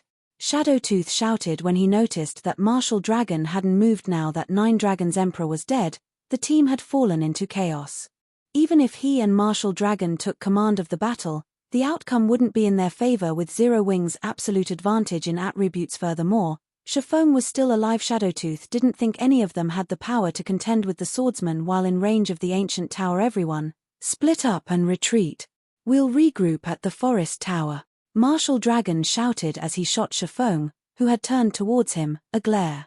Despite the fact that the man wasn't particularly muscular or tall, he felt as if he were looking at a giant. When Martial Dragon recalled Shifeng's last attack, he felt stifled. That final attack had been so fast that he hadn't had time to react. If he had been on the receiving end of that attack, he doubted that he would have fared any better than Nine Dragons Emperor. In the end, he, too, would have died. When Martial Dragon gave the command, the Heavenly Dragon Pavilion and Miracles members made a hasty and disorderly retreat, making it difficult for Zero Wing's members to kill them. Don't even think of escaping that easily. However, Shifeng refused to let such a profitable opportunity get away. After picking up the level 45 Dark Gold belt Nine Dragons Emperor had dropped, he dashed towards the retreating crowd. Rather than going after Domain Realm experts like Martial Dragon and Shadowtooth, he opted for the Refinement Realm experts. After all, it was far easier and less time-consuming to kill Refinement Realm experts. The Refinement Realm experts practically died as he reached them. By the time Martial Dragon and the others had made it out of the tower's 100-yard radius, Shifeng had killed another dozen or so players. As Martial Dragon and his companions breathed a sigh of relief, a pillar of fire descended from the sky. At the same time, the ground beneath their feet froze solid. A short distance away, a massive tidal wave surged forward. devouring another group of retreating Heavenly Dragon Pavilion members. The devastation looked as if Armageddon had begun. These attacks were the result of none other than Zhao Yueru's Frostflame Hell and Aqua Rose's Annihilation Torrent. In seconds, another 100+ players had died, reducing the 200+ players that managed to escape the ancient tower's range by half. Zero Wing. Martial Dragon's heart bled when he saw how few of his teammates remained alive. The damage they had suffered from the assault was simply too massive. Thunder Island didn't have a special death penalty. Players suffered the same fate when they died in the field. Hence, any players that were killed would lose 1 level and a piece of equipment. Meanwhile, every player the Heavenly Dragon Pavilion had dispatched was an expert. Every piece of equipment they lost would be extremely difficult to replace, and when these players resurrected, they would suffer a significant drop in their combat power. Meanwhile, as the battle ended, the various superpowers on Thunder Island received news of its outcome. What did you say? Zero Wing defeated an army of over 400 with only 100 players? Impossible. How did they manage it? Attribute suppression? Zero Wing has such an ability. For a time, the news of Nine Dragons Emperor's defeat stunned the various superpowers. Not only had he died as everyone had watched, but the army he had led to reclaim the tower had also suffered grievous losses, losing 3/4 of their forces. In contrast, Zero Wing had only lost around 10 or so players. None of the various superpowers could believe it was true. They were fully aware of the ancient tower's abilities. Although the towers could enhance defending players' combat power, the effect wasn't overwhelming enough to help the outnumbered defenders achieve a one-sided slaughter. Meanwhile, the name Yifeng spread across Thunder Island. Despite multiple domain realm experts standing in his way, this man had single-handedly slain 9 Dragons Emperor. No one had ever achieved this kind of battle record before. Although the result was due to the ancient tower's buff, that didn't make it any less terrifying. The various superpowers began to treat Phoenix Rain and Zero Wing with caution. Normally, they could use certain tools to deal with attribute suppression, but Thunder Island didn't allow the use of tools. Although the suppression only reduced attributes by 15%, it was more than enough to make the various superpowers pay attention. Beyond that, Shifeng had a skill like Spatial Gate, allowing him to transport a massive number of players across long distances. This was a serious threat to the other competing guilds. If they lost the ancient tower's buff, raiding the monster encampments would be impossible. For a time, the various superpowers were forced to strengthen their tower's defenses due to Zero Wing's presence. Now, they stationed at least 60 to 70 players in each tower as a precaution. This turn of events dumbfounded the uninvolved spectators outside of Thunder Island. Nobody could have imagined that an inconspicuous guild like Zero Wing could make the various superpowers nervous. No one would ever believe this. Even Phoenix Rain, Zero Wing's collaborator, had mixed emotions over the matter. She had never thought that Shifeng's borderline insane plan would succeed. Damn it! Damn it! Zero Wing! I won't let you all get away with this. Nine Dragons Emperor, who had just resurrected, bellowed, his voice echoing throughout the forest he was currently in. The Heavenly Dragon Pavilion members were scared into silence. He had spent so much money and resources to hire both the Flower of Seven Sins and Blood Paradise to crush Phoenix Rain, yet all of his efforts were for nothing at this point. Even capturing another ancient tower would be incredibly difficult. Not to mention capturing a monster encampment. This was the first time he had suffered so much humiliation. Good. Very good. Since you won't let me have my way, I won't let you claim a single encampment, either. After Nine Dragons Emperor finished venting his rage, he growled, "Send someone to keep an eye on their 3 towers. If they try to raid an encampment, we'll attack their towers. I refuse to believe they can afford to keep so many people at the towers at all times." Understood. Martial Dragon's eyes shone with realization upon hearing Nine Dragons Emperor's order. If Phoenix Rain and Zero Wing wished to capture a monster encampment, they needed all 3 ancient towers under their control, and to capture a monster encampment, they'd have to dispatch at least 130 players. However, Phoenix Rain's team only had 220 players. If they dispatched 120 players to a monster encampment and left 100 players to defend the towers, Nine Dragons Emperor's team would have the opportunity it needed to steal back the towers. Even if Shifeng had a teleportation skill, his team could never defend all 3 towers against the full force of the Heavenly Dragon Pavilion's team unless they gave up on capturing an encampment. If Phoenix Rain and Zero Wing failed to capture an encampment, neither Phoenix Rain nor Nine Dragons Emperor would have an advantage. For the Great Pavilion Master's position saying so, Martial Dragon sent his subordinates to survey the 3 towers under Phoenix Rain's control. At the same time, he had his team prepare to raid the towers at a moment's notice. Big Brother Yi Feng must have angered 9 Dragons Emperor beyond reason. He actually has the nerve to do something so shameless. When Blue Phoenix read the report she received from her subordinates, she didn't know whether to laugh or cry. This was the first time she had seen anyone push 9 Dragons Emperor to this point. He had never even reacted so insanely when facing down other superpowers. Phoenix Rain, who stood beside Blue Phoenix, felt a headache brew over the matter with 9 Dragons Emperor keeping a close eye on them. They didn't have the manpower to guard the towers and raid any encampments. She had to admit that, sometimes, having more manpower was a good thing. Even when one wasn't a match for their opponent, they could afford to employ such shameless tactics to limit their opponent's options. Guild leader, things will be troublesome if this continues. If we keep wasting time with 9 Dragons Emperor, we'll waste this trip to Thunder Island, Aqua Rose said, frowning as she looked at the arrangement of 9 Dragons Emperor's forces. It isn't going to be easy. Shifeng didn't have any helpful ideas, either. Right, what's the situation on Blackie's end? They've already completed their promotions and are dealing with the Tier 2 promotion procedures in White River City. Aqua Rose said they've succeeded. Shifeng grinned. He then said, tell them to form a team of 49 players and gather in Ocean Viewing Town immediately. I'll head out to fetch them. He had yet to use the Thunder Emblem's available slots, so he could easily bring another 50 people to the island. Chapter 1504, Unfathomable Zero Wing. Chapter 1504, Unfathomable Zero Wing. Have them come over. Shifeng's decision excited Aqua Rose. After all, Blackie and the others were now Tier 2 players. They'd be powerful reinforcements on Thunder Island. However, she quickly realized the problem and commented, Guild leader, they'll need entry slots to enter Thunder Island. Moreover, with how much time we have left, I'm afraid it'll be too late to do anything by the time they arrive. Even if they had the available slots, it took a considerable amount of time to travel from Ocean Viewing Town to Thunder Island. Even if they used the one-horned sailboat, the contest would likely be over by the time Blackie and the other arrived. Relax. I still have a few available slots, and we can use the spatial gate to make the trip. Although it will take some time to get here, the contest has just begun.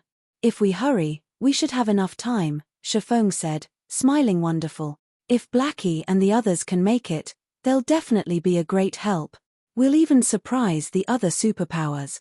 Aqua Rose was ecstatic. She could already imagine what would happen once Blackie and the others arrived. Hurriedly, she contacted Blackie's group, telling them to set aside their registration at the Adventurers Association for now and make their way to Ocean Viewing Town. Meanwhile, Shifeng called up his system interface and chose to leave the island. As Thunder Island prevented the use of tools, he could only use a return scroll after he left. When Shifeng left the ancient tower, 9 Dragons Emperor's subordinates, who kept an eye over the situation around Phoenix Rain's 3 ancient towers, noticed his disappearance. Pavilion Master, I just received a report stating that Yi Feng suddenly vanished from the cliff tower. Blood Dragon reported vanished. Did you know where he went? 9 Dragons Emperor demanded as he thought about Shifeng's teleportation skill. Martial Dragon, Blood Dragon, and Shadowtooth oversaw the 3 towers' surveillance. Among the 3 towers, Blood Dragon kept watch over the cliff tower, which Zero Wing occupied.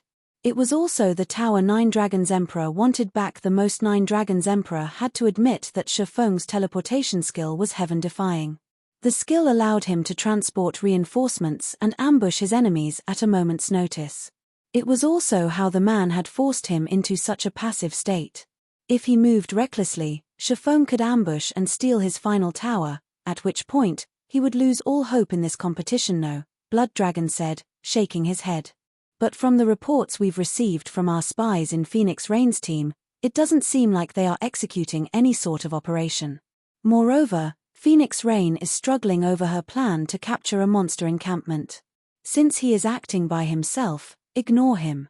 We just need to keep track of their team's movements, 9 Dragons Emperor instructed. At the end of the day, they were on Thunder Island.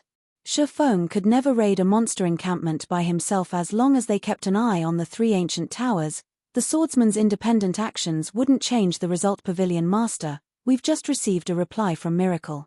They've agreed to merge teams and share their tower buff. but they want half of the temporary teleportation arrays we get from the encampments, Blood Dragon reported, that greedy old fox. He dares to ask for such a high price.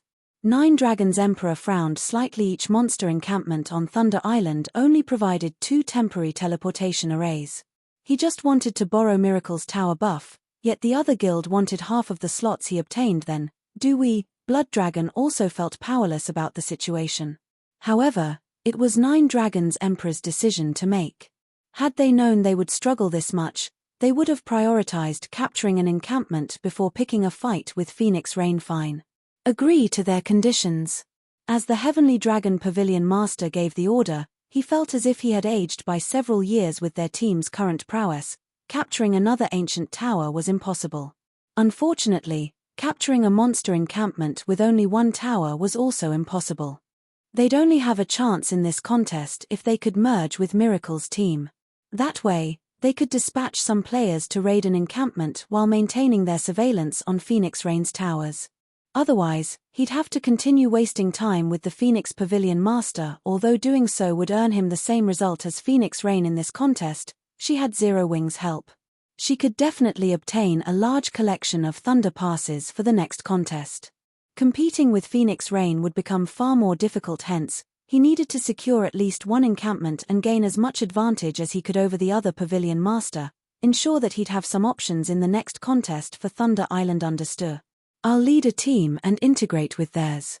Blood Dragon left the ancient tower and led his team to one of Miracle's towers. As time passed, the various superpowers began to raid their first monster encampment. There were far fewer encampments on Thunder Island than ancient towers. Only 17 monster encampments were available, yet there were more than 6 superpowers participating in the contest. Needless to say, every superpower was trying to capture as many monster encampments as possible to achieve a higher rank in the contest. The competition for these encampments was intense. Fortunately, the monster encampments were not that easy to raid, and not all of them were equal. The weaker encampments were only guarded by 1 specialized Grand Lord and a few ordinary Grand Lords. Meanwhile, archaic species guarded the stronger encampments. Although the tower buffs helped weaken the boss's defense and magic resistance, it did not do anything about their basic attributes and skills. Without tools, even the superpowers peak experts would find dealing with Grand Lord ranked archaic species difficult. These teams even risked team wipes. Hence, all of the participants were extremely careful when they took action. Big Sis Rain, this is bad. Nine Dragons Emperor has just merged with Miracle's team. He has led a team of 120 experts to an encampment. What should we do? Blue Phoenix reported anxiously. What about the players keeping an eye on us? Phoenix Rain asked somberly. Now that he has Miracle's help, he has spared 230 people to watch our towers. 100 of those players are watching this tower, while the remaining 130 are scouting the cliff tower. They'll likely attack if they notice the slightest movement on our side, Blue Phoenix said in frustration. If they wanted to raid an encampment, they'd have to dispatch at least 100 players. Otherwise, they'd have almost no chance of succeeding. However, if they dispatched 100 players, they'd only have 120 players to defend the towers. Trying to defend all 3 towers with so few people would be incredibly difficult. If Miracle sent reinforcements to help Nine Dragons Emperor's surveillance teams, he might succeed in recapturing at least one of their towers. With only 2 towers, they could never capture a monster encampment with 100 players. Phoenix Rain could not help her frown. She hadn't expected Nine Dragons Emperor to resort to a merger. The other superpowers had already begun their raids.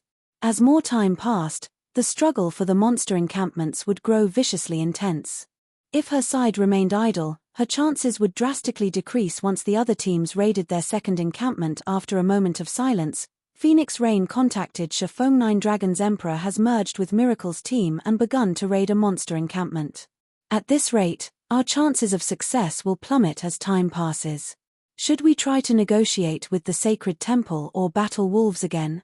Nine Dragons Emperor Shaw is moving quickly. However, it's too soon to consider an alliance, Shifeng said, smiling calmly. But if we continue to drag our feet, it will become far more difficult to capture an encampment.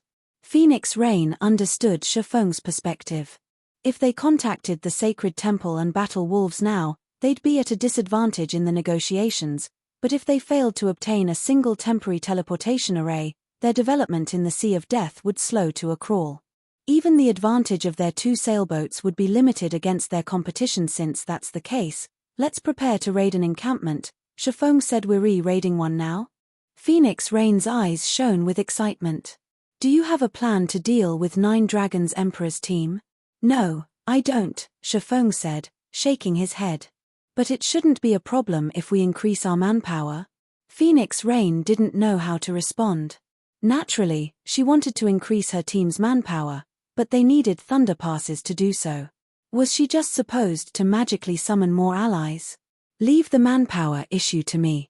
First, send 20 of your people to the cliff tower, Shifeng said, smiling as he brushed off the contemptuous look Phoenix Rain gave him. Do you really have a way to bring in more people? Phoenix Rain asked, surprised. Judging by her companion's serious expression, she knew Shifeng's claim hadn't been a joke. But I need some time to do so, Shifeng said, nodding. He had already met up with Blackie and the others. They just had to make their way to Thunder Island. All right, I'll send them people to the tower right away.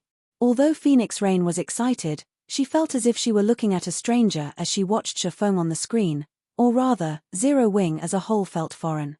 A few months ago, Zero Wing had been nothing more than a fledgling guild that had only begun to flourish, yet now the guild could accomplish feats that were even beyond her capabilities.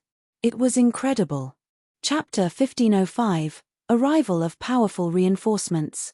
Chapter 1505, Arrival of Powerful Reinforcements. Thunder Island, Orc Encampment. Level 55 and above armored orcs constantly patrolled the encampment, each wielding a spear with a bow slung over their shoulder. There were also 4 orcs on lookout in each of the dozens of watchtowers, who also manned the affixed ballistas, ready to assist the patrols at a moment's notice. Marshal, you and your group will destroy that watchtower. Everyone else, spread out. Don't stand too close to each other.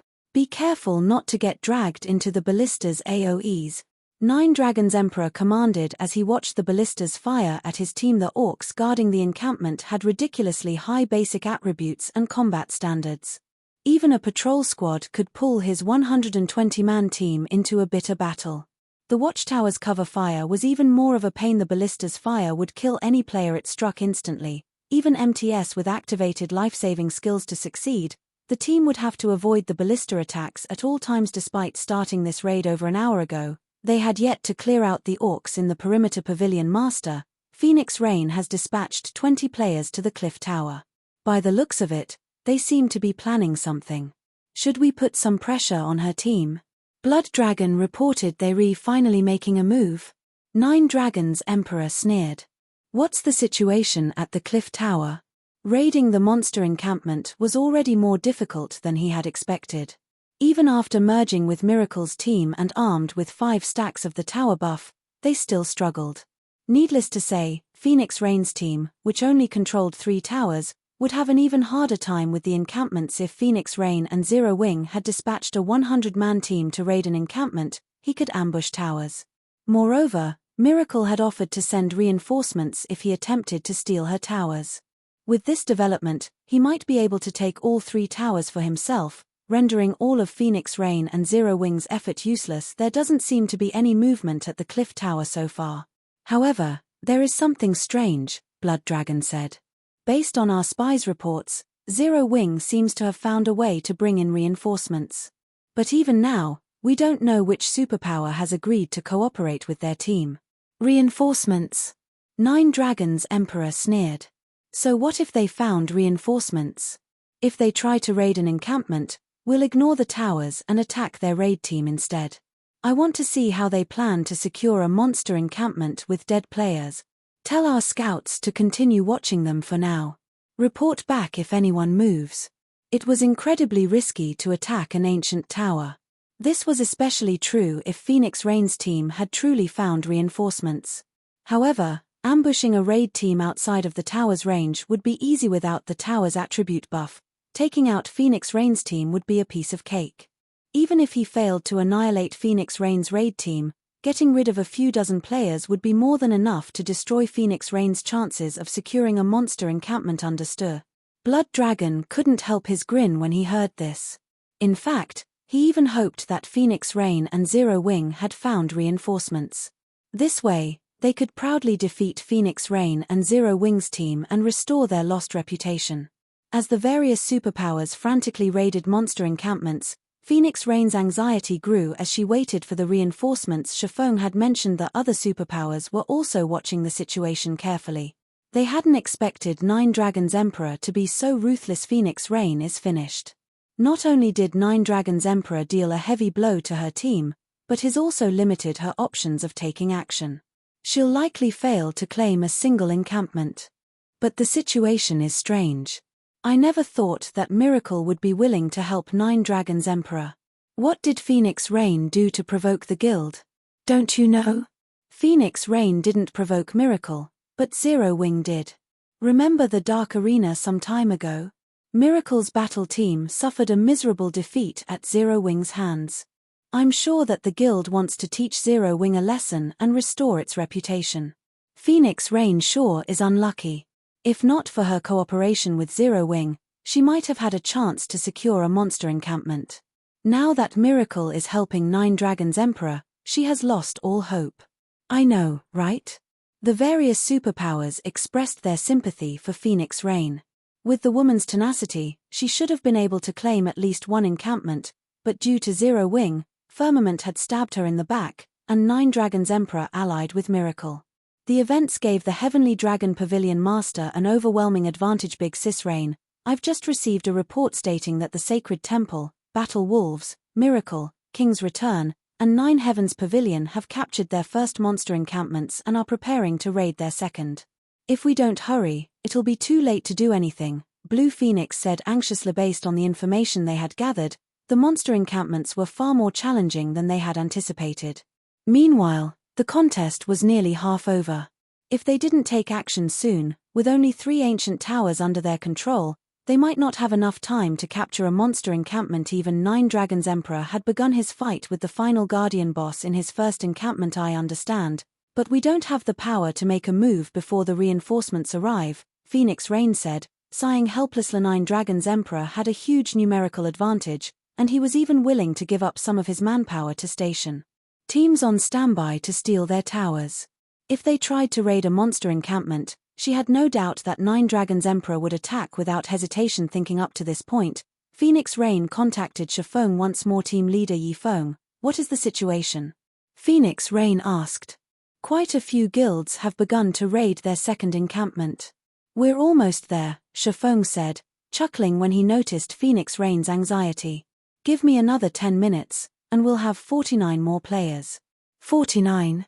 At first, Phoenix Rain celebrated the news of Shifeng's return, but her joy faded after hearing Shifeng's final statements. Although he was returning with quite a few players, an additional 49 team members wouldn't change their situation. Even with these 49 players, there was still a massive gap between her manpower and Nine Dragon Empress. Relax. The people with me are quite powerful, Shifeng assured Phoenix Rain. I'll leave it to you, then. Although Shifeng had tried to reassure her, Phoenix Rain didn't have much hope for Shifeng's plan, but she was resigned to see it through. If they failed, she'd have no choice but to grit her teeth and negotiate with either the Sacred Temple or Battle Wolves. After Shifeng disconnected the call, Blackie snickered and said, Guild leader, she doesn't seem to have much confidence in you. That's normal. After all, our current situation is problematic, Shifeng said nonchalantly. When we arrive, make sure you give it your all. Rest assured, Guild leader, not even capturing 2 or 3 encampments will be a problem, let alone the first. Shadow Sword confidently declared. After entering the legacy space, Shadow Sword had pushed through numerous trials and finally reached the refinement realm. He was also a Tier 2 player now.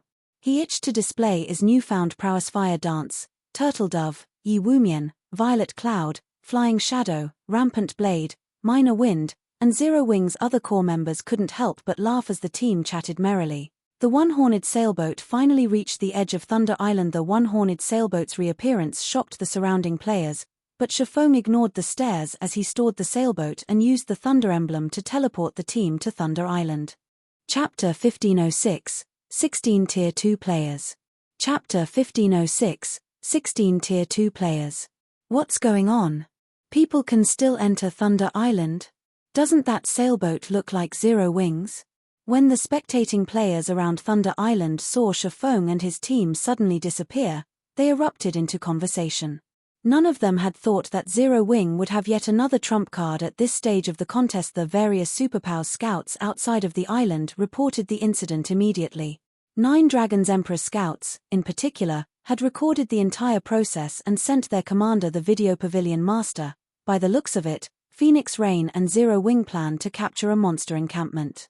Should we notify Miracle and have them send some reinforcements? Blood Dragon asked 50 people. 9 Dragons Emperor sneered as he watched the recording. It seems Zero Wing has quite the means to bring in another 50 people at this point. Unfortunately, the contest's duration is already half over. What can they possibly accomplish with just 50 people? Let's not contact Miracle lest we scare Phoenix Rain and Zero Wing into inaction. We can make our move once they leave the towers. Just keep an eye on those 50 players. Understood. Blood Dragon disconnected the call and reorganized his scouts to look out for the newcomers' locations. Meanwhile, inside a forest of stone on Thunder Island, Shifeng led Blackie and the others to the cliff tower. This is Thunder Island. There are a lot of experts, Fire Dance, who wore crimson leather armor, stated as she observed her surroundings. From her position, she could sense quite a few assassins hidden around the area. In the past, she might not have discovered the assassins, but after her Tier 2 promotion, both her physique and her senses had improved significantly. Without much effort, she could now get a clear idea of her environment. Guild leader, should I go and deal with them? No need. They're merely the other superpowers scouts. Even if we deal with them, the scouts outside of the island will report our actions, Shifeng said, shaking his head. At the same time, he shot Fire Dance a surprised look. Although it had been some time since he had last seen her, he hadn't expected her senses to be so acute. The closest scout he could detect was over 40 yards away, and every one of these players was an expert in the art of concealment. Moreover, he only barely sensed these scouts due to his extraordinarily high basic attributes. Although Fire Dance possessed the fragmented legendary ranked 1000 transformations, her attributes were quite lower than his. By the looks of it, Fire Dance had also replaced quite a few pieces of her equipment since they had last met. Although she had hidden their glow effects, Shifeng could tell, with his bounty of experience, that these new pieces were all dark gold rank or higher. However, Shifeng didn't give the matter much thought. The stronger Fire Dance became, the more she benefited the guild's development. After running for roughly 20 minutes, Shifeng's group reached the Cliff Tower. Guild leader, you're finally back. Can we move out now? Aqua Rose asked, smiling when she saw her guildmates. Among the 49 players Shifeng had brought with him, 12 were Tier 2 players. Including Shifeng, Cola, Alluring Summer, and herself, they had a total of 16 Tier 2 players on the island. Now with such a powerful team, they could even challenge mythic field bosses if they had a strong enough magic or rearrange a new team of 50. We'll set out in 10 minutes. Shifeng nodded. He had wasted a lot of time to transport Fire Dance and the others to the island. As a result, he had sacrificed a lot of opportunities for the other participating teams. If he did not hurry, claiming a monster encampment would become far more difficult. Okay. Leave it to me. Aqua Rose immediately began to select players for the new team. 50 people. Guild leader, is that really enough? Gentle Snow asked curiously. At this point, the situations in the monster encampments were no longer secret. Trying to capture an encampment with only 50 players and the support of 3 ancient towers was aiming for the impossible. Relax. We're pretty strong. Shifeng chuckled. Could they all have? Gentle Snow suddenly considered a possibility. In response, Shifeng gave a silent nod. Immediately, Gentle Snow found herself both shocked and excited. She had already witnessed the prowess of a Tier 2 player, though Aqua Rose, Cola, and Alluring Summer. Even absolute experts like Bloodhand Yama and Shadowtooth could only rely on their techniques in combat, avoiding a head-on clash as much as possible. Just thinking about a group of Tier 2 players made her shiver very quickly. Aqua Rose organized a 50-man team. Aside from Zero Wing's core members like Fire Dance, Aqua Rose had included Lifeless Thorn and his companions. Meanwhile, aside from Gentle Snow, Zhao Yueru, and a few others with slightly lower levels, everyone was level 50 or above. If the public learned of this force, everyone would be terrified. Guild leader, We can move out when you're ready, Aqua Rose stated. Phoenix Rain already sent us information on every monster encampment available on Thunder Island. She suggests that we go for Undead's encampment some distance south of us. None of the guilds have targeted that area yet, and even if Nine Dragons Emperor sends his forces to harass us, his nearest team is 40 minutes away from the encampment. We should have plenty of time to react if he tries to pull something. No, we're not going there. Shifeng shook his head. We're not going there. But that's the closest monster encampment available. If we go elsewhere, we'll risk provoking the other superpowers. Multiple enemies might even attack at once. Aqua Rose tried to dissuade Shifeng. Isn't there a closer encampment?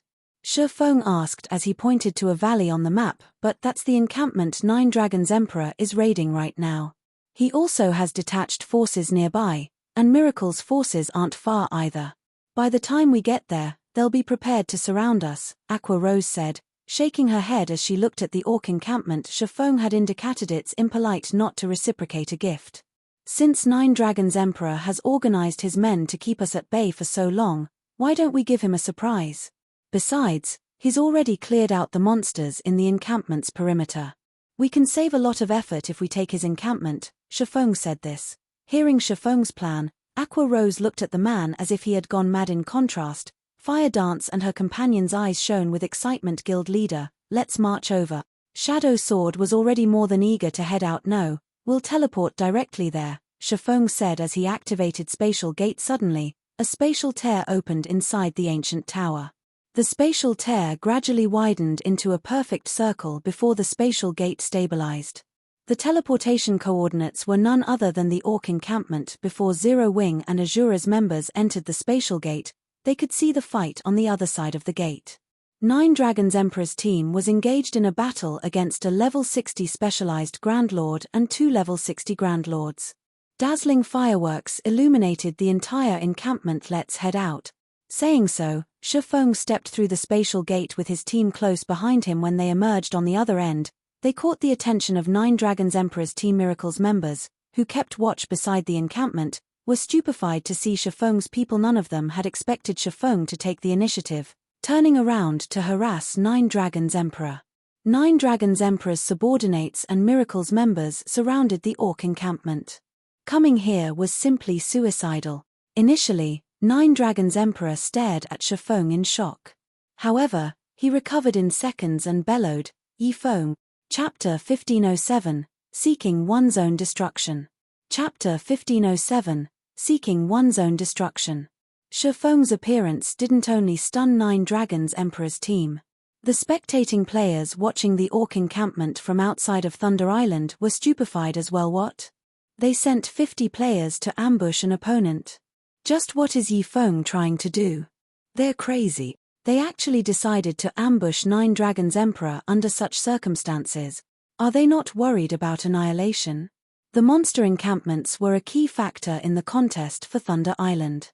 While the various large guilds raided their encampments, they would take preventive measures to avoid leaving themselves open to attacks from other superpowers. Of course, Nine Dragons Emperor was no exception. Only, Nine Dragons Emperor had left the guard duty to Miracle. Moreover, the players Nine Dragons Emperor had sent to keep an eye on Phoenix Rain's ancient towers weren't far from the encampment. They could join the main force in less than 10 minutes. Once Nine Dragons Emperor's forces gathered, Shifeng and the others would not be trapped even if they sprouted wings. Has Nine Dragons Emperor angered Yi Fent past the point of madness?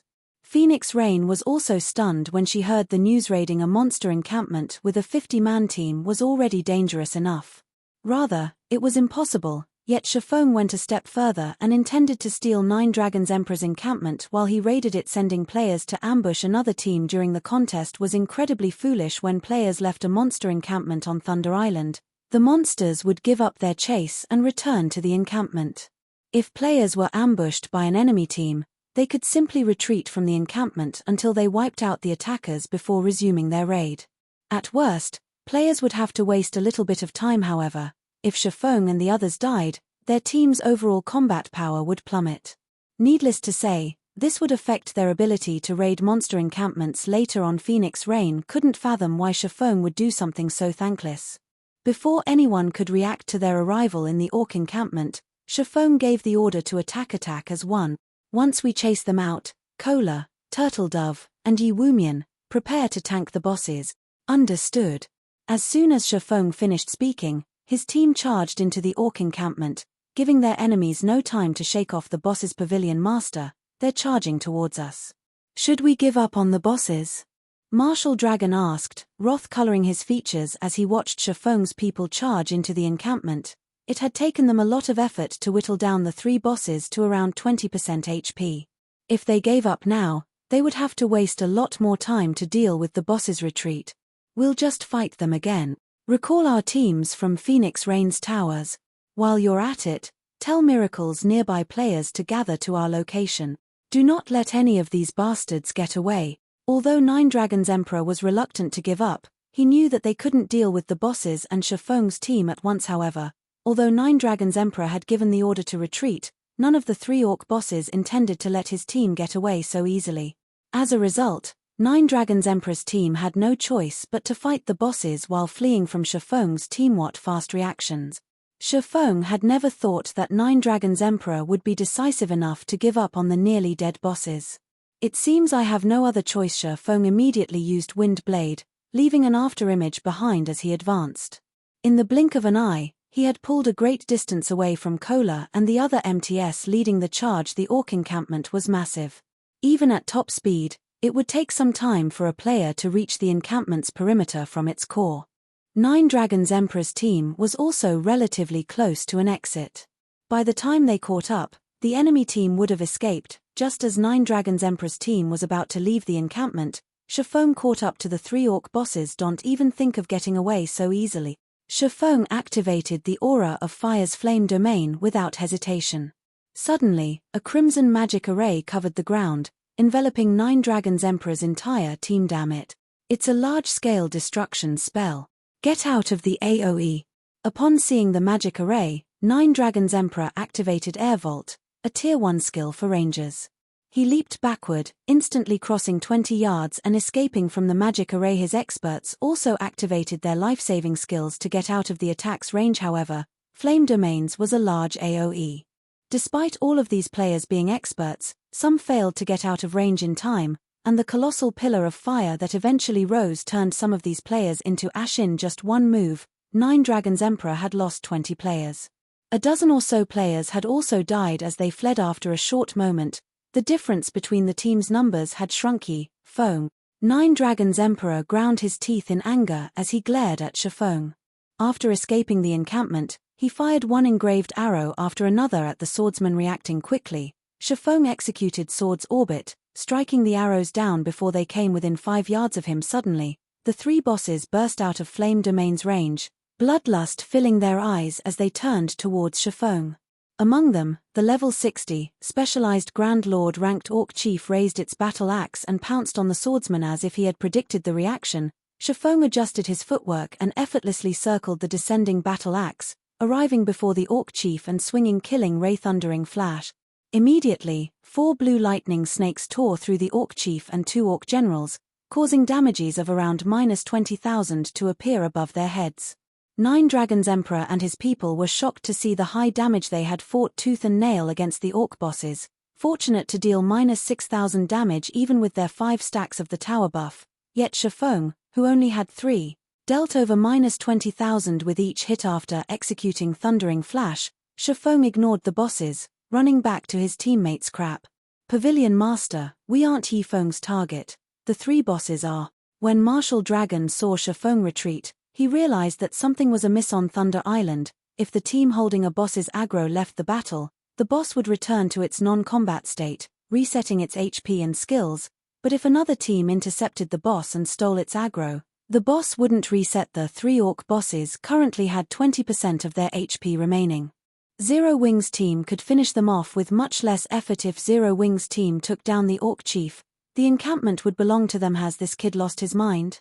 The corners of Bloodhand Yama's lips twitched when he saw Shifeng attack the 3 Orc bosses. Even in the Flower of Seven Sins, he was known as a madman, but he had to admit that Shifeng was far crazier than he was. Although this was a good opportunity to steal the low HP bosses, Doing so would mean that Shifeng had to deal with all 3 and 9 Dragons Emperor's team. Doing so was little more than seeking his own destruction. Shifeng simply wasn't taking them seriously. Yifeng, do you really think that this will play out like our last battle?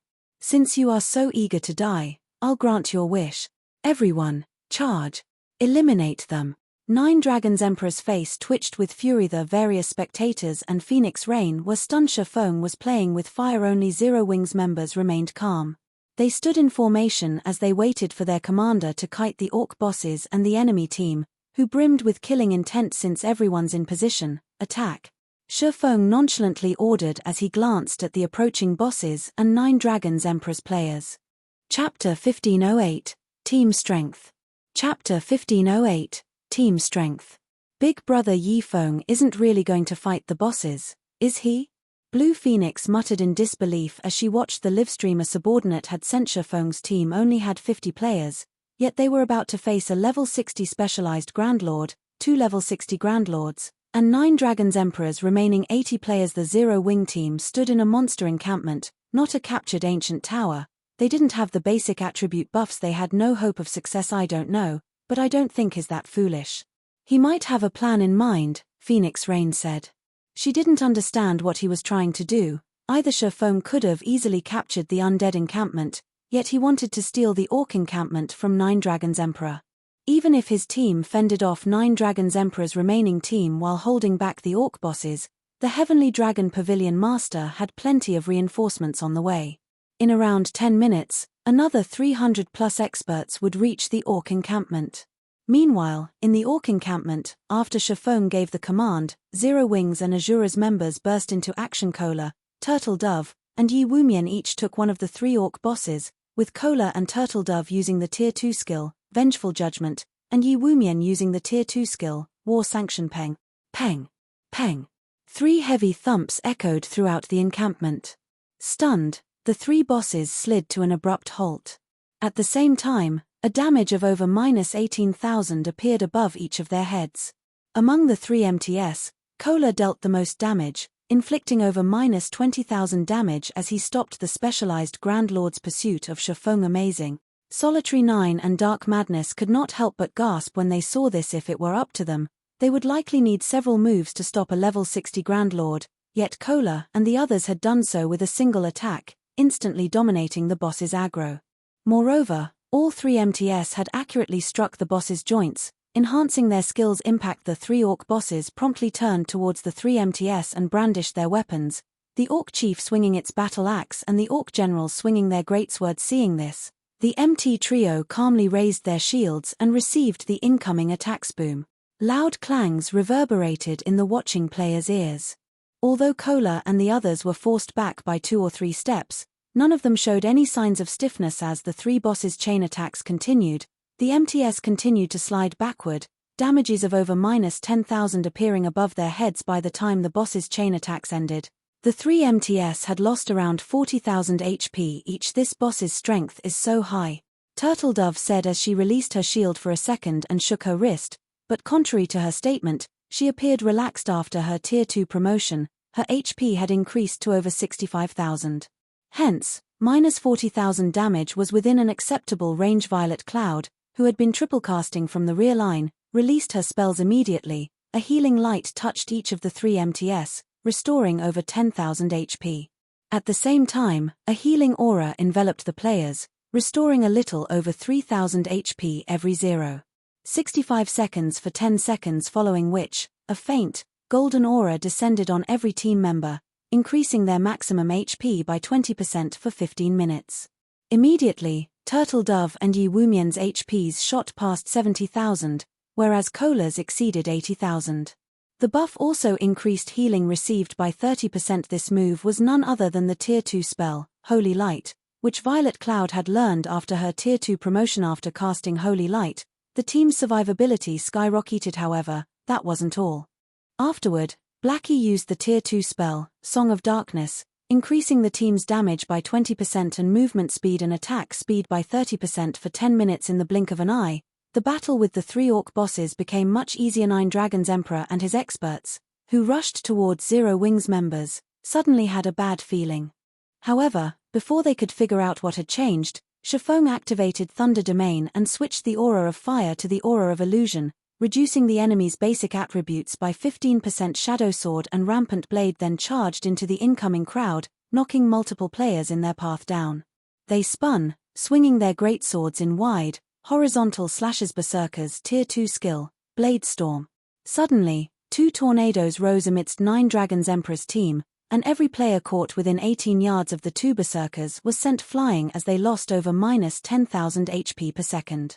Blade Storm was similar to an AoE spell, so once it activated, Shadow Sword and Rampant Blade could move about freely.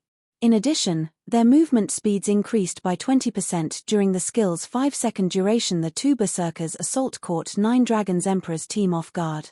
Aside from a few players that had escaped the blade storms, most of the team was caught in the attack, their HPs falling so quickly that their healers couldn't keep up. Aqua Rose, Alluring Summer, Blackie, and Su Qianliu followed by bombarding 9 Dragons Emperor's team with Tier 2 spells. Although every player on 9 Dragons Emperor's team was an expert, Zero Wings casters were powerful and accurate.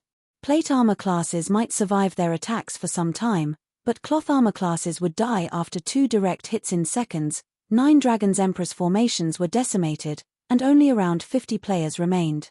Now, they barely had a numeric advantage over Shifeng's team. Just as 9 Dragons Emperor's team was about to retaliate, Fire Dance and Flying Shadow appeared beside their healers. Without so much as a sound, they thrust their gleaming daggers into the healers' backs, giving the experts no time to react. After killing their first targets, they promptly vanished and reappeared behind another nearby healer, repeating the process. Tier 2 skill, Phantom Walk. When activated, the skill allowed the user to execute 4 consecutive attacks, each carrying enough power to rival Absolute Strike, the strongest skill available to Tier 1 assassins. 8 of 9 Dragons Emperor's healers died on the spot. Although the 4 remaining healers tried to run, Fire Dance ran them down. After Fire Dance's promotion to Tier 2, her movement speed could rival Shifeng's. Ordinary players had no hope of keeping up with her. At most, they'd see the after images she'd leave behind. Don't get too cocky, Martial Dragon bellowed as he activated Charge at Fire Dance. After appearing before the 4 healers, he brandished Silver Snow Indiscriminate Slash. Fire Dance simply smiled and casually brandished 1,000 transformations. She instantly cut down the dozen or so sword lights moving towards her. At the same time, Fire Dance activated 1,000 transformations Phantom skill, and 5 of her doppelgangers appeared beside her. 4 of these doppelgangers dashed at the 4 remaining healers as the last joined Fire Dance in a charge towards Martial Dragon. The doppelgangers possessed 100% of Fire Dance's attributes. Although they couldn't attack, their speed was not affected in the slightest. In addition, the doppelgangers couldn't take damage. Hence, they easily crossed the dozen or so yards between them and the enemy players. When Fire Dance split into 6 identical copies, Martial Dragon was momentarily stunned. All 6 clones radiated similar auras and possessed the same attributes. Not even Martial Dragon could tell the real deal from the fake scram. Martial Dragon shouted as he executed Whirlwind Slash to repel the Fire Dance clones, but the assassin refused to give him the chance as she hacked at the Berserker's greatsword with 1,000 transformations. Tier 2 skill, Broken Shadow. Broken Shadow was the fastest Tier 2 skill for assassins. Before Martial Dragon's Silver Snow could build up momentum, 1,000 transformations abruptly stopped and repelled the weapon. The collision's impact forced Martial Dragon back 5 steps. He flashed his opponent a dumbfounded expression. Meanwhile, the 4 doppelgangers reached the last of the enemy healers. Although they tried to react, and their allied ranged players provided cover fire, the attacks were ineffective against the doppelgangers. After stopping Martial Dragon, Fire Dance swapped places with the 4 clones, devouring the healer's remaining HP with one strike after another. Each of her attacks dealt over -15,000 damage, -30,000 with a critical hit. She even triggered Critical Point, which had a 20% chance of triggering, killing the enemy healer instantly. Although Martial Dragon tried to intervene, Fire Dance simply switched positions with another doppelganger before the man could hit her. In the end, Martial Dragon had to watch helplessly as the 4 healers died. Chapter 1509, Steamrolling. Chapter 1509, Steamrolling. When the 9 Dragons Emperor's 4 last healers died, silence descended on the team. How has she become so strong? Shock overwhelmed Martial Dragon as he stared at the healers' fading bodies. He still had a relatively clear impression of Fire Dance as he had fought her personally during the assault on Zero Wing's residence. She had been insignificant then, yet after some time, she had become powerful enough to suppress him. How does Zero Wing find so many experts? Nine Dragons Emperor's eyes were bloodshot as he watched Fire Dance move across the battlefield unhindered. Although the fight had been brief, it had been enough time to realize that Martial Dragon was no match for the assassin in a head-on confrontation. The skill she had used was particularly troublesome. It was impossible to differentiate Fire Dance's doppelgangers from the real player, and attacks against the clones were ineffective, yet the doppelgangers seemed more than capable of inflicting damage if they could not attack all 6 copies at the same time. Fire Dance would be practically invincible. However, Fire Dance's prowess wasn't the biggest issue. His team had just lost all of their healers. This had placed his team in an overwhelmingly disadvantageous position. In contrast, not only were Zero Wing's experts capable of dealing frightening amounts of damage, but they were also swift and nimble. Every one of Nine Dragons Emperor's team, not including Martial Dragon, Shadowtooth, Undead, and Bloodhound Yama, were little more than living targets for Zero Wing. They couldn't even slow the enemy players for a few seconds. Dragon Pavilion Master, we can't let this continue. When will the reinforcements arrive? Undead asked as he attempted to keep Flying Shadow and Blackie at bay. Because of these 2 experts, he couldn't cast any of his large-scale destruction spells, which had long casting times. He was too preoccupied with dodging and defending himself with instantaneous spells. He was incredibly frustrated in terms of combat standards. He was leagues ahead of Flying Shadow and Blackie, but the 2 experts from Zero Wing were leaps and bounds above him in basic attributes and reaction speed. Now that the team's healers were dead, it was only a matter of time before Flying Shadow and Blackie whittled him down to nothing. Undead wasn't the only player eagerly awaiting the reinforcements. The rest of the team wanted to know when they'd arrive as well. Without reinforcements, it was only a matter of time before Zero Wing annihilated their team. We retreat. Nine Dragons Emperor reluctantly shouted when he noticed that Zero Wing's team remained intact while he continued to lose members. Now, he didn't even have enough players to stop Zero Wing from stealing the orc bosses, not to mention defeating the enemy players. Nine Dragons Emperor couldn't figure out why there was such a massive difference between their teams. To make matters worse, Zero Wing had only sent around a dozen or so experts to fight his team, while the remaining 30-plus players faced the 3 orc bosses. When the team heard Nine Dragons Emperor's command, its members began to retreat. Ha ha ha. Guild leader, we've scared them away. Blackie was delighted as he watched Nine Dragons Emperor's team flee. The members of Nine Dragons Emperor's team were no ordinary experts. Any one of them could easily rank among the top in a first-rate guild. Moreover, players like Nine Dragons Emperor and Martial Dragon stood at the apex of the virtual gaming world. He had only ever been able to look up to such players, yet now, he and a few of his teammates forced these apex experts to run with their tails between their legs. Guild leader, should we give chase? Unlike Blackie, Fire Dance was unfazed. In fact, a hint of dissatisfaction danced in her eyes. She'd prefer to eliminate these players, rather than watch them flee. No. Our goal is to take this encampment. If we take too long, their reinforcements will arrive, Shifeng said, shaking his head. He then shifted his gaze to the orc bosses and ordered, for now, prioritize the bosses. What if they come back? Fire Dance asked as she watched Nine Dragons Emperor. Based on the ranger's expression, he wasn't happy about the retreat. He wouldn't just sit still and watch them claim the encampment. If they come back, we'll wipe them out. Shifeng said, a cold glint flashing in his eyes. Now, their team had far more Tier 2 players than in the previous battle. In addition, these players covered the 3 main roles, MT, DPS, and healers, following which, everyone turned towards the 3 orc bosses. After a short but intense battle, Lifeless Thorn and his team barely dealt enough damage to stop the bosses from recovering HP. Although the bosses still had around 20% remaining, they still had over 100 million HP. Among them, the Orc Chief still had 130 million HP, and this was after including Thunder Domain suppression. What? Nine Dragons Emperor was forced to retreat.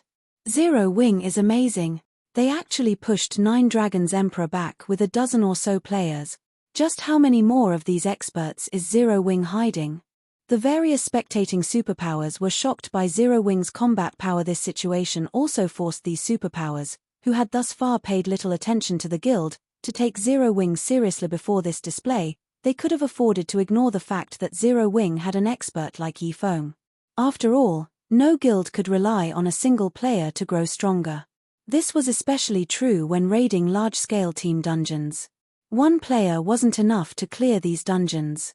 But things had changed with the appearance of Aqua Rose, Fire Dance, Gentle Snow, Cola, Yi Wumian, Shadow Sword, Flying Shadow, Alluring Summer, and others. Big Sis Rain, he did it. Big Brother Yi Feng actually did it. Blue Phoenix could not help but cry out when she saw Nine Dragons Emperor's team flee from the Orc encampment. Zero Wing is a truly unfathomable guild.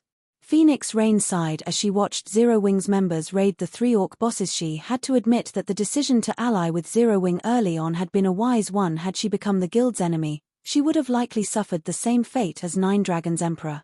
Meanwhile, outside the Orc encampment, once Nine Dragons Emperor realized that Zero Wing's members had stopped their pursuit, rage and humiliation tore at his heart. If some super guild had decimated his team, he could have accepted it, but he couldn't accept losing to a guild like Zero Wing. The most infuriating part was that Zero Wing was using him as a stepping stone to build its fame. If he did not pay back this insult, how was he supposed to survive in the virtual gaming world in the future? Marshal, contact Miracle and have them send over a 100-man team, Nine Dragons Emperor commanded coldly. Tell our nearby teams to gather and block the encampment's entrances as well. I refuse to let any of Zero Wing's members escape. The Orc bosses still had over 20% of their HP remaining. It would take Zero Wing's 50-man team at least 20 minutes to defeat the bosses. Meanwhile, he could gather his reinforcements within 10 minutes. He refused to believe that Zero Wing could come out victorious if he attacked alongside 400+ players while the enemy team was distracted with the 3 bosses. Understood. Marshal Dragon sensed the dense killing intent radiating off Nine Dragons Emperor. Hurriedly, he contacted Miracle and requested the 100 players. While Nine Dragons Emperor called for more reinforcements, the battle between Shifeng's team and the Orc bosses reached full swing. The Orc chief's HP is below 20%. Cola, activate your life-saving skill, Shifeng shouted as he glanced at the Orc chief and Orc generals. Hearing Shifeng's warning, Cola activated protection blessing. Once its HP fell below 20%, the Orc chief went berserk and tore off its armor. Its body enlarged slightly as its muscles bulged. Both the Orc chief's attack speed and damage increased significantly. Peng, peng, peng. Following which, the Orc chief brandished its battle axe at Cola, every attack forcing the MT back. Damages of over -20,000 appeared above the Guardian Knight's head while the healers frantically healed Cola. Fortunately, Cola received just enough heals to keep his HP above 50%. What destructive power. Too bad you're not quite strong enough, Cola quipped as he took a look at his HP. He then smiled and launched his counterattack Tier 2 skill, Retaliating Sanction. Instantly, Cola's defense increased by 50%. In addition, any attack he received from the front had a 20% chance to trigger an automatic counterattack, a ranged holy attack, which carried 240% of Cola's strength, for the next 20 seconds. Due to the Orc chief's rapid assault, Cola's one-handed sword repeatedly released dazzling beams of light that struck the boss, each dealing around -40,000 damage. Shifeng and the other DPS players weren't falling behind in their damage output either due to Thunder Domain suppression. Their normal attacks dealt over -10,000 damage, whereas their skills dealt around 30 or 40,000 each. The Orc chief's HP fell visibly. It was obvious at a glance that Zero Wing's damage output was far higher than Nine Dragons Emperor's team. 20%. 10%. When the Orc chief fell to 1%, Shifeng activated Divine Providence and arrived before the boss. He followed up with Flame Burst and Dragon Breath. When the earth-shattering explosions ended, the Orc chief roared in anguish as it collapsed and dropped a bunch of items. Chapter 1510, First Kill Reward. Chapter 1510, First Kill Reward. After the Orc chief collapsed, Zero Wing's members watched as their experience bars increased by a large margin before they heard the sound of a system notification. System, congratulations. You have defeated the Orc chief with less than 100 players. Rewarding 10 Thunder Island reputation and 500 Thunder Island contribution points. What an abundant reward. It's no wonder how the various superpowers secured such a massive advantage in the past. There were two important things on Thunder Island, both of which the various large guilds and players hungered after. The first was Thunder Island reputation, while the second was Thunder Island contribution points. A player's reputation determined their authority and status on Thunder Island. Like the Sea God's Temple, players could use contribution points to purchase unique items on Thunder Island, such as the Thunder Potion. For players on the main continent, the Thunder Potion was utterly useless. To players exploring the Sea of Death, however, it was a godly potion. The Thunder Potion did not provide additional basic attributes, but it did give players the power of Thunder buff. With this buff, not only could players deal 20% more damage to sea monsters or monsters on islands, but it was also a deterrent, causing monsters to avoid them and reducing their chances of encountering an ambush. The potion also weakened monsters' perception of players. When teams had recruited members to explore the Sea of Death in the past, they had almost never accepted players without Thunder Potions. There might not be many sea and island monsters in the Sea of Death's outer region, but the number of monsters increased exponentially in the inner region of the sea zone. If one weren't careful, they could be surrounded and killed. The Sea of Death's inner region also contained most of the opportunities and treasures in the sea zone. Hence, if players wanted to reap a bountiful harvest from the Sea of Death, they'd have no choice but to venture to its inner region. Meanwhile, not only could the Thunder Potion allow safer passage in the inner region, but it also increased players' combat power, which was why the potion was a must-have item at sea. Players could only purchase the Thunder Potion with Thunder Island's contribution points, but they were considerably difficult to earn. Generally, players could only obtain a small number of CPS from completing the island's local quests. Unfortunately, as fate would have it, there weren't many of these quests. Not everyone could get their hands on one. Players would only receive high-ranking quests once they reached a certain status on Thunder Island. These high-ranking quests awarded more CPS than the daily quests, each granting around 10 to 20 CPS. Meanwhile, each Thunder Potion cost 10 CPS, and each potion had a 10-hour duration. It also lacked a cooldown. Players could even consume 2 Thunder Potions at once, gaining 2 stacks of Power of Thunder and increasing their damage by 30% while lowering their chances of being detected for 15 hours. Now, Zero Wing's team members had obtained 500 CPS after killing an encampment's guardian boss. The 10 Thunder Island reputation points they had earned were also precious. After obtaining 100 reputation points, players could accept more daily quests and a few high-ranking, hidden quests, increasing the amount of reputation they could earn each day. Unfortunately, aside from Shifeng, the team members were likely more interested in the Orc Chief's loot than the system's rewards. However, no one dared to focus on the items since the 2 Orc generals were still alive. Though, after the Orc Chief died, Phoenix Rain's team officially took control of the Orc encampment. As proof of the team's successful occupation, a magic barrier enveloped the encampment after the main boss's death. The surrounding mana gathered inside the barrier, increasing the encampment's mana density. As a result, the 2 Orc generals' basic attributes plummeted. It was clear that the barrier was suppressing the Orcs. At the same time, a teleportation channel also opened inside the encampment.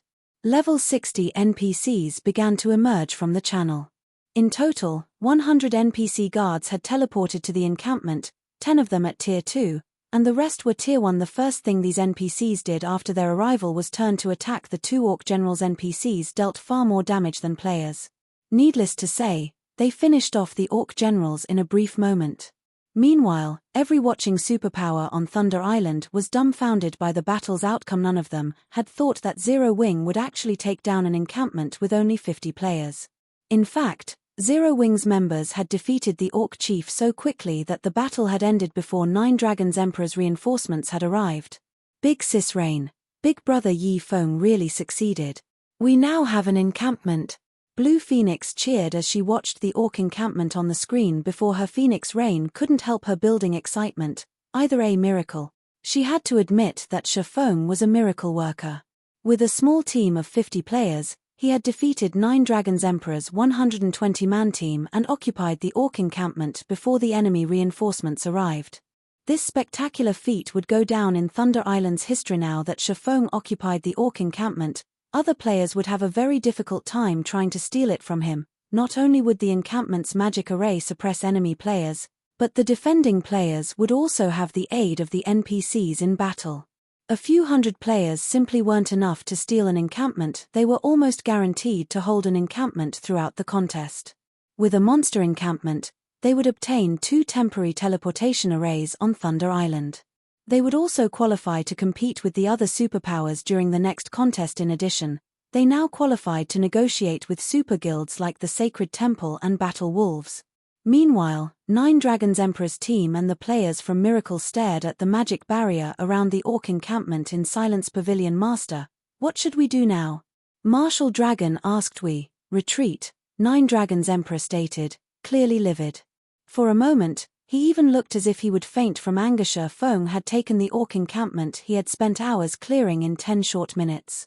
He'd like nothing more than to eat Shifeng's heart raw. However, he knew that he couldn't take the encampment back even if he had 400+ players on his side. Aside from the fact that Shifeng could transport reinforcements to the encampment, the current 50 players in the barrier were a massive threat. Furthermore, if his team members entered the encampment, their basic attributes would plummet. After considering the Tier 1 and Tier 2 NPC guards, his team had no hope of taking back the encampment. Watching Nine Dragons Emperor silently turn and walk away, Martial Dragon gave the encampment one last glance. This was the first time he had met someone who could push Nine Dragons Emperor this far. Not even the various super guilds had ever done so, yet Shifeng had. Moreover, Shifeng had rendered Nine Dragons Emperor powerless to retaliate. Back inside the orc encampment, everyone's experience bars rose by a significant chunk as the orc generals died. However, unlike the orc chief, the 2 orc generals hadn't dropped a single item. Blackie and the others were confused, but Shifeng remained unfazed on Thunder Island. Only the Guardian bosses dropped any loot. After finishing off the 2 orc generals, Shifeng made his way towards the pile of items the orc chief had dropped.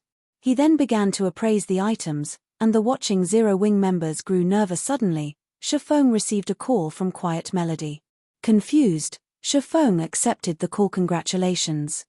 With this victory, Zero Wing will have an easy time traveling to and from Thunder Island. Quiet Melody congratulated Vice Temple Master Melody. Have you contacted me just to offer congratulations? Please get to the point, Shifeng said calmly. Elder Yi Feng is quite straightforward. Since that is the case, I won't mince words. My guild leader wishes to speak with you in private. May I know if you are interested? Quiet Melody said.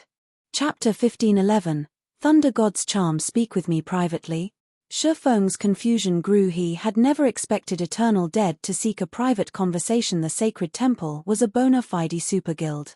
It was in a completely different league than the Dragon Phoenix Pavilion. Not even the super first-rate guild, Miracle, could stand up against the Sacred Temple. This was why Phoenix Rain had wanted to work with the Sacred Temple and Battle Wolves. Had she gained the 2 super guilds' cooperation, she could have easily suppressed Nine Dragons Emperor and Miracle. That's right. My guild leader is very interested in Zero Wing. Quiet Melody nodded. In truth, Quiet Melody was also confused as to why Eternal Dead wanted to speak with Shifeng. Not even Phoenix Rain had elicited such a reaction from her guild leader, as he usually sent a Vice Temple Master for such discussions. Only the Dragon Phoenix Pavilion's Great Pavilion Master qualified to speak with Eternal Dead personally. All right. When will he contact me? Shifeng agreed. He had assumed that the Sacred Temple would wait until after the contest to contact him, but the fact that Eternal Dead had reached out now was a good thing. After all, it wasn't easy to wrestle control of Thunder Island. Despite so many superpowers struggling to claim the island for themselves, they had been forced to share its management. In the past, the island had a total of 17 monster encampments. A guild could only dominate Thunder Island after they captured all 17. Currently, the various superpowers would be fortunate to claim 2 or 3 encampments. Attempting to monopolize the island right now was unrealistic. As soon as Shifeng asked his question, he received a friend request. It was from none other than Eternal Dead. How fast? Shifeng immediately clicked agree. In God's domain, players couldn't call each other directly until after they added each other as friends. At most, players could send messages. However, the majority of the game's players generally blocked incoming messages from outsides, only accepting missives from friends. Guild leader Eternal, to what do I owe this unexpected call? Shifeng asked, smiling at the somewhat stern, middle-aged man in the screen. During Shifeng's previous life, Eternal Dead had achieved many feats throughout his 10 years in God's domain. One of his crowning achievements had been his decision to focus on developing the Sacred Temple's navy early in the game. It had given the Sacred Temple a massive advantage over the other superpowers, becoming one of God's domain's top-ranked navies. Take the present Thunder Island contest, for example.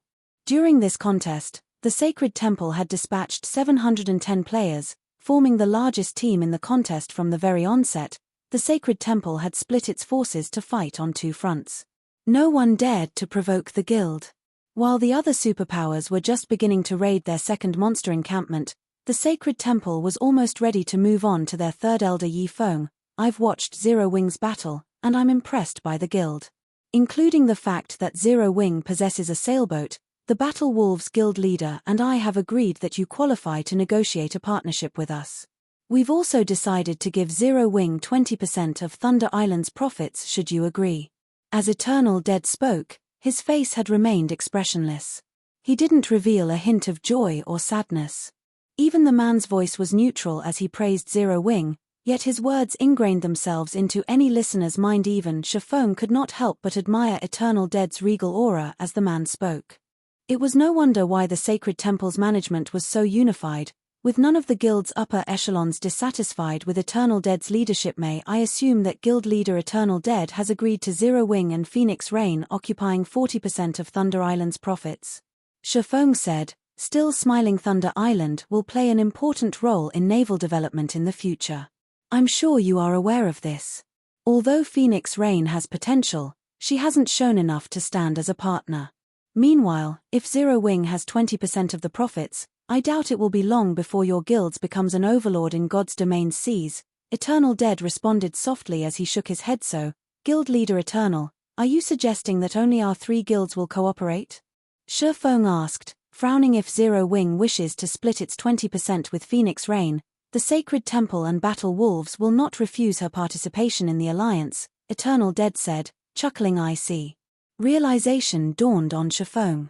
After all that talk, the Sacred Temple and Battle Wolves still had no intention of parting with additional profit. Shifeng chuckled and said, since that is the case, please allow us to consider your offer properly and reply at a later date. Is that acceptable? All right. In any case, there is still a month before the next contest. It would be wise to take your time in considering our offer. Confusion bubbled in Eternal Dead's mind as he watched Shifeng, who appeared quite calm. He had never expected this man to refuse such a profitable offer. After Eternal Dead disconnected the call, a playful smile appearing on his face. Guild leader, did he agree? Quiet Melody could not help but ask. No. He rejected it. It seems Phoenix Rain has a good eye for allies, Eternal Dead said, smiling.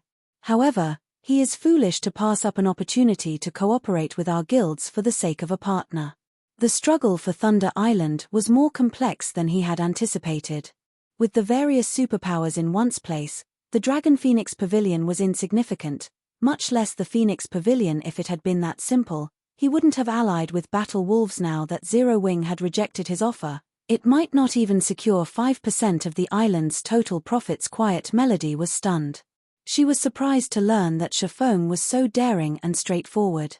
If it were up to her, she might have agreed without hesitation, yet Shifeng had calmly rejected it. Although she was happy for and envied Phoenix Rain as the woman's good friend, neither Phoenix Rain nor Zero Wing would obtain any profits on their own. Following which, Quiet Melody related this news to Phoenix Rain. Big Sis Rain, Eternal Dead is really despicable. He actually tried to poach our ally midway through the contest. Fortunately, Big Brother Yi Feng refused the offer. Blue Phoenix couldn't help but curse Eternal Dead when she heard about the deal. Although Eternal Dead's offer was underhanded, he wasn't wrong about us lacking naval strength. Phoenix Rain smiled bitterly. At the same time, she also felt lucky and touched. If not for Zero Wing, she would have been eliminated from this contest. Meanwhile, in the Orc encampment, Shifeng didn't react to the previous conversation with Eternal Dead, continuing to appraise the Orc chief's loot. It's no wonder why the various superpowers had been so eager to obtain the Guardian boss's loot in the past. They drop quite an abundance of good items. Shifeng excitedly gazed at the items in his bag. The Orc chief had dropped 32 items, 20 of which were various rare materials. 7 of the remaining 12 were level 55 and 60 weapons and pieces of equipment, and the weakest of which was Feingold rank. The Orc Chief had also dropped the Tier 2 skill book, Holy Prayer, a skill for healers. Holy Prayer was one of the rare Tier 2 AoE healing spells. It could easily go for several thousand gold on the market. The loot also included a bronze speedboat and 2 dark gold rank tools, the magic rain gun and thunder beast skin. The magic rain gun could replace a speedboat's weapon and would display the power of a peak Tier 2 attack. The gun's attack speed was very high, and its attacks would inflict the poison debuff, causing targets to lose HP over time and reducing movement speed. As for the thunder beast skin, it was similar to the magic whale skin. When used on a ship, the thunder beast skin increased the ship's magic resistance by 10%, movement speed by 4%, and durability by 10 points. These items were all worth a fortune. However, even added together, they weren't worth as much as the simple necklace the Guardian boss had dropped. The Thunder God's Charm. Chapter 1512, Strategic Tool. Guild Leader. What did the boss drop? When Aqua Rose and the others saw Shifeng's joy, they knew that something amazing had dropped. The loot consists mainly of materials and equipment, but we also got lucky enough to obtain a bronze speedboat and a skill book for the Tier 2 healing spell, Holy Prayer, Shifeng said, smiling. On top of that, the boss dropped something that will help us take another monster encampment. Everyone gasped when they heard Shifeng's reply. They could not believe that the loot would be so frightening. Even the various superpowers had only obtained a limited number of bronze speedboats thus far. If this matter went public, the other guilds would die with envy. As for the Tier 2 Holy Prayer, it could rival a dozen or so healing spells when used in a team. It could easily sell for several thousand gold on the market, but none of these items were worth the attention compared to an item that could help them secure another encampment. Although they were confident of claiming another encampment with their 50-man team, that was assuming they had enough time. With less than half of the contest's duration remaining, it would be very difficult for them to finish another raid in time. This was because their opponents wouldn't be limited to monsters, but players as well. The various superpowers had already begun to raid their second encampments. Meanwhile, Thunder Island only had 17 monster encampments available. This limited how many they could raid. Moreover, as time passed, the superpowers that successfully secured a second monster encampment would try for a third. If their team could not clear out an encampment fast enough, the other teams on the island would target them. They'd face far more powerful opponents than Nine Dragons Emperor. Yet, despite knowing this, Shifeng had determined that they could secure another encampment with the help of a particular item. One could just imagine how valuable this item was. Alright, we've had enough rest. Aqua, contact Phoenix Rain and tell her to send 50 players to defend the Orc encampment. We'll prepare to secure another encampment in the meantime, Shifeng hurriedly instructed. He had no intentions of explaining the Thunder God's Charm in detail. The Thunder God's Charm was an extraordinary item. Shifeng didn't expect them to be lucky enough to obtain it from their first Guardian boss kill. Even after raiding the encampments numerous times, only a few superpowers had secured a Thunder God's Charm in the past. Meanwhile, the superpowers that had Thunder God's Charms had banded together and monopolized Thunder Island. After which, only superpowers with Thunder God's Charms qualified to join the island's co-managers. Unlike the Thunder Emblem, the Thunder God's Charm would not suppress enemies' basic attributes. In fact, it was a dark gold necklace without any basic attribute bonuses. The necklace only had one skill, Thunder God's Blessing. When activated, Thunder God's Blessing would give all allies within a 30-yard radius the Thunder God's power buff, allowing everyone's attacks to deal 100% lightning damage to the island's monsters. At the same time, monsters would receive a stackable electrified debuff when struck. Each debuff stack would reduce monsters' reaction speed, attack speed, and defense by 3% for 6 seconds, stacking a maximum of 10 times. The Thunder God's Blessing had a 2-hour duration and 4-hour cooldown. With the Thunder God's Charm, a team's overall combat power would rise to a whole new level when raiding monster encampments. This was also why the superpowers with Thunder God's Charms had an absolute advantage over those who did not. Now, Shifeng had both the Thunder Emblem and the Thunder God's Charm. Even if he had a small team and had wasted a lot of time earlier, he could secure another encampment with these two items. You still want to raid another monster encampment? Phoenix Rain was stunned when Aqua Rose contacted her. For a moment, she did not even know how to react. There are only 2 monster encampments left, but they're pretty far away from your location. Those monsters are also the most difficult of any of the island's encampments.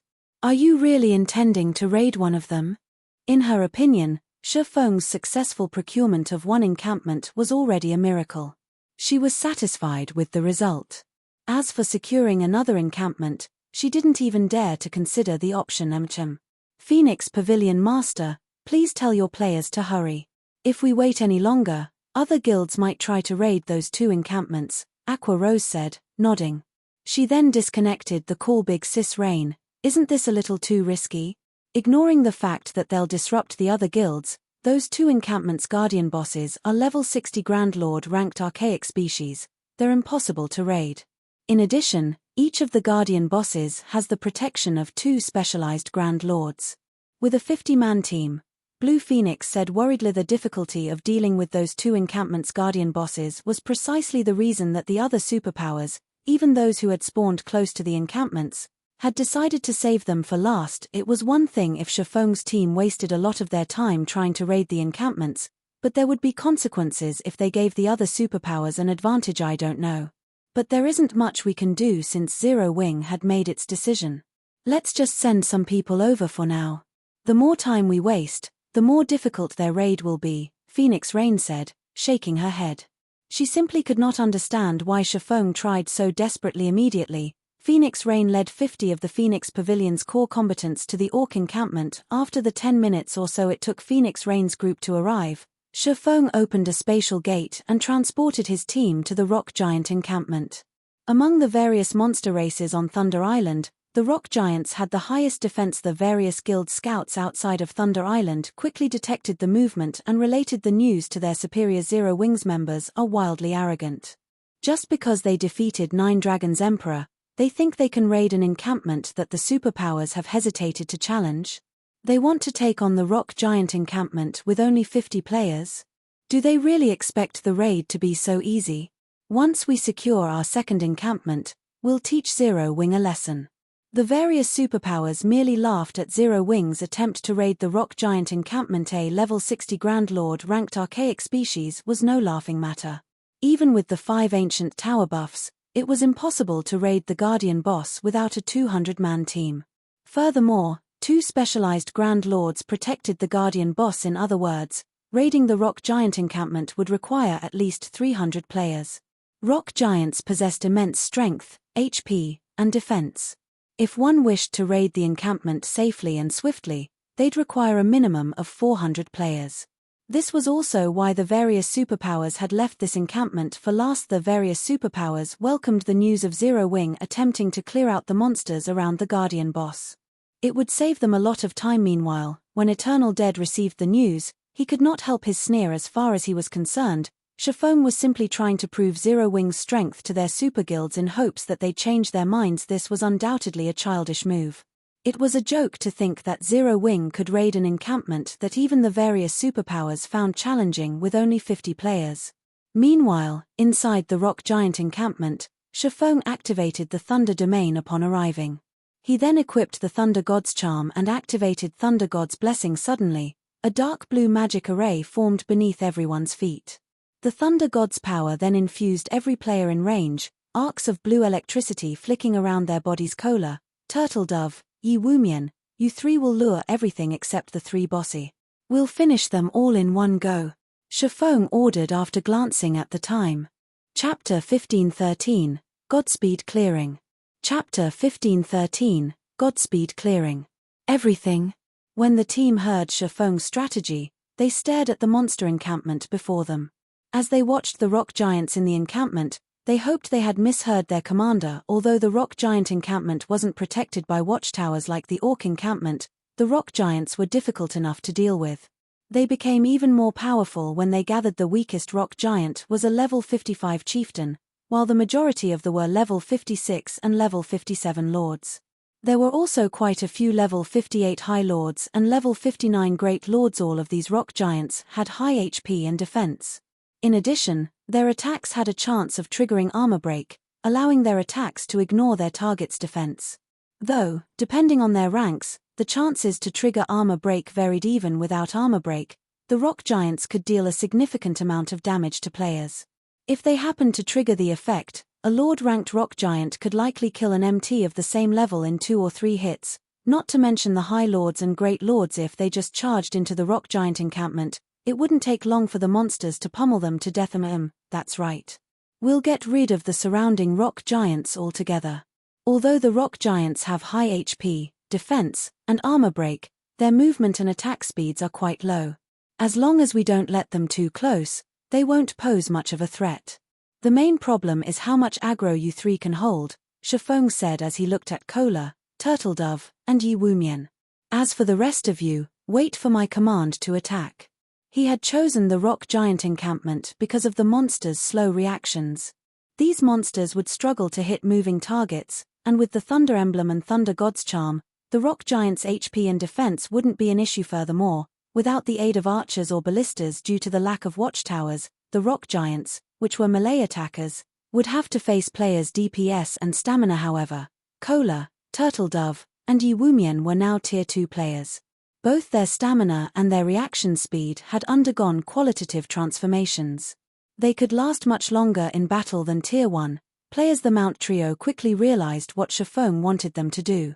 Rather than clashing with the rock giants head-on, they just needed to hold the monsters' aggro. For them, that was considerably easier. Following which, the three MTS separated and ran around the encampment, luring the monsters as elemental creatures. The rock giant's perception range exceeded ordinary monsters. The instant Kola and the other two set foot in the encampment, a patrol squad of rock giants noticed them and charged into the MT trio. However, Kola and the others didn't change their course. Instead, they charged deeper into the encampment to lure the other patrol squads. The MT trio moved very quickly. Despite the numerous blockades, the three of them maneuvered through the crowds easily. A few times, they took a wrong path and came within attack range of a few rock giants, but they reacted quickly enough and defended themselves with their shields. Even when a Great Lord landed a hit, they only received around -5,000 damage.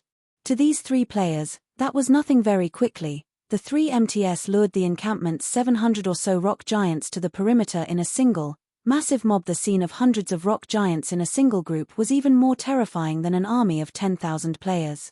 When they moved, the earth shook beneath their feet. All right, everyone with a large-scale destruction spell, get ready.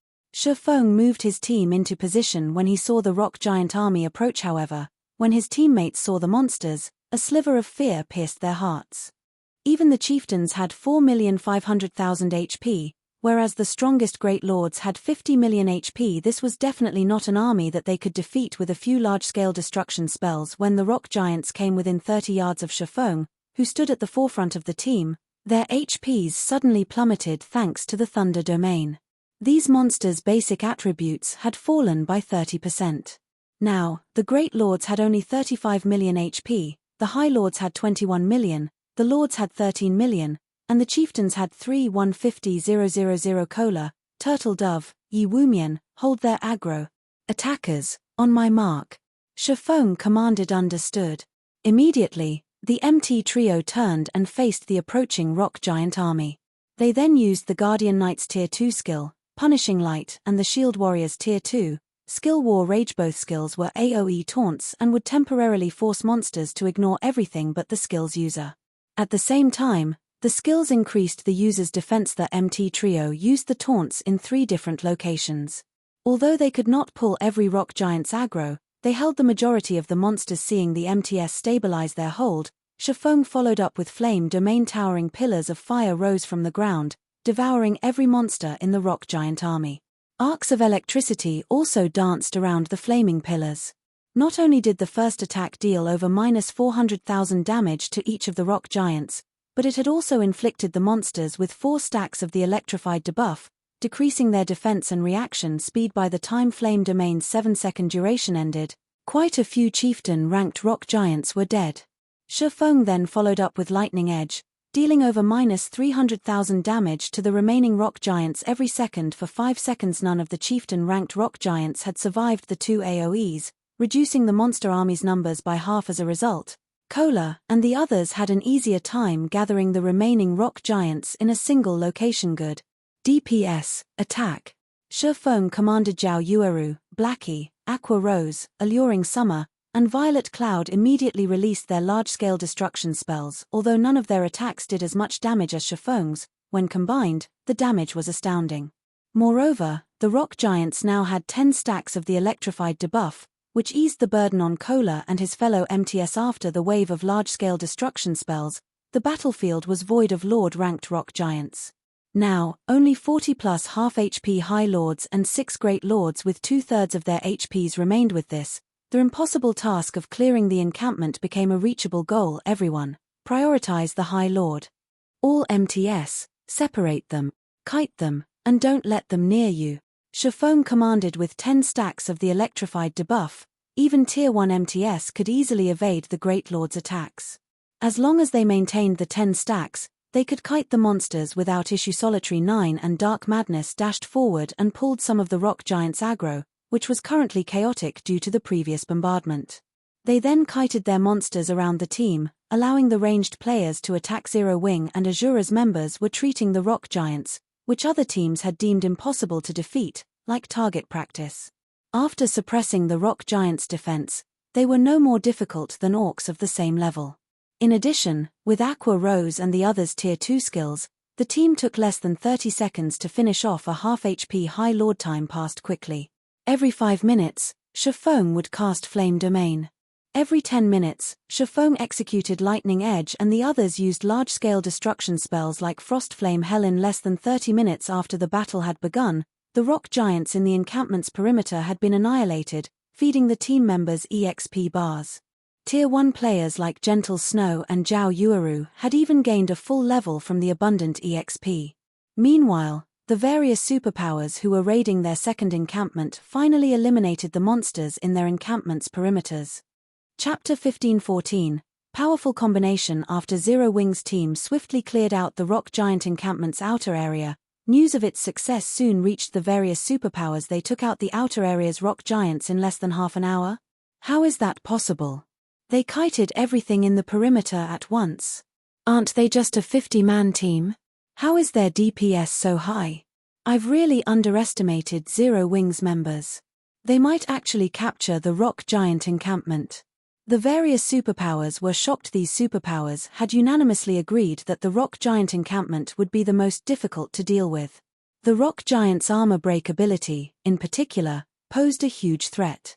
If MTS tried to tank the monsters, they'd likely die. Hence, when fighting these monsters, the players would need to dodge as many attacks as possible. However, the rock giants were massive, which gave them a larger attack range than ordinary monsters. This made it very difficult for MTS to dodge the rock giants' attacks. Even if a player were a refinement realm expert, constant evasive maneuvers would tax their bodies, yet if one relied on small evasive maneuvers, they'd fail to escape the monster's attack range. Relying on large evasive maneuvers for a short period wouldn't be a problem for heavily armored MTS, but as fate would have it, the rock giants had both high HP and defense. It would take a considerable amount of time to kill them. On the off chance that the MTS ran out of stamina midway through the fight, the team would have to flee and start all over again. The amount of time a team would waste in dealing with the rock giants was only a small part of the problem. The bigger issue was the levels players would lose when they died. If players lost too many levels, they might not be able to use their current weapons and equipment, forced to use old items or retire from combat completely. Unlike in team dungeons, MTS could only afford to die a very small number of times on Thunder Island compared to the other superpowers. When Nine Dragons Emperor, who was in the middle of an encampment raid, heard the news, his expression twisted with fury. First, Zero Wing had stolen his orc encampment, wasting the time and effort his team had put into their first raid. Now, before he had even cleared out the new encampment's perimeter, Zero Wing had cleared out the rock giant encampment's perimeter. If this news reached the Dragon Phoenix Pavilion's guild elders, their estimation of him would plummet. Pavilion Master, now that Zero Wing's team has cleared the perimeter, we can organize a team to harass them.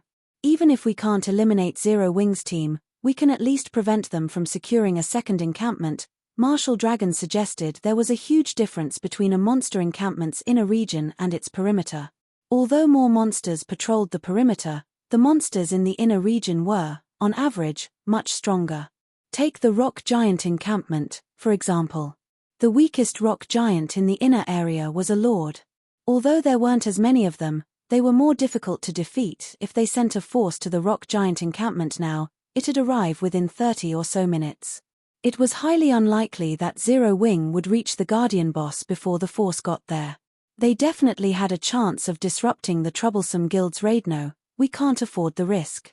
Don't forget that they still have a teleportation gate that allows them to travel across the island instantly.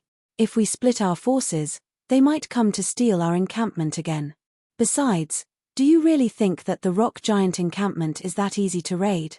Don't forget that the Guardian boss is a Grand Lord ranked archaic species.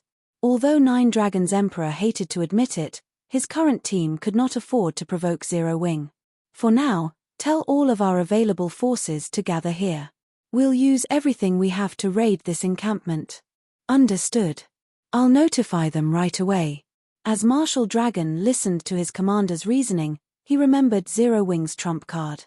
It was precisely because of that trump card that their team had suffered one defeat after another and had yet to capture a single encampment.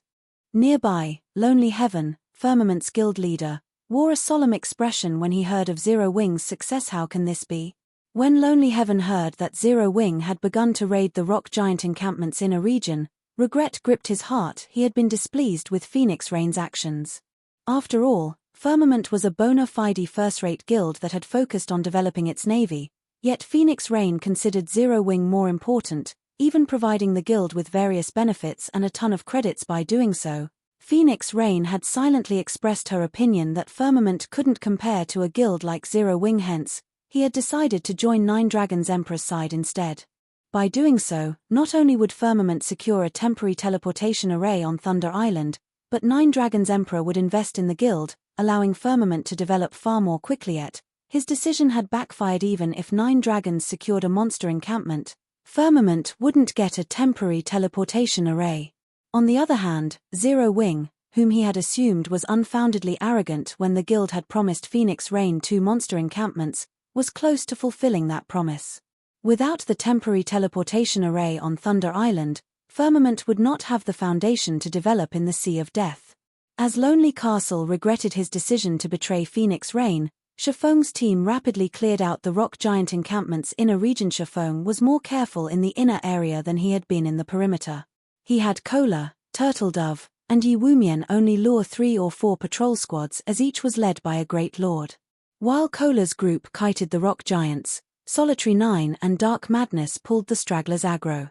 Like so, the team steadily reduced the number of patrol squads around the Guardian bosses. The team faced fewer monsters. They had a much easier time killing the rock giants. Each wave only took around 10 minutes or so to finish off. After fighting for around an hour, they had dealt with all 200+ rock giants in the encampment's core. The only monsters remaining were the level 60 Rock King and 2 level 60 rock guards in the center of the encampment. Rock King, elemental creature, archaic species, Grand Lord. Level 60. HP 200 000 000 200 000 000. Rock Guard, elemental creature, specialized, Grand Lord. Level 60. HP 150 000 000 150 000 000. Zero Wing and Azura's members shuddered when they saw the 3 bosses' HPs. Each rock guard had 3 HP bars. Meanwhile, the Rock King had 5 players' HP bars were an indicator of how much HP they had at any time. HP bars had a different meaning for monsters. Each HP bar a monster possessed signified their combat standards. A monster with more than one had higher combat standards than a monster of the same rank and level. With a single bar, a monster with 3 HP bars could exhibit combat standards on par with players who could reach the Trial Tower's 3rd floor, while a monster with 5 HP bars could reach the Trial Tower's 5th floor.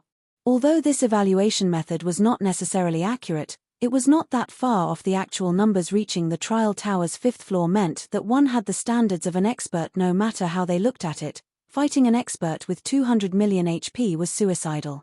Besides which, their team only had 50 players. Guild leader, how should we fight it? Aqua Rose asked as she watched the Rock King. She had no idea how they should raid this Guardian boss. Cola, Yi Wumian, and Solitary switch shields with each other.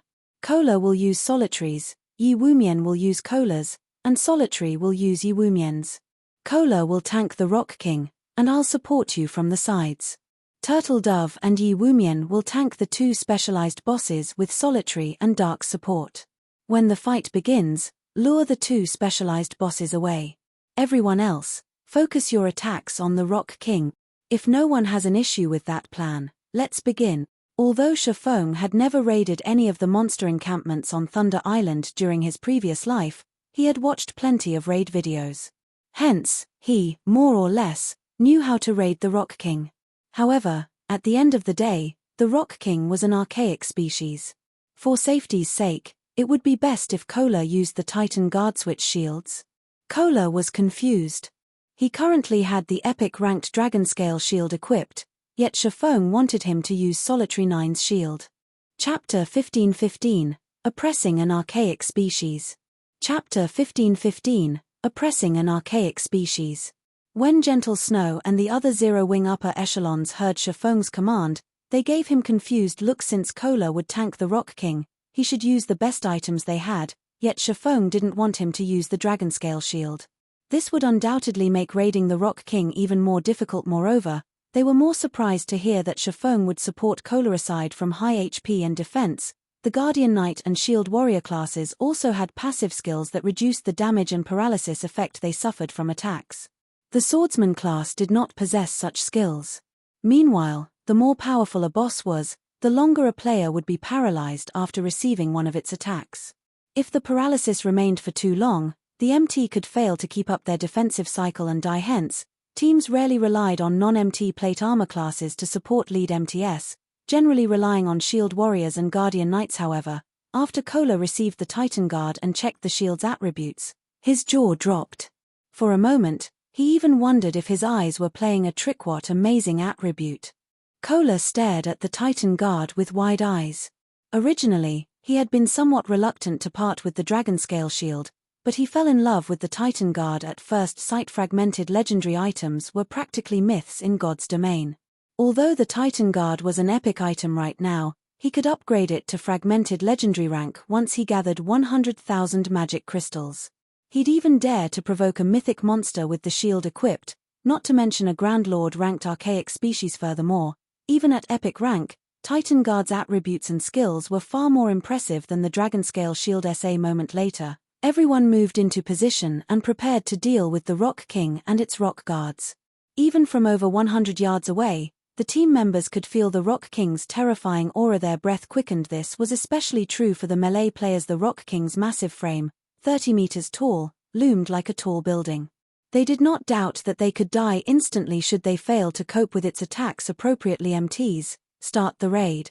Shifeng shouted once everyone was ready. With Shifeng's command, Kola, Turtle Dove, and Yi Wumian exploded into action, charging at the level 60 Rock King and Rock Guards separately. The moment the MTS were within the monster's 100-yard perception range, the three bosses, which stood at the altar in the center of the encampment, opened their crimson eyes. The instant the three bosses opened their eyes, Shifeng activated Thunder Domain to suppress the rock giants. However, the ability wasn't as effective, only suppressing the Rock King and Rock Guard's basic attributes by 20%. Even after Thunder Domain activated, the Rock King had 180 million HP. Thunder Domain suppression enraged the Rock King. The Guardian boss bellowed and flexed its arms. It then slammed its fists against the ground. Boom. Upon impact, the ground shattered and a powerful shockwave radiated away from the Rock King like a tidal wave. The ground around the Rock King rose over 10 meters high as it surged towards Kola and the others. The Earth Tsunami's length was impossible to avoid. Tier 3 spell, Earth Pulsation. Seeing this, the MT trio did not dare to be careless as they immediately activated their life-saving skills. Protection Blessing. Shield Wall. The healers on the rear line instantly began to cast magic shields and hot, heal over time, spells on the three MTS. Upon colliding with the Rock King's Earth Pulsation, the magic shields protecting Kola and the others shattered, and the three MTS were thrown over a dozen yards backward. When their bodies slammed into the ground, their HPs began to decrease rapidly. Only after falling past the 50% threshold did their HPs stop. Seeing this, Gentle Snow and the others gasped. A single hit had devoured over half of their three MTs' HP. Moreover, this was after they had activated their life-saving skills. Without their life-saving skills, the MT trio would have died. Fortunately, Shifeng had only sent these three first MTs, secure aggro.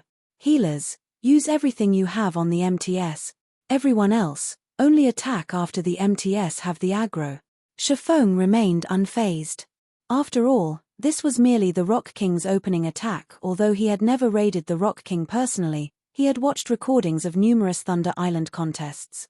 He was very familiar with the island's guardian bosses.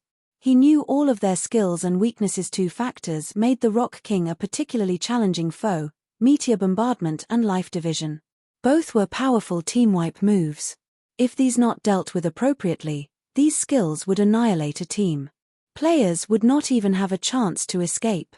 Compared to those two moves, the Tier 3 Earth Pulsation was child's play.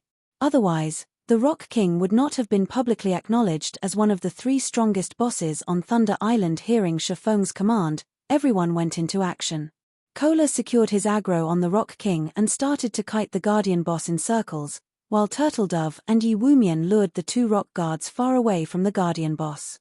Meanwhile, Solitary 9 and Dark Madness assisted Turtledove and Yi Wumian in kiting the rock guards. However, a Grand Lord was still a Grand Lord at the end of the day. Even if Thunder Domain weakened the Rock King and rock guards, their movement speeds and attack speeds were still superior to the Great Lord-ranked rock giants. When the 3 bosses attacked the MTS with their palms, it looked as if they were swatting flies. Each of their palms was easily 8 yards across. Despite Kola and the others' promotions to Tier 2, they struggled to dodge the boss's attacks and were hit from time to time. Turtledove and Yi Wumian were somewhat lucky. Due to their life-saving skills still being active, they only received around -8,000 damage when they blocked the rock guard's normal attacks. Kola, however, was not as fortunate when the Rock King slapped him. Kola angled his shield, forcing the Rock King's palm to slide off as he deflected the attack, but he still received over -12,000 damage.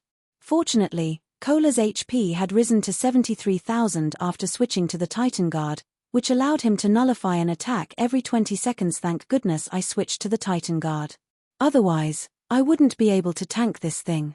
The more Kola employed the Titan Guard, the more he fell in love with it. In his opinion, the extra HP and damage nullification were secondary. The paralysis reduction effect was the shield's true power. The 30% paralysis reduction allowed him to dodge and block the Rock King's attacks more easily. Without that effect, he wouldn't be able to react in time to block the second attack. Even if he blocked the first and reduced its damage, he'd have to receive the full brunt of the Rock King's attacks, and if that happened, he wouldn't be surprised to suffer -30,000 damage with a successful block. The Rock King was no pushover, either. The archaic species bloodline gave the Rock King higher attack speed and reaction speed than the other rock giants. As a result, it could strike Kola twice, worsening the paralysis effect the Guardian Knight suffered. When the Rock King's third attack descended, Kola couldn't move into position to deflect the attack in time, having no choice but to block the attack with the full breadth of Titan Guard. Suddenly, a blue flash struck the Rock King's descending palm boom. The impact deviated the Rock King's attack trajectory, its palm strike landing half a yard away from Kola Guild leader. Aqua Rose and the others were shocked. Shifeng had dealt the blow that deviated the Rock King's attack, yet despite taking a hit, he had only lost a little over 10,000 HP. He had received less damage than Kola when the MT deflected an attack. The most impressive aspect of the counterattack was that Shifeng didn't show any signs of suffering paralysis. The sacred sword he wielded only trembled slightly. Players had to rely on their own attributes on Thunder Island, prohibited from using any berserk skills, yet Shifeng had still accomplished such an astounding feat. Chapter 15-16, Slaying the King. What tremendous strength! Shifeng glanced at the vibrating, humming sacred sword in his hand. His teammates were amazed that Shifeng had only received a little over -10,000 damage from deflecting the Rock King's attack.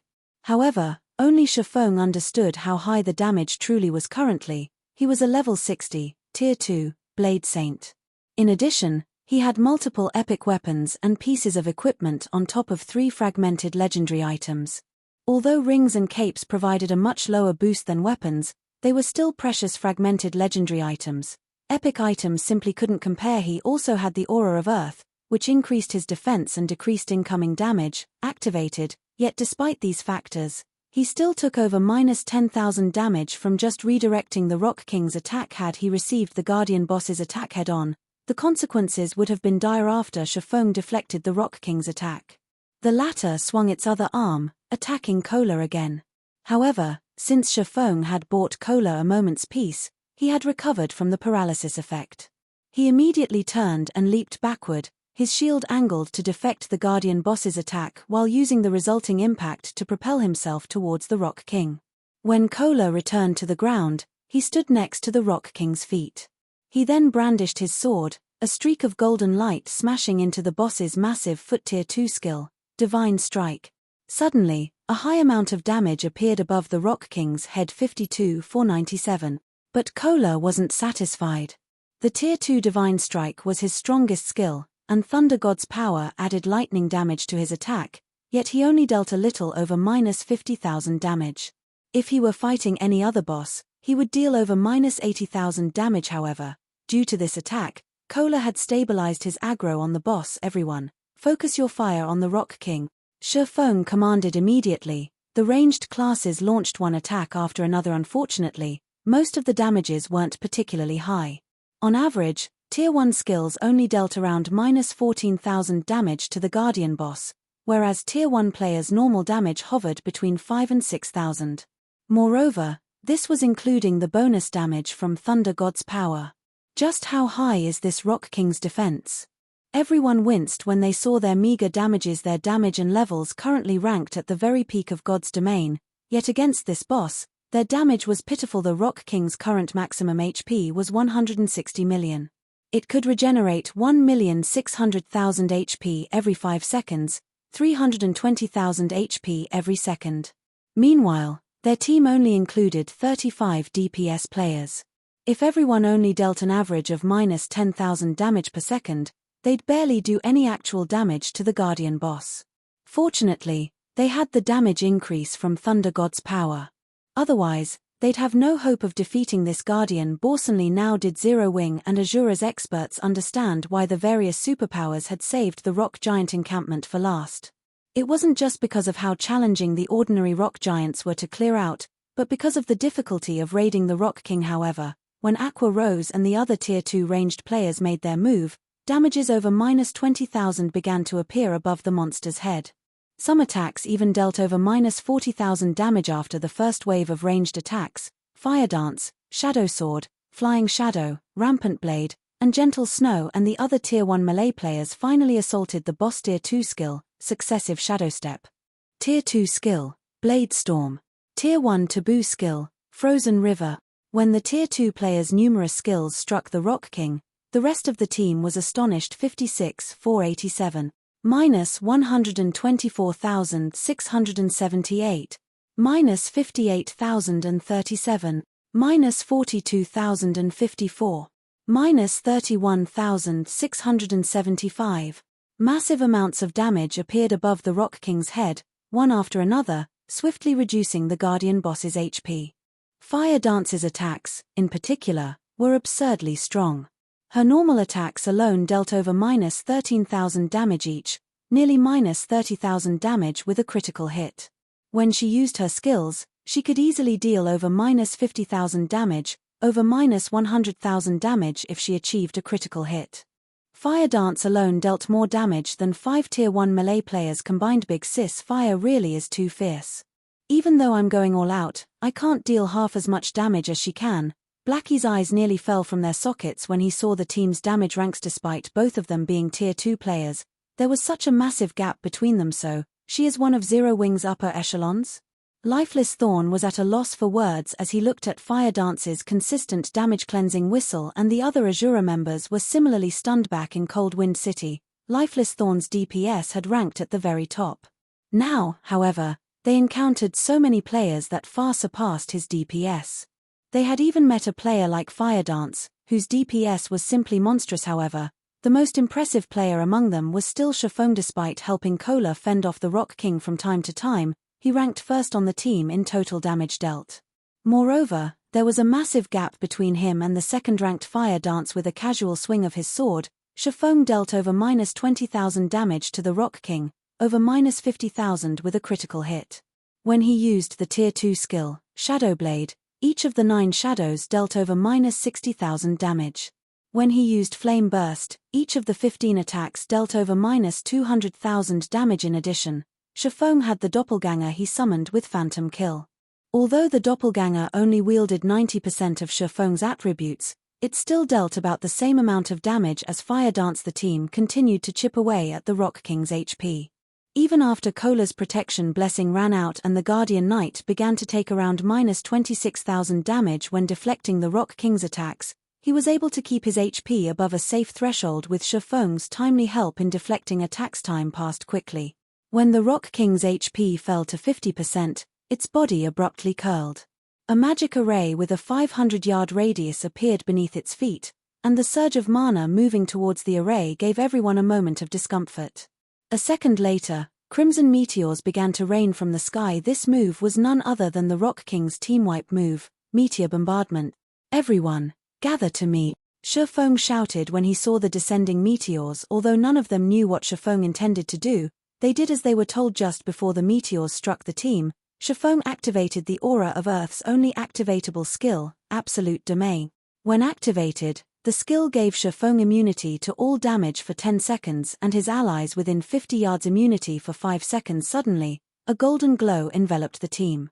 Even when the two rock guards bombarded Turtle Dove and Yi Wumian with attacks, the MTS took no damage as the first wave of flaming meteors crashed into the ground. Towering mushroom clouds rose up around the Rock King. The ground shook as if Armageddon had come. Not even the rock guards were spared as a meteor struck each of them, shattering their bodies into countless fragments. Unfortunately, the rock guards were elemental creatures. Even after they had shattered, they quickly gathered the broken pieces and reconstructed themselves. Only, as soon as they reformed, another wave of meteors crashed into them, shattering them once again. Each meteor wave dealt millions of damage to the two Grand Lords. In the end, the rock guards' bodies had been destroyed 9 times throughout Meteor Bombardment's 4-second duration. When the smoke and dust settled, it revealed the utter disaster the rock giant encampment had become. Massive craters littered the encampment. Meanwhile, the Rock King had lost over 10 million HP in its own attack. Seeing this, the players nearly lost their footing. Fortunately, they had been protected by Shifeng's Absolute Domain. Otherwise, they would have all died. Good. The meteors have forced the boss into a weakened state.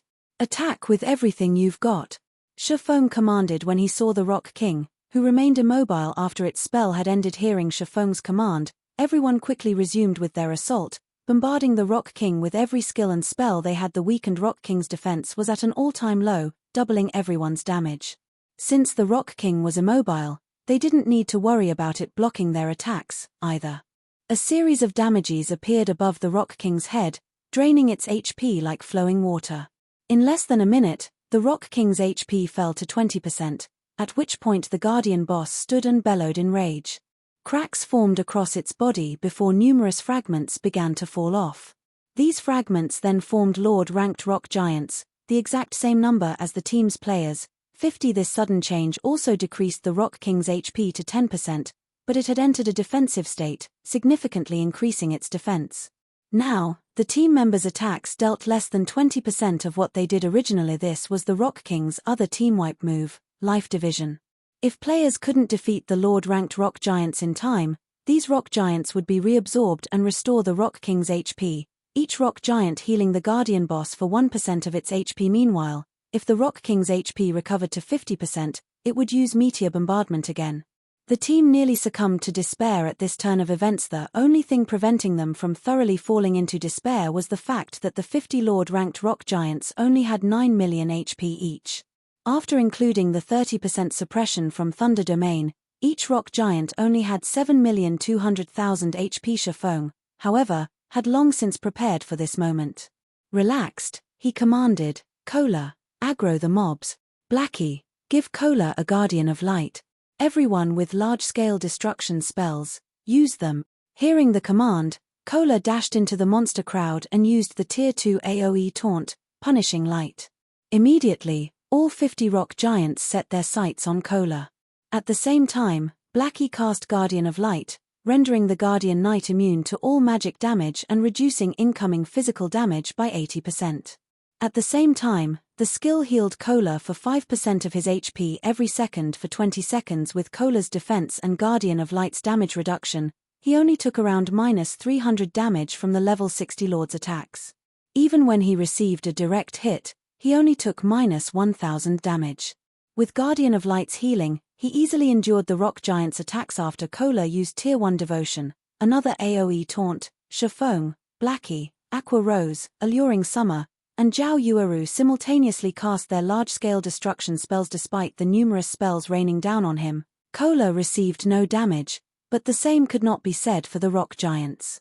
By the time every large-scale destruction spell ended, the 50 rock giants were no more. Once the team annihilated the rock giants, the Rock King was forced out of its defensive state and sustained another 20-second weakened period attack with everything you've got. Don't let it split a second time, Shifeng shouted. Shadow Blade. Phantom Kill. 9 Dragons Slash. Dragon Breath. As Shifeng executed these skills, he sacrificed 20 units of life force and activated the strongest Divine Providence. When the Rock King's HP fell below 1 million, he followed up with Flame Burst. In the end, he only needed 3 hits to destroy the Rock King's final strand of HP. Chapter 1517, King's Reward. Chapter 1517, King's Reward. We won. The boss is finally dead. Zero Wing cried out in excitement as they watched the Rock King crumbling into a pile of rubble. The Rock King's death, it meant that they now owned the Rock Giant encampment. Now that they had secured 2 of Thunder Island's monster encampment, they would secure nearly 1/8 of the authority over Thunder Island, becoming one of the island's main rulers. When the Rock King's corpse began to fade out of existence, a pillar of light rose from it and shot into the sky. Even players outside Thunder Island could see the pillar of golden light. What's going on over there? What's up with that light pillar? The light pillar seems to be coming from the Rock Giant encampment's direction. Quick, have our scouts investigate the area. Players both outside of and on Thunder Island turned towards the golden light pillar almost simultaneously when the various superpowers observers adjusted their magic mirrors to scout the situation over at the Rock Giant encampment. What they saw dumbfounded them. Only 2 rock guards were left alive in the encampment. The various superpowers abandoned. The archaic species Rock King was nowhere to be seen. Why is the Rock King gone? Could they have? Impossible. How can they possibly defeat it with just 50 people? Although no one could bring themselves to believe that Zero Wing had managed to defeat the Rock King with only 50 players, they couldn't find any signs of the Guardian boss's massive figure regardless of how hard they searched the encampment. The only noteworthy thing in the encampment was the golden pillar extending from a pile of rubble. With this, they had no choice but to accept the fact that Zero Wing's 50-man team had secured the Rock Giant encampment. The various observers reported what they saw to their superiors on the island. What? How is that possible? Zero Wing managed to secure a second encampment before we did. Just what did they do? Although Zero Wing's clearing speed surprised them, they were still confident that they could claim their second encampment before Zero Wing was anywhere close to defeating the Rock King. Then they would be able to secure their third encampment with little effort. After all, the Guardian boss there couldn't be defeated easily, especially not with a 50-player team. Not only did Zero Wing manage to clear the monsters in the inner and outer areas, but it defeated the Rock King quickly. This outcome exceeded their expectations. When Phoenix Rain received this shocking news, she, too, was astonished they actually succeeded. Phoenix Rain looked at the Rock King's remains with an indescribable sense of shock. At this point in the contest, the various superpowers had almost finished claiming their second encampment, and they had far more players than she and Zero Wing. However, these superpowers had many more players that she and Zero Wing did. If not for their lack of manpower and 9 Dragons Emperor's interference early on, they could have secured more than just 2 encampments. In contrast to the reactions of Phoenix Rain's team, 9 Dragons Emperor's players wore grim expressions when they heard the news. How did they defeat the boss so quickly? Was the Rock King actually an easy raid? Right. That must be it. How else would Zero Wing's 50-man team have cleared out an encampment faster than us? When 9 Dragons Emperor's team members looked at the distant light pillar, they were envious. Despite fighting desperately, they had yet to clear out the monsters in the encampment's inner area. On the other hand, despite starting the raid on the encampment's inner area much later than they did, Zero Wing's team already defeated the Rock King, a Grand Lord-ranked archaic species. Damn it. How did things end up like this? Lonely Castle's eyes were bloodshot from rage and envy. Had he known something like this would happen, he would never have agreed to cooperate with 9 Dragons Emperor. Although he wouldn't receive any financial support from Phoenix Rain, He would have obtained a temporary teleportation array on Thunder Island at the very least. With the teleportation array, Firmament would be able to further the development of its naval forces and gain the opportunity to surpass the other first-rate naval guilds. Now that opportunity was gone. Pavilion Master, this will be troublesome. Now that Phoenix Rain has secured 2 monster encampments, the Great Pavilion Master will side with her, Martial Dragon said as he gave the Light Pillar a grim look. Had Phoenix Rain only secured 1 monster encampment, they could still, more or less, compete with her, but they'd lose their advantage if she secured 2 encampments. Not only could she convince more large guilds to ally with her, but she would also gain the guild elders' support during the next contest. Phoenix Rain also had a powerful ally like Zero Wing. Not only would Phoenix Rain be able to get more players to take part in the next Thunder Island contest, but she would also have many more powerful experts supporting her. Zero Wing? Killing intent welled up within Nine Dragons Emperor. Immediately, he commanded, after the battle, notify Beast Emperor that I'll support him fully. But I have one condition. I want Zero Wing eliminated from God's domain. The guild elders will likely voice their opinions about this matter. After all, Zero Wing is in the same boat as Phoenix Rain. If we use the Dragon Phoenix Pavilion's strength to deal with Zero Wing publicly, Martial Dragon said worriedly when he heard Nine Dragons Emperor's chilling tone. Let them. As long as Phoenix Rain loses Zero Wing's support, we'll have a chance to struggle onward. Nine Dragons Emperor stated, determined. His voice radiated killing intent. He had always treated Zero Wing as one of Phoenix Rain's chess pieces and had never placed any importance on the guild. Now he fully understood that Zero Wing was no mere chess piece. Instead, it was Phoenix Rain's lifesaver. He would be eliminated from the competition for the Great Pavilion Master's position sooner or later if he didn't disregard his reputation and destroy Zero Wing while it was still developing. Even if he had to earn the Great Pavilion Master's displeasure, he was determined to destroy Zero Wing. Thoroughly understood. Martial Dragon looked at Nine Dragons Emperor's determination in shock. Nine Dragons Emperor would normally only place such great importance on super guilds and super first-rate guilds, yet he was doing the same for Zero Wing now. In fact, this was the first time he had ever seen Nine Dragons Emperor willing to go to such lengths to defeat a foe. Zero Wing's members received a system notification while the various superpowers were shocked by their successful capture of the rock giant encampment. System: congratulations. You have defeated the Rock King with less than 100 people. Rewarding 15 Thunder Island reputation and 800 Thunder Island contribution point system. Congratulations. You have defeated the Rock King during the first struggle for Thunder Island. Rewarding 20 free mastery points, 5 legacy skill points, and 1000 Thunder Island contribution points. 2 system notifications appeared consecutively, stunning the team. While they might not know the value of Thunder Island's contribution points, they knew the importance of mastery points and legacy skill points. When one had enough mastery points, their base damage would increase. As for legacy skill points, players typically received some when they leveled up. With the 5 points they just received, they could easily learn an additional Tier 1 legacy skill. They could even learn a Tier 2 legacy skill if they obtained some more points, greatly enhancing their combat power. It was true that Shifeng's leadership had allowed them to defeat the Rock King so easily this time, but another reason that quite a few players in the team possessed Tier 2 skills, which allowed their team's overall damage to exceed the Rock King's battle recovery. After the system notifications ended, the light pillar rising from the center of the encampment began dissipating. Gradually, dazzling items of various shapes and color then rained down from the sky, forming a small mountain where the Rock King's corpse had previously lain. The brilliant glow and powerful aura the mountain of items radiated moved the team members' hearts. The reward for the first kill of Thunder Island's 3 great bosses is tremendous. Shifeng was also quite surprised. Although he had expected the Rock King's loot to be extraordinary, he hadn't expected this much. The amount of loot here could already rival the loot from killing 3 or 4 Grand Lord-ranked archaic species of the same level. Chapter 1518, Magic Workshop. Chapter 1518, Magic Workshop. The Rock King's loot did not shock only Shifeng and his team. Even the players watching the encampment from outside of the island drooled when they saw the small mountain of items. Isn't the Rock King only an archaic species? Why did it drop so many items? By the looks of it, there should be more than 150 items. If I had that loot, I could make a fortune overnight by selling them. Everyone felt a deep jealousy of Zero Wing as they looked at the rock giant's loot. The Rock King was a level 60, Grand Lord ranked archaic species. The most common item would be at least level 50 plus fine gold equipment.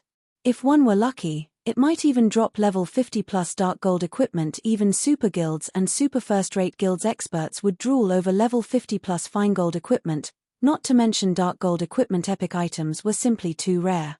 Not even superpowers peak experts necessarily had one at a glance, they could spot over 30 weapons and pieces of equipment among the loot.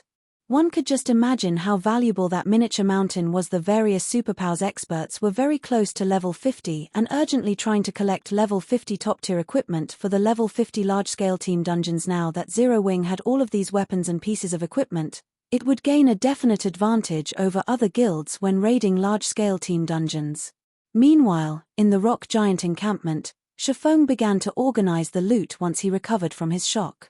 He left the remaining 2 rock guards to Turtle Dove, Yi Wumian, and the arriving Tier 2 NPCs. Although the rock guards were specialized grandlords, they were no longer a threat to the 2 MTS under the suppression of the encampment's magic array.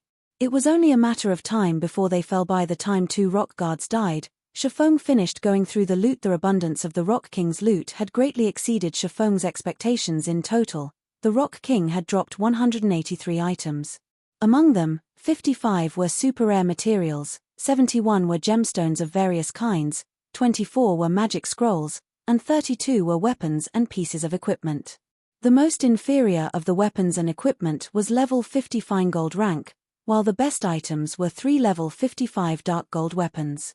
Each of these weapons could easily fetch over 1,000 gold on the market. However, what surprised Shifeng most were the 3 pieces of the Breaker set, a level 55 dark gold set equipment. The Breaker set was an 8-piece set equipment for the Berserker class. Normally, it only dropped in super large-scale team dungeons. Shifeng had never expected the Rock King to drop level 55 dark gold set equipment. Moreover, the Breaker set was a unique dark gold set equipment.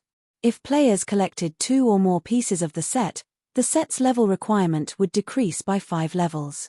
This meant that level 50 players could equip the items in terms of basic attributes.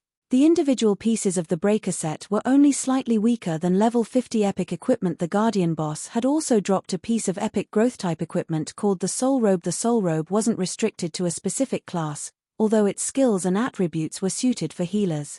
When equipped, the robe increased the potency of the wearer's healing spells by 5%. The robe also offered the passive skill, Soul Fluctuation. This passive skill would recover the wearer's mana even when in combat. This skill was akin to an everlasting mana recovery potion during battle.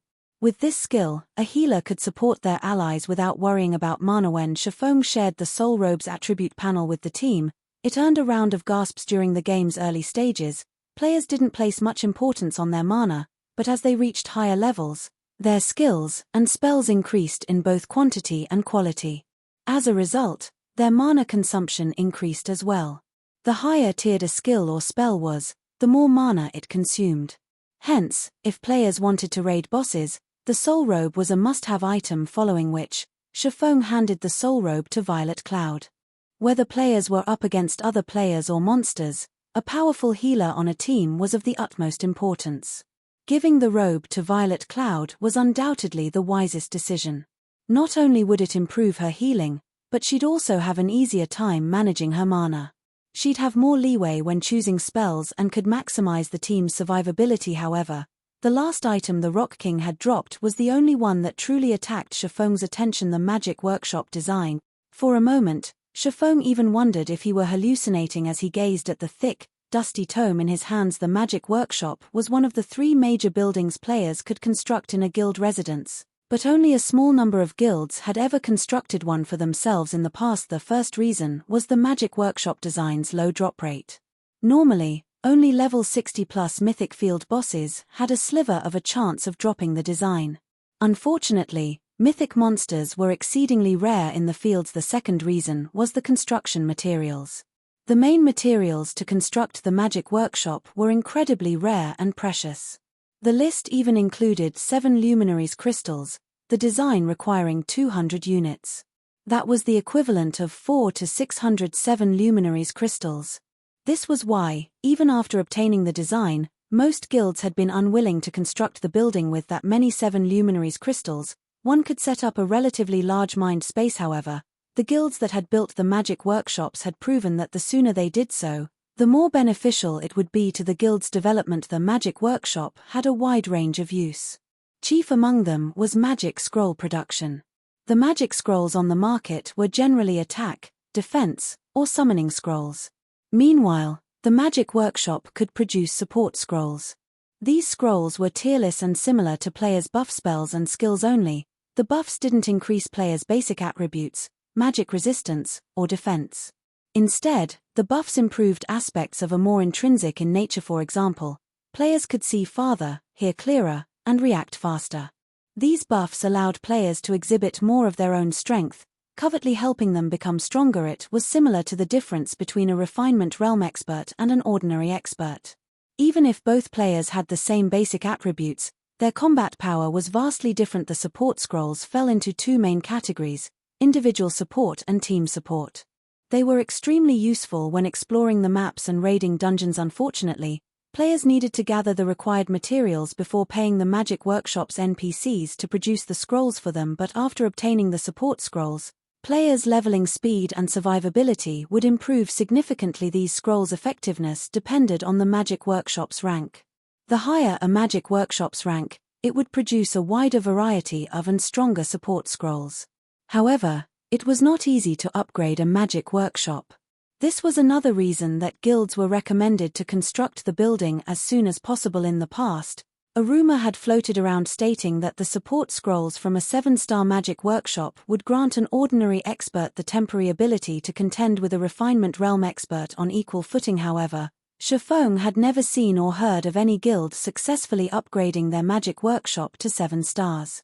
The highest rank he had seen was a 5-star Magic Workshop. Even so, a 5-star Magic Workshop could improve guild members' strength by leaps and bounds. Many of the first-rate guilds that had hesitated to construct their Magic Workshops after obtaining the design had regretted their decisions. After Shifeng finished examining the Magic Workshop design, he stored it in his bag, afraid that he would lose it accidentally. After dealing with the rock giant encampment, Shifeng didn't attempt to raid another encampment. He simply guarded the rock giant encampment while waiting for the contest to end. They simply didn't have enough time to raid another encampment, and Thunder God's power was still on cooldown. Without the Thunder God's charm skill to assist them, it would take a very long time for their 50-man team to raid an ordinary monster encampment, not to mention the remaining encampment that had a Grand Lord-ranked archaic species as a guardian boss. Meanwhile, the Sacred Temple, which raided its third encampment, encountered an unexpected problem. Halfway through the raid, Miracle attacked the Sacred Temple and stole the encampment, becoming one of the only 2 guilds on Thunder Island to secure 3 monster encampments.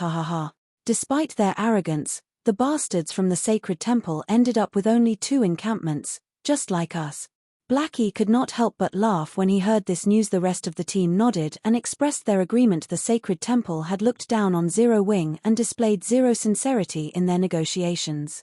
It would be a lie to say that they hadn't been insulted. Although the Sacred Temple wasn't an enemy, they were still delighted over the Super Guild's setback. While Zero Wing's members chatted, the system eventually notified players that the contest on Thunder Island had come to an end. At the same time, the magic barrier around Thunder Island disappeared. Everyone on the island was then teleported out of the contest area to Thunder Town. Yet, even after arriving in Thunder Town, no one showed any signs of relaxing. Instead, they shifted their gazes towards the large, stone monument erected in the center of the town plaza. After the Thunder Island contest ended, the system would rank the various participants by their performances. The ranks would then determine each power's status and authority on the island. Hence, all of the involved upper echelons were incredibly nervous. Quick, look. The system is releasing the ranks. Slowly, words began to appear on the stone monument. Chapter 1519, Thunder Island Rankings. I wonder who will get first place? I've heard that first place gets to control the only large shipyard on Thunder Island. Whoever gets that shipyard will definitely have an easier time developing in the Sea of Death. That's right. I've heard that the large shipyard on Thunder Island can produce unique speedboats and cargo ships. Anyone that gets the shipyard will easily be able to expand their naval forces. All of the rewards for the top 5 ranks are pretty good. The top 5 guilds will share authority over a large repair yard, giving them easy access to ship repairs. As words began to appear on the stone monument, players in the plaza and waiting outside of Thunder Island watched with building excitement. Even players who didn't belong to the various superpowers were paying close attention to the ranking because the powers on the list would be in control of Thunder Island for some time. If one had a rocky relationship with the ruling superpowers, they'd likely have to avoid Thunder Island and the Sea of Death until the next contest. It was incredibly difficult to avoid damage to a ship in naval combat, and as ships' durability decreased, players would need to repair them. If one were an enemy of the powers controlling Thunder Island's shipyards or repair yards, this contest results could deal a devastating blow to their naval development. Thunder Island was the only location that offered repairs in the Sea of Death, and traveling to and from this zone was troublesome and time-consuming. As for obtaining a temporary teleportation array, that was impossible. There weren't even enough teleportation arrays for all of the participating superpowers. All minor characters like themselves could do was stand by and watch from the sidelines as players quietly chatted. The first place guild's name appeared on the monument. Miracle. How is it Miracle? Didn't the Battle Wolves secure 3 encampments as well? It should be because of the impromptu merge between Nine Dragons Emperor and Miracle's teams. Don't forget, Nine Dragons Emperor's side also secured an encampment. With this, Miracle technically has 4 encampments under its control. Naturally, it secured first place. Wow, Nine Dragons Emperor really did that. Won't he lose all authority over Thunder Island by merging with another team? It can't be helped. Nine Dragons Emperor dug his own grave by starting a fight with Phoenix Rain. Had he not done so, he could have easily gained a share of authority over Thunder Island. While the watching teams were slightly surprised by Miracle's success, they also sympathized with Nine Dragons Emperor. There was a massive difference between those who had authority over the island and those who did not. With this authority, even controlling a fraction of the island allowed these powers to decide Thunder Island's development model. At the same time, they would have control of a repair yard. Had Nine Dragons Emperor secured a monster encampment under his own name, although he wouldn't have obtained a large repair yard, he could have obtained a smaller repair yard. He wouldn't have to borrow one from another power. With the advent of the first place, the name of the second place guild soon followed. Unsurprisingly, the Battle Wolves secured second place. It was the only other guild that had occupied more than 2 monster encampments. By coming in second place, the Battle Wolves had gained complete control over a medium shipyard, 25% of the shares of a large repair yard, and full control of a small repair yard. The various superpowers were jealous. Like the large shipyard, Thunder Island only had 1 large repair yard. In addition to the large shipyard, first place only received 30% of the large repair yard's shares and a small repair yard. I wonder which guild will come in third. It should be either the Sacred Temple or Nine Heavens Pavilion. After all, both super guilds had occupied quite a number of ancient towers. Even the reward for third place is amazing. Not only will they obtain a small shipyard, but they will also enjoy 20% of the large repair yard's shares and a small repair yard. Only the top 3 ranks won't have to share a small repair yard. While the waiting players discussed the situation, the system finally finished calculating the results and displayed the third-ranked Team Dragon Phoenix Pavilion. When the black stone monument displayed these 3 words, the plaza fell silent. Everyone was speechless as they stared at the name. Players only commented after a long pause, "What's going on? How is it the Dragon Phoenix Pavilion? How is the system calculating these results?" Although the Dragon Phoenix Pavilion secured 2 encampments, it didn't capture nearly as many towers as the Sacred Temple and Nine Heavens Pavilion. How could it rank third? The system must have miscalculated. The various superpowers weren't pleased with the rank. The Sacred Temple and Nine Heavens Pavilion's members, in particular, were furious about the result. Both of their guilds had surpassed Phoenix Rain's team in terms of member count and captured ancient towers.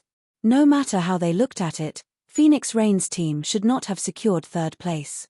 In fact, it should have been a miracle if her team even ranked 5th.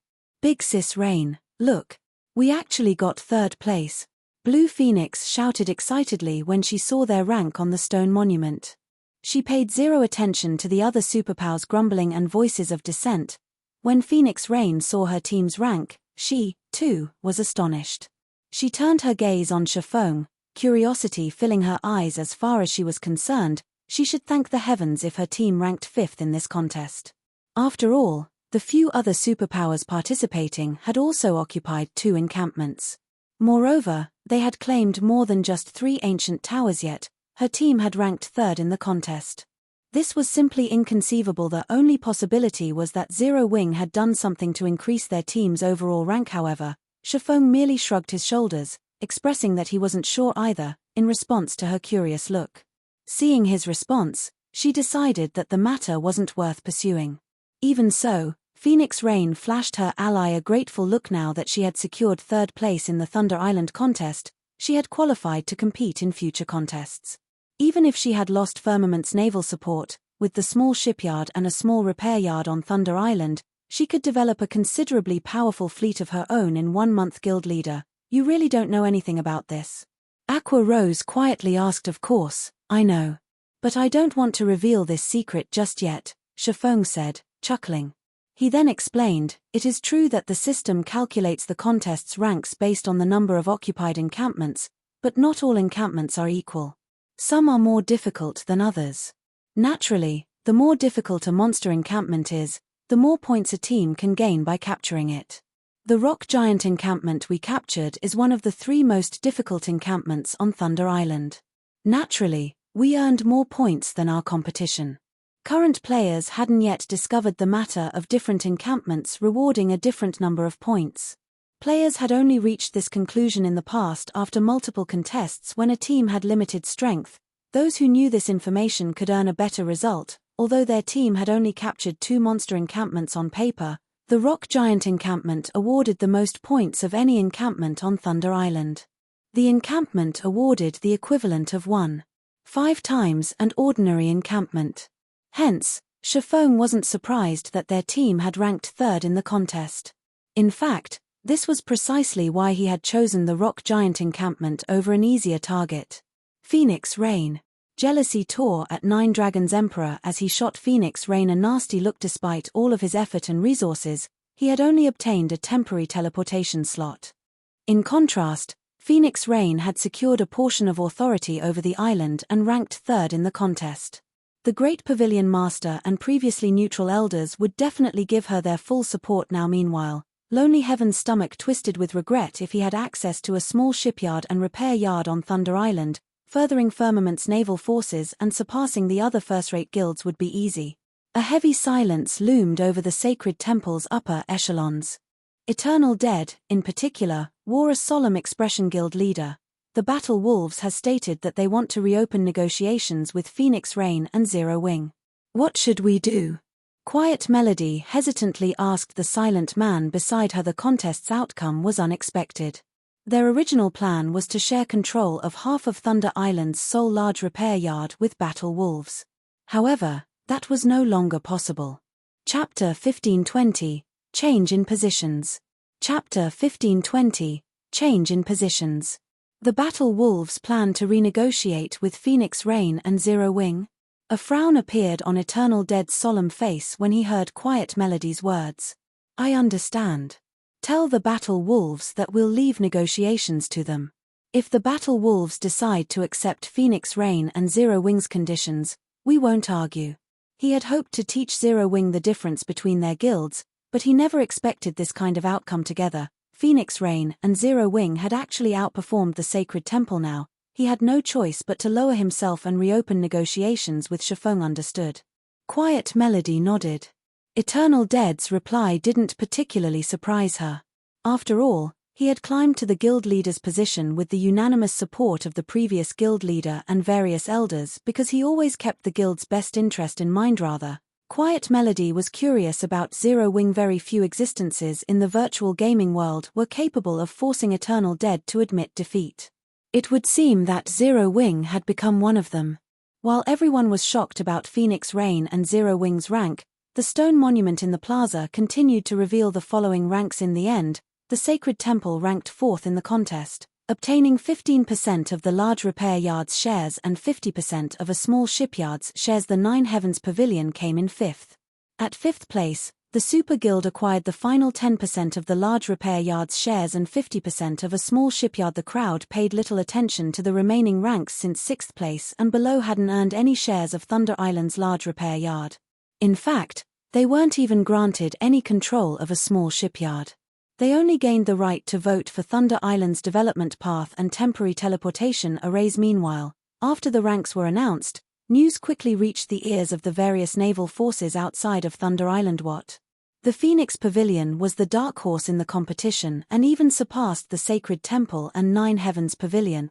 I recall that Phoenix Rain had secured 2 monster encampments. She should have 4 temporary teleportation arrays now. Since Firmament betrayed her, and Zero Wing only needs 1, she should have 2 teleportation arrays to spare. If we ally ourselves with Phoenix Rain, we might have a chance of obtaining one of them. Thank goodness we didn't agree to work with Nine Dragons Emperor.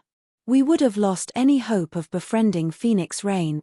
The various first and second-rate naval guilds quickly took note of Phoenix Rain's remaining teleportation arrays. Unlike Phoenix Rain, the other superpowers had already reserved their extra temporary teleportation arrays for their allies. Some superpowers had even failed to meet their original goals and acquire enough teleportation arrays. On the other hand, one of Phoenix Rain's partners had betrayed her, so it was entirely possible to ally with her team and obtain one of the arrays. Big Sis Rain, several large guilds with relatively powerful navies have contacted us, stating that they're willing to work under you. However, they have requested a temporary teleportation array in return, Blue Phoenix excitedly announced. In addition, several superpowers have congratulated us, stating that they would find time to negotiate cooperation in the future. The Battle Wolves have also sent a representative to reopen negotiations regarding cooperation on Thunder Island. Although the Dragon Phoenix Pavilion was a super first-rate guild, Phoenix Rain could only mobilize a small portion of the guild's power.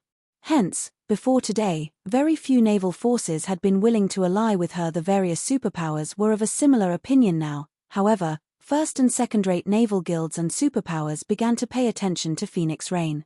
Even the Battle Wolves wanted to reopen negotiations. Blue Phoenix had never imagined this outcome. Yifeng, the Battle Wolves have sent an invitation. What is your opinion on the matter?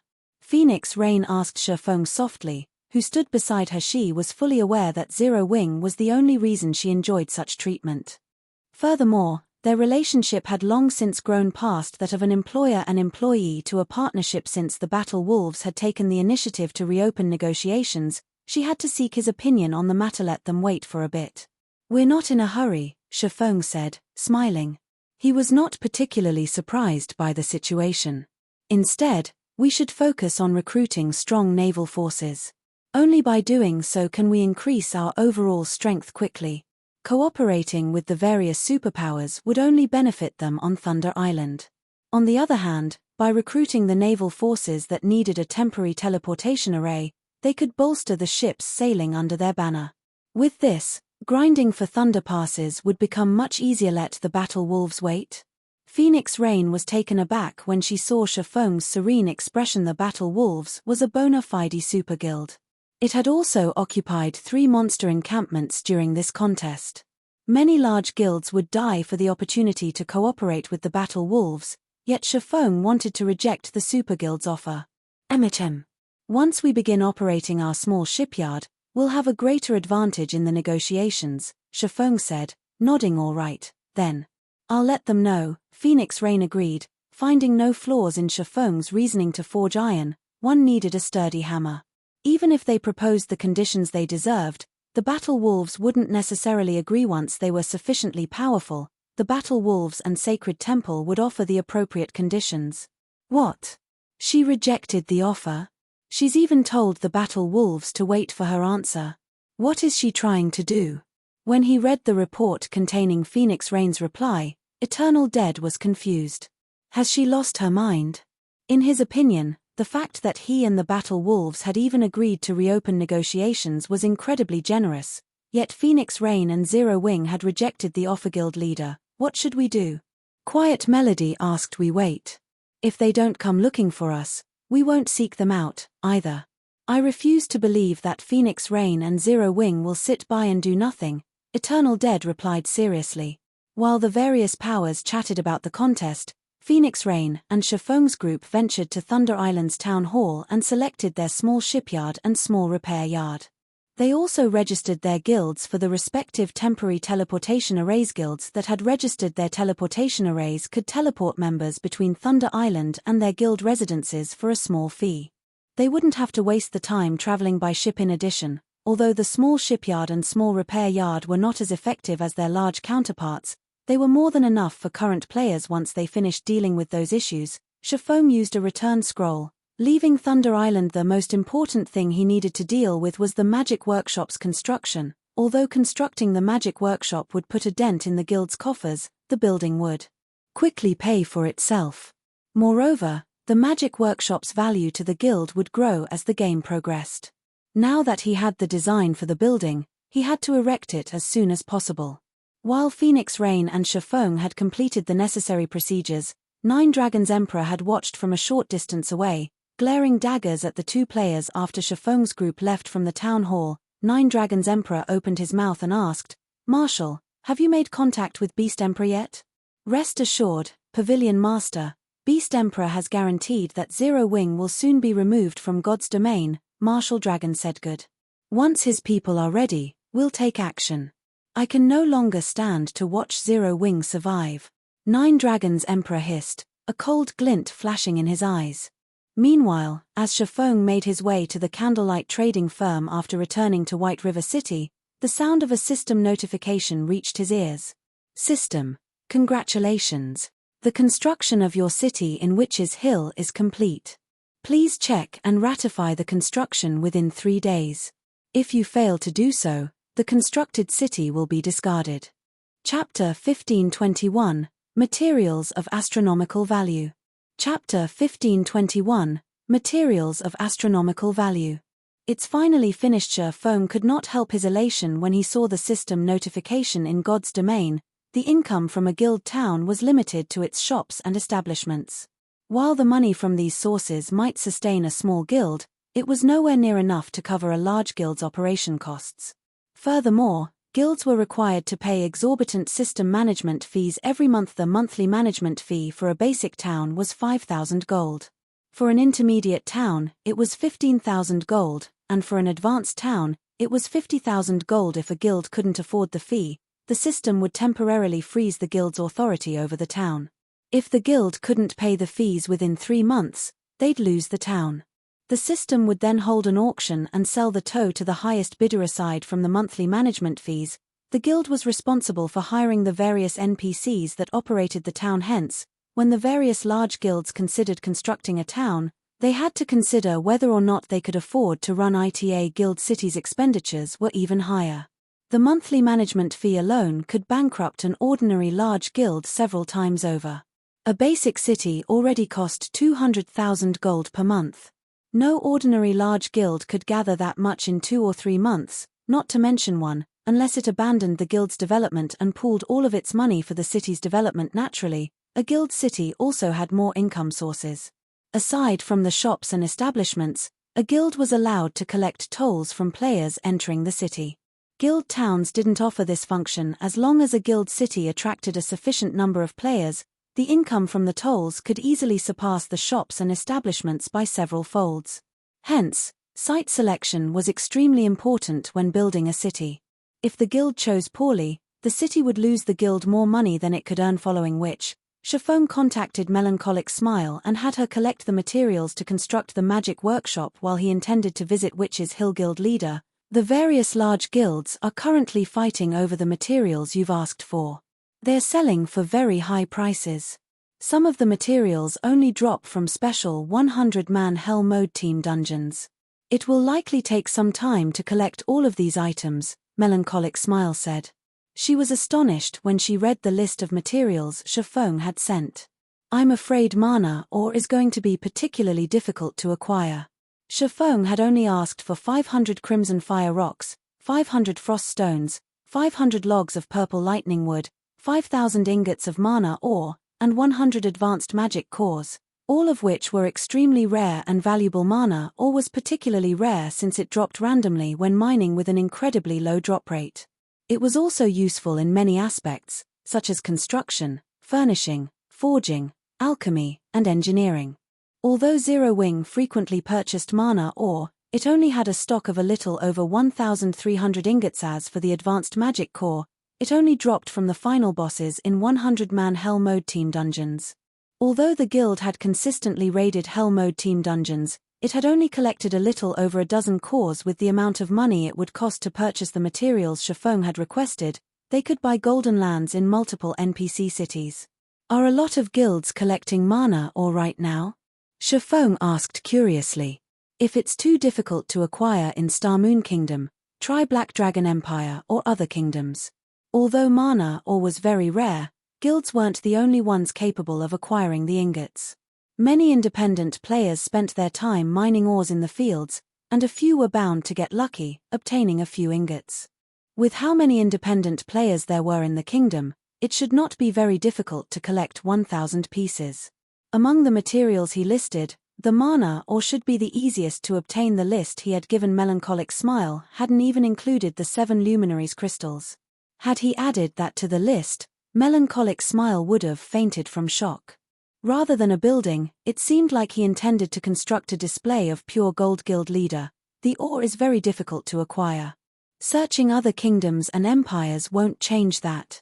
The various large guilds have already purchased every ingot on the market, and any new mana ore will be highly contested over, Melancholic Smile said, smiling bitterly. Why?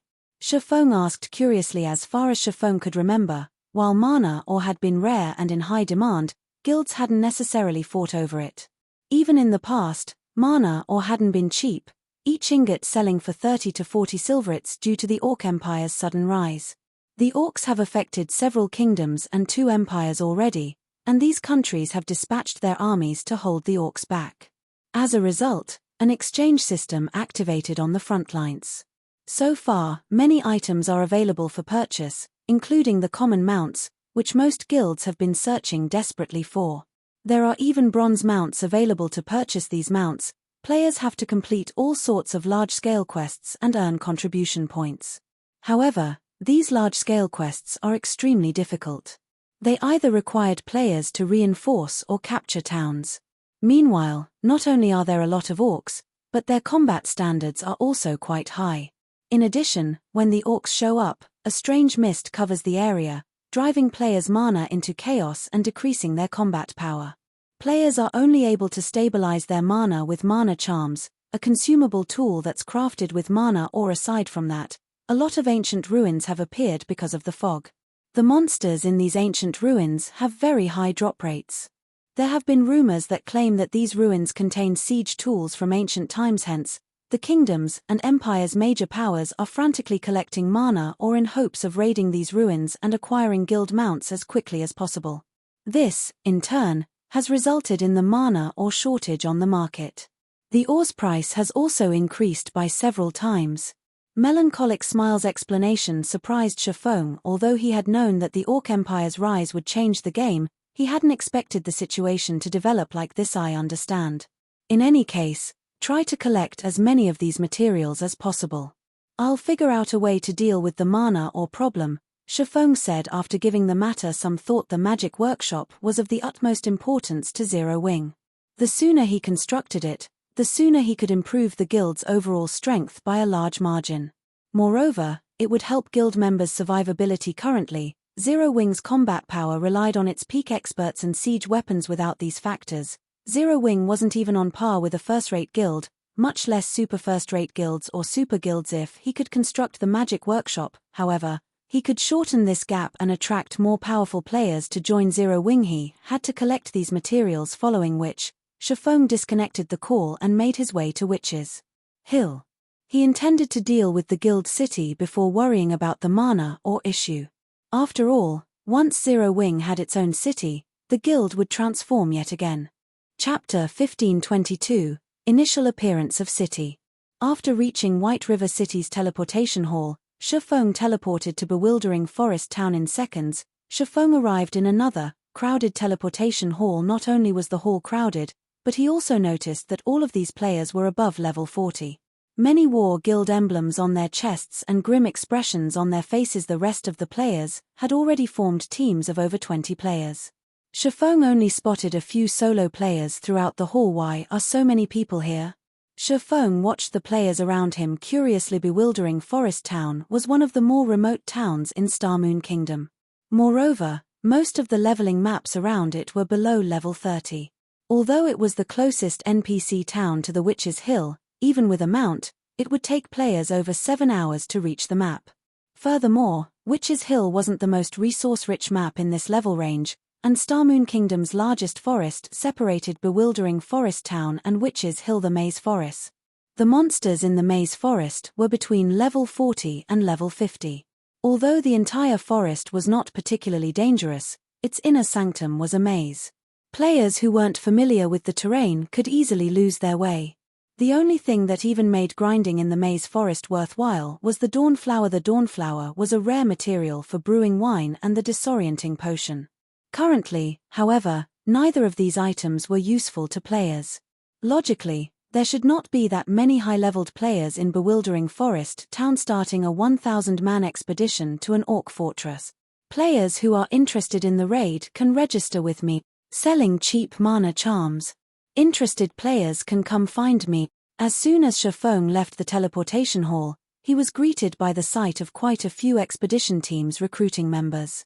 In addition, merchant players stood by the busy street, hawking their wares. Of the numerous times Shifeng had visited the town during his previous life, he had never once seen the town this lively. The orcs have already reached this area. Shifeng was surprised as he watched the various players recruiting for 1,000-man team expeditions. The Orc Empire was southwest of Star Moon Kingdom, but although Bewildering Forest Town was the closest town in the kingdom to the Orc Empire, it didn't border the empire. Moreover, these players weren't mobilizing 100-man teams, but 1,000-man teams. It was rare in God's domain, much less Star Moon Kingdom. Normally, players would only form such large teams when venturing into dangerous regional dungeons. As Shifeng turned away from the crowd, intending to head to a bar to collect some intel, he heard the sound of a regional announcement.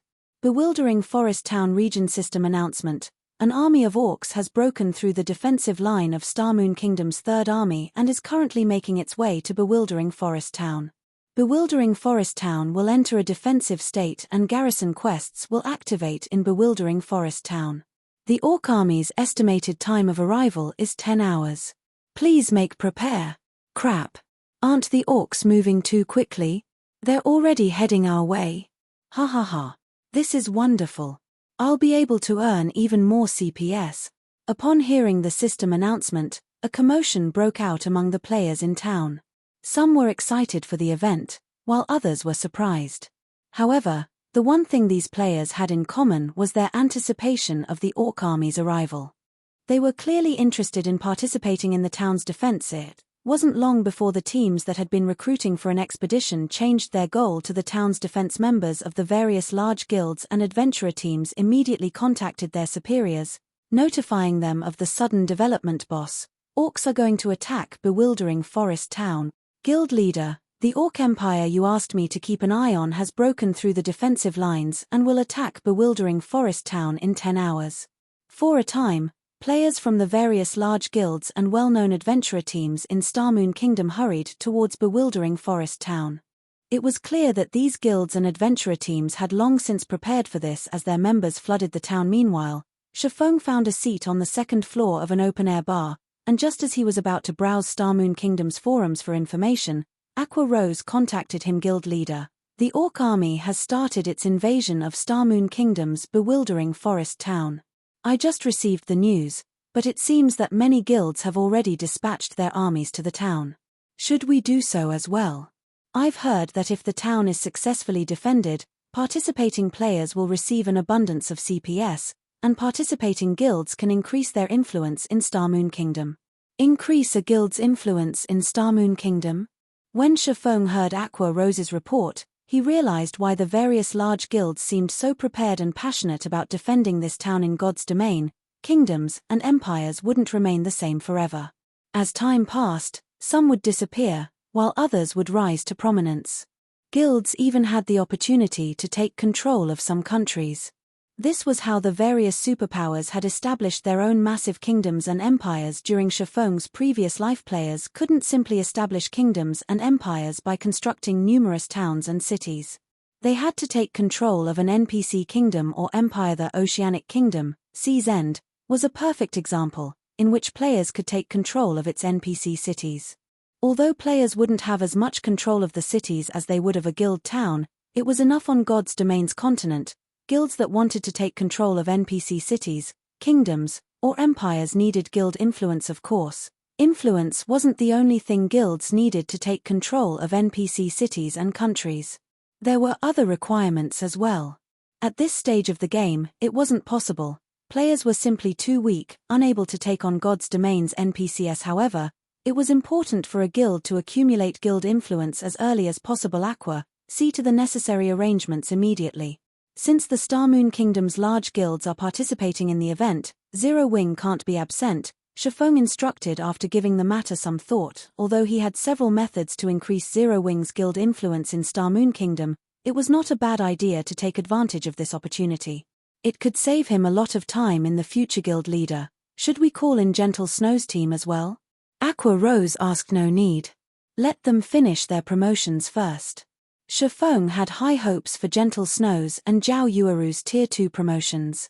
After all, both wielded fragmented legendary items and hidden classes.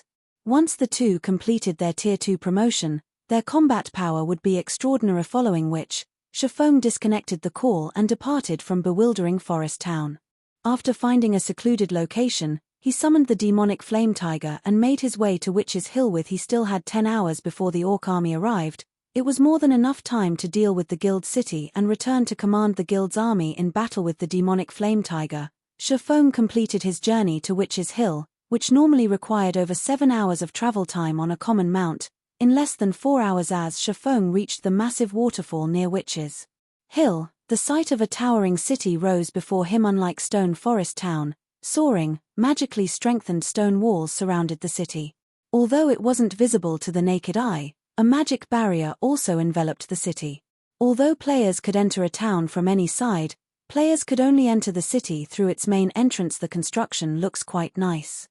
Even from afar, Shifeng was satisfied with how his city turned out. His new city was much larger than the basic cities, which were upgraded from advanced towns that he had seen in the past. After the brief pause, Shifeng made his way towards the city.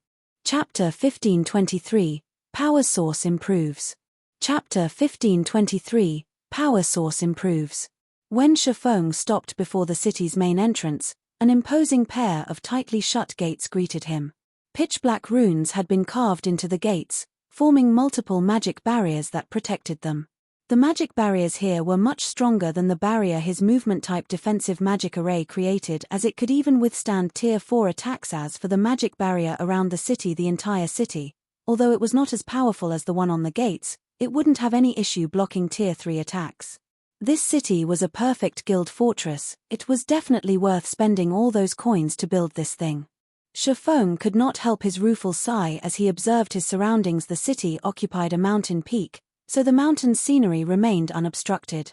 In addition, an impressive waterfall fell by the hillside. Occasionally, Shifeng saw birds of various kinds fly past the mountain and below the city. He felt as if he had just arrived in paradise. Setting aside Witch's Hill's unique circumstances, this grand scenery would attract many lifestyle and entertainment players. During his previous life, Shadow hadn't even had a guild town at this stage of the game, yet his Zero Wing already had its own basic city. Not even super guilds had achieved this feat. Currently, only Sea's End's major powers controlled cities. Unlike Sea's End's major powers, however, he had complete control of his city. The city's development path wouldn't limit his options. Meanwhile, when Shifeng arrived, a dozen or so NPC guards came down from their posts along the city walls to open the gates. Esteemed City Lord, we have completed your city's construction. If there are no issues, we may begin the transfer procedures, a middle-aged man with a cross-shaped scar on his face respectfully reported as he came forward to greet Shifeng. The man wore a luxurious suit of armor with a white cape draped over his back. He also carried a long sword embedded with several pieces of 7 luminaries crystal at his waist. Although the man didn't radiate an aura, he was a level 180, Tier 3 Knight Captain. In a minor NPC city, He could even serve as the magistrate. At this stage of the game, he could kill any ordinary player in a single move. I'm fine with that. However, before we begin, I'd like to visit the city's core magic array, Shifeng said, nodding. He had previously obtained an evil god crystal after killing a Grand Lord-ranked evil demon under the Beast Emperor's command to a guild city. The item's value was astronomical. The evil god crystal could be used as a power source for a city. Although it couldn't compare to a Titan core, the power source was very difficult to come by. It was definitely much stronger than the freebie power source that was included in a city's construction. Esteemed city lord, please follow me, the knight captain Yared said as he led the way for Shifeng, the dozen or so knights previously guarding the gate following close behind. As Shifeng walked through the city, he could easily tell it was many times larger than Stone Forest Town. Not even an advanced town could compare to its grandeur. Despite the city's basic rank, it should easily accommodate over 300,000 permanent residential players. Moreover, this was assuming that he built the city's basic infrastructure. If he used advanced buildings, he could double the city's capacity, at which point the city wouldn't even feel cramped with over 1 million players. In contrast, players would likely walk shoulder to shoulder in an advanced town with a 1 million player population. However, it was due to the city's large size that it required a lot more resources to develop. Take the street Shifeng was currently on, for example. Although the NPCs had already built quite a few essential buildings, Shifeng passed large plots of empty land. He'd have to spend a lot more to fill these gaps. Based on Shifeng's initial estimates, the initial resources to construct the necessary infrastructure would be enough to drive any first-rate guild mad, not to mention constructing buildings like the battle arena. The buildings in cities were allowed to have far more floors than those in towns. The battle arena in Stone Forest Town, for example, could only have 8 floors. In a basic city, however, a battle arena could have up to 16 floors. Though, players had to have enough money to build them. Under Yorad's lead, Shifeng quickly reached the 3rd underground floor of the City Lord's mansion. Esteemed City Lord, this is the city's main control room. Here, you may control the magic arrays all over the city, Yorad explained as he gestured to the mammoth ball of water floating in the center of the hall. Numerous golden runes decorated the wide hall's walls, while the water ball in the center felt like an inhaling whale as it absorbed the mana from outside of the city, transferring the mana to the city's various areas. Meanwhile, a black crystal floated within the core of the magic water ball. This black crystal was the power source the system granted when players constructed their own cities. This crystal was the city's lifeblood, created by dozens of high-tiered wizards. It was a better power source than those that formed naturally or those the gods had created. Without hesitation, Shifeng went up to the magic water ball and replaced the black crystal with the evil god crystal. The moment he placed the evil god crystal in the magic water ball, the mana in the hall rampaged. The hovering water ball began to grow. As it did, the mana density in the hall increased. The knight captain and his entourage were afraid. Fortunately, after a few minutes, the hall's mana calmed. Everyone was dumbfounded as they stared at the evolved water ball. The previously mammoth water ball had tripled in size, and the hall's mana density had at least doubled. As I expected, a basic city can only use 60% of the evil god crystal's power. Shifeng was somewhat disappointed when he saw the evil god crystal's utilization rate the system had displayed. In God's domain, a strong power source didn't necessarily mean that players could improve a city indefinitely. Every city had its limits. It seemed that a basic city could only use 60% of the total energy an evil god crystal provided. If he wanted to increase the efficiency, he'd have to upgrade the city to intermediate or advanced rank. He might even need to upgrade it to the standard of a kingdom's capital city to use the evil god crystal's full power. However, 60% was enough to improve the city's defenses by a tier and increase its mana density by 40%. Although the city's current mana density couldn't compare to Stone Forest Town's, it would rise beyond the towns once he constructed the magic and mana towers. Esteemed City Lord, you really know how to surprise a man. You actually got your hands on such a high-ranked power source. Your city is guaranteed to become famous in Star Moon Kingdom, Yared said in admiration. In Star Moon Kingdom, one could count the number of cities with such a high-ranked power source on one hand. Only the kingdom's capital was more powerful. After Yared finished speaking, the sound of a system notification reached Shifeng's ears. System, you have earned a reward. Please name your city within 1 hour, or the reward will be discarded. System, you have 59 minutes, 59 seconds remaining. Thank you for your praise, Knight Captain. I am very satisfied with this city. Let's complete the transfer procedures right away, Shifeng said. Chapter 1524, Zero Wing City. Once Shifeng agreed to start the transfer procedures, the Knight Captain revealed a dazzling, silver token and passed it to Shifeng. The token itself wasn't ornate, but the moment the Knight Captain revealed the item, the hall's mana began to gather around it, forming a magic barrier around the token. The magic barrier would prevent undesignated players from touching it. Esteemed City Lord, here is your City Lord's token. Once you carve the city's name on the token and we finish the registration, the city can officially open to the public, Knight Captain Yared explained as he admired the item in Shifeng's hand. The token's owner would have absolute control over the city. Not even city magistrates has so much authority. City magistrates were merely representatives the kingdom tasked to manage its cities. Throughout Star Moon Kingdom, only a handful of people controlled their cities and were acknowledged as lords in the kingdom. These NPC statuses were so high that even the king had to treat them respectfully. This wasn't the first time Shifeng had obtained a City Lord's token. As it rested in his palm, he taped on the magic array around the token. Immediately, a system window appeared before him, asking him for the city's name. Since this is Zero Wing's first city, let's call it Zero Wing City. Shifeng thought as he filled in the name box. By using the guild's name for the city, not only would the public know who the city belonged to, but it would also advertise the guild. This was another benefit of constructing a city from scratch. If a guild obtained their city by upgrading a town, the new city would retain its old name. Hence, first-rate guilds and stronger had usually tried to construct their cities from scratch as proof of their prowess. After Shifeng finished naming Zero Wing City, Yared began the registration process. Congratulations, esteemed City Lord. You have now become the first heavens blessed to own your own city in Star Moon Kingdom. The city will now enter a 21-day protection period. During this time, you may hire city guards to protect the city from harassment. You will also be responsible for a 200,000 gold tax each month, Yared explained. Do you wish to hire guards now? Do you have a list for me to choose from? Shifeng asked. A city's defense wasn't like that of a town. The system would only allow players to hire up to Tier 2 NPCs in a town. After all, Tier 3 NPCs could serve as small cities' magistrates. Although he could hire Tier 3 NPC guards in a basic city, he could only hire 5. Moreover, Tier 3 NPCs had different strengths and specialties. To ease the burden of the city's defense, it was necessary to choose the Tier 3 NPC guards carefully. Alright. Here is a list of the Tier 3 guards we can currently provide. Unfortunately, since there are so many Tier 1 and Tier 2 guards to choose from, I am unable to provide a precise list.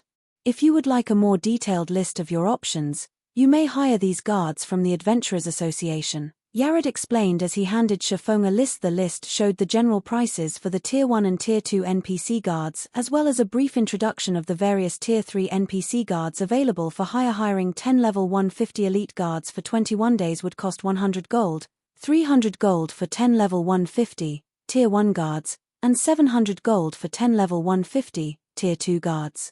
Each of the Tier 3 guards had different prices. There were a total of 37 Tier 3 guards available, and they cost anywhere between 800 and 1,400 gold for 21 days. The cost of hiring one of these NPCs could already rival that of 2 squads of Tier 2 guards. Even for Zero Wing, the expenditure wasn't easy to shrug off, yet Shifeng had no choice. He hadn't constructed Zero Wing City near any NPC towns or cities, so it could easily come under monster attack. This was especially true at night. For Zero Wing City, which didn't have its defensive constructs yet, powerful guards were a must. Furthermore, Shifeng hadn't expected the rise of the Orc Empire, which had already turned its sights to bewildering Forest Town. The Maze Forest was the only thing standing between the town and Witch's Hill. On the off chance that the Orc army decided to attack Zero Wing City, Tier 1 and Tier 2 NPC guards wouldn't be able to fend off the attack. Only Tier 3 NPCs had enough of an advantage over the Orcs, following which, Shifeng chose to hire 5 Tier 3 guards, 1 healer, 2 MTS, and 2 magical classes. Among them, the magical classes were the most expensive, each costing 1,300 gold. Each of these magical class NPCs had 2 Tier 3 large-scale destruction spells and a Tier 3 curse in their arsenal. IVE decided to hire these 5.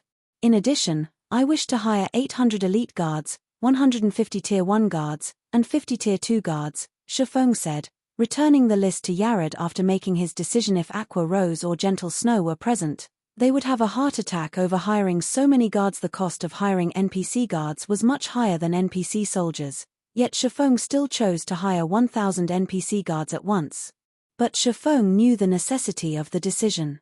Cities were much larger than towns, and without enough NPCs, a city would be impossible to defend, and public security wouldn't be maintained. Moreover, as the city's environment was more beneficial than a town's, it didn't cost as much to hire NPC guards.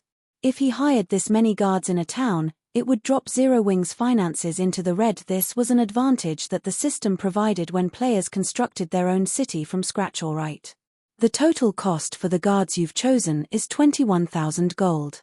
Once you've made the payment, the Adventurers Association will send them to the city, Yared said without hesitation. Shifeng handed 21,000 gold to the Knight Captain. Fortunately, he had recently posted plenty of rare materials he had obtained from Cold Wind City in Zero Wing's auction house. While he had been on Thunder Island, most of the materials had sold, and after deducting his base cost, he had made a profit of 33,527 gold. This was why he dared to hire so many Tier 1 and Tier 2 guards despite Zero Wing's current financial situation. Moreover, that was only the profit from the first shipment. After time passed, Cold Wind City's players would stockpile a ton of materials again. If he purchased and resold those materials, he would earn another 30,000 gold. This money-making speed even surpassed that of Stone Forest Town and the candlelight trading firm. When Cold Wind City opened a path to the other NPC cities in the Ice Crystal world in the future, he'd make even more profit. It wasn't unlike owning his own gold mine. After Yared confirmed the payment, he bowed respectfully to Shifeng before leaving with the other knights, following which, a series of system notifications and system announcements reached Shifeng's ears. System: congratulations. You are the first player in Starmoon Kingdom to own a city. Rewarding 300 Starmoon Kingdom reputation and Lord of Starmoon Kingdom title system. Congratulations. Zero Wing City has become the first player city in Starmoon Kingdom. Rewarding 10,000 city popularity and 1 advanced restaurant design system. Congratulations. Zero Wing City has become the first city to upgrade its power source. Rewarding 10,000 city popularity and 1 city conscription order. Starmoon Kingdom region system announcement. Congratulations to Zero Wing for becoming Starmoon Kingdom's first guild to construct a city. Rewarding 10,000 guild popularity and 50 guild influence. Chapter 1525, Uproar. Chapter 1525, Uproar. The regional announcement repeated for several times, the mechanical voice of the system echoing in the minds of Starmoon Kingdom's players continuously. For a moment, whether they were players currently resting in towns and cities or players out grinding in the fields, they all fell into a daze when they heard this announcement. What's going on? Constructed a city? How is this possible? The various large guilds are still working on getting their towns upgraded to the intermediate rank. Even super guilds have just begun trying to upgrade their towns to the advanced rank. How could there be a guild city already? Did Zero Wing manage to upgrade Stone Forest Town into a city? All hail Zero Wing. That might really be possible. After all, the player population in Stone Forest Town right now is really insane. The population there is not one bit lower than an NPC city's. This is impossible. I'm standing inside Stone Forest Town right now, and nothing about the town has changed whatsoever. Practically everyone on Starmoon Kingdom's official forums was discussing Zero Wing and the city it built right now. Although the players of God's Domain currently did not have any concrete information about guild cities, they could generally guess how amazing a guild city would be just by looking at the various guild towns currently in the game. Setting aside the various other functions a guild city would possess, just the amount of land it occupied would definitely exceed that of a town by a large margin, which would, in turn, allow it to accommodate more players. However, compared to the fact that Zero Wing was now in possession of a guild city, everyone was much more interested in finding out about the city itself, particularly its location. Currently, mainstream players were starting to outgrow Stone Forest Town. If Zero Wing had built its city at a high-level resource map and replicated the facilities it had in Stone Forest Town in its new city, Players would both be able to complete high-level quests without traveling long distances and easily improve their combat standards inside the city. Killing two birds with one stone. Zero Wing has a guild city now? This is a good opportunity for our adventurer team.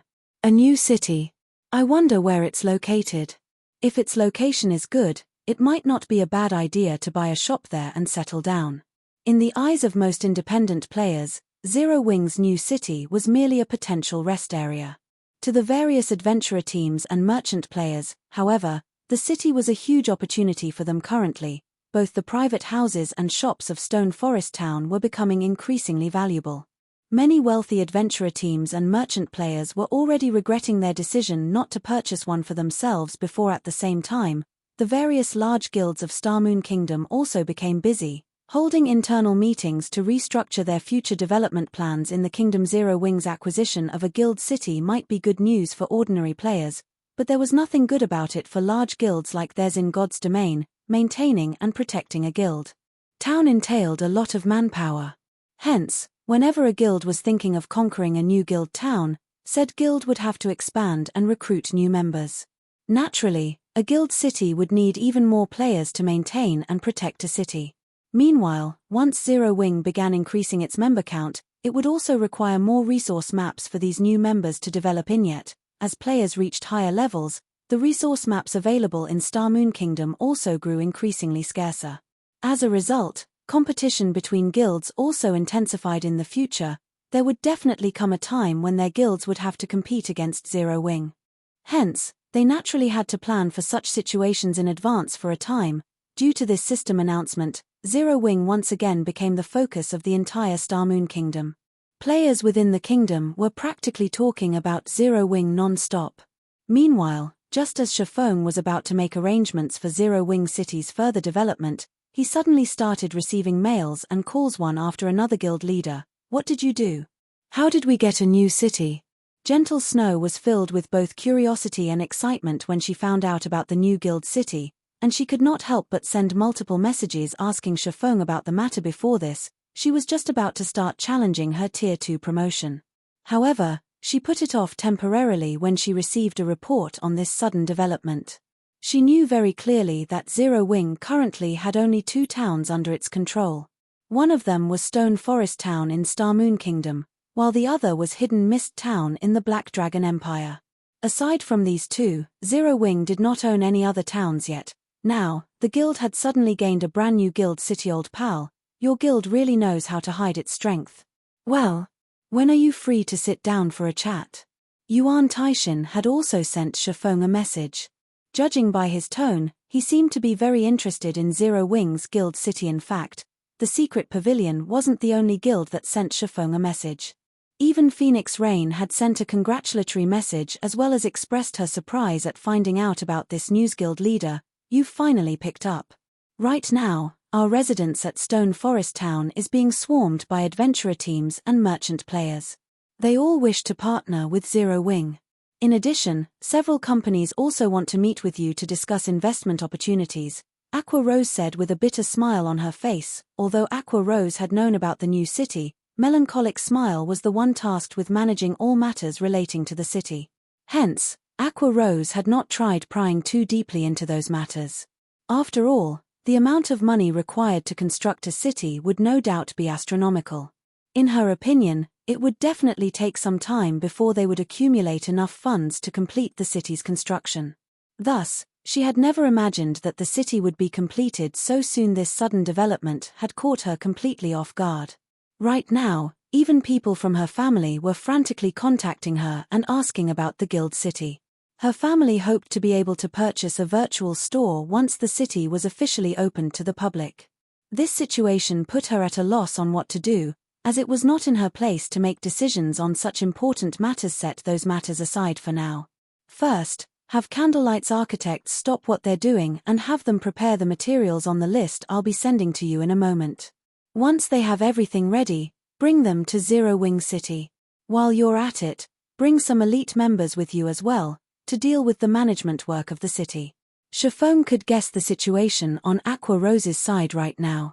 After all, he was mostly facing the same. However, He had just completed the handover procedures for Zero Wing City.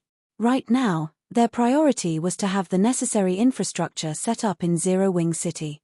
Otherwise, they would simply be inviting ridicule should they open up an empty city to the public. Very well, I'll get to it right away. Aqua Rose nodded.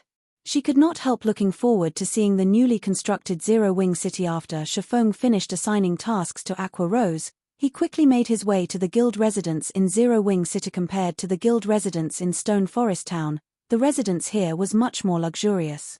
Located in the central district of the city, it took up 1/5 of the available land there, something possible only in a guild city.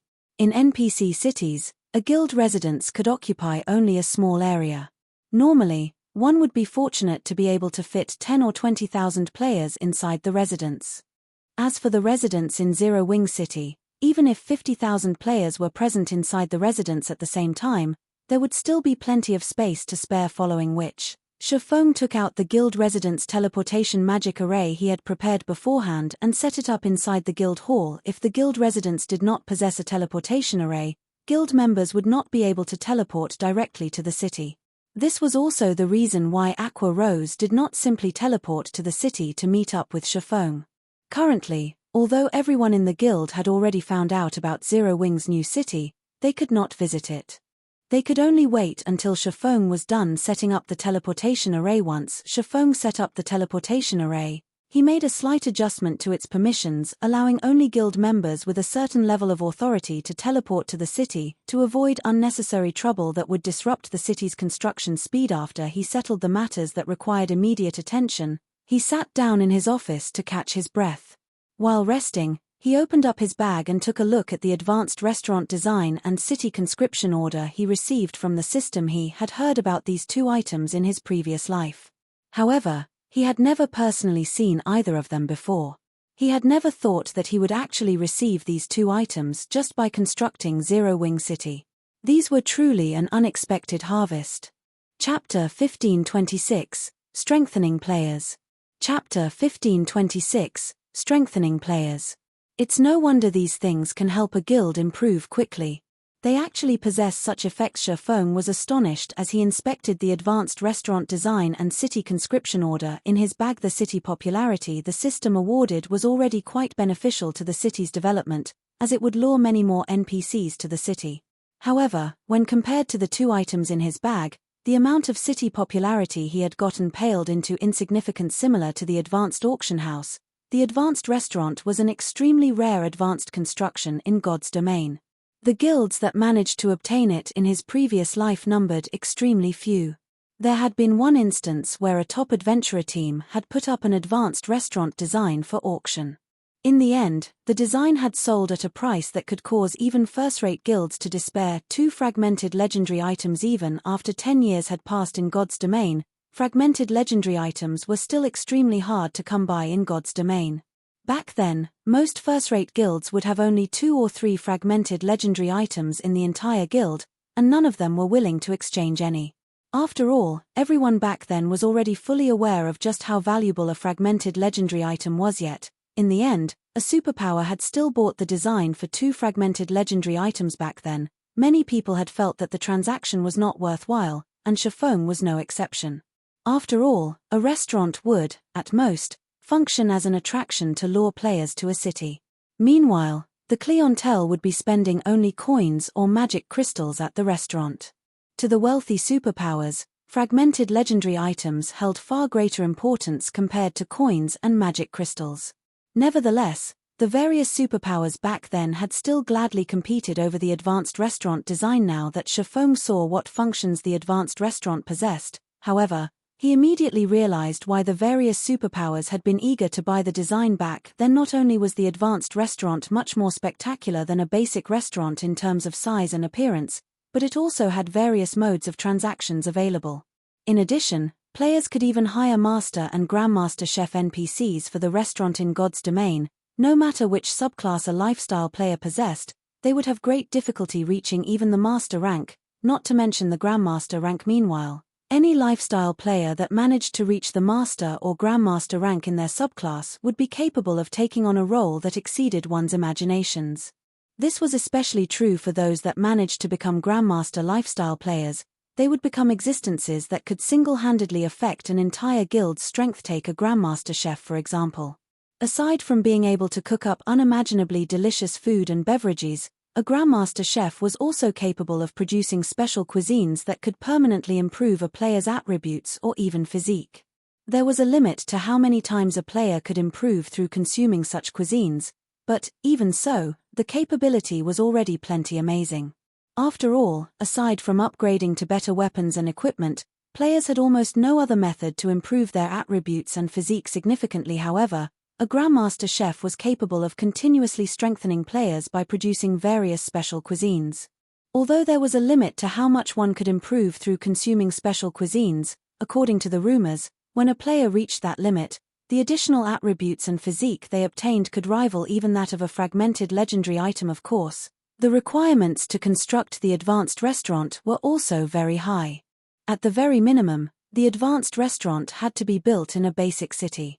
Aside from that, the architects building the advanced restaurant needed to be of sufficiently high standards, as they had to inscribe various kinds of runes.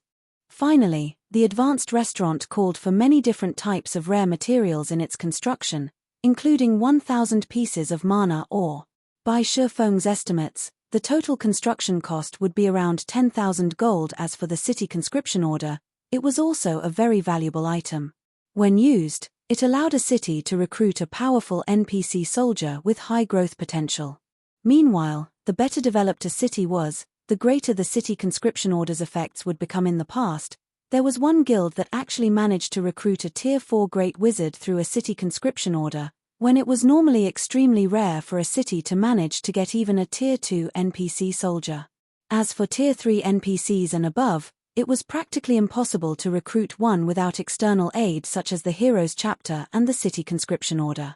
Not to mention, a Tier 4 Great Wizard was much more powerful than other classes when it came to defending a city. It should be appropriate to use this thing once Zero Wing City is set up properly and the total population stays at 1.5 million long term. Shifeng grew a little excited as he looked at the City Conscription Order. If he really managed to recruit a Tier 4 NPC to protect the city, it would truly be perfect. Meanwhile, over at Stone Forest Town, Aqua Rose was rapidly gathering elite members and architects. When Aqua Rose announced that she would be bringing some players to garrison the guild's new city, the entire guild had gone into an uproar. Vice guild leader, I want to apply. Crap. It's actually true. Our guild really does possess a city. Fortunately, I joined Zero Wing early on. Had I waited to do so only after the guild obtained a city, the requirements to join the guild would definitely have been much higher. I know, right? Previously, a friend of mine was debating on whether he should join Zero Wing or King's Return. In the end, he chose to develop himself in King's Return. If he finds out that Zero Wing already has a city, something not even super guilds like King's Return possess, he will definitely die from regret. When Zero Wing's members heard Aqua Rose's announcement, they immediately started applying to join the new city's daily maintenance workforce in a frenzy. In reality, though, they were trying to use this opportunity to take a look at the new city as well as find out where it was located. In less than 10 minutes, Aqua Rose managed to gather 3,000 elite members and 200 architects. IVE already provided you all with the permission to transfer to the new city. After you arrive there, start the daily maintenance work and manage the NPCs that are coming into the city. If you can't manage some of the incoming NPCs, notify the nearest NPC guard. If none of you have any problems, you may transfer over right away, Aqua Rose said after talking about the tasks everyone would be doing once they arrived at the new city. Whether one constructed a new town or city, the first thing they needed to do was deal with the influx of NPCs. After all, players were not allowed to stop NPCs from entering guild towns and cities. Only in the event where players had managed to catch an NPC in the commission of a crime or could identify them to be wanted criminals could they expel said NPC from their town or city. Meanwhile, there would also be plenty of NPCs belonging to the dark forces mixed among the ordinary NPCs entering the city. If the guild could properly manage the security of the city's popularity would rise at a faster rate. Conversely, if it failed to maintain the security of the city's popularity would decrease. Hence, Maintaining the security of the city during the city's early stages required a large number of players. Only after stabilizing the city's security could the guild open the city to players. After Aqua Rose was done speaking, the players she gathered inside the guild hall began purchasing the guild transfer scroll for Zero Wing City before promptly disappearing from the hall. This scene inspired strong envy in the other guild members present inside the guild hall. Although it was said to be city maintenance work, it was similarly a quest. If players could capture a dark NPC inside the city, they would receive plenty of EXP and GCPs. Doing this quest was much more profitable than grinding monsters out in the fields. Elsewhere, when the upper echelons of the various major powers of Star Moon Kingdom learned of the movements of Zero Wing's members, their expressions turned indescribably grim. Immediately have people look for Zero Wing's city, find out where it's located no matter what. To the various major powers of Star Moon Kingdom, the whereabouts of Zero Wing's new city was critical. If its location was somewhere close to them, they would have no choice but to shift their focus of development.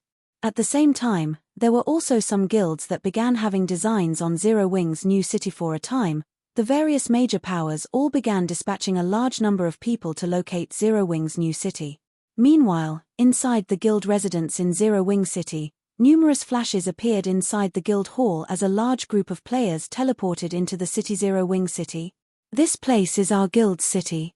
When everyone exited the guild hall, they were momentarily dumbfounded by what they saw. Although they knew that the new city would definitely be much better than Stone Forest Town, they never thought the city would be such a spectacular sight. The difference between Zero Wing City and Stone Forest Town was like the difference between heaven and earth. Chapter 1527, Guild's New Benefits. Chapter 1527, Guild's New Benefits. This place is our guild's new city. The mana density here is amazing. Although it's still no match for Stone Forest Towns, with this place being so large, at least the city won't be as crowded as Stone Forest Town. Wait, something's not right. Look around. There doesn't seem to be any magic towers here. The mana present here should be something the city naturally gathered by itself. What? A city is actually so much stronger than a town? If magic towers are constructed inside the city, won't the mana density here become much higher than even Stone Forest Towns? After Zero Wing's members exited the guild hall and observed their surroundings, they quickly noticed a marked difference between a guild town and a guild city. This was especially true in the case of mana density. Everyone was already sure that Zero Wing City would become overcrowded with players. Just how much resources did the guild leader invest in building this city? Aqua Rose was indescribably shocked when she looked at the city around her. Although she knew that a guild city would be much better than a guild town, she had never thought the disparity would be to such a degree. With the high mana density in the city would attract not only a large number of expert players to visit but also lifestyle players.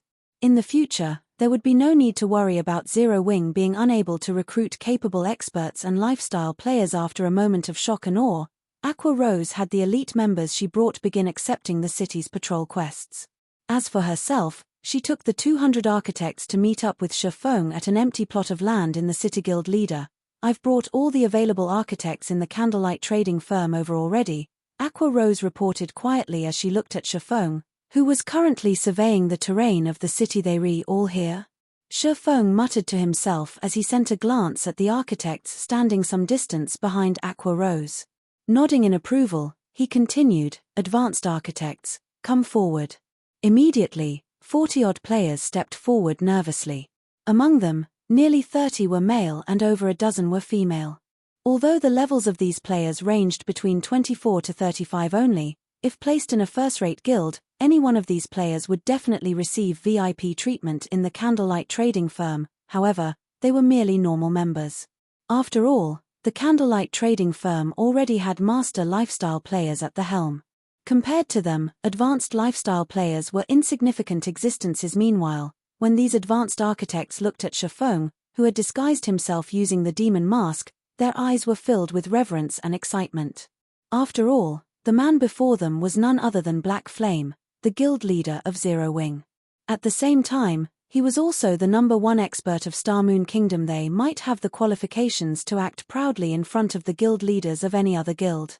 After all, those guild leaders were definitely no match for themselves in terms of subclass development. However, it was a different story for their own guild leader. Even in terms of subclass development, their guild leader was an existence they had no choice but to look up to. The reason for this was their knowing that their guild leader had already become a master forger some time ago. Now, one could say that he was the bona fide #1 forger in Starmoon Kingdom. Excellent.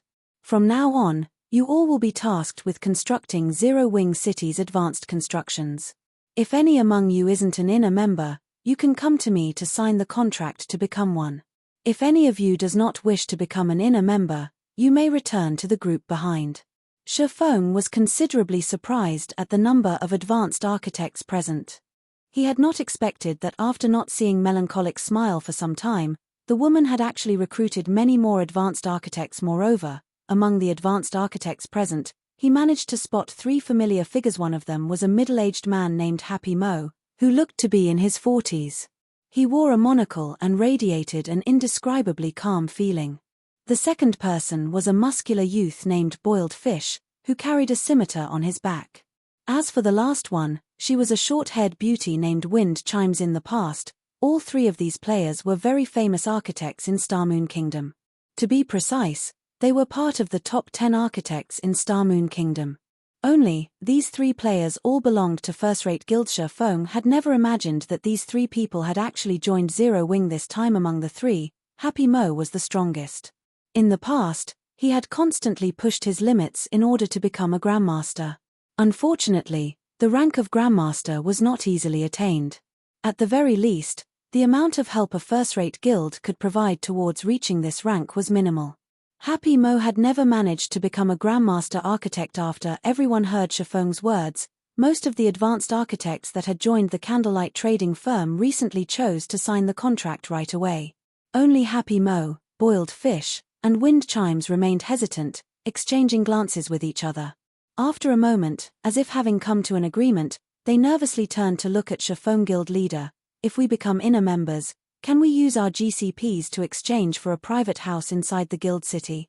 Happy Mo, who was the eldest among the 3, stepped forward and asked carefully. Although Shifeng looked younger than himself, the feeling the man gave off was akin to that of a prehistoric beast. While standing in such close proximity, Happy Mo found himself growing breathless. In the past, when he heard others mentioning such a reaction, he had simply taken their words as jokes. Only after personally experiencing this feeling did he realize that those words were no joke. At this moment, he felt as if he would be doomed forever if he made even the slightest mistake. Upon hearing Happy Mo's question, everyone nearby could not help but perk up their ears. They never thought that Happy Mo would be so courageous as to propose such a demand to the guild leader. Are you all interested in the private houses of Zero Wing City? Shifeng asked as he looked at Happy Mo's group of 3. The environment here is quite good. I feel that if it is here, my research would be more successful, Happy Mo stated. Boiled Fish and Wind Chimes nodded their heads in agreement.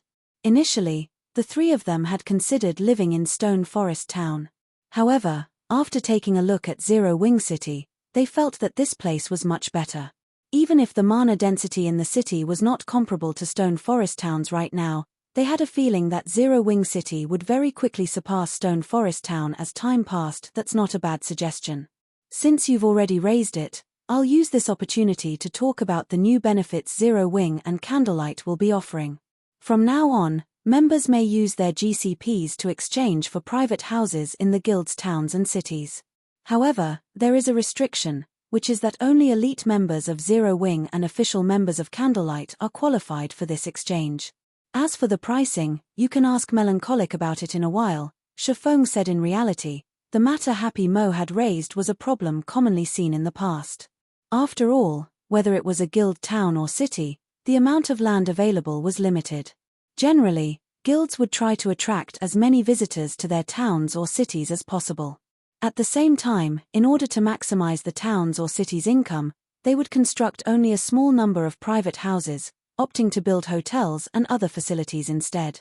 Hence, private houses could not simply be bought just because one had the funds to do so.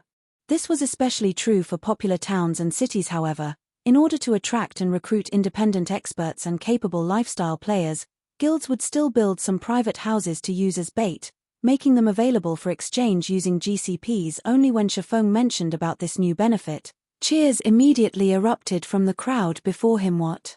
The guild leader is so generous. All hail the guild leader, ha ha ha. With this, I will also have an opportunity to own a private house in Zero Wing City. When I get one, my friends will definitely die of envy.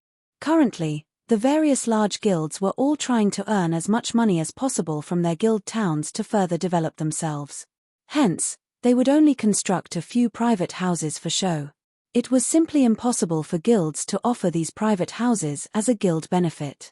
As for the private houses in popular guild towns, even guild upper echelons might not be able to get their hands on one yet. Now, lifestyle players like themselves actually had the opportunity to exchange for private houses in Starmoon Kingdom's number 1 town and number 1 city. They felt as if they were dreaming right now. Although they also knew that the price would not be low, at the very least, they had a much greater chance of obtaining one than if they were an outsider. If news of this matter were to spread, it would no doubt cause a commotion in the entire Starmoon Kingdom. Even the neighboring kingdoms and empires might be affected. Xianxia faked a cough to silence the excited crowd before him. He then said, "All right, now that that's dealt with, once you sign the contracts, you all will start researching this item together," and took out a thick book from his bag. This book was none other than the 4 Towers of Elements design, which he had obtained from the Fallen Ark. Chapter 1528, Hidden Promotion Condition. Chapter 1528, Hidden Promotion Condition. When Xianxia revealed the thick tome, the architect's eyes glowed. This is an advanced construction design. Ordinary players might not understand what kind of design Xianxia had shown them, but these weren't ordinary players. They stood at the apex of Starmoon Kingdom's architects. An ordinary construction design only consisted of several sheets of paper. Meanwhile, designs with enough pages to become books were advanced construction designs. The thicker the book was, the more difficult the design would be to construct. Unlike the buildings in the real world, God's Domain's advanced constructions required secret runes and magic arrays. If these were imperfect in the slightest way and couldn't connect, they wouldn't function and would have to be redrawn. Fortunately, the entire pattern wouldn't need to be redrawn if mistakes occurred with some runes or arrays. Players simply needed to rework the failed symbols and sacrifice a few extra materials. However, since the necessary materials were precious, the guild would feel a slight sting in its pockets if an architect failed too many times. Meanwhile, what truly excited these architects was the fact that every advanced construction design had a unique set of secret runes for players to learn. Learning these secret runes would help them when they designed their own in the future. They would then have an easier time climbing to the master rank. Guild leader, while we can complete the foundation of the 4 Towers of Elements, I'm afraid the magic arrays for the core part are too complex. They are at least advanced magic arrays. We aren't capable of drawing them right now. After taking a look through the Elemental Towers design, Happy Mo discovered the design's most challenging aspect. Although they frequently researched magic arrays, they were only capable of completing basic magic arrays at the moment. They were still some time from being able to draw intermediate magic arrays. Meanwhile, the 4 Towers of Elements core required advanced magic arrays, which were used to harvest energy within the 7 luminaries. Crystals. Architects of their rank weren't yet capable of achieving this feat. Your task is to build the tower's foundations. I'll draw the magic arrays for the cores. You just need to deal with the secret runes and magic circuits, Xianxia explained. You'll draw them, guild leader? The lifestyle players were stunned when they heard Xianxia's plan. They stared at the man as if he were a monster. Not only was Xianxia a master forger, but he could also draw advanced magic arrays. How were they supposed to compare to someone like this? What these players didn't realize was that players had to learn to draw magic arrays to develop their subclasses. In the past, players had only discovered this fact after reaching level 100. Regardless of the subclass, players would encounter magic arrays as they increased their lifestyle ranks. Only, the difficulty varied depending on the subclass. For example, forgers, alchemists, and engineers needed to be able to draw intermediate magic arrays at the very minimum if they wanted to reach the master rank. The requirement was even higher to become a grandmaster. When crafting a higher quality item, the production process would require more mana. Without a magic array to help guide the mana to the item, the production process would fail. Because of this, the various large guilds fought over the rare magic array designs, particularly the high-ranked ones. This was also why powerful lifestyle players preferred to join powerful guilds.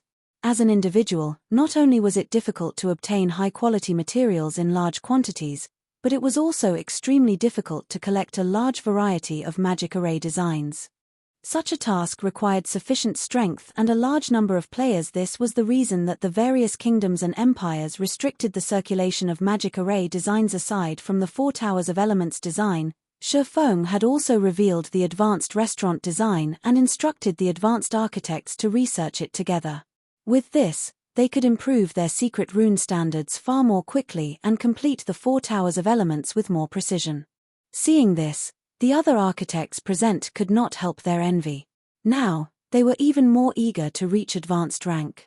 After all, there was a massive difference between the amount of GCPs they could obtain from constructing an advanced construction and a basic construction. Moreover, Shifeng had stated that as long as they qualified and had enough GCPs, they could purchase a private house in Zero Wing City, following which, every architect went into action. While the advanced architects focused on the Four Towers of Elements, the other architects focused on the hotels, bars, private houses, shops, the battle arena, and other basic constructions.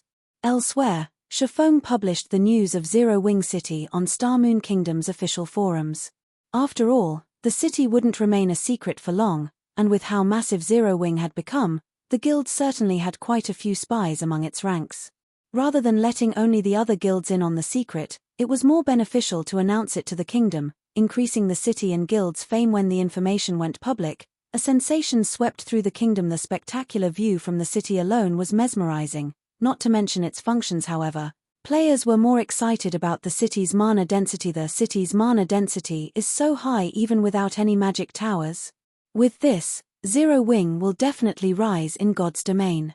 Once Zero Wing finishes constructing magic towers, the city's mana density will be even higher than in Stone Forest Town. But why is Zero Wing City constructed in Witch's Hill? Although the average levels of the area's maps are quite high, their resources are average at best. They chose a far better location for Stone Forest Town. Zero Wing might have other reasons. Just look at Witch's Hill.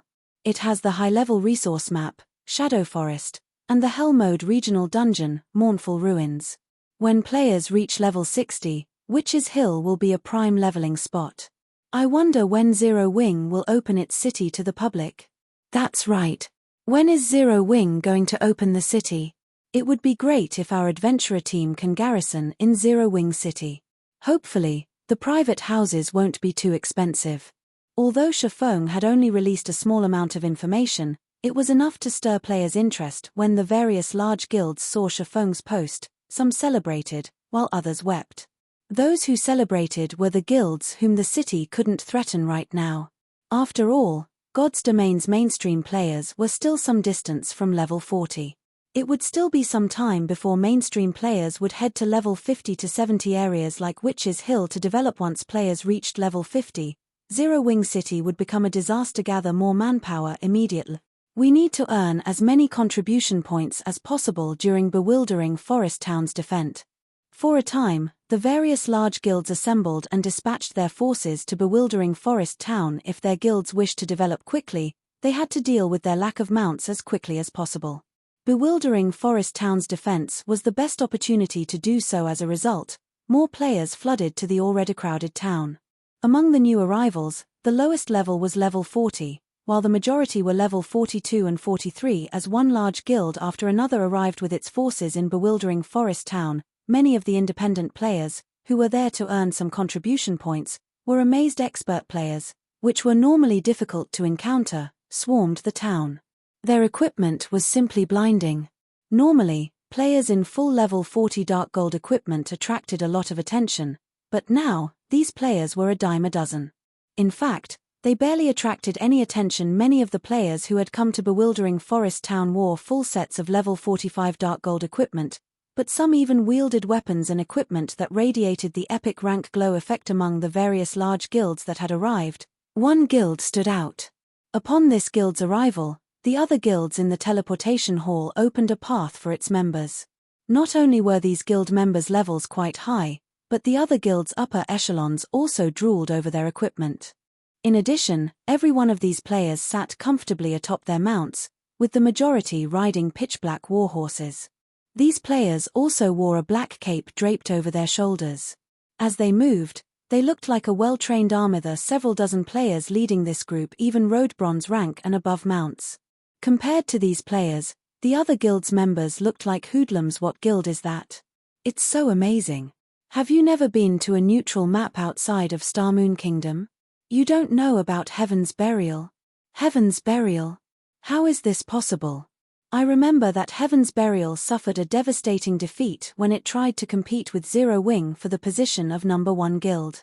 How does it have so many high-level members? They even have mounts. You must have never been to a neutral map before, then. After Zero Wing defeated the guild, Heaven's Burial shifted its focus. Now, it thrives in neutral maps. Have you heard of Bonewind Town? I've heard of it. I think it's one of the 3 Orc towns players captured after the Orc Empire's rise. Let me tell you, then. Heaven's Burial is the guild that captured Bonewind Town. Because of that, a large corporation decided to invest in the guild. Heaven's Burial used those investments to recruit a large number of experts and well-known workshops from other kingdoms and empires. Now, the guild's strength has reached a new level. If Heaven's Burial clashed with Zero Wing in the fields now, it might have a chance of victory. As the crowd discussed Heaven's Burial, another series of flashes illuminated Bewildering Forest Town's teleportation hall. Unlike Heaven's Burial's members, however, none of these players rode mounts. But despite standing there quietly, the crowd couldn't help but turn towards them. Look. Zero Wing's members are here. Chapter 1529, War Between Countries. Chapter 1529, War Between Countries. As Zero Wing's members teleported into Bewildering Forest Town, their arrival caused a commotion that swept through the town. Zero Wing's members have arrived. What a powerful aura. As expected from Star Moon Kingdom's number 1 guild. What? Black Flame is here, too? As Bewildering Forest Town's players watched Zero Wing's team approach the town's ramparts, they unconsciously moved aside, opening a path for these experts. Guild leader, Zero Wing's members are so high level. They're all level 45 and above. The Star Alliance's Flourishing Willow couldn't help but gape at Zero Wing's team. Wait, look. There are level 50 players among them. Aqua Rose and the other dozen or so core members are actually over level 50. Flourishing Willow was a top-tier expert in the Star Alliance, and she had been leveling quickly in a neutral map, reaching level 47. Based on her calculations, she could rank among Star Moon Kingdom's top 20 players, and that included the players who hid their levels. However, she had never imagined that the Zero Wing would have several dozen players that had higher levels than hers. Among them, over a dozen players were above level 50. Level 50? Galaxy Past, who stood beside Flourishing Willow, turned to look at Shifeng and his team. This news was truly surprising. What about Black Flame's level? He did not doubt Flourishing Willow's words in the slightest. Although Zero Wing's members wore black cloaks and hid their levels, Flourishing Willow had learned a super rare identification skill that could see through a black cloak's concealment. Level 50 was a significant threshold for players.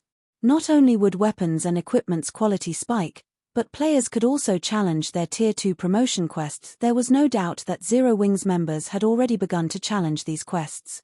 Given enough time, they could even start raiding level 50, 100-man Hell Mode team dungeons and super large-scale team dungeons. It was what all the various large guilds focused on right now. It was relevant to their guild's development due to the various special construction designs and construction upgrade orders that dropped from these dungeons. I can't see it, Flourishing Willow said, shaking her head. I don't know why, but when I try to inspect him with my skill, all I get is an unknown.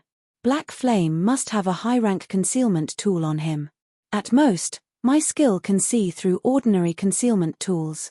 As expected of the individual, even the secret pavilion takes care around, but at least we know a portion of Zero Wing's strength. Galaxy Past could not help his rueful sigh. He truly found it hard to imagine that in just a few short months, Black Flame and Zero Wing would transform from unknown existences into Star Moon Kingdom's current giant. He shot Heaven's Burial's members a glance as they took their positions on another section of the town's ramparts. Galaxy Past had to admit that Star Moon Kingdom was an ominous area. Not only had it given birth to an existence like Zero Wing, but it had also been the birthplace of Heaven's Burial. For a while now, Heaven's Burial had enjoyed great success in the Orc Empire's neutral maps. Now that it had the financial support of a large corporation, its overall strength even exceeded first-rate guilds like the Star Alliance, with Zero Wing and Heaven's Burial fighting over Star Moon Kingdom. Galaxy Past had been forced to give up on his endeavors in the kingdom, shifting his focus to different kingdoms. If the Star Alliance had continued to compete with these two guilds, it might not even retain its status as a first-rate guild by the end of the year. Meanwhile, on Heaven's Burial's side of the rampart, Guild Leader Singular, is that the Zero Wing you mentioned earlier? A muscular man with a blood-red cape and a white-bone scimitar on his back asked as he watched Shifeng and the others. Singular Burial nodded. It's no wonder why Zero Wing can thrive in Star Moon Kingdom. It has so many level 45+ players. Their team can practically rival a super first-rate guild's main force, the muscular man said, smiling. Guild Leader Singular, why don't we use this opportunity to annihilate their group? If Star Moon Kingdom's players heard this muscular man's question, he'd be labeled a fool. However, when Heaven's Burial's members heard the man's words, their response was matter-of-fact. Young Master Lei, please don't act so rashly. The city's defense is our current goal. We'll have plenty of opportunities to take care of Zero Wing in the future, Singular Burial hurriedly stated. Zero Wing won't be able to continue prancing around for much longer. The muscular man before him was none other than Lei Jingyang, the heir of the corporation backing Heaven's Burial. He was also the virtual gaming world's famous young master Lei. Lei Jingyang had established the Thunder Workshop, one of the top workshops in the virtual gaming world. Super First-Rate and Super Guilds even commissioned the Thunder Workshop's help on occasion. Although the Thunder Workshop only had several hundred members, every member was an expert Lei Jingyang had personally poached from various organizations. The Thunder Workshop had also performed miracles in multiple virtual reality games and stood against super guilds. At one point, numerous Super First-Rate and Super Guilds had even entertained the idea of taking out the workshop. However, Lei Jingyang's identity was extraordinary. Considering that and how powerful the Thunder Workshop was, these superpowers eventually dismissed this notion. Once Lei Jingyang had joined God's domain, he had become unstoppable. With the support of his corporation, he quickly increased his workshop's member count to several thousand and achieved plenty of feats in the Fire Dragon Empire, one of the 4 great empires in God's domain. Naturally, Lei Jingyang earned his arrogance. Even when facing Zero Wing, Singular Burial was absolutely certain that if he didn't stop Lei Jingyang now, Bewildering Forest Town would become a bloodbath later. All right. But if Zero Wing gets too close, don't blame me for killing a few of them, Lei Jingyang said, fighting spirit flashing in his eyes as he scanned Shifeng's group. Singular Burial was speechless when he saw Lei Lingyang's excitement. He knew that this man wasn't specifically targeting Zero Wing. He simply wanted to fight its experts. His attitude was well known in the virtual gaming world. In fact, Lei Jingyang had even challenged a super guild's guild leader in the past. Meanwhile, as Shifeng led Zero Wing's members to one of the massive ramparts around Bewildering Forest Town, he noticed Heaven's Burial, a little surprised by what he saw. Guild leader, is there something peculiar over there? Fire Dance asked when she noticed Shifeng staring at Lei Jingyang's group. It's nothing. I just realized how deep Heaven's Burial's roots are, Shifeng said, chuckling. After one last look at Lei Jingyang, he stopped caring about Heaven's Burial's group entirely. He knew something about Lei Jingyang. In the past, the man had been known as the Tempest War God in God's domain. Backed by the corporation behind him, Thor's Hammer, the guild he established in God's domain, had gained public recognition as a super first-rate guild just 3 years after its creation. Shifeng had never expected to find this man among Heaven's Burial's people. Just as everyone quietly observed the various major powers in Bewildering Forest Town, the sky above and around the town abruptly darkened. Suddenly, thousands of orcs began to march out of the forest a short distance away from the town. For a moment, the combined bloodlust the orcs radiated caused the players standing on the town's ramparts to shudder involuntarily. Moreover, these orcs were all above level 40, with the highest at level 65. There was no lack of Grand Lord-ranked orcs amidst the army, either. What is this? The scene stupefied every player watching. In this moment, the players on the ramparts finally understood what war truly meant. Even Zero Wing's members, who had taken part in multiple siege wars, could not help their shock. The siege wars they had experienced were a joke compared to the force they were about to face. In the face of this orc army, even 500,000 evil beasts would be child's play. Unlike the evil beast army, these orcs moved in well-organized rows. Even from afar, one could see the clear division between the orcs' frontliners, healers, and ranged attackers. More importantly, the orcs dragged siege weapons, such as catapults and battering rams, with them. At a glance, there were easily over 100 catapults lining up at the edge of the forest. Such a force even surprised Aqua Rose and Zero Wings, other main force members, who had experienced hundreds of fierce battles. This was nothing like the monster siege they had imagined before. The defending players could wrap their minds around the situation. Sounds of war horns rang out from the forest. Immediately, the orcs began to surge from the forest's edge fervently. Every one of them had gained a status buff. Chapter 1530, Despairing Gap. Chapter 1530, Despairing Gap. Why are there so many monsters? Is this really a monster siege? Why does it feel more like a war between NPCs? Quick, look. The NPC soldiers' levels have dropped. Everyone felt their scalps tingle as they watched the tsunami of orcs surge out of the forest.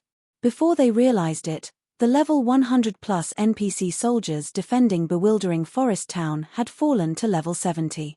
Even the guard captains fell to level 75. Seeing this, everyone felt a chill grip their hearts. Level 70+ NPCs would only have a small advantage over the level 60+ orcs. Trying to defend the town with just a little over 2,000 NPCs would be a dream. As a result, the various large guilds' original plan to rely on the NPCs shattered. Guild leader, there are too many orcs. It's impossible to stop them with bewildering forest town's current defenses. Should we retreat? Flourishing Willow's expression darkened after she inspected the orc army with her identification skill. The weakest of these orcs was a level 40 special elite. There were also a large number of Great Lord ranked orc warriors and Grand Lord ranked orc captains. Most importantly, this army was marching towards the town from 3 different directions, and level 65 mythic ranked orc generals led the siege on each side. This level of combat power simply could not be stopped by a weakened town's defenses. The only defensive structures the town had were arrow towers, which were far weaker than catapults.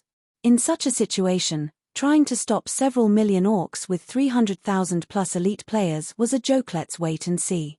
If victory is impossible, we'll retreat.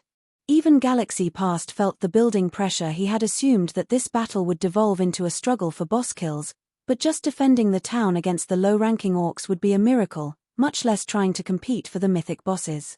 Whoever tried to fight the bosses while surrounded by so many orcs would be begging for death. The other guilds also adopted a wait-and-see attitude. Suddenly, over 100 massive fireballs began to rain down on bewildering forest town. Crap. Dodge the attacks. The various guilds' upper echelons shouted, their expressions darkening when they saw the fireballs. The fireballs had come from the distant catapults. If players were struck by the catapults' attacks, there would only be one outcome: death. Although players tried to move out of the attack's trajectory, over 300,000 players had gathered in bewildering forest town. The town was so cramped that even normal movement was difficult. As a result, these players could only watch as the massive fireballs descended. Boom. Boom. Boom. A series of explosions echoed throughout bewildering forest town. Before the fireballs struck the town's defensive magic array stopped and scattered the attack. However, as a result of the explosions, the barrier shook violently and began to crack. Fortunately, due to its supply of mana, it recovered quickly. Everyone in the town breathed a sigh of relief. Had the 100+ fireballs landed, the consequences would have been unimaginable. However, as the magic barrier dealt with the fireballs, the orcs and their battering rams reached the edge of the barrier outside of the town's ramparts. They attacked. As a considerably fortified town, magic runes strengthened the town's ramparts, and these walls could take more punishment than the magic barrier. However, the orcs' battering rams specialized in breaking down walls and gates. Sure enough, the battering ram's magical pikes pierced the magic barrier and struck the wall around the town, leaving multiple marks. Everyone, focus on the orcs' battering ram. Do not let them break through the town's magic arrays and walls.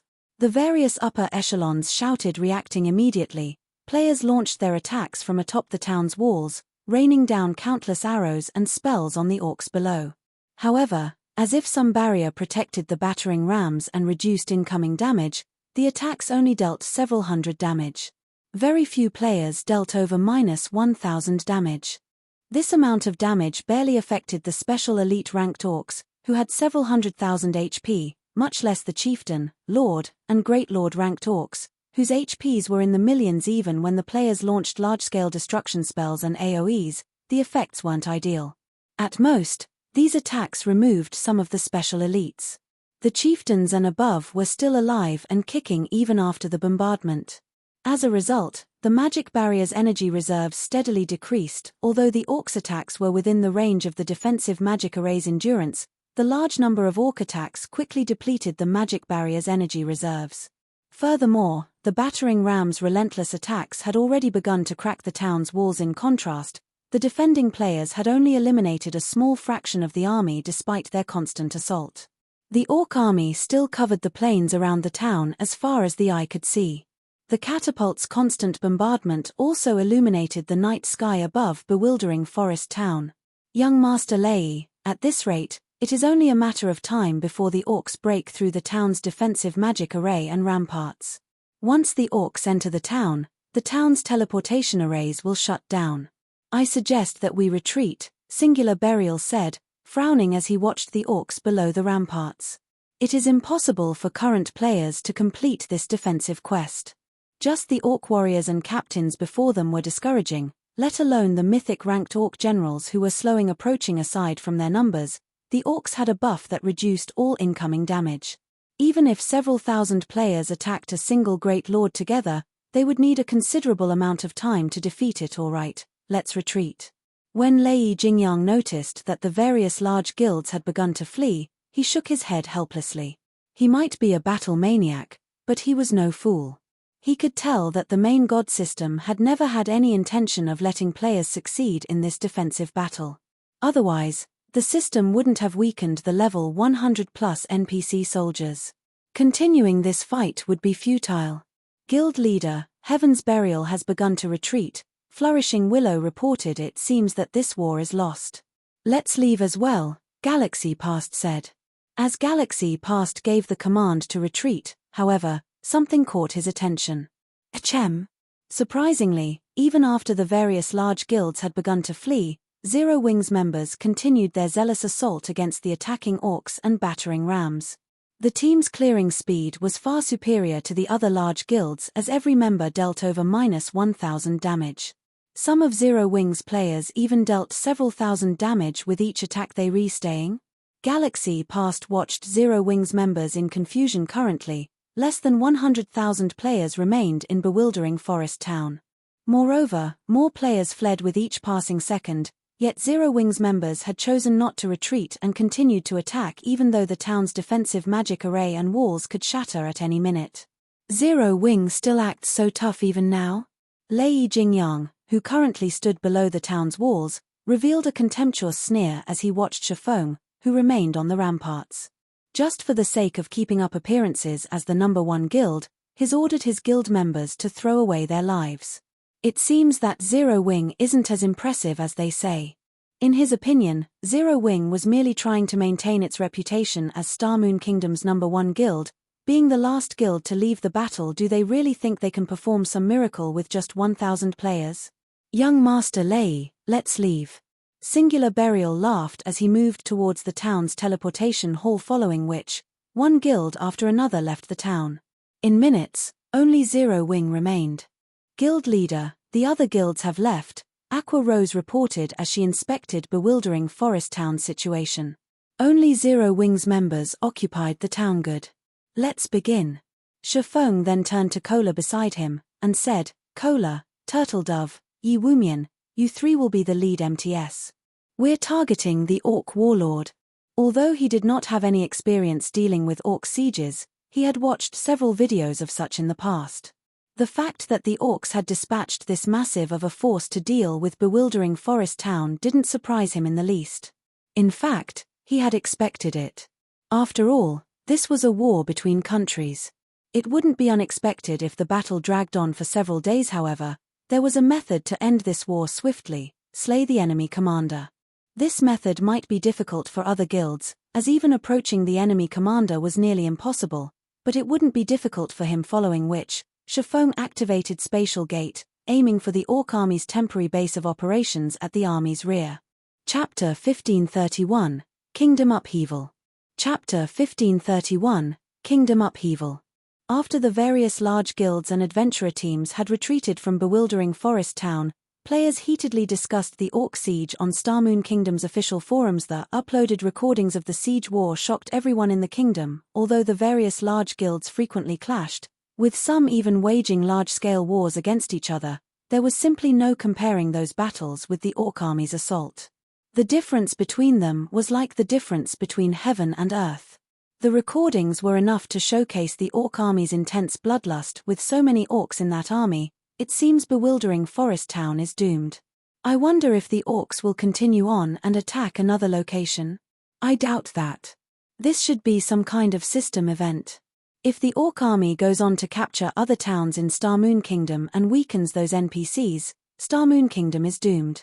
You can't say that for sure. As soon as the Empire's Rise expansion pack took effect, the Orc Empire invaded and took over a portion of the several neighboring kingdoms and empires' land as well. I guess so. If that is the case, the neighboring towns are in trouble. What guild could possibly hold off so many Orcs? I've heard that every guild in Bewildering Forest Town has retreated. Not even a 300,000-plus elite army can stop the Orcs now. No, that's not entirely true. I've heard that Zero Wing is still fighting in Bewildering Forest Town right now. Zero Wing? Don't get your hopes up. Zero Wings only sent 1,000 players to the town. They're simply trying to put on an act. There aren't even enough of them to serve as a snack for the Orcs. Who knows? They might have retreated by now. No. Based on what I've just heard from Zero Wing's members, the team is still there. Moreover, the players Zero Wing dispatched are members of its main force. Maybe they're trying to grind EXP? After all, there are plenty of Orcs there. A single large-scale destruction spell could easily damage over 100 Orcs. Also, among those Orcs, even the weakest is a level 40 special elite. From what I've heard, they seem to give a lot of EXP. The only problem is the buff they have that reduces the majority of the damage they receive. Some players were excited about the Orc siege, while others were anxious. On the one hand, the Orc invasion meant more opportunities to earn contribution points. However, to the players operating around the towns close to Bewildering Forest Town, the town's fall meant that their towns could be the next target. If their towns fell to the Orcs, then all of the effort they've put into building the town's foundations would go to waste. This was especially true for guilds that occupied these towns. Zero Wing's members are still there. Singular Burial, who had returned to Starmoon City, revealed a confused expression when he heard the report from his subordinate. In his opinion, Zero Wing had been putting on an act. After all, the Orc siege simply wasn't something current players could defend against guild leader Singular. Just ignore Zero Wing. Although we didn't gain many guild honor points or guild influence, it doesn't significantly affect our plans. Our main priority now is the recently discovered Ancient Rock City. Once we take down the Orc Empire's Ancient Rock City, Heaven's Burial will dominate the several neighboring kingdoms, let alone Starmoon Kingdom, Lei Jingyang said, laughing. Didn't you mention that Flame Blood's team is ready? When will we take action? Flame Blood's side is ready, but we don't have enough guild honor points. With the amount we have, we can only hire 5,000 mercenaries. Had we successfully defended Bewildering Forest Town, we might have been able to hire 8,000 mercenaries. It would have been enough to guarantee our success in capturing Ancient Rock City, Singular Burial said, sighing. Due to the Orc Empire's rise, the Empire had taken over neutral maps in its neighboring kingdom. Moreover, several ancient towns and cities, which had belonged to the Orc Empire in the past, had re-emerged, including Ancient Rock City. All of the Orc Empire's towns and cities could be captured. Although players couldn't gain complete control of these towns and cities after capturing them, they could modify and develop them. Moreover, due to the Orc Empire, the various large guilds and independent players were all grinding for guild honor points and contribution points so that they could purchase mounts and other rare items. Meanwhile, Ancient Rock City's location in the Orc Empire's inner region was a good place to grind for these points. The city was also near several ancient ruins. If they could capture the city, players from the neighboring kingdoms would flock to the city and use it as a temporary base. With the potential wealth and resources Ancient Rock City could generate, Heaven's Burial could become the #1 guild in the neighboring kingdoms. In comparison, Starmoon Kingdom's Zero Wing City would be a joke. That should be enough. We can't give Beast Emperor 20% of the profits for nothing. That old fellow should put some effort into the siege as well, Lei Jingyang said. In reality, Lei Jingyang disliked Beast Emperor. The old man only knew how to move around like a sneaky rat. However, Lei Jingyang had to admit that Beast Emperor commanded incredibly formidable combat power. He had also secretly taken control of several large guilds. He even had the support of several major corporations. Recently, he had gained the support of the Dragon Phoenix Pavilion's 9 Dragon Emperor as well. Although their goals in God's domain didn't necessarily align, they wouldn't clash either. Alright, then. I'll notify Flame Blood. But I've heard that Beast Emperor's situation has reached a critical point. He might not necessarily come to help. Singular Burial nodded. Although he had allied himself with Beast Emperor, they focused on their own matters. Had Beast Emperor given him full support, he wouldn't have had so much trouble gathering contribution points in the first place. Back in Bewildering Forest Town, Zero Wings members surged through the spatial tear Shifeng had created by activating Spatial Gate. In seconds, they appeared before the entrance of a temporary camp in the middle of a forest guild leader. When Aqua Rose emerged from the Spatial Gate, she noticed that the orcs inside the massive camp were level 60+. In addition, they were all chieftain rank or above. At a glance, she counted well over 1,000 orcs. 4 Grand Lord ranked orc captains guarded the camp's entrance. Meanwhile, a massive orc in pitch-black armor with a saber at his waist sat in the large tent in the center of the camp. When Zero Wings members saw the orc statistics, their minds blanked. Orc Warlord, humanoid creature, mythic. Level 66. HP 400 000 000 400 000 000. Aside from the Orc Warlord's 400 million HP, it had a total of 5 HP bars. This meant that the Orc Warlord's combat standards could rival that of a 5th-floor trial tower expert. Rather than a preemptive strike, they were throwing themselves into death's embrace. The orcs in the base camp quickly noticed the arrival of Zero Wings members. They roared and sounded their war horns, notifying the distant orc army that they had been ambushed and needed reinforcements. The 4 orc captains guarding the base camp unsheathed their weapons and attacked alongside the other orcs. Meanwhile, the Orc Warlord slowly made its way towards Shifeng and his companions, gazing at the players as if they were pests. Cola, you 3 get ready to tank the monsters. Everyone, defensive formations. The welcoming party didn't particularly surprise Shifeng. This was the orc army's main headquarters. It was only natural that it was well fortified. If it were so easy to ambush and destroy, the country-level wars wouldn't have lasted several days. Fortunately, the Orc Empire's invasion wasn't the same as a war between NPC countries. The Orc Empire did not have players' help, so they could launch ambush tactics without worrying about enemy players. Hearing Shifeng's command, the MT trio gritted their teeth and pulled the approaching monsters aggro very quickly. Cola, Turtle Dove, and Yi Wumian each took on an orc captain, while Solitary 9 and Dark Madness took on the last orc captain. However, since the MTS also had to dodge attacks from the lower-ranked orcs, they struggled to dodge the orc captain's attacks. Unlike the savage orcs on Thunder Island, these orcs were skilled and organized as they split into groups of frontliners, ranged attackers, and healers. The orcs also had an overwhelming advantage in terms of total damage output. Although Zero Wings members could deal over -10,000 damage with each attack, every orc here had millions of HP. The orc healers in the rear could also heal their allies for tens of thousands of HP with each healing spell. Guild leader, the Orc Warlord is coming, Cola anxiously announced as he watched the mythic boss approach.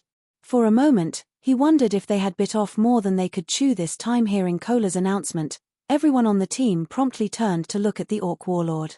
Immediately, they felt a stifling sensation as a heavy pressure weighed down on them. Chapter 1532, Might of a Tier 4 Existence. Chapter 1532, Might of a Tier 4 Existence. As the Orc Warlord moved closer to the team, everyone felt the pressure increase. It felt as if an invisible domain had enveloped the area. Suddenly, Zero Wings players felt as if something had wrapped around them, binding them and making their movements sluggish. This orc warlord is capable of using a domain. The sudden development surprised Shifeng. Domain skills were Tier 4 Existence's signature moves. They were extremely effective in group battles. Normally, Tier 4 monsters rarely possessed a domain skill, but monsters that did were players' nightmares. The gap in attributes between players and monsters was already vast. If players' attributes were suppressed even further, they would be massacred. Although the orc warlord's domain skill was not particularly strong, and it only decreased their movement and attack speeds by around 30%, in a battle that permitted no mistakes, the slightest reduction to their combat power could result in a fatality. Sure enough, Cola and the other MTS began to lose HP far more quickly after the orc warlord activated its domain. The attacks that they had no issue blocking and dodging became impossible to deal with. In the end, they were only able to maintain their HP around the 50% threshold. The other melee players faced a similar situation, their HPs decreasing so quickly that the healers couldn't keep up. At this rate, it was only a matter of time before players began to die. Violet, use Holy Prayer. Everyone, gather the orcs. Ranged players, focus on the orcs that split away from the group. Don't let them fight on separate front. Shifeng commanded. The orcs' HPs were already significantly higher than theirs.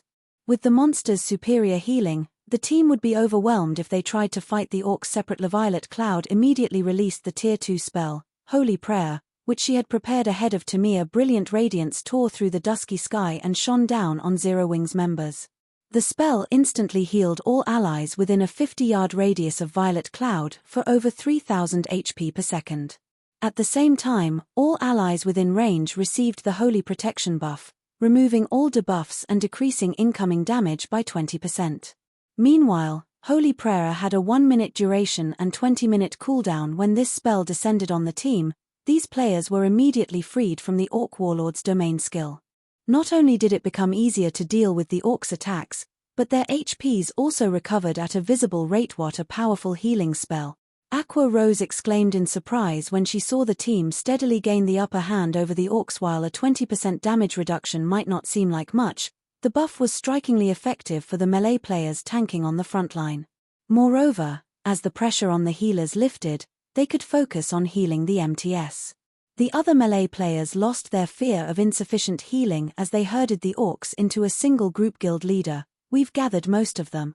Fire Dance shouted after pushing the last few great lords into the group. Good. When Shifeng saw that his allies had cornered the majority of the orcs at the base camp's entrance, he used the Aura of Time's forbidden domain. Suddenly, black mist covered 500 yards around Shifeng, enveloping every orc in the base camp. In turn, the orcs could no longer use skills or spells. Everyone, attack with everything you've got. Shifeng shouted. Although the forbidden domain was not as useful against monsters as it was against players, Zero Wings' team could use large-scale destruction spells to their maximum potential as long as it stopped the orcs from healing. However, as everyone prepared to cast their large-scale destruction spells and AoEs, the orc warlord in the camp released a furious bellow. It then unsheathed the saber from its waist and swung the weapon in a downward arc. Before anyone could react, an arc of energy shot forward, extending up to 200 yards and gouging the ground. Any player in the beam's path died instantly. It's too strong. Zero Wings players gasped. There was no way to fight the orc warlord. Not only was the orc warlord frighteningly powerful, but it was also far faster than these players could react so fast.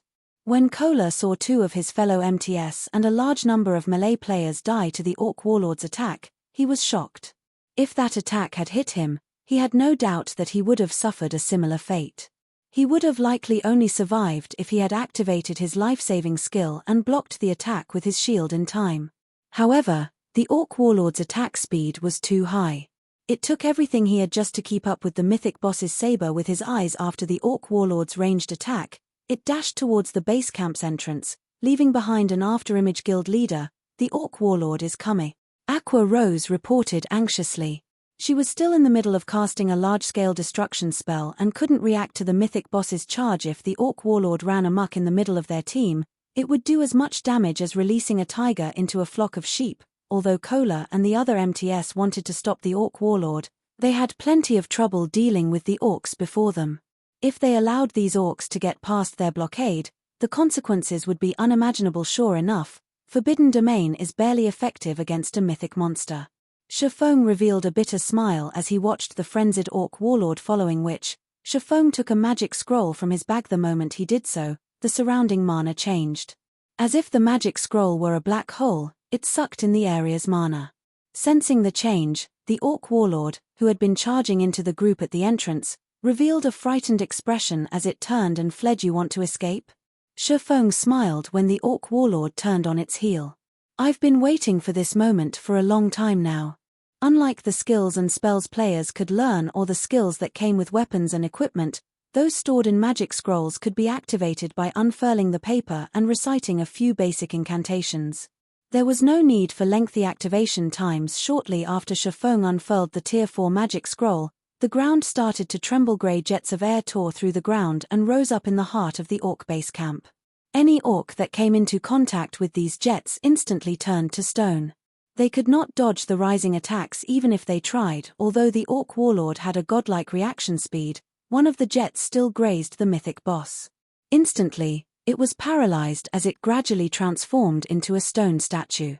At the same time, its HP began to fall rapidly. Against earth and breath, the chieftain-ranked orcs were nothing more than ants. 2 seconds after their petrification, their bodies shattered into dust. The Lord-ranked orcs only managed to last 5 seconds before following their weaker companions into oblivion. By the time Earth and Breath's 10-second duration ended, all chieftain, lord, and high lord-ranked orcs in the base camp were dead. Although the great lords had survived, they had less than half of their HPs remaining. The Grand Lord-ranked orc captains had only lost 20% of their HPs, but they were heavily injured. Not only had their combat power drastically decreased, but their defense had also fallen. As for the orc warlord, like the orc captains, it had only lost around 5% of its HP, but it was in a miserable state, and its combat power had significantly weakened. Zero Wings members were dumbfounded. Shifeng's aim with Earth and Breath had been impressively accurate. The spell's AoE stopped just short of 5 yards from Kola and the other MTS, who blocked the base camp's entrance with just a single Tier 4 large-scale destruction spell. He had turned the tide of battle. Only now did they understand why Shifeng dared to assault the orc army's base camp. After Earth and Breath ended, less than 30 orcs remained. Among them, over 20 were injured great lords with less than half of their HP remaining. With their 1,000-man team and without the other orcs' harassment, they could easily deal with the surviving Grand Lords and Great Lords. Use this opportunity to clear out the orc warriors. Kola, distract the orc warlord. Solitary, help take care of Kola's orc captain.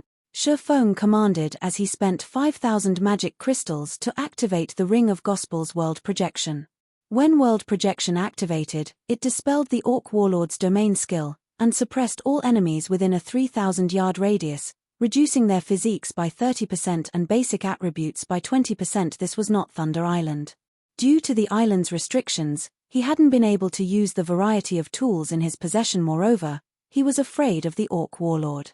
If he had encountered it normally, he would have put as much distance between himself and the monster as possible, but after the contest on Thunder Island, he had gained a few cards that could give him a chance against the mythic orc.